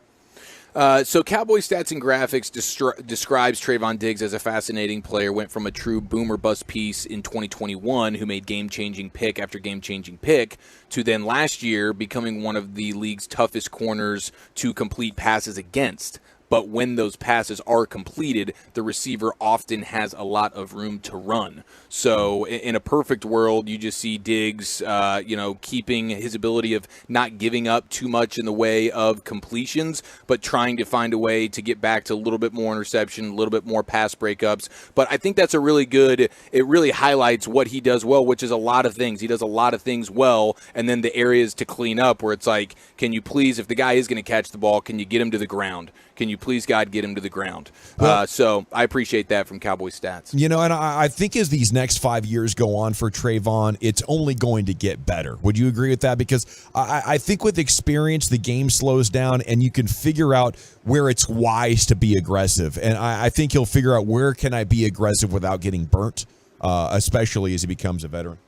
Yeah, and I mean, he's still super young at the position. Like, he was the guy that was a wide receiver in college, and now he's been playing outside corner for, including college and now the NFL, 5 years? 5-6 years, yeah. So I think you are talking about a guy who still has, room to grow for sure. But I think a lot of it was with him when it comes to the tackling is just, does he want to? And I don't know if that's something you get better at or if that just you are what you are. Well, now it's held against him. I could see business decisions being made, but now it's like you've been fully compensated. You don't have to worry about the injury impacting your generational wealth. This is what you sign up for as a football player. We got to have sacrifice. When you sign up for what he did, now you put that target on your chest of okay, you're one of the top 5 paid corners in the league.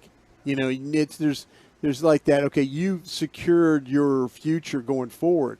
Now you got to go out and make plays. And I see him as a big, strong guy. It's not like he's a little corner.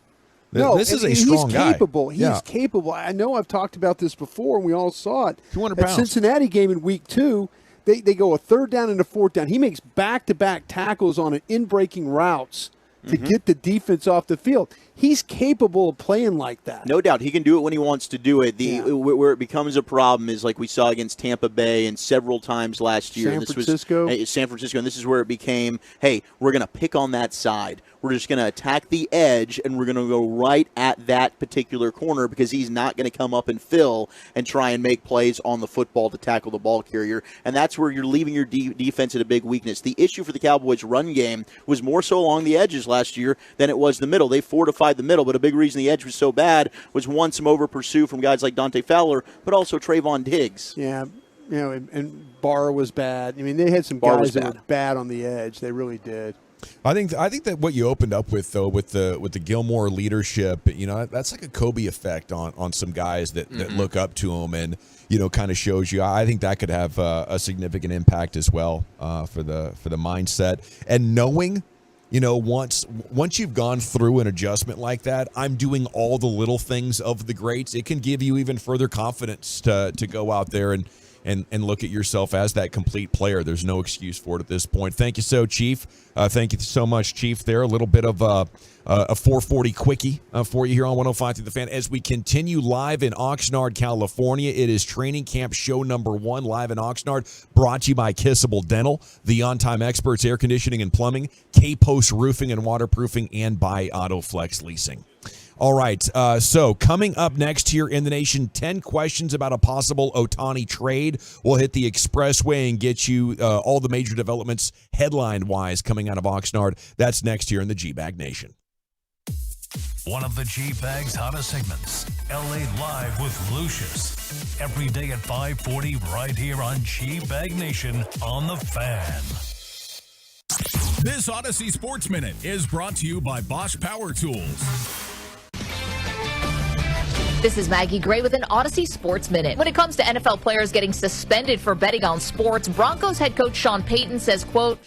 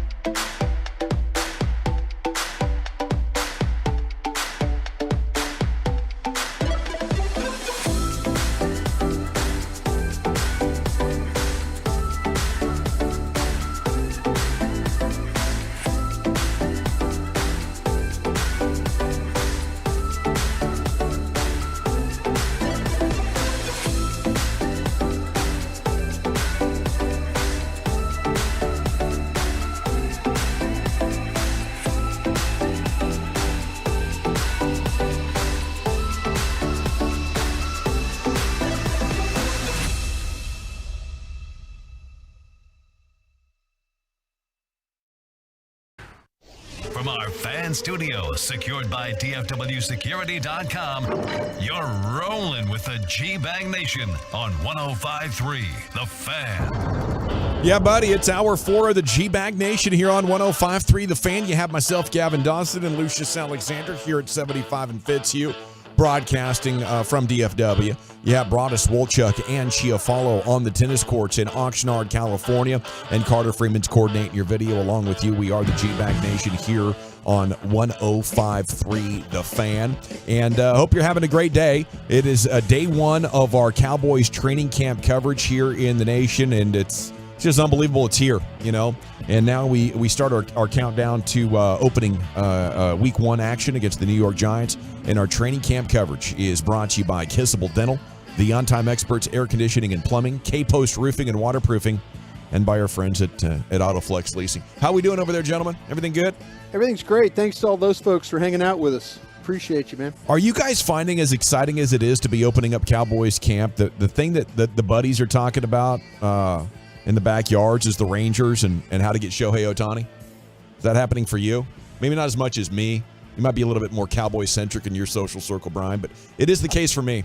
No, I'll tell you what's funny. I was on, I do work with DallasCowboys.com, and this morning we did Cowboys Break, and the first thing they asked me about was trading for Shohei. They're like, hey, what's going on with that whole thing with Shohei? Can they get, so here are the guys and gals that work for DallasCowboys.com are interested in what's going on with the Rangers. So, it's nice that people are just not totally focusing on. And amazing. The Rangers are giving you a reason to hang around. Yeah. It's when we were in the restaurant last night watching that thing go down, and it's just disheartening to when they're losing games to the Astros, and you're like, it's the damn Astros again. It just makes the end of the summer so much better when you can think about the Cowboys coming up, but not have to be Cowboys 24/7 and try to stretch content and interest for 6 weeks. Here we have legitimate Rangers storylines, a huge game tonight to try to not get swept and keep this division lead at 2. The pregame's coming up at 6:30. And the trade deadline next week? I mean, holy cow. We really don't even need the Cowboys right now as far as fan interest level, but it is a tremendous blessing to have both these things to talk about. And it's a blessing that the guys over there at The Ringer have given us an update, including 10 questions about a potential Shohei Ohtani trade, gentlemen. So let's jump into this. Well, I told you guys I'm ready. If I have to go to Anaheim for trade deadline day, I might have to send you. I mean, if we're on into this Ohtani thing, I'll show up. Okay, I'm for that, and I'm also still up for San Diego on Sunday, Brian. Just to let you know, I'm throwing it out there. Oh, wow. I'd be willing. We were talking about that today. Yeah. Okay, all right. Broadus is always up for a feat of strength. What kind of interest do we have from the guys? Oh, I'm always interested in that. I was just, the word was, is Dawson really interested? Is Dawson really interested? Or is he going to get here and go, Brian, man, I'm sorry. I'm sorry, I'm going to let you down. What happened last year with the Angels? No, you were there. You did go to the Angels. You were there. What happened last year with the family dinner? No, you were there. I even showed up. I even showed up at the sushi party dressed like a soccer manager. You did. You question my commitment? No. The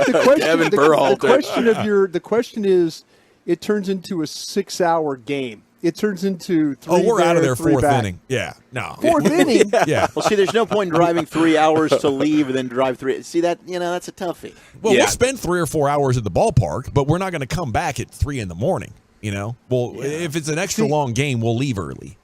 See, right? that's what I was sitting there thinking. I was like, is Dawson really? I'm all for the feats of strength. And, who gives a crap? It's about getting down and seeing the stadium and seeing the guys, right? Yeah. I don't need to stay for the whole game. We can turn on the Odyssey app and listen to it. I'd love to all those. If CY was there, I'd love to say hello to him and all the players we've interviewed and just yell at him and tell them we're supporting him. Just yell at them. Yeah. And in a stadium like Brock that, Burke, we could get down. Rocky. Hey. I think we could get down close. I bet you we could. Yeah. I bet you we could. I bet they'd take care of us. General, when are you heading to Oxnard? Ask Alan from Keller. That'll be Friday. I'm heading over there Friday.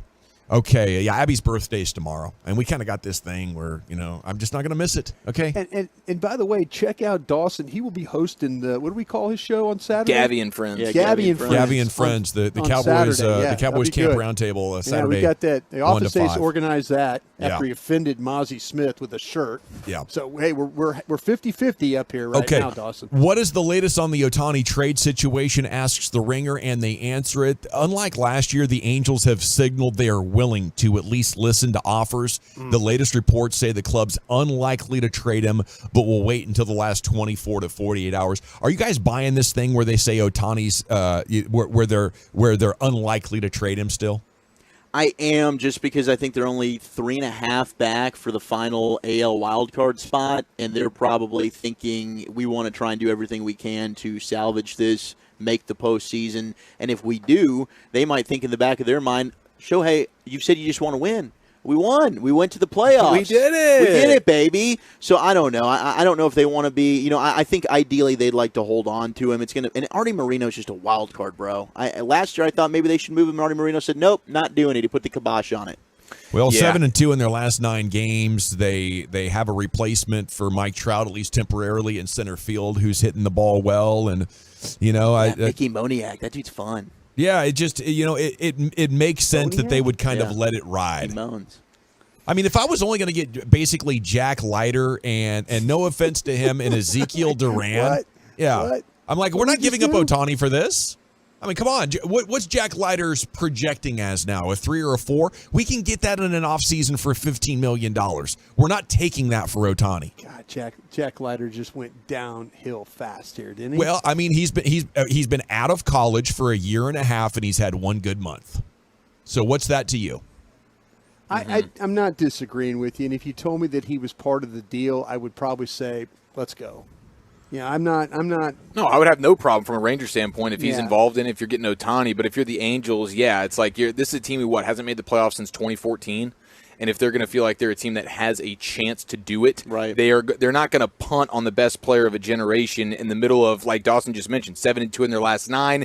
They can convince themselves, we're kind of, we're not going to just trade our guy. We're in the middle of a pretty good run right now, and making the playoffs for them for the first time in, I believe it's almost a decade. Then it's like, okay, they're going to want to capitalize on that. And I just think the Angels are the kind of team that, or front office that is looking for any reason not to trade him. Like, they don't want to. That's exactly what they're doing. So if they're in the middle of a decent run and they can convince themselves that they got a shot at the playoffs for the first time in a decade, my gut is they would not want to move him unless a team is really, really willing to overspend in the biggest of ways. And I don't think that is going to end up being the case. So, I imagine he ends up more than likely staying. You're a wild card team.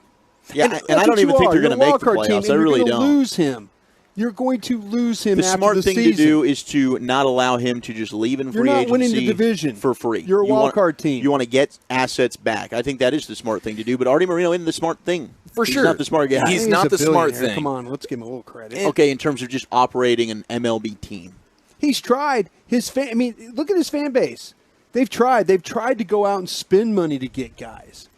But think how much? of all the guys that they brought in there and it hasn't worked. But they've tried. The owners spent money. They're spending money. It's not like they're trying to be cheap. They are cheap in a lot of areas in that organization. Yeah, but how important is it financially and business wise to have Ohtani on your roster for an additional 2 months? Like, what's the if you have business minds, not baseball minds in a room, business minds in a room saying like punting on 2 more months of Ohtani is one of the dumber business decisions. I don't care what you're getting in a trade package. I don't care about Ezekiel Duran. We're talking about 2 months worth of more Ohtani and I don't know. Maybe a postseason. And so financially, I think there's probably some good reasons for them to even say, even though he's going to walk out of here in free agency, 2 more months financially, probably worth having Ohtani. Yeah, I think they do need to seriously consider trading him. I think that's what I would do, but I don't think that they might not. The trade deadline now 6 days away, G-Bag Nation, and we will be all over that story for you. The 989 says it lived in Southern California for 10 years, and we need to take the train that day brought us. We need to get on the Amtrak situation, go down, avoid the traffic, just sit on the rails and look at the beach for about 4.5 hours. Now, I will say this, though, Dawson. I've done the train. We played a game in we played a game in San Diego. That's right, with Garrett. Remember, we took the train. I remember that. From Oxnard Iconic to San picture Diego. of Jay Jeezy. doing the all aboard and everything. And That's when when Machota got the picture of him hanging out the window like he was Captain Kangaroo or something like that. Halloween '94, I rode that train from San Diego to Santa Barbara. It was majestic. I'm for it. You know, I gotta get on the food car. Yeah. Get there in the food car, crack some coldies. That train can be an enchanted experience there as you're cruising through Southern California. Warren Sharp has some numbers on the Cowboys. That's a good idea. 18th most difficult schedule, projected to win 9.7 right now in Warren's models. Vegas odds over under the very latest for the Cowboys for this upcoming season is 9.5. Guys, I feel like I should be hammering the over. Okay, last year they actually ended up with the 6th most difficult schedule when everything played out when it comes to average wins of their opponents from last year. I'm hammering it over if I can find 9.5 though sitting on these Cowboys. I think a fair expectation is 11-6, and 9.5 would require injuries and some horrible luck if you ask me. Yeah, I agree. I agree 100%. This should be a double-digit win team. So 11. 10 or 11, but if you're getting it at 9.5, all I need is 10 wins. Right. And I think, this is a 10-win team for sure. Absolutely it is. I mean, with this defense is good enough to win a handful of games just completely by itself. You'd win 10 with Cooper Rush.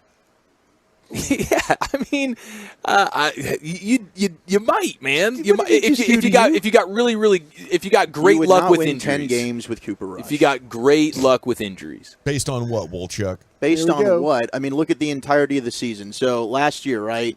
The defense carries Cooper Rush's ass. You were last in every single offensive category when we want to pretend Cooper Rush was good at all. The defense carried them. That's why they won those 4 games without Dak. As soon as Dak comes back, the defense decides we're going to poop ourselves. And Dak Prescott has to be the man to win those games. Cooper Rush ain't doing that if you hit a snag and your defense is struggling. Well, Anthony Brown and Terrence Steele got hurt. You know, the team hit a crisis. Man, okay, those are the guys that really... You beat the Bengals. You know? You beat the Bengals. You did. Yeah. You beat the Bengals. You beat the Bengals with Cooper. Sure. That's how good the defense is. You know, you have for a 5-week sample size. You have one of the best fronts. You have great corners. You know, good safeties. This team could go. That's 10-7. That's nicely over 500. But you're not winning 10 games with Andy Dalton, let alone Cooper Rush. And wow. it's disrespectful to Dak Prescott. I detect a little bit of a Dak stand coming out in Wolchuk here on day one. I think so too. I think you're right. No, I think you got to look at full 17 games, Gavin. Like full 17 today? games, right? You got a dominant defense for the first 6 weeks of the season. That didn't carry to all 17 games, did it? What's Cooper Rush going to do if the defense doesn't perform for him and save his ass? And that's going to be take a big fat L. Score maybe 17 points. I don't think 17 points is winning you the game. I'm just not going to take that level of disrespect. Wolchuk, I thought you were a Cowboys fan. I can't believe that you are doubting the Cowboys defense like this, though.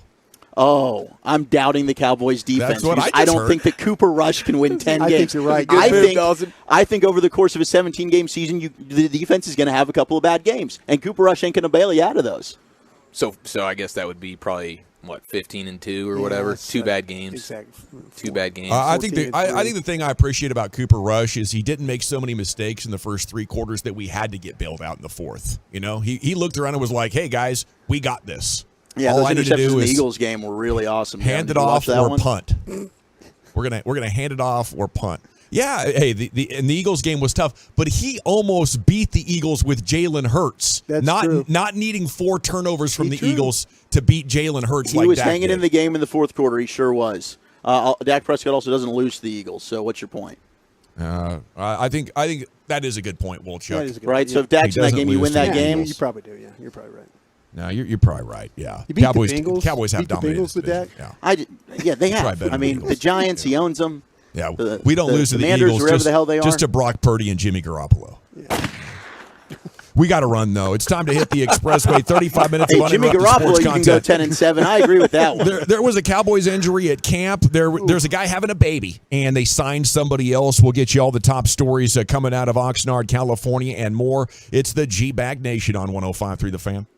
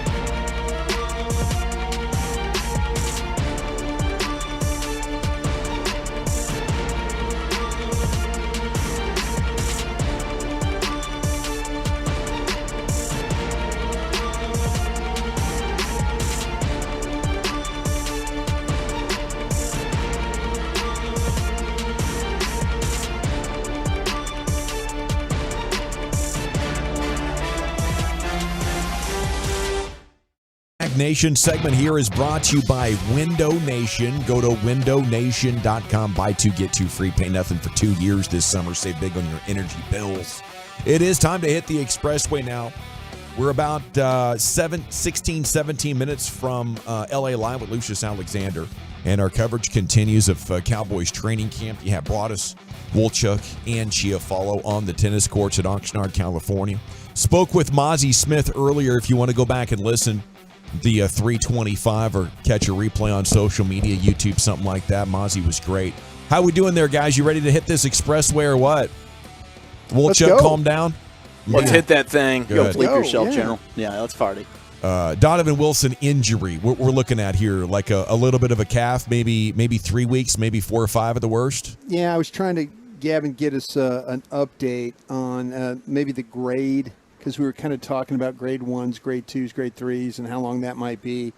And my guy said, hey, listen, we're working on an MRI now. So, check back maybe later on. We'll can get an update of how that MRI went. But as of about an hour and a half ago, they were trying to get that thing done and determine how much time he'd probably have to miss. Well, if one has to happen for a veteran, you'd prefer the injury happens at the beginning of camp. He can relax, do physical therapy, be in the meetings, and then, physically, sure, it stinks to not have the reps, but it is pretty much the same defense coming back. So hopefully it's not something that will impact the regular season with Dono right now.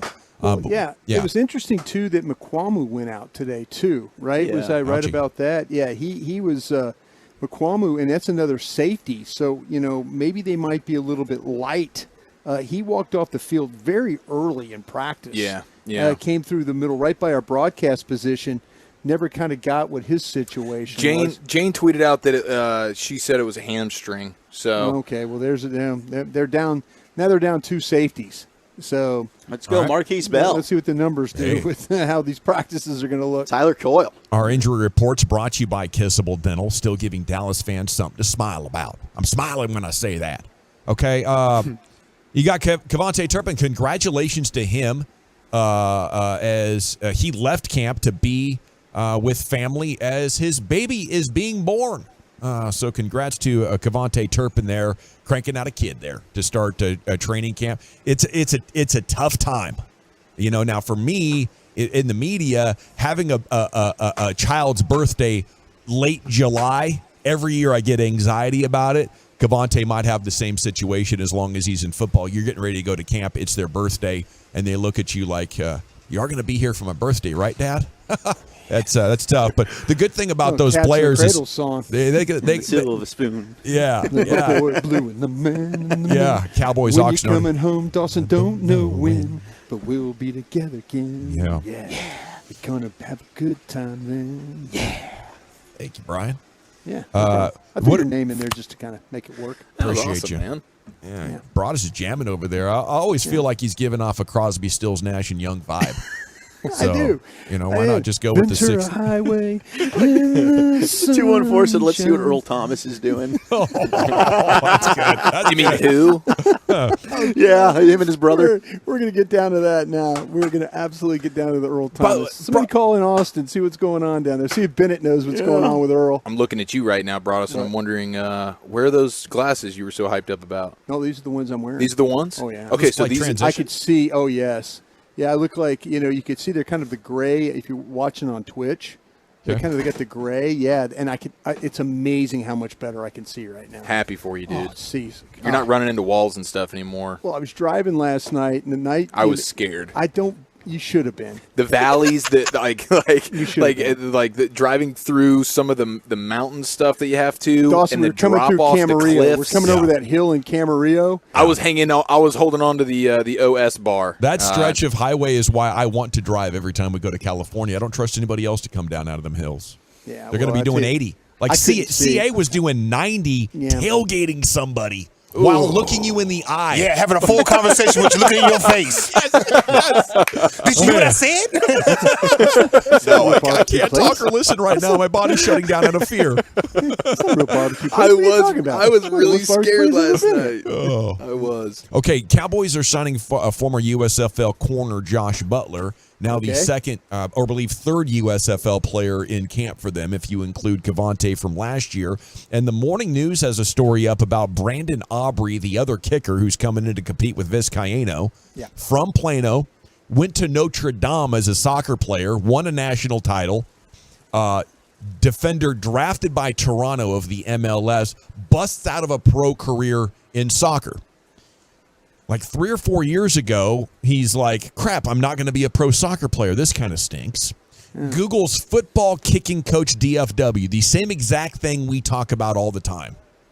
Right? Why don't we go to a soccer team and try to find a kicker for the Cowboys? Well, the truth is teams aren't good at like going to soccer games and finding the good kickers. And it takes a lot of training even to take a talented kicker and teach him how to go from soccer to football. So he finds this coach Egan here in DFW. And he worked with him for like 2 years before even getting in front of scouts. Said at his first workout amongst the other football players, he was like, okay, I can do this. Gonna take me some time. And he worked on it for 2 years with Egan, gets in front of some scouts. They're like, okay, well, let's try this guy in the USFL.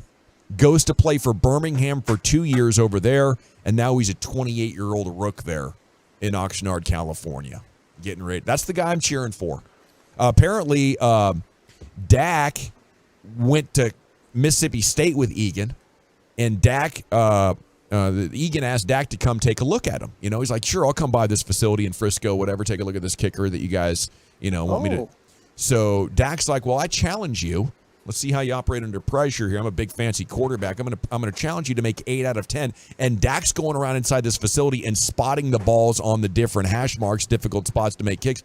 There you go. Aubrey makes 9 of 10. Wow, Dak.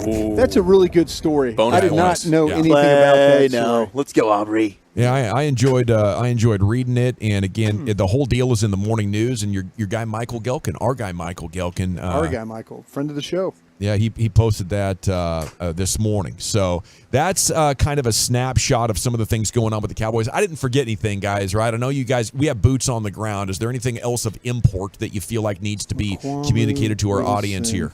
No, Steele and Pollard looked really good coming off of injuries. I think is a big thing as well. Ball at right guard? Ball was at right guard. I don't know why. TJ Bass should probably get those reps. And then I did think what was interesting is when they took Tyron Smith out on the left side, Edoga is who played left tackle, and they left Tyler at left guard. Okay, then we'll move on to other stuff that's developing. QB Aaron Rodgers has agreed to a reworked contract with the Jets. A huge pay cut. This is just a sign that things must have got so toxic with Green Bay. Suddenly this guy is open to being like, oh yeah, I'll give you $33 million back. That's what he did today. He took $33 million off the table for the Jets to get them a team-friendly deal. It's 2 years and $75 million. They're getting Aaron Rodgers at $38 million a year. Tom Brady going on here, right? Freaking $55 million player is like, no, I'll go for 38. That is a Tom Brady move. That's a winner right there, right? He just wants to win. He's trying to make Green Bay regret it, and he knows what it takes to do that. Jordan Love said that we're hearing all these positive reports about Zach Wilson. Oh, yeah, and then Jordan Love said Aaron Rodgers called him and said, like, just have fun out there, man. Make it your own. Like, he's being, like, the greatest teammate ever now. When he's trying to sabotage him. He sucked as a teammate. He is. You think so? You think he's playing